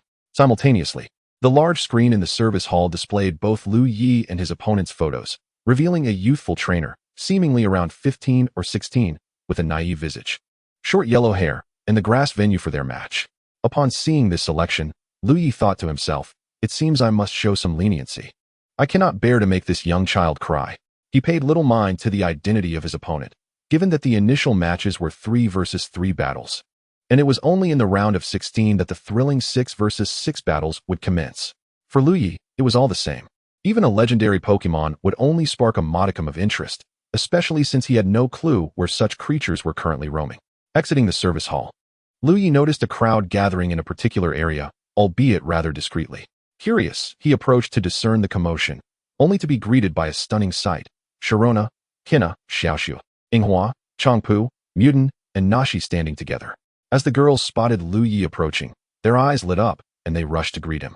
Thus, Liu Ye found himself surrounded by a flurry of admiration, causing envy among the onlookers, especially the young men present. The girls were captivated by Liu Ye's appearance, which was only slightly inferior to that of the readers before their screens. "By the way, what brings you all here together?" Liu Ye inquired, intrigued. The girls exchanged glances before Sharona stepped forward to explain. "Well, we didn't intend to come together, but we all arrived yesterday. We were planning to find you, but we thought it would disrupt your time with Sister Kina." "Oh, come now, Sharona, what nonsense are you spouting?" Kina's face flushed crimson at Sharona's teasing. As for Liu Ye, he had long since mastered the art of maintaining a thick skin, bursting into hearty laughter instead. "Ah, you truly understand me," he chuckled. Raising his gaze to the sky, Liu Ye remarked, "Time is slipping away. It's nearly noon. Let us go for a meal first, as my match is scheduled for this afternoon." "All right," The girls chorused in unison. Thus, surrounded by a circle of lively companions, Liu Ye strolled away, leaving behind a trail of envious gazes. In the afternoon, Liu Ye and the girls returned to the court's conference venue. Sharona, Nashi, Xiaoxue, Yinghua, Changpu, and Muden made their way to the audience section, which was now filled to capacity. Meanwhile, Kina headed to the stands, while Liu Ye arrived at his designated battle area, the grass venue. Liu Ye, you can do it. We believe in you. The girls cheered, offering their encouragement. Just then, the referee stepped onto the scene. In the first match of the grass venue, the blue side features contestant Kyra from the Hoenn region, Mabai town, while the red side showcases contestant Liu Ye from the Kanto region. Each side will utilize 3 Pokemon. The first match officially begins now, the referee declared solemnly. Come forth. Kairu Lulian, let your performance begin. Liu Ye released his Kairu Lulian. Name, Kairu Lulian, shiny, gender, female level, 48, elite late stage. Attribute, Psychic Fairy. Trait, Synchronization Copy Telepathy. Affinity, 255-255. Base stats, 308, shiny bonus. Potential, level 2 deity. Skills, Charming Voice, Telekinesis, Psychic Force, Shadow Clone, Healing Wave. Specific base stats for shiny Kirlia, HP, 48. Attack, 35, Defense, 35, Special Attack, 75, Special Defense, 65, Speed, 50. Total, 308. Gazing at the innocent child across from him, Liu Ye could not bear to hold back. He released his shiny Kirlia. Indeed, the previous Ralts had now evolved into Kirlia, acquiring the prowess of an elite-level Pokemon. Go forth, Executor, your personal showcase begins. Kyra summoned Executor.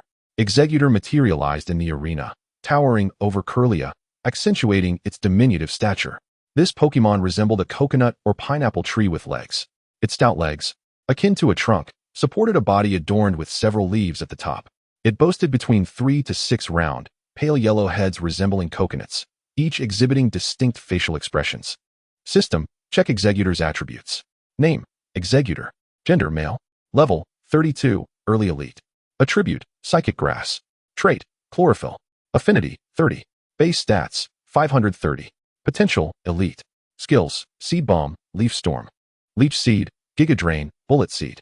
Specific base stats for Executor. HP, 95, Attack, 95, Defense, 85, Special Attack, 125, Special Defense, 75, Speed, 55. Total, 530. Although it was a shiny Kirlia, it proved ineffective against Executor, who unleashed a Hypnosis Beam. Executor directed a beam of illusions toward the shiny Kirlia. Kyra, despite appearing quite juvenile, was notably more knowledgeable than the utterly clueless Ash, as he at least recognized Kirlia. Kirlia, teleport and evade the attack. Kirlia utilized its psychic advantage, vanishing and reappearing elsewhere, thereby dodging Executor's Hypnosis Beam. Humph, Executor, do not grant her an opportunity. Since we are engaging in psychic abilities, let us compete. Use telekinesis. Kyra commanded. Acknowledging this, Liu Ye ordered, Kirlia, let us also employ telekinesis. The disparity in strength between Kirlia and Executor was significant, and as anticipated, the outcome was predictable. Executor's telekinesis fell short against Kirlia, resulting in it being struck and stumbling backward, struggling to regain its footing. Damn it, Executor, use Seed Bomb. Kyra exclaimed, somewhat exasperated. Executor's leaves released a barrage of pale yellow orbs aimed at Kirlia, yet Kirlia's teleportation rendered Executor's Seed Bombs ineffective, as they fell harmlessly to the ground. Kirlia, employ Shadow Clone. Then follow up with Psychic Force. Liu Ye commanded once more. Kirlia creates clones through rapid movement to confuse the opponent, thereby enhancing its evasion rate. Kirlia executed Shadow Clone, leaving Executor's 3 heads bewildered. Executor, dodge quickly. Kyra urgently instructed, but Executor, still dazed, failed to react in time.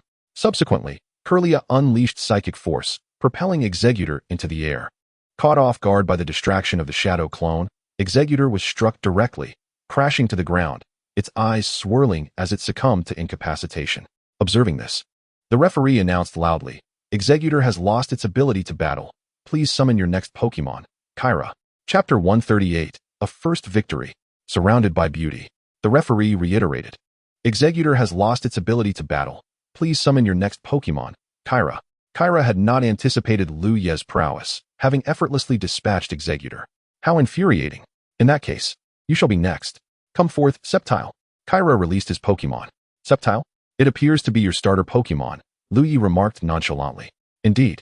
Kyra nodded in affirmation. Hailing from the Hoenn region, this Sceptile was undoubtedly his starter Pokemon. It seemed to be Kyra's inaugural participation in the regional league. However, the rationale behind his choice to compete in the Kanto region was beyond Liu Ye's contemplation. Name, Sceptile. Gender, male. Level, 47, late elite. Attribute, grass. Trait, overgrow. Affinity, 50. Base stats, 530. Potential, near champion. Skills, dual chop, giga drain, quick attack, shadow clone, leaf blade, shadow clone. Specific base stats for Sceptile. HP, 70, attack, 85, defense, 65. Special attack, 105, special defense, 85, speed, 120. Total, 530. Moments later, a large green lizard appeared before Liu Ye. Its sizable tail and leaf-like arms were as sharp as blades. The seeds on its back stored vital nutrients that invigorated trees. Clearly, Kyra had trained Sceptile exceptionally well. Kirlia, can you continue battling? Liu Ye inquired. No problem, Liu Ye. You need not worry. Kirlia responded telepathically. The previous battle had hardly depleted Kirlia's stamina, and it had even leveled up, maintaining an advantage over Sceptile. The second match in the grassy arena, Sceptile versus Kirlia, now commences. The referee proclaimed loudly. Sceptile, use dual chop. Kyra commanded. Sceptile dashed toward Kirlia, aiming to strike. Kirlia, use teleport. Liu Ye ordered calmly. Just as Sceptile's dual chop was about to connect, Kirlia once again executed teleport, evading the attack. Kirlia, unleash psychic force. Liu Ye commanded. Kirlia teleported behind Sceptile and released a beam of psychic energy toward it. Sceptile, shadow clone. Kyra quickly directed. Having learned from the previous encounter, Kyra swiftly responded, and Sceptile successfully evaded Kirlia's attack. Ah, impressive. Liu Ye complimented Kyra's quick reflexes. In that case, I shall increase the difficulty. A smirk graced Liu Ye's lips as he commanded. Kirlia, utilize Charming Voice. Charming Voice emits an alluring sound that inflicts psychological damage on the opponent. The attack is guaranteed to hit. The attack inflicted damage upon the target. The enchanting voice is guaranteed to hit, unless the target is currently using a charging move and is not present on the field. It is ineffective against Pokemon with soundproof characteristics. This move disregards the target's substitute status. The Lizard King was struck by Cherim's enchanting voice, falling into a state of infatuation. Cherim then used Sweet Kiss. Liu Ye continued to issue commands. Sweet Kiss, a charming gaze that lures the opponent into negligence, significantly reducing their attack power. This time, the Lizard King was thoroughly ensnared by the enchantment, and being a male, the damage was amplified. Lizard King, Lizard King, Lizard King. Wake up, Kira exclaimed. Despite Kira's desperate calls, Lizard King remained oblivious, gazing foolishly at Cherim. Just like that, Cherim, let us conclude this battle with the most powerful psychic. Liu Ye commanded calmly. Lizard King was struck once more, this time failing to rise, its eyes swirling, having lost its combat capability. The referee observed the outcome and announced loudly. Lizard King has lost its fighting ability. Cherim is victorious. Kira, please send out your next Pokemon. At this moment, Kira hung his head, tightly clenching his fists, and suddenly relaxed his grip, as if having made an important decision. Kira, the referee called out several times. Noticing Kira's lack of response, Kira slowly lifted his head and declared, I concede. Are you certain? The referee inquired, frowning. I am certain. Kira affirmed with a nod. My strongest Lizard King has been defeated by him. I know I cannot match him. Continuing would only harm my next Pokemon, so it is better to concede. Kira elaborated. The referee nodded and announced, Kira concedes. Liu Ye is the victor. Liu Ye was not surprised by Kira's choice. Rather, he considered Kira to be a person of insight. Some might argue that Kira's concession disqualified him as a Pokemon trainer, yet his decision spared his Pokemon from further harm. Knowing when a situation is unfeasible, yet persisting is not a commendable habit. It is akin to being foolishly obstinate. Seeing Kira concede, Liu Ye departed the battlefield and made his way to the audience area to find Cynthia and her companions. Liu Ye, you were incredible just now, absolutely stunning. Upon his arrival, Xiaoxue immediately praised him. Indeed, and I never expected Ralts to evolve into Cherim so quickly and to be so powerful. Cynthia added in admiration. Liu Ye nearly lost himself amidst the flattery from the beautiful women surrounding him. Ha ha ha, modesty is key, he chuckled, responding humbly. With such a multitude of lovely ladies showering him with compliments, even the likes of Liu Xiaohui would struggle to remain composed, Liu Ye mused. Chapter 133, An Unexpected Encounter with Suicune. The following day, Liu Ye rose early to draw his match venue and opponent from the service hall. This time, he drew a water-themed arena, and his opponent was a peculiar-looking child with blue eyes and hair streaked with red, appearing to be around the same age as Kira, approximately 16 or 17. As Liu Ye observed his opponent, a sense of familiarity washed over him, yet he could not pinpoint who it was, as he could only see a photograph of his rival. Nonetheless, Liu Ye was not particularly concerned. His match was scheduled for the afternoon, so he took his time, leisurely wandering after leaving the service hall. This was Liu Ye's first visit to the Indigo Plateau, and he intended to explore the uncharted areas in hopes of capturing some promising Pokemon. Moreover, Liu Ye recalled that the system had bestowed upon him a title, Directionally Challenged, which increased his chances of getting lost by 20, but simultaneously enhanced the probability of encountering unexpected events by 10. Perhaps this time, Liu Ye might indeed stumble upon a fortuitous occurrence. As for the 20 increased likelihood of losing his way, Liu Ye felt confident with a map in hand and the ancient Aerodactyl at his disposal. He could go wherever he pleased. Riding on the ancient Aerodactyl, Liu Ye swiftly arrived at the depths of the Indigo Plateau. After wandering for a while, he found nothing but ordinary Pokemon. Not even a single one with potential akin to a quasi-champion.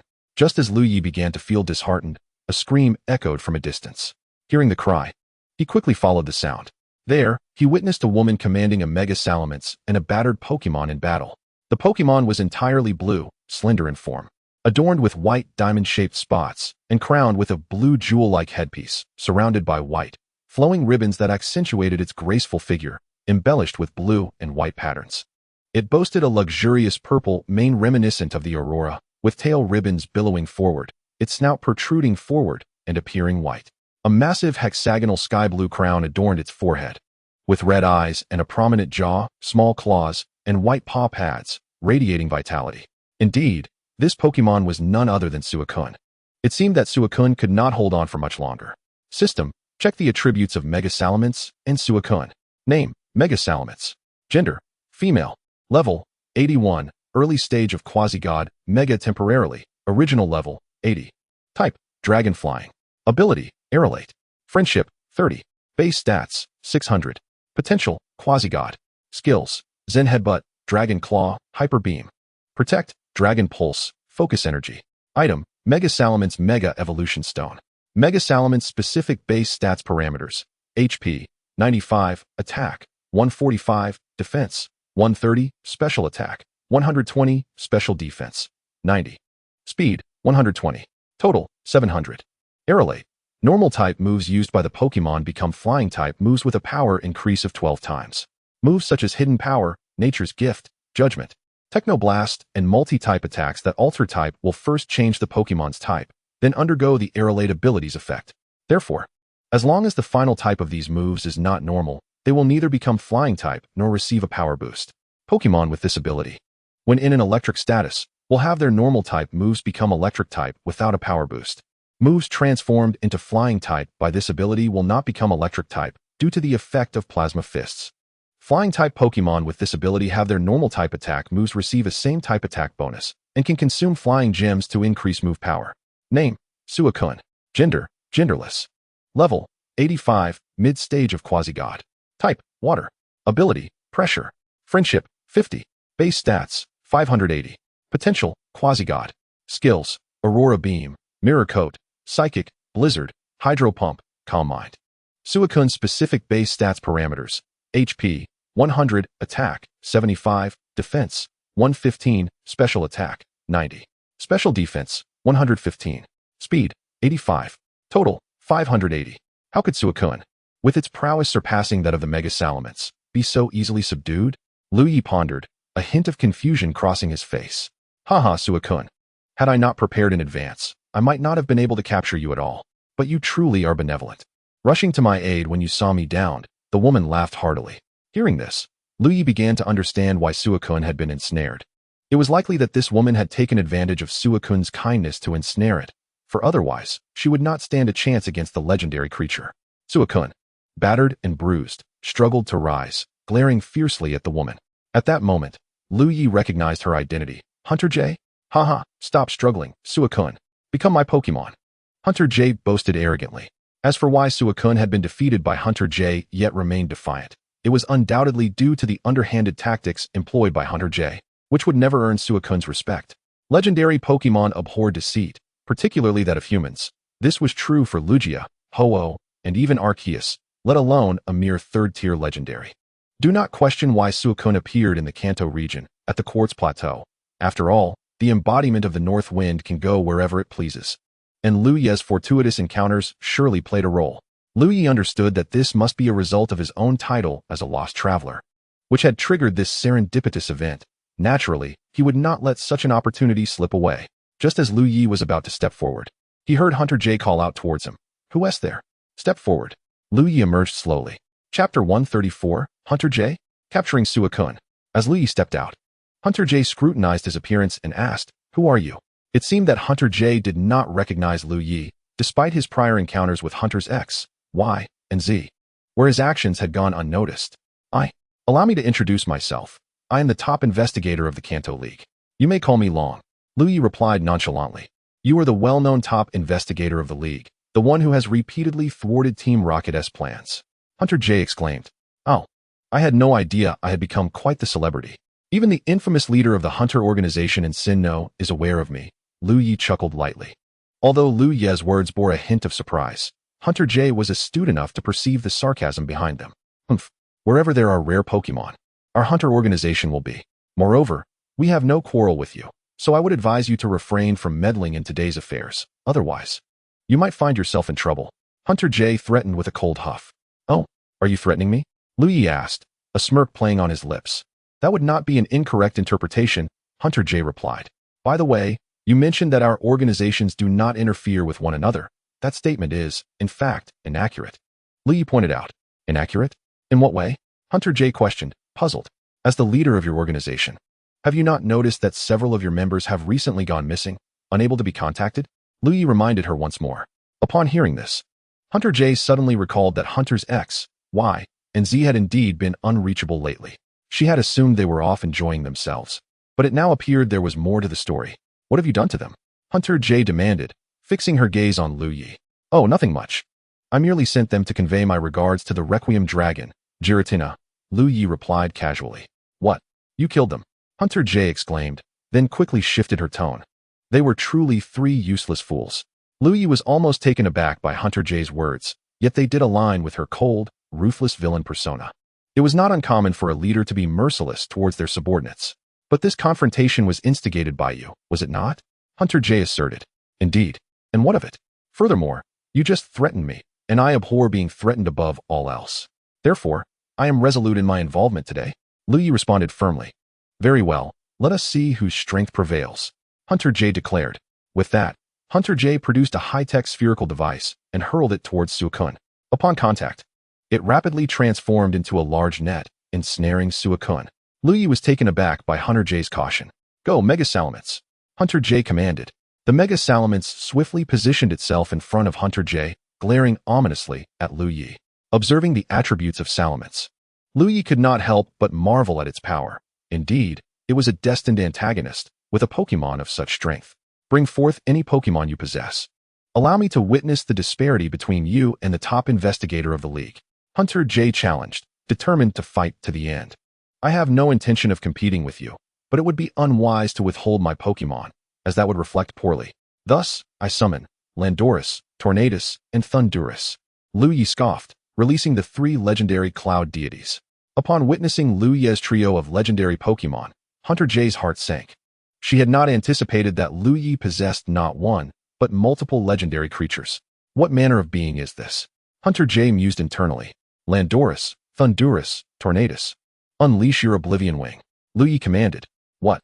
Mega Salamence, counter with Oblivion Wing. Hunter J, realizing there was no escape, ordered her Salamence to retaliate. However, the effect was minimal. Though Mega Salamence was indeed a third-tier legendary, it was merely at the initial stage, rendering it no match for the three cloud deities. Especially since Mega Salamance's form was a temporary enhancement. The Mega Salamence was forcibly reverted to its standard form, battered and bruised. Yet, it retained its combat capability, albeit in a weakened state, while Suicune lay nearby, a poignant irony. Seeing the dire situation, Hunter J hastily recalled Salamence and released a Fiero, swiftly taking to the sky.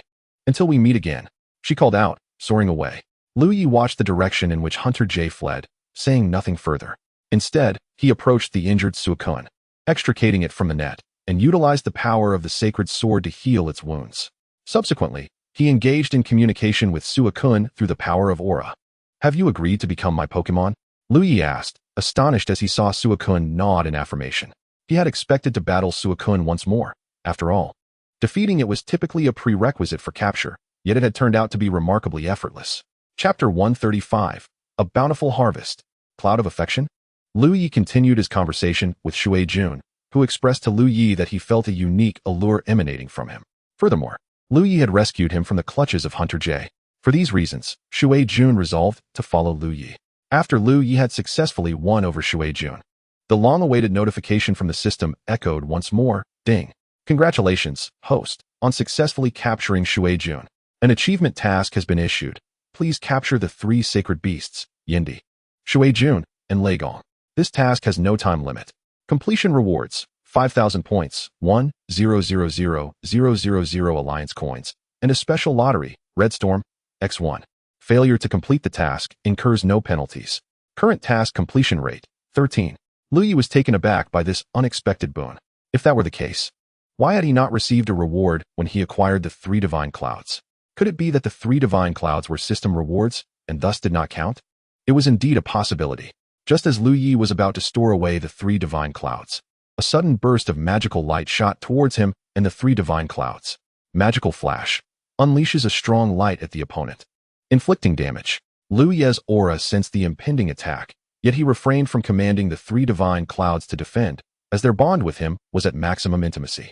They would instinctively protect him without needing instruction. As anticipated, the land cloud reacted first, using Rock Block to intercept the magical flash. Rock Block hurls rocks to attack and immobilize the opponent, thereby reducing their speed. Shortly thereafter, a slender, pink Pokemon resembling a female figure appeared before Liu Ye and the 3 divine clouds. Liu Ye scrutinized the creature, noting the 4 sharp pink horns on her forehead arranged in an inverted trapezoid, her white hair cascading with 2 tendril-like extensions forming a heart shape atop her head. She possessed pointed pink ears, each adorned with a strand of white hair, and her lips were white. The eyes of the affection cloud were large and yellow, with white pupils resembling sticks. Her upper body, primarily pink, was speckled with deep pink raindrop patterns, while her chest featured a diamond-shaped structure formed by 2 connected halves. Decorative raindrop patterns adorned her shoulders, elbows, and navel. Her arms were slender, ending in 5-fingered hands, and her entire lower half was enveloped in pure white clouds. A serpent-like tail, brown with pink heart patterns outlined in black, emerged from the clouds, coiling around her body, its tips swollen to resemble a snake's head from a distance. This was the affection cloud. Liu Ye hesitated momentarily, pondering the identity of this Pokemon. He vaguely recalled from his past life that the affection cloud was said to traverse the seas to the Xiqui region at the end of the harsh winter, its benevolence nurturing new life in Xiqui. Hence it was revered as the god of spring. Thus, the affection cloud should have been in the Xiqui region. What brought her to the Kanto region? Liu Ye felt a profound sense of confusion. System. Examine the attributes of the affection cloud. Name, affection cloud, incarnate form. Gender, female. Level, 88, late stage of Tier 3 divine. Type, fairy flying. Ability, contrary. Intimacy, 70. Base stats, 580. Potential, Tier 2 divine. Skills, magical flash, moonlight power, spring storm, mystical power, drain kiss. Upon analyzing the specific base stats, incarnate form, HP, 74. Attack, 115. Defense, 70. Special attack, 135. Special defense, 80. Speed, 106. Total, 580. Spirit beast form, HP, 74. Attack, 115. Defense, 110. Special attack, 135. Special defense, 100. Speed, 46. Total, 580. Indeed, it was the affection cloud. Upon her arrival, the land cloud, thunder cloud, and tornado clouds swiftly encircled her. Why has the affection cloud appeared in the Kanto region? Liu Ye, adhering to the principle of consulting the system in times of uncertainty, inquired. Ding. The affection cloud traveled from the Xiqui region to the Kanto region due to the 3 divine clouds. However, the system cannot elaborate on the specifics of this connection. The system replied. Upon hearing the system's response, Liu Ye directed his gaze toward the 3 divine clouds and the affection cloud.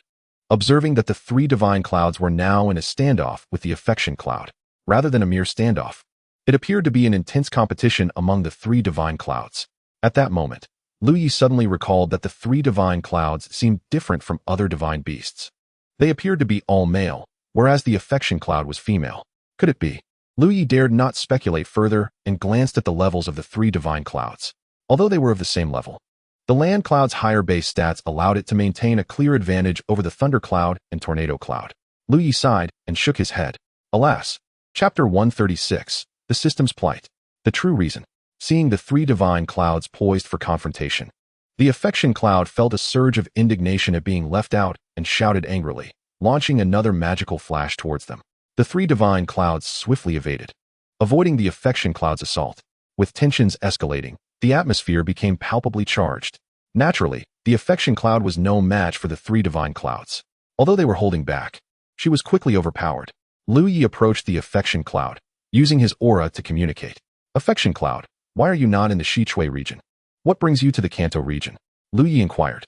Upon hearing Liu Ye's question, the affection cloud looked at him in astonishment before answering. I felt a force here drawing me in, compelling me to journey across great distances to the Kanto region. A force drawing you in? What is it? Liu Ye asked. Curiosity piqued. I do not know. The affection cloud shook her head. So, you are relying solely on your instincts. Liu Ye mentally scoffed. Then why did you come to find me and attack us? He pressed further. Because I wish to follow you. The closer I get to you, the stronger the allure becomes, so I am certain that the source of that force lies within you. The affection cloud asserted confidently. If the affection cloud's words were to be believed, then her presence in the Kanto region was not merely due to the three divine clouds. Thus, it meant that Liu Ye had been misled by the system. This realization struck Liu Ye, and he suddenly felt enlightened.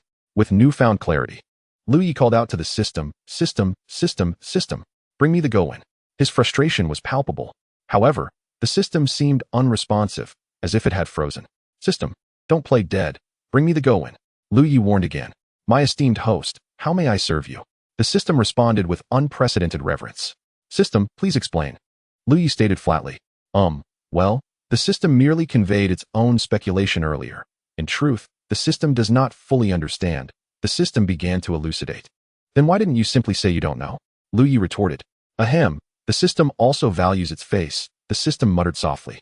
Oh, system, if I recall correctly. There seems to be a complaint feature on the interface, right? Liu Ye shifted the conversation. Yes. Why do you ask about that, host? The system stammered. Oh, it's nothing, Liu Ye replied. Upon hearing this, the system let out a heavy sigh. However, it did not anticipate that Liu Ye had not finished speaking. Nothing. Just a bit curious. I merely wanted to try clicking it, Liu Ye said. No. Please remain calm, host. Do not click it. If it gets activated, the system's performance will be penalized. The system pleaded. Penalized? What does that mean? Liu Ye inquired, puzzled. Performance refers to the evaluation standards set by the multiverse system headquarters for all systems. If performance does not meet the standards, the system will be punished. The system explained. Oh, and what does that have to do with me? Liu Ye replied coolly. Let's do this. The system will grant the host a reward, so please, host. Show mercy. The system seemed to resign itself. Hearing this, Liu Ye's heart blossomed with joy. Hiya. Ding. Congratulations, host, for discovering a system loophole. You have received a reward for 1,000 points, 300,000 alliance coins, and a special lottery, green venom stinger. After claiming the reward, Liu Ye did not push his luck further, as he understood the importance of maintaining a cordial relationship with the system.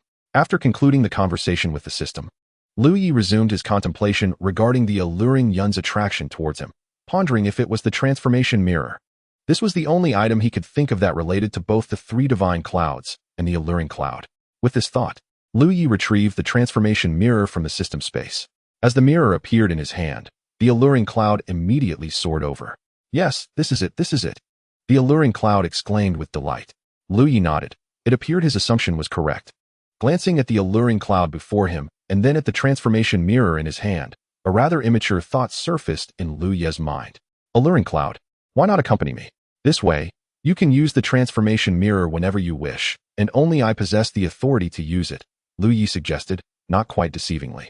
Then, fearing the alluring cloud might be skeptical, he used the transformation mirror to transform the three divine clouds into their spirit beast forms.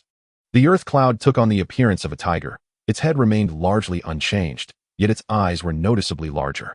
The lower half of the cloud shifted onto 4 legs, with slight alterations to its whiskers, concealing its mouth, and the shape of the spikes on its head elongated.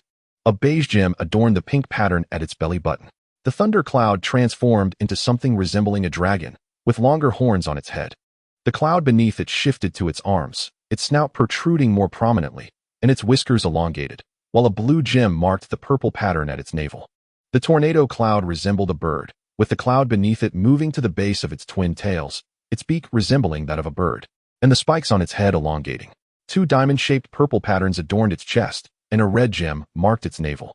Its arms transformed into wings, with 5 purple-tipped feathers on each side. Upon witnessing the transformation of the 3 divine clouds, the alluring cloud fully believed Liu Ye's words. Subsequently, Chapter 137, Lottery, Chosen One. Seeing the 3 divine clouds transformed into spirit beasts, the alluring cloud placed her trust in Liu Ye's earlier statement. She approached him, seemingly about to express something. With the power of the aura and the power of eternity, Liu Ye naturally understood her intent. However, he wore an expression of surprise, as he had not anticipated the alluring cloud would agree so readily, reminiscent of the Water Lord's previous behavior. Could it be that I truly am the chosen one? Liu Ye mused inwardly. Indeed, what the alluring cloud conveyed was her desire to accompany Liu Ye. Although Liu Ye initially intended the same, he did not expect it to be so effortless. It must be that the allure of the transformation mirror was simply too great. Since the alluring cloud had consented to become Liu Ye's Pokemon, he wasted no time and promptly produced the system's Pokeball to capture her. The Pokeball merely shook symbolically before indicating a successful capture. Immediately following Liu Ye's capture of the alluring cloud, the familiar notification from the system resonated. Ding! Congratulations, host, for successfully capturing the alluring cloud and completing the hidden achievement task for divine clouds. The host has successfully captured the earth cloud, thunder cloud, tornado cloud, and alluring cloud. Task completion rewards for 1,000 points, 1,000,000 alliance coins, and a special lottery, Red Storm. Liu Ye was taken aback that the special lottery awarded just moments ago had not even been utilized, and here he was receiving another special lottery reward of a high tier. Furthermore, Liu Ye now understood why the system had not triggered the achievement reward when awarding the 3 divine clouds earlier. It was not about the 3 divine clouds, but rather the 4 divine clouds. Clearly, the system was one that kept pace with the times. After capturing the alluring cloud, Liu Ye did not hurry to return. Glancing at the time, he noted that he still had some before his match began, thus deciding to utilize the 2 special lottery rewards granted by the system to see what Pokemon he could draw. System, I wish to use the special lottery. Let's draw the green venom stinger first, Liu Ye declared. Ding. Received host command, drawing in progress. Loading. Ding. Congratulations, host, for successfully drawing a steel venom moth. Steel venom moth? What kind of Pokemon is that? Liu Ye pondered, bemused. Though Liu Ye was an avid Pokemon enthusiast in his previous life, he could not possibly remember every single Pokemon. System, check the attributes of the steel venom moth. Name, steel venom moth. Gender, genderless. Level, 68, peak of the Monarch stage. Type, fire poison. Ability, quark charge. Affection, 255-255. Base stats, 570. Potential, champion. Skills, electric terrain, flame vortex, fire dance, morning sun, bug resistance. Liu Ye was astonished to have drawn such a Pokemon. With the system's introduction, he learned more about the steel venom moth. The steel venom moth is a paradox Pokemon, representing the form of other Pokemon from different timelines. It is the future incarnation of the modern fire moth. After summoning the steel venom moth, Liu Ye did not return it to the Poke World, but instead left it outside. The steel venom moth was not particularly large, measuring about 12 meters, and was a small moth-like Pokemon. Its electronic eyes were yellow, and a pair of red antennae encircled its cheeks. Its body was encased in a ring of white iron armor, which featured 4 small holes. Its abdomen was black, adorned with recessed patterns. Behind it were 3 pairs of orange wings, each decorated with black triangular markings, while the front bore a small red fan-like pattern. Overall, it aligned well with Liu Ye's aesthetic, and he expressed his satisfaction. Liu Ye then continued with the lottery. System, use the special lottery, Red Storm. Liu Ye eagerly anticipated which secondary deity he would draw this time. Ding. Upon receiving the host command, extraction is underway. Loading. Ding. Congratulations, host.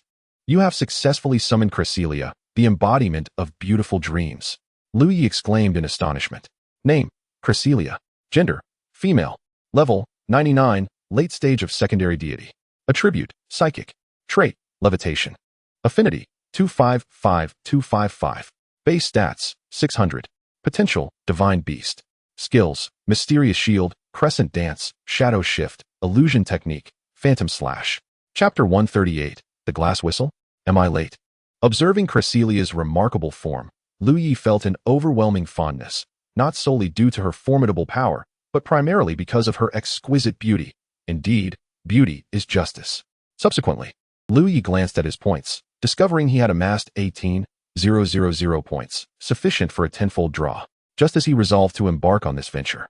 The system's notification chimed once more. Ding! Congratulations, host, you have accomplished the hidden achievement task, Nightmare and Dream Deities. Successfully capturing the Nightmare Deity Darkrai and the Dream Deity Cresselia. Task completion rewards, 3,000 points, 800,000 alliance coins, and a random draw. Liu Ye was pleasantly surprised by this unexpected boon. After claiming his rewards, curiosity about the system's random draw piqued his interest. System, what is the random draw? Can it yield any item? Liu Ye inquired, perplexed. The system elucidated, as the name suggests, a random draw allows the selection of any item from the Pokemon world, including tools and Pokemon. The quality of the reward is contingent entirely upon the hostess' fortune. So it's a matter of luck then. Not to boast, but with my slightly less than stellar looks compared to those esteemed readers before the screen, I must be quite fortunate.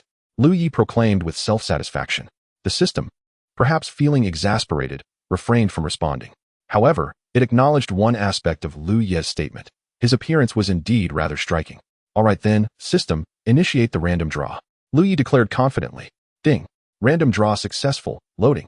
Congratulations, host, you have acquired the Glass Whistle set, permanent. Moments later, the system's voice resonated. What is the Glass Whistle set? Liu Ye queried, puzzled. The Glass Whistle is a type of item in the Pokemon world. Each whistle, distinguished by its color, serves a unique function when blown. There are 5 colors: blue, red, yellow, black, and white. The system explained. White Glass Whistle, crafted from white glass. It increases encounters with weaker Pokemon. Black Glass Whistle, made of black glass. It enhances encounters with powerful Pokemon. Red Glass Whistle, composed of red glass. It can cure Pokemon of their infatuation. Yellow Glass Whistle, formed from yellow glass. It cures Pokemon of confusion. Blue Glass Whistle, made of blue glass. It cures Pokemon of sleep. Moreover, in the realm of Pokemon, the glass whistles are single-use items, losing their effectiveness upon use. However, the set Liu Ye just acquired allows for permanent usage. The system clarified. Then, system, does this mean that all effects induced by Pokemon can be specifically cured without any limitations on power levels? Liu Ye continued his inquiries. Naturally, the system ensures excellence in its offerings. Please do not question the system's capabilities. If your luck is sufficient, the system could even provide you with Arceus. The system replied with confidence. Elated by the system's affirmation, Liu Ye initially believed the Glass Whistle set to be a trivial item. However, after the system's enlightening explanation, it was evident that he had gravely underestimated its value. It was indeed a divine artifact. After storing the Glass Whistle set within the system's space, Liu Ye resolved to seize the moment and attempt another tenfold draw. Just then, Liu Ye's phone rang unexpectedly. Upon checking, he saw it was a call from Cynthia, prompting him to answer without hesitation. Hello, Nana, what is it? Liu Ye inquired. Liu Ye, where are you? I've been searching for you for ages. Your match is about to commence in 10 minutes. Why haven't you arrived? Cynthia expressed anxiously. What? 10 minutes? Liu Ye exclaimed in disbelief, glancing at his watch to find it was 3:50 p.m. How can it be time already? Wasn't there still plenty of time? He gasped.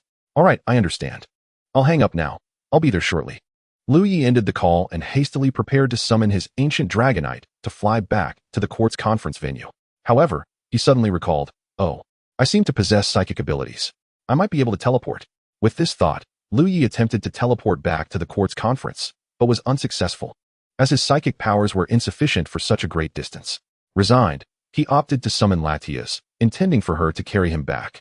Latias, transform into a human girl and use teleportation to bring me back to the court's conference, preferably to a secluded location, Liu Ye commanded. As for why Liu Ye requested Latias to assume a human appearance, he had his reasons. The court's plateau area, where the conference was held, was bustling with people at all hours due to the event, even in the early morning. Although teleportation could transport him to his desired location, he could not guarantee they would materialize in an unpopulated area. Even though his status would spare him from needing explanations, complications could still arise. Liu Ye was chiefly concerned that Latia's sudden appearance might lead to unnecessary misunderstandings. If a person were to appear out of nowhere, it could be rationalized as a psychic phenomenon. However, if Liu Ye and Latias were to suddenly appear together, he was certain he would be the headline news the following day. After issuing his command, Latias transformed into the guise of a human girl. Upon reaching Liu Ye's side, she took his hand and utilized her teleportation ability. In an instant, they materialized in an alleyway. Fortunately, the alley was devoid of people. Otherwise, Liu Ye feared he might truly miss his match. Without further ado, he hurried towards the court's conference venue. At this moment, only 5 minutes remained before the match commenced. Meanwhile, at the court's conference venue, Liu Ye's opponent, Xiao Haizi, had been waiting for him for quite some time, which only served to exacerbate his already irritable demeanor. He believed Liu Ye had intentionally arrived late, interpreting this behavior as a sign of disrespect, even disdain, towards him. Turning to the referee, he impatiently urged, "Hey, referee, when does the match commence? Surely my opponent will not be a no-show." Upon hearing the inquiry from Xiao Haizi, the referee exhibited little surprise, but rather a hint of dissatisfaction at the tone of Xiao Haizi's voice, responding curtly, "What are you so anxious about? The match is not set to begin for another 4 minutes. You arrived early, and now you blame others for being punctual?" Though Xiao Haizi was displeased with the referee's response, he refrained from retorting, for offending the referee before the match was a precarious gamble.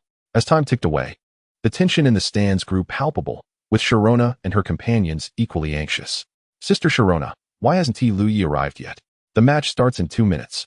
If he is late, it's tantamount to forfeiting," Xiao Shui exclaimed fretfully. Just then, Kina approached, offering reassurance. "Don't worry, the match hasn't even started yet. Liu Ye will definitely make it back in time." Moreover, given Liu Ye's standing in the league, he could resolve this matter with a mere word. Kina's assertion held truth. Yet Liu Ye's relationship with the league was merely cooperative. If he troubled the league over such a triviality, he would owe them a favor. And favors can sometimes outweigh everything else. Those adults watching from behind the screen surely understand the weight of such social debts in life. Meanwhile, Sharona remained silent. Her own anxiety mounting, she chose not to call Liu Ye, fearing that her call might delay him further. Were Liu Ye to learn of Sharona's concern, he would undoubtedly exclaim, "With a wife so devoted, what more could a husband desire?" On the competition field, with only 1 minute remaining before the match commenced, Xiao Haizi addressed the referee. "Referee, it seems my opponent has chosen to hide like a turtle and will not show up. Look, time is running out. Declare me the victor already." At that moment, Xiao Haizi believed that Liu Ye was aware of his own strength and, fearing embarrassment, had opted not to appear. The referee glanced at the clock, noting there were merely 10 seconds left, and with a resigned sigh, was about to call off the match when suddenly, a figure appeared on the battlefield, startling both the referee and the spectators, particularly Xiao Haizi, who was so shocked that he fell to the ground. Observing Xiao Haizi's flustered state, Liu Ye teased, "Oh, no need to offer such grand gestures upon my arrival, my good sir. Please rise." Xiao Haizi felt increasingly vexed by Liu Ye's jest, as it placed him in an awkward predicament. To rise would imply he was bowing to Liu Ye, yet remaining on the ground would prevent him from competing. After a moment of internal conflict, Xiao Haizi resolved to stand, prioritizing the match above all. "Humph! How dare you embarrass me? Just wait until the match. I will have you searching for your teeth." Xiao Haizi seethed internally, oblivious to the fact that it might not be he who would be in such a predicament later on. Liu Ye, ignoring Xiao Haizi, strode directly to his position to prepare for the match, casually remarking, "I just used my special ability. I hope I didn't startle anyone." This statement, coupled with his earlier display of extraordinary skill, his striking appearance, and his nonchalant demeanor, instantly garnered the admiration of over 90% of the female spectators present. "Wow, he is so handsome. I've decided, from now on, he shall be my husband," proclaimed the first infatuated girl. "Get real. Look at yourself first. My handsome prince. I want to bear your children," shouted a dinosaur-themed girl, her voice booming enough to capture even Liu Ye's attention. After casting her a glance, Liu Ye quickly urged, "Referee, commence the match. I can hardly contain myself." Referee, huh? Oh yes, right away." The referee, clearly taken aback by the dinosaur girl's exuberance, finally regained his composure after Liu Ye called him several times. He swiftly organized his thoughts and declared, "I announce the second match officially begins." With the red and blue sides represented by Xiao Haizi from the Kanto region and Liu Ye, also from the Kanto region. Following this, the referee reiterated the match rules before declaring the match underway. with Liu Ye selected to send out his Pokemon first due to a prior drawing. Please release your Pokemon. Liu Ye, the referee, instructed. Come forth, Dragonite. Liu Ye summoned his Dragonite, not the ancient variant, but a formidable one nonetheless. Although this Dragonite did not compare to Liu Ye's ancient Dragonite, it was more than sufficient to dominate against the inexperienced Xiao Haizi, originally a Dratini. Liu Ye had trained her extensively during his travels, engaging her in battles against wild Pokemon. Thanks to the guidance and experience gained from the ancient Dragonite in the Pokemon world, the Dratini had swiftly evolved into a Dragonite, now at level 60.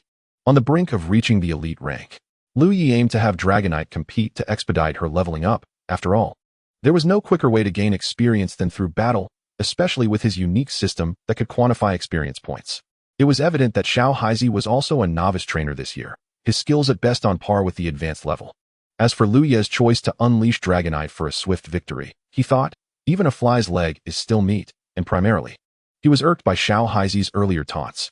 The moment Liu Ye laid eyes on him, he felt an immediate dislike, which only intensified upon learning his name.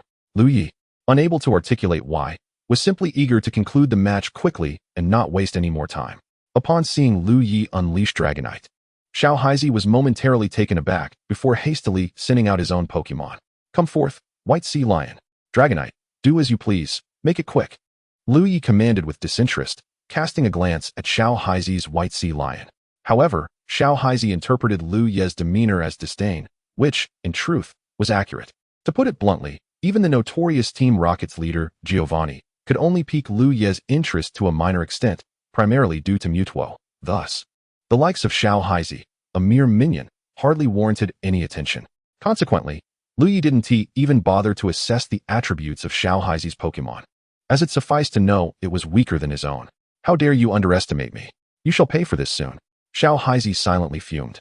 Yet, before he could fully articulate his grievances, he witnessed a white blur elegantly arcing through the air before crashing heavily to the ground nearby. Upon closer inspection, there lay his White Sea Lion, now dazed with swirling eyes, utterly incapacitated. What on earth just happened? Xiao Haizi was left utterly bewildered. Let us rewind the scene for clarity. As little Haizi indulged in fantasies about educating Liu Ye's Dragonite had already received his command through the power of Aura. Dragonite, charge forward and unleash Dragon Claw. In the blink of an eye, Dragonite surged towards the White Sea Lion with a speed that was imperceptible to the latter. The White Sea Lion, unable to evade in time, suffered a full-force attack and was swiftly dispatched by the Dragon Claw, sent flying through the air. Well, that was the outcome, and at that moment, little Haizi remained lost in his daydreams. Damn it, I was careless just now and didn't dodge. Don't get too smug. Little Haizi shouted indignantly, clearly still oblivious to the harshness of reality. Liu Ye cast a calm glance at little Haizi and urged, hurry up and release your next Pokemon. I have a schedule to keep. As Liu Ye finished speaking, the referee's voice echoed, please have contestant little Haizi release their next Pokemon. Failure to do so in a timely manner will be considered a forfeit. Facing Liu Ye's impatience, little Haizi was on the verge of exploding. Yet he had no choice but to heed the referee's words. Humph. Come forth, Masquerain. Little Haizi unleashed his second Pokemon, a Masquerain. Dragonite, use Thunderbolt. Liu Ye commanded Dragonite telepathically through the aura. Alas, although Masquerain, also known as the Quick Swim Frog, was swift, it could not outpace Dragonite and was struck by the Thunderbolt. Thus, in little Haizi's view, a blue figure traced a graceful arc through the air, almost identical to the previous scene, save for the fact that this time, though Masquerain had lost its fighting capability, the twitching of its limbs indicated it was still alive. Subsequently, little Haizi released his final Pokemon. Though its identity need not be mentioned, the outcome remained the same, a similar arc, a gritting of teeth. Perhaps the only difference lay in the extent of little Haizi's frustration. Upon the conclusion of the match, Liu Ye recalled Dragonite and nonchalantly departed the arena, entirely disregarding little Haizi's incessant outcries behind him. Not willing to concede defeat, little Haizi thought to himself, I have never suffered such humiliation in my life. Liu Ye, just wait. My brother is far more formidable than I am, and he will not let you off easily. With this resolve, little Haizi seemed to gain newfound confidence, rushing after Liu Ye, seemingly intent on catching up. However, he was blissfully unaware of what awaited him.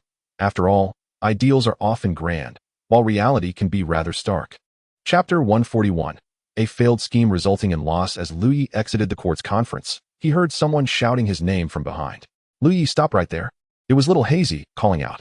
Liu Ye ignored him and continued onward, soon finding himself in a quiet alley, the very one he had previously teleported to. This was a deliberate choice on Liu Ye's part, for it is always preferable to resolve matters in a secluded location. However, Little Hazy seemed oblivious to Liu Ye's intentions, relentlessly pursuing him.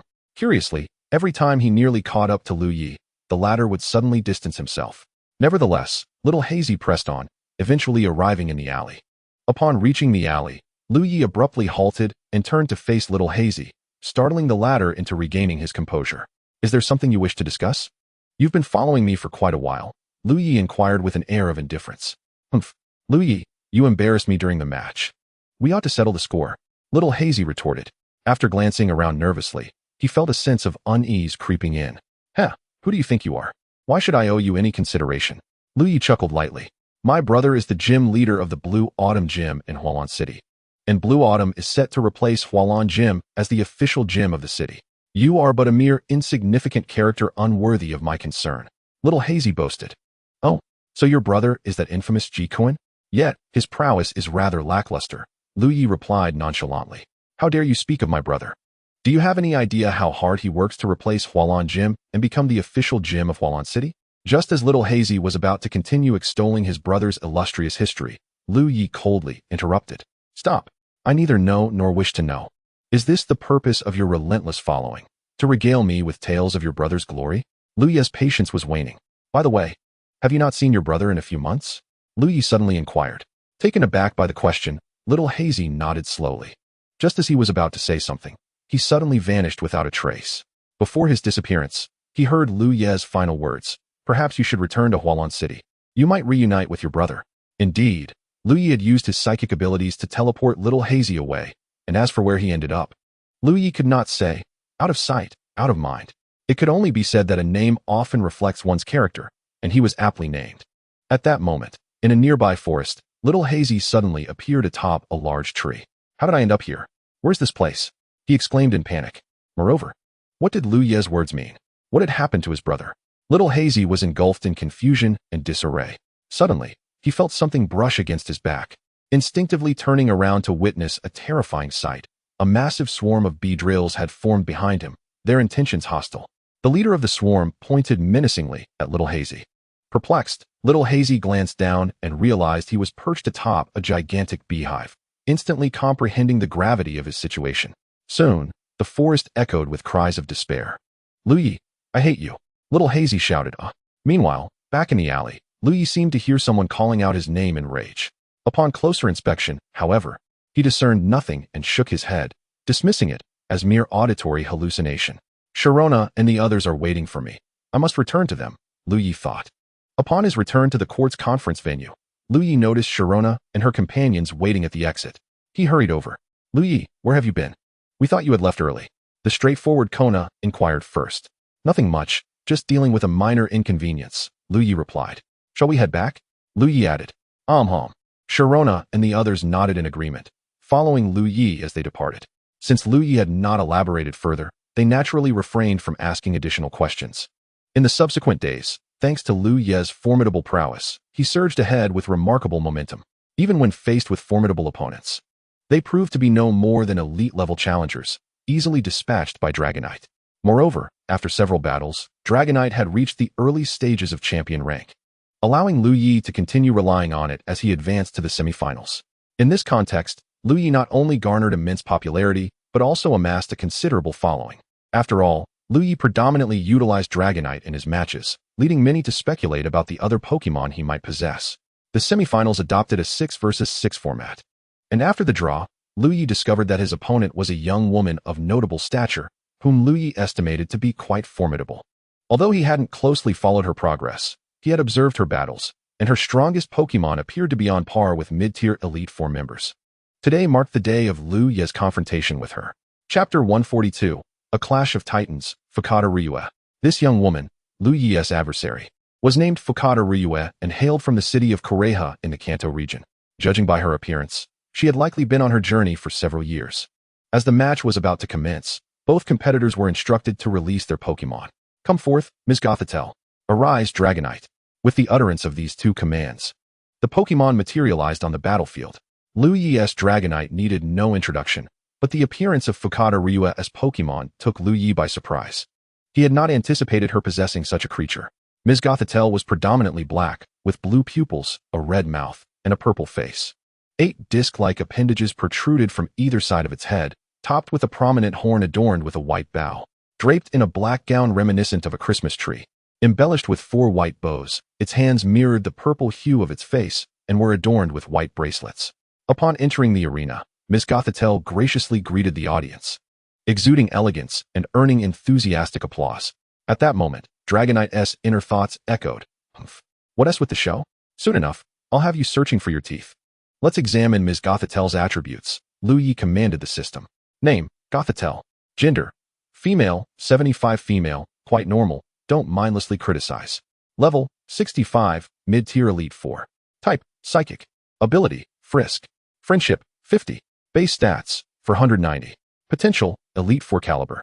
Moves, magic room, future sight, psychic, hypnosis, self-suggestion. After reviewing Ms. Gothitelle's attributes, Liu Ye initially presumed that Fukada Ryue would deploy less powerful Pokemon to wear down his Dragonite.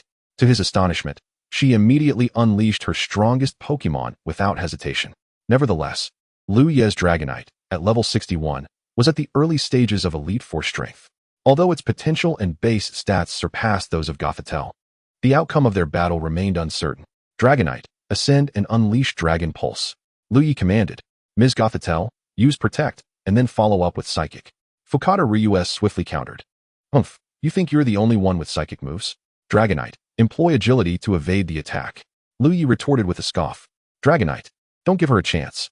Charge in with Quick Attack, then strike with Dragon Claw." Liu Ye urged. "What?" Fukada Ryue exclaimed. Initially believing Liu Ye would command a psychic move, the unexpected agility caught her off guard, causing a momentary lapse in her reaction. Although Ms. Gothitelle valiantly attempted to dodge, it was no match for Dragonite's speed. With a resounding impact, Ms. Gothitelle was struck down by Dragonite's claws, suffering a significant blow to her health. "Damn it, it seems I must take this seriously." Fukada Ryue steadied her resolve. "Ms. Gothitelle, get back up," she encouraged as Gothitelle slowly regained her footing. However, Liu Ye was not inclined to grant her any respite and promptly commanded, "Dragonite, execute dive and finish this match." With a fierce roar, Dragonite surged toward Gothitelle. "Now, Ms. Gothitelle, use Hypnosis." Fukada Ryue ordered urgently. The success of this maneuver hung in the balance. Liu Ye was momentarily taken aback, not anticipating Fukada Ryue's bold tactic. As Dragonite approached, Ms. Gothitelle swiftly cast Hypnosis. However, the move was not guaranteed to succeed, possessing only a 70 success rate. It was evident that Fukada Ryue was taking a gamble, but it was indeed her best option. Ms. Gothitelle conveyed the suggestion of sleep to Dragonite, who gracefully succumbed to its effects and fell into slumber. "Well done, Ms. Gothitelle. Now it's our turn to counterattack. Use Magic Room." Fukada Ryue exclaimed jubilantly. Just as Liu Ye reached for his glass whistle, he heard Fukada Ryue's voice. She had evidently noted his intention to deploy the item, prompting her to hastily instruct Ms. Gothitelle to employ Magic Room, granting her several rounds to capitalize on the situation. "Ms. Gothitelle, unleash your most powerful psychic." Fukada Ryue commanded. The psychic attack struck the sleeping Dragonite, depleting half of its health. One should not underestimate Ms. Gothitelle. Her strength surpassed that of Dragonite, especially while it remained defenseless. However, Liu Ye would not idly observe as Dragonite became a mere punching bag. "Dragonite, activate Rage," he ordered. "What?" Fukada Ryue was taken aback by Liu Ye's audacity in allowing Dragonite to enter Rage mode. Dragonite, responding to the command, swiftly awakened and unleashed a barrage of attacks on Ms. Gothitelle. "Ms. Gothitelle, quickly use Protect." Fukada Ryue shouted in urgency. Yet, Protect appeared to falter under the onslaught of Dragonite's rage-driven strikes. Realizing the precariousness of the situation, Fukada Ryue issued another command. "Ms. Gothitelle, employ Agility to evade the attack." As 5 rounds elapsed, Liu Ye activated the yellow glass whistle, rousing Dragonite from its rage-induced stupor. However, it bore numerous wounds. Matching Gothitelle's condition closely, let us conclude this battle. "Dragonite, unleash Hyper Beam." Liu Ye commanded for the final blow. "We will retaliate." "Ms. Gothitelle, use Psychic." Fukada Ryue declared defiantly. In an instant, 2 beams of light, one white and one purple, collided, sending dust swirling across the arena. The energy overflowed, but fortunately, the League had installed energy shields for the audience, capable of withstanding even the mightiest attacks from champion-level Pokemon, and of course, the Elite Four was no exception. As the dust settled, a purple protective shield enveloped Liu Ye, evidently a result of his psychic prowess. However, Fukada Ryue was not as fortunate. Chapter 143, Victory. Swift dash and blink. Fukada Ryue was propelled away by the energy shockwave, closing her eyes, bracing for a harsh landing. Yet, after a prolonged moment, the anticipated impact failed to materialize. Slowly, she opened her eyes to find herself cradled in a warm embrace. Looking up, she discovered it was none other than Liu Ye. Captivated by his finely chiseled features, Fukada Ryue found herself momentarily entranced.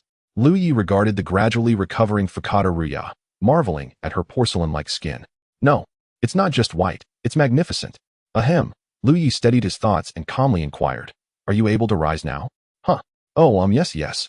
Fukada Ryue, blushing profusely, hurriedly stood up, her face aflame with embarrassment, leaving one to wonder if Liu Ye had done something untoward to her. At that moment, Liu Ye suddenly felt a chilling presence from behind, a palpable aura of hostility approaching. Slowly, he turned to see the intense gazes of Cynthia and her companions from the audience, their eyes brimming with menace.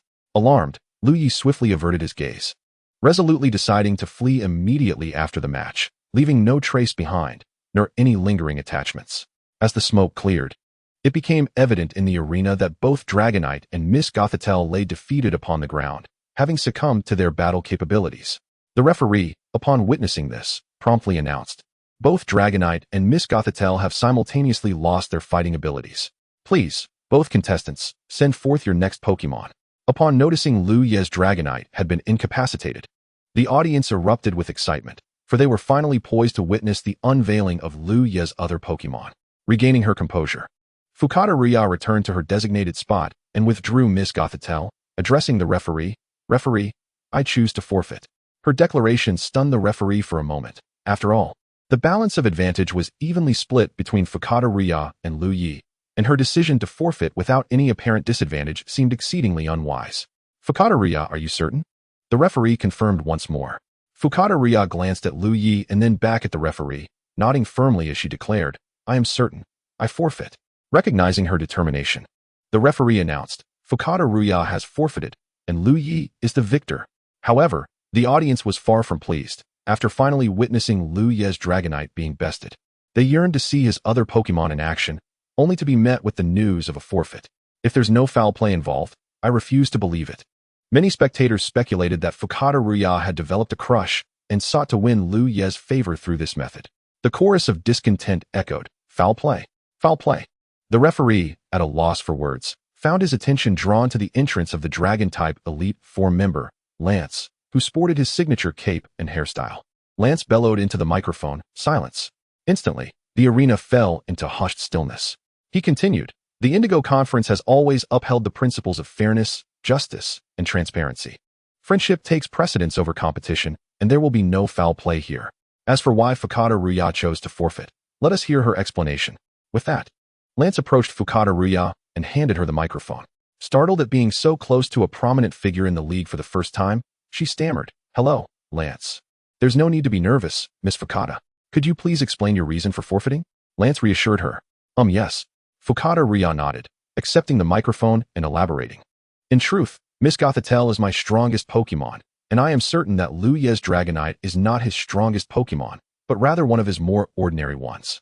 I have witnessed the prowess of his Charizard in the previous match, and it rivals that of Dragonite, so I am quite certain, rather than face defeat, it is wiser to concede and spare my Pokemon further harm, as they are my cherished companions."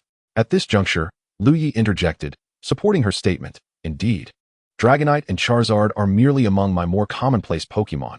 I possess at least a dozen that surpass them." Liu Ye's modest statement, intended to avoid shocking the audience, nonetheless left them astounded. Were they to grasp Liu Ye's true potential, they would likely berate him for his audacity. Moreover, to alleviate any doubts, Liu Ye summoned his Gyarados. Upon its arrival, Gyarados let out a thunderous roar that startled several onlookers. While the spectators may not have been aware of Gyarados' exact strength, they recognized it was undoubtedly on par with elite-level prowess, a caliber they could only dream of achieving. However, both Fukada Ryue and Lance acutely sensed the reality of Liu Ye's might, especially Lance, who felt the overwhelming presence of Gyarados the instant it appeared, peak elite status. The audience, left speechless, could only marvel at the display.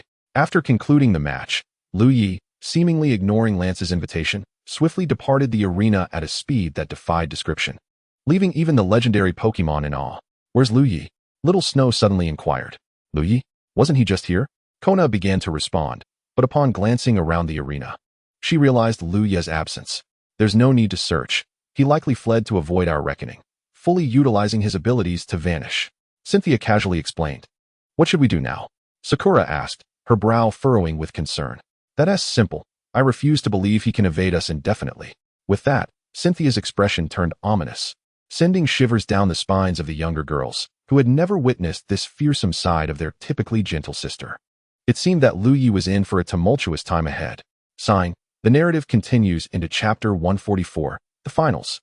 The return of the enigmatic lip service sister. The Indigo Conference finals commenced 3 days after Liu Ye's match against Fukatoriya, primarily to grant the competitors ample preparation time, with the exception of Liu Ye. As for that night, what transpired between Liu Ye and Cynthia and her companions remains known only to Liu Ye himself, though it was rumored to be extraordinary to the point of being otherworldly, leaving Liu Ye nearly unable to rise the next day.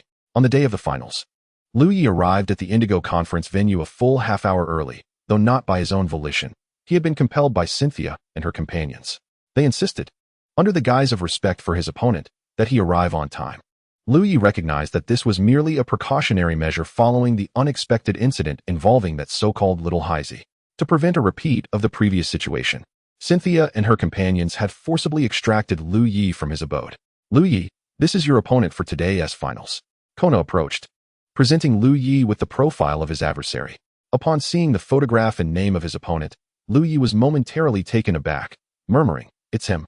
Cynthia and her companions, having overheard Liu Ye's exclamation, were intrigued, prompting Kona to ask, "Liu Ye, do you know him?" Liu Ye nodded yes. "We met previously at the Fiery Path Gym and had a brief match." "Oh, who emerged victorious?" Mutant inquired, leaning closer to hear more. "Needless to say, I am undoubtedly victorious," Liu Ye proclaimed with a hint of boastfulness. The girls, including Sharona, had grown accustomed to Liu Ye's whimsical remarks.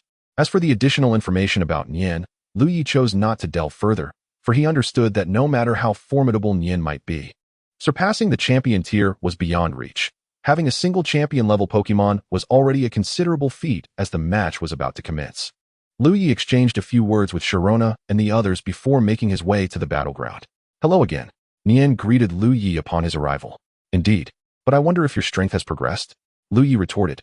"Haha, naturally. This time, I shall not be defeated," Nian asserted, exuding confidence. "Is that so? I wish you the best of luck," Liu Ye replied nonchalantly. The finals of the Quartz Conference are now commencing, with the rules stipulated as a 6 versus 6 match. Both competitors are to release their respective Pokemon. The referee then introduced the match regulations and the basic information of Liu Ye and Nian before declaring the contest underway. "Come forth, Dragonite." Liu Ye summoned his Dragonite, a Pokemon recently promoted to the initial champion tier. "Appear, Ms. Mime." Nian released an extraordinarily beautiful Pokemon, seemingly anticipating Liu Ye's choice of Dragonite, specially sending out her Ms. Mime. Name Ms. Mime. Gender: female. Level: 68, late champion. Type: Ice. Psychic ability: Forewarn Friendship. 50 base stats, for 55 potential. Champion moves: Blizzard, Perish Song, Kiss of Death, Ice Punch.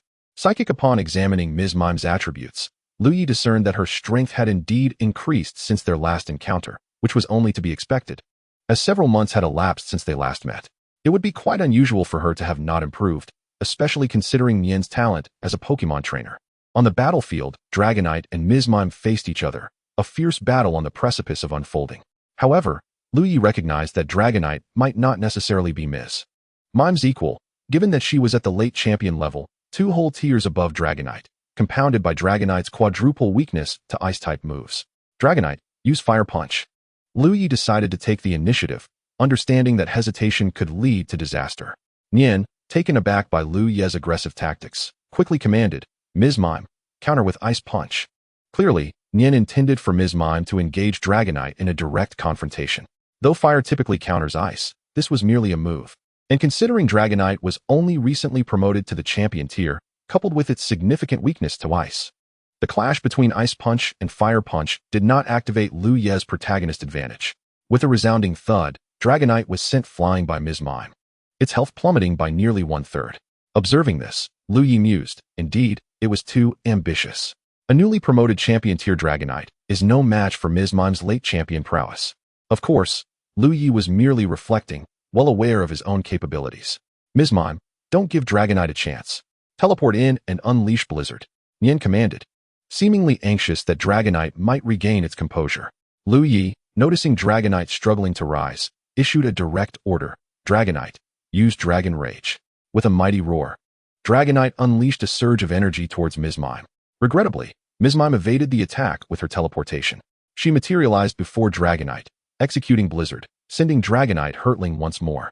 This time, however, Dragonite was less fortunate, as the Ice-type move nearly depleted its health entirely. Truthfully, Liu Ye had not anticipated that the Ice-type Blizzard could be delivered at such close range. It was indeed an enlightening experience. Thankfully, Dragonite had substantial vitality. Had it been another Pokemon, it might have already succumbed to defeat. Return, Dragonite, Liu Ye said calmly, recognizing that Dragonite could no longer continue. He withdrew it into its Pokeball, allowing it to recuperate in the Pokemon world. Witnessing Liu Ye's actions, Nian felt a surge of frustration. Having been defeated by Liu Ye previously, Nian had resolved to triumph over Liu Ye this time. The opportunity to claim a victory, however small, was now thwarted by Liu Ye's swift retrieval of his ailing Dragonite. It was akin to being engrossed in a discussion about a literary piece only to be interrupted by an unexpected call. If one were to experience such an interruption, they would surely feel aggrieved. Observing Nian's expression, it was evident he was seething with indignation, a dark cloud of frustration hanging over him. However, this was a competition, and Nian could hardly express his ire, as Liu Ye had not violated any rules. He merely sought to protect his Dragonite from undue harm, which was entirely justifiable. Nian, being astute, understood that amidst the multitude of spectators, he could not afford to act irrationally, so he simmered in silence, vowing, "Humph. Just wait and see how I deal with you next. I refuse to believe you can win again." Were Liu Ye to learn of Nian's thoughts, he would remain unconcerned. After all, in the face of absolute strength, any resistance would inevitably crumble. Just as Liu Ye contemplated sending forth his Salamence to teach Nian a lesson, a familiar voice from the system echoed in his mind. Ding. Congratulations, host, you have triggered a temporary mission. Please send out your shiny Rayquaza to swiftly defeat the Pokemon Nian has sent forth and conclude the match. Mission completion rewards, 500,000 League Coins, 3,000 points. 1 random item. Mission failure, no penalties. Upon reading the system's notification, Liu Ye eagerly accepted the task, recognizing the value of the rewards offered. As for revealing his trump card, Liu Ye felt no trepidation. Aside from Arceus, he harbored no fears in the Pokemon world. The self-righteous humans posed no threat to him either, so he was unperturbed by the potential consequences of unleashing his shiny Rayquaza. Any complications that arose would be mere trifles. Noting Liu Ye's delay in summoning another Pokemon, Nian grew impatient and urged, "Hey, Liu Ye, hurry and send out your next Pokemon. I've heard you excel in battling with Dragon-type Pokemon. If your next is also a Dragon-type, perhaps the champion title of the Quartz Conference shall be mine." Liu Ye remained unfazed, chuckling as he replied, "Haha, if you truly possess such skill, I wouldn't mind relinquishing the championship to you. However, my next Pokemon is indeed a Dragon-type." "Oh, is that so? Then perhaps victory shall indeed be mine," Nian thought to himself, reveling in the prospect. "Let us see who prevails." Liu Ye responded with a calm demeanor. "Bring it on," Nian replied resolutely. In the dialogue between Liu Ye and Nian, the referee refrained from intervening, as their exchange added a touch of amusement for the spectators outside the arena, and given that this was the final match, the referee felt no urgency. Observing this, Liu Ye's lips curled into a slight smile, thinking to himself, "I hope the next moment you see the Pokemon I unleash, Nian, you will wear a similar expression. Come forth, shiny Rayquaza." Liu Ye summoned the shiny Rayquaza. At the instant Liu Ye released the shiny Rayquaza, the entire venue fell into silence. It was not that the audience was unflappable, but rather that their astonishment rendered them momentarily oblivious to their surroundings, frozen in place. Even Cynthia and the distinguished guests in the VIP section, including Damaranch and others observing the match, were utterly astounded. After all, this was a legendary Pokemon that the average person could scarcely hope to behold even once in a lifetime, let alone one that was a shiny variant, an even rarer phenomenon. Nian was equally taken aback, his jaw agape, as if he could swallow a whole Kuan egg. "Hey, are you alright?" Liu Ye's voice jolted Nian back to reality. Others, including the audience outside and those watching on television, quickly regained their composure, erupting into cheers, shouts, and discussions. Witnessing a shiny Rayquaza was, for them, a stroke of fortune that they could boast about for a lifetime, let alone the fact that this extraordinary creature belonged to Liu Ye. As the shiny Rayquaza made its entrance, Nian found himself momentarily paralyzed by shock. Though he possessed a strong competitive spirit and was unafraid of challenges, he was not foolish enough to underestimate the overwhelming power before him. Even a standard third-tier legendary Pokemon would be beyond his capabilities, let alone the shiny Rayquaza with its unparalleled might. Rayquaza, use a light touch to incapacitate Missy, Liu Ye instructed nonchalantly. The shiny Rayquaza nodded and unleashed a minimal-powered Dragon Ascent, minimal in the context of its abilities. Meanwhile, Missy, overwhelmed by the imposing aura of the shiny Rayquaza, stood frozen in fear, trembling in place. Nian hastily shouted to Missy, "Dodge, quickly!" However, it was too late. The Dragon Ascent was already upon them. With a resounding crash, a small black figure was sent flying, and upon closer inspection, it was none other than Missy. Nian had never anticipated that the shiny Rayquaza could dispatch his elite 4-level Missy with such ease. In that moment, he grasped the vast chasm separating ordinary Pokemon from legendary ones, a disparity that felt insurmountable, filling him with a profound sense of helplessness. He began to question the purpose of his aspirations as a Pokemon trainer. At that moment, Nian recalled his black Missy. Gazing at the referee, he implored, "Referee, I forfeit the match." After uttering these words, Nian seemed to expend all his strength, yet he felt as though a heavy burden had been lifted, leaving him considerably lighter. The referee hesitated, as no contestant in the court's conference had ever opted to forfeit in the finals. Nonetheless, he understood Nian's reasoning, deeming it quite rational, as it was evident to anyone that this was a match he could not win. However, the referee found himself in a quandary, for there had never been a precedent for a contestant forfeiting in the finals, and thus no relevant regulations existed. He could not make a unilateral decision, being merely a humble referee. Upon hearing Nian's declaration, Liu Ye was incensed. "What? If you forfeit, how am I supposed to complete my task?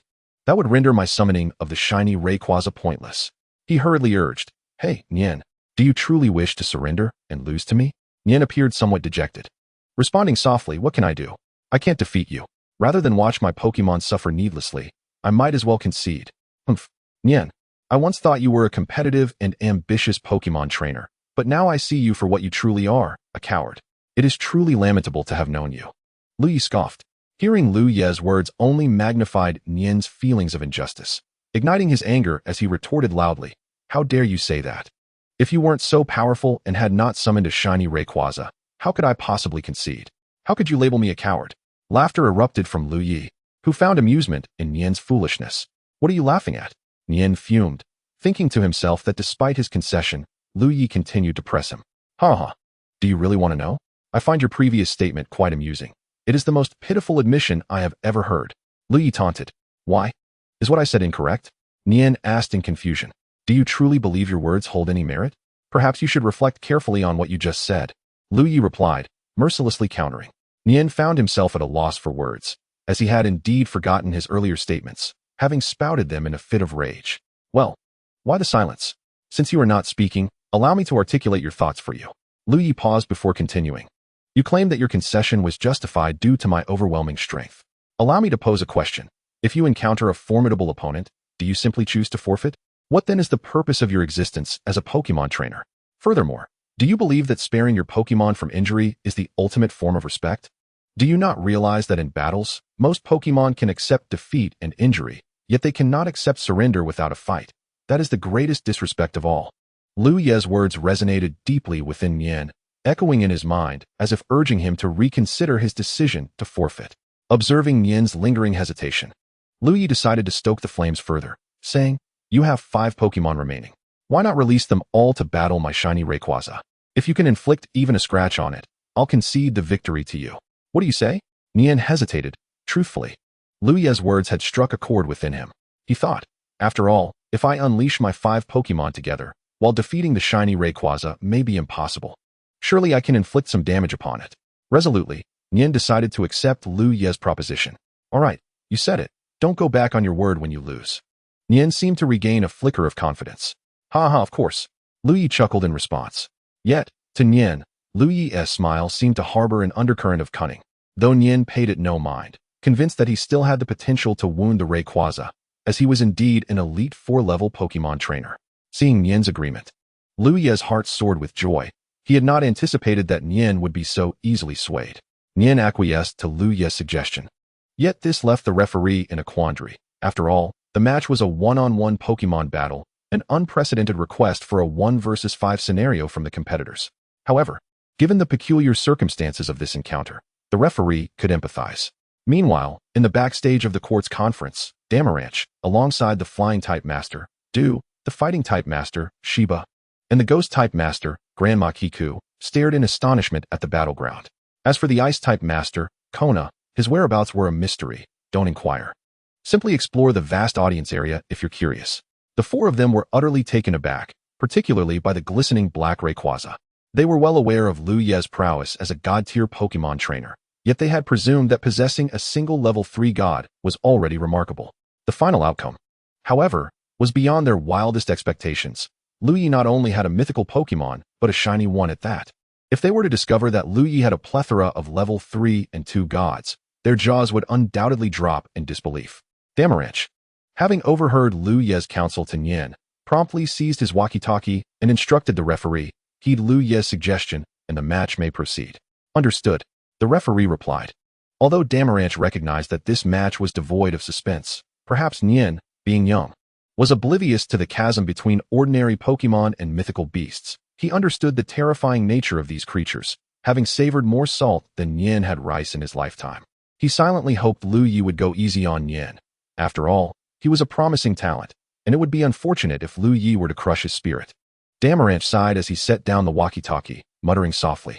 As for why Damaranch sympathized with Nian, yet acquiesced to Liu Ye's proposal, it could be succinctly summarized in 3 words: the intricacies of human relationships, understood by those who are aware, thus requiring no further elucidation.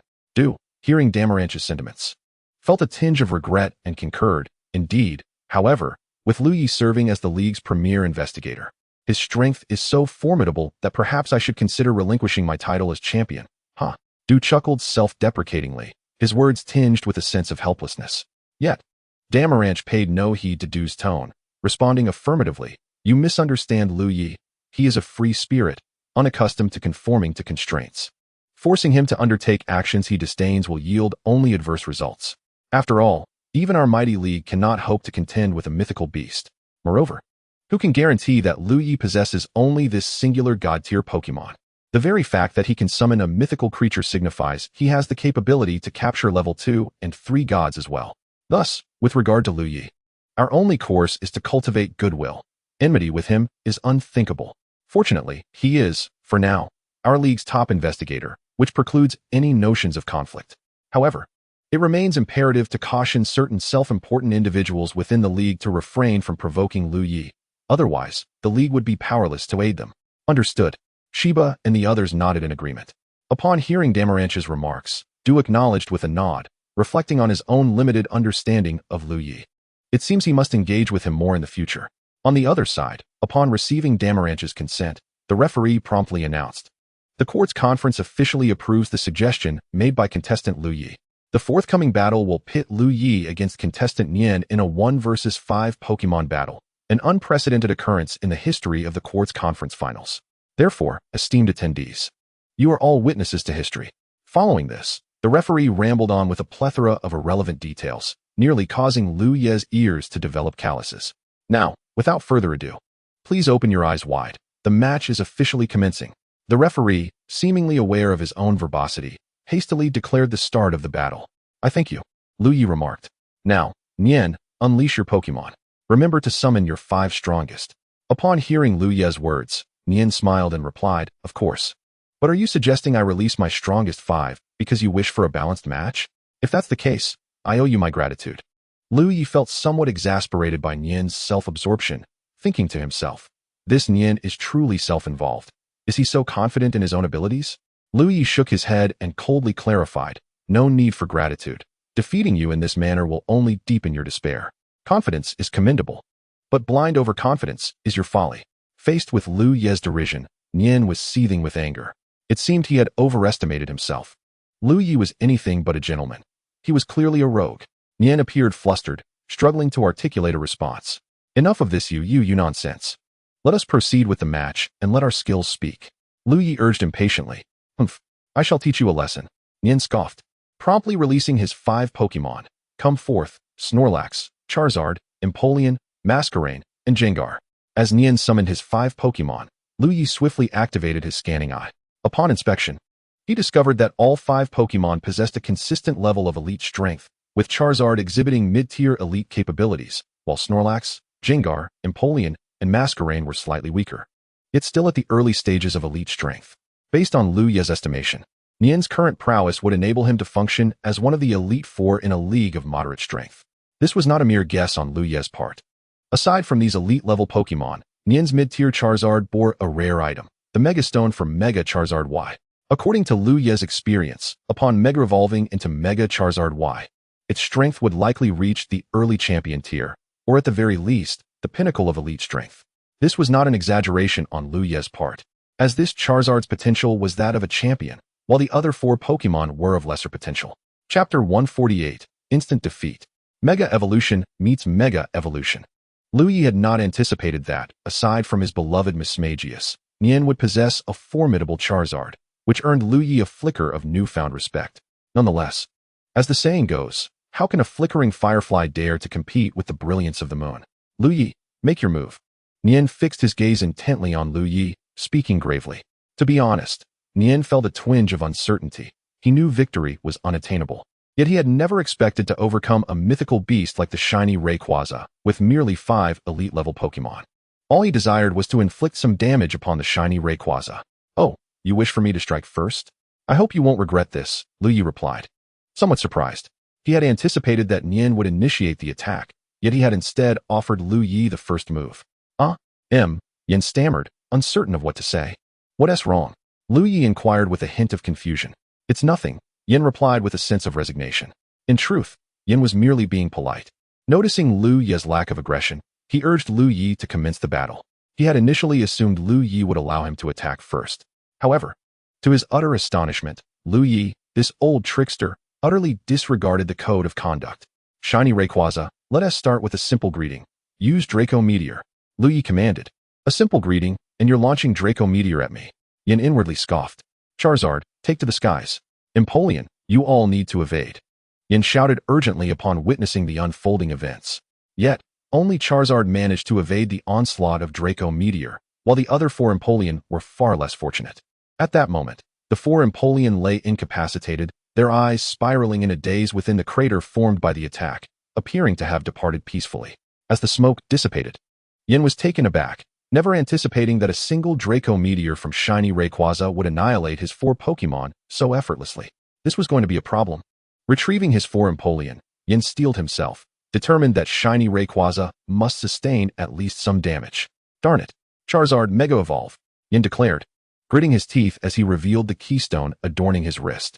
Simultaneously, the Mega Stone on Charizard's form shimmered into view. In a flash, Charizard underwent its transformation. And as the blinding light faded, Mega Charizard Y materialized before the spectators. System, check the attributes of Mega Charizard Y, Liu Ye mentally instructed. Name, Mega Charizard Y. Gender, male level, 71, champion early stage, type, fire flying ability, drought friendship, 30 base stats, 634 potential, champion moves, Dragon Claw, Flare Blitz, Inferno, Fire Blast, Heavy Slam. Charizard, no, it should be Mega Charizard Y, bellowed in defiance toward the hovering shiny Rayquaza, seemingly venting its frustration over the previous Draco Meteor. The coloration of Mega Charizard Y's body and flames remained consistent with its original form, save for the creamy hue beginning from its chin. A third horn sprouted from the back of its head, longer than the other 2. Its neck and mouth shortened, while its limbs, tail, and wings elongated. Tiny wings sprouted from its wrists. The edges of its back wings became increasingly irregular, and the tail's tip bore 3 small spikes, complemented by a long spike on its back. The appearance of Mega Charizard Y elicited gasps of awe from the onlookers. After all, Mega Evolution Stones were exceedingly rare. Not something just anyone could obtain. Wow, is this Mega Charizard Y? So cool. I still think Mega Charizard X, with its blue flames, is more impressive. How I wish I could possess a Mega Evolution Stone. Dude, in your dreams. On the battlefield, Yin confidently addressed Liu Ye. This time, I won't be so easily defeated. Heh, do you think your Pokemon are the only ones capable of Mega Evolution? Liu Ye replied dismissively. What? Yin stammered, struggling to articulate his thoughts upon hearing Liu Ye's remark. Liu Ye chose not to engage further, instead raising his head to command the shiny Rayquaza hovering above. Shiny Rayquaza. Use Dragon Ascent. Oh no. Mega Charizard Y. Quickly use Quick Attack to evade. Yin yelled frantically. With a thunderous roar, shiny Rayquaza's attack missed, allowing Mega Charizard Y to narrowly escape. Yet, Yin knew this was far from over. At that moment, shiny Rayquaza ascended rapidly into the sky, its form shifting until a majestic black dragon, more in line with Eastern aesthetics, emerged above the Quartz Conference battleground. Shiny Rayquaza's appearance had transformed significantly. Its emerald black skin gleamed like black jewels.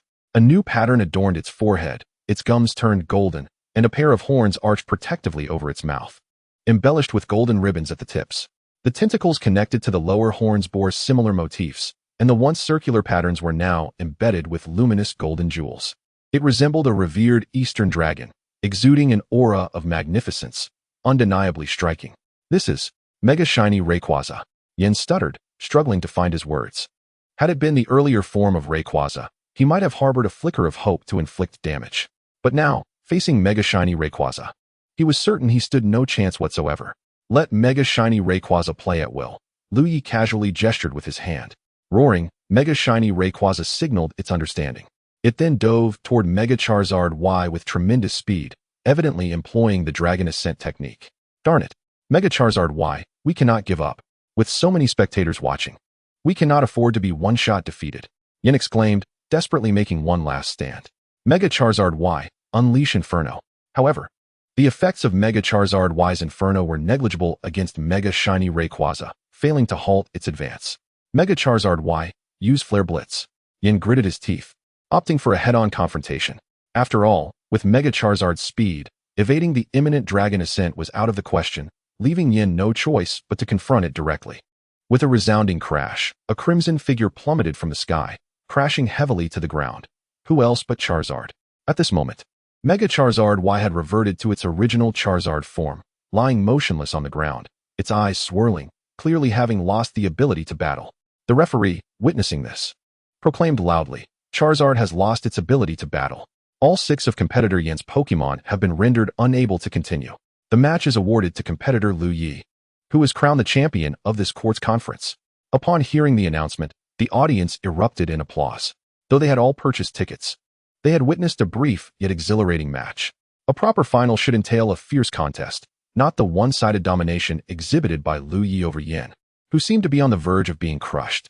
Nevertheless, the spectators remained thoroughly satisfied, having witnessed a legendary Pokemon. No less a shiny one that had Mega Evolved, an experience they could hardly have imagined. After the match concluded, Yin quietly slipped away from the arena, contemplating that had it not been for the impending award ceremony, he might have departed from this disheartening and despairing place much sooner. Just then, the system's voice chimed in. Ding! Congratulations, host, on successfully completing the temporary task by swiftly defeating the 5 Pokemon of Yin with the Radiant Rayquaza. Your rewards for this accomplishment include 500,000 Alliance coins, 3,000 points, and 1 random item. After Liu Ye claimed his rewards, the system posed another query. Would you like to draw a random item? Draw. Liu Ye intoned. Loading. Ding. Congratulations, host. You have obtained 5 Master Balls. Master Balls. Quite splendid. This will enable me to capture even more legendary Pokemon. Liu Ye expressed his satisfaction with the item he had drawn. At the awards ceremony, Damalanchi presented Liu Ye with his prize. Liu Ye, might you be interested in becoming the champion of the Alliance? As you know, our Kanto Alliance has long been without a champion, and each year during the major regional tournaments, we are subjected to ridicule from other regions. Hence, you see, Damalanchi whispered to Liu Ye. But he ceased speaking there, fully aware that Liu Ye understood his implication. Despite knowing Liu Ye's free-spirited nature, which shuns constraints, Damalanchi still chose to extend the invitation, primarily because he recognized the potential benefits should Liu Ye suddenly aspire to occupy the champion's position. Thank you for your kind offer, President Damalanchi. But you are well aware of my disposition, so I must decline, Liu Ye stated outright. He mused to himself, You think I would labor for you without compensation? It's not going to happen. Liu Ye recalled how Cynthia often had to find time to chat with him. indicating how busy one must be as the champion of the alliance. He wished to continue savoring life instead. Haha, very well then. Damalanchi chuckled, masking his embarrassment. He had anticipated Liu Ye's rejection with a 99% certainty, but was taken aback by Liu Ye's bluntness. After all, he was the president and deserved some respect. However, Damalanchi was unfazed, for Liu Ye's prowess was evident, and even if he harbored reservations, he dared not voice them in Liu Ye's presence. Thus, in the face of absolute strength, nothing else holds weight. Having encountered a setback with Liu Ye, Damalanchi turned his attention to Nian. Nian, you performed admirably. In previous years, you would undoubtedly have been a candidate for champion. How about joining the alliance? Damalanchi suggested amiably. Yet, like Liu Ye, Nian offered no deference to Damalanchi's status and decisively declined. President Damalanchi, I am honored by your appreciation. However, I do not wish to join the alliance. At least not at this moment. Today's competition has made me aware of my numerous shortcomings. I need to continue honing my skills to become stronger. I do not wish for other commitments to impede my growth, so I sincerely apologize, President Damalanchi. Nian expressed, bowing in apology. Haha, no worries, no worries. It's commendable for the youth to possess ambition. Nevertheless, I hope you will reconsider and provide me with a response once you have reflected on it, Damalanchi replied. Taken aback by Nian's rejection, Liu Ye's refusal was understandable given his capabilities, but Nian's was unexpected. Thus, Damalanchi's tone bore a hint of veiled intimidation. However, Nian seemed oblivious to this, responding candidly. President Damalanchi, I have given it considerable thought. I do not wish to join the alliance at this time. Perhaps in the future, when I am stronger, I may reconsider. Liu Ye, observing Nian's forthrightness, was surprised by the latter's boldness. Wasn't he just a headstrong youth? Yet, Nian's previous conduct clearly indicated his impulsiveness, a case of bravery without strategy. Chapter 150, the grand finale. After the court's conference, Nian declined President Damalanchi's proposal, opting instead to continue his travels across various regions. Liu Ye, lacking Nian's lofty ambitions, was simply seeking enjoyment. After all, there is a saying, the world is vast, and I wish to see it. Following Liu Ye's completion of the court's conference's tasks, the system generously rewarded him once more. Not to mention, he had acquired 2 ultra-legendary Pokémon, though the specifics of which remained to be uncovered through his luck in the lottery. Ding. Would you like to use the special lottery? The system inquired. Certainly. Let me draw both times. Liu Ye nodded. Ding. Congratulations, host. You have obtained 1 Groudon and 1 Kyogre. Upon hearing the system's announcement, Liu Ye fell silent. Groudon Kyogre? This seems suspicious. Liu Ye lamented. Ding. Please do not doubt the authority of the system. As previously stated, the results of the draw depend solely on the host's luck, and the final interpretation rests entirely with the system asserted with conviction. System, had you omitted that last phrase, I might have believed you, Liu Ye remarked, deciding to check the attributes of Groudon and Kyogre. After all, they were ultra-legendary Pokémon. Name, Groudon. Gender, genderless. Level, 108, late ultra-legendary. Type, ground. Ability, drought. Friendship, 255-255. Base stats, 670. Potential, creator god. Skills, precipice blades, earth power, flamethrower, fire blast, earthquake. Name, Kyogre. Gender, genderless. Level, 108, late ultra-legendary. Type, water. Ability, drizzle. Friendship, 255-255. Base stats, 670. Potential, creator god. Skills, water pulse, origin pulse, absolute zero, water spout, hydro pump. Liu Ye was surprised to find these 2 Pokémon, one of which was the disgrace of non-flying legendary Pokémon. Subsequently, Liu Ye placed both Pokémon into the Pokémon world. Groudon is a Pokémon enveloped in red, plate-like skin, with its dark side appearing gray and large spikes protruding from its head, body, and tail. Each of Groudon's hands possesses 4 claws, and its tail ends in 4 bulldozer-like teeth, while its feet have 3 claws each, with gray markings on the soles. Blue spikes can be seen along the seams of its skin when Groudon gathers power. Kyogre resembles a whale-like Pokémon with 2 massive pectoral fins, each fin tipped with 4 white square structures. Kyogre's body is a deep blue, its chin white with 2 prominent white spikes. Above Kyogre's eyes are 2 white oval spots. Red stripes adorn Kyogre's chin, eyes, dorsal fins, and body, glowing brightly when Kyogre is charged with energy. Its tail splits into 4 strap-like structures, with the inner strips being smaller than the outer ones. Kyogre's eyes are small and yellow, with pitch black sclera. Although Rayquaza, Kyogre, and Groudon all belong to the category of ultra-legendary Pokemon. They are also ancient mythical creatures with their own populations, albeit exceedingly rare. Fortunately, the system also granted him 2 chances to draw random items, and by sheer coincidence, he drew 2 primal reversion orbs, 1 indigo and 1 crimson. In the days that followed, Liu Ye traversed the various regions of the Pokemon world, occasionally indulging in a carefree lifestyle with Sharona and her companions. During his travels, Liu Ye forged numerous friendships with individuals such as Mei, Toko, and Gardevoir, and he was adept at nurturing these connections, often sharing profound conversations under the vast expanse of the starry sky. One day, feeling rather listless, Liu Ye decided to return to the Pokemon world, where he delighted in playful moments with his Pokemon. In his quest to enrich this realm, he had captured a multitude of Pokemon, managing to secure approximately 80% of the diverse species present.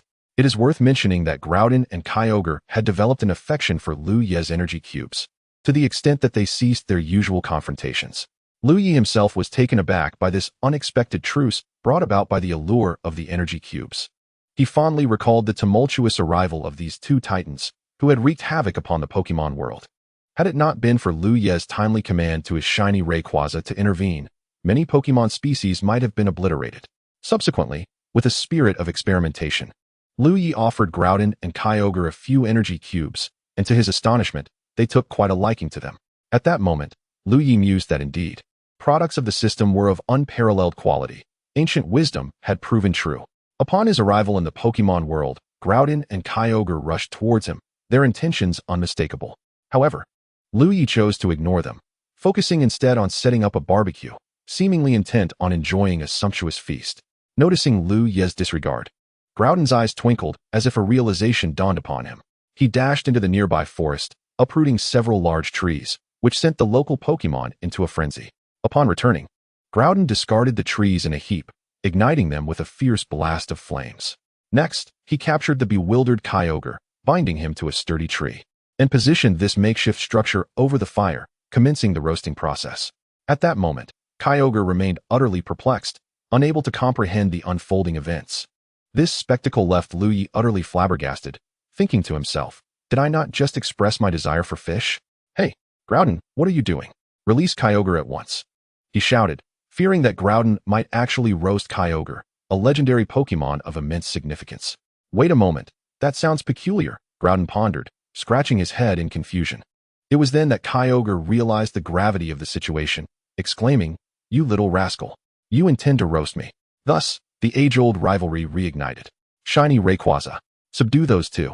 Liu Ye, overwhelmed with frustration, felt his previously pleasant mood shattered by the antics of these 2 miscreants. Shiny Rayquaza swiftly emerged, evolving into its mega form, and promptly joined the fray. Before long, Shiny Rayquaza had seized both Groudon and Kyogre, presenting them before Liu Ye. Groudon, Kyogre, all your energy cubes for this week are hereby revoked, Liu Ye declared, storming out of the Pokemon world in a huff, leaving Groudon and Kyogre huddled together, wailing inconsolably, as though the world had collapsed around them. Meanwhile, the disheartened Liu Ye, feeling dejected, sought solace from Sharona and her companions, eager to share the tale of his tribulations. The end. Thank you for listening. If you enjoyed this tale, please consider subscribing and giving a thumbs up for support. Until we meet again in the next story.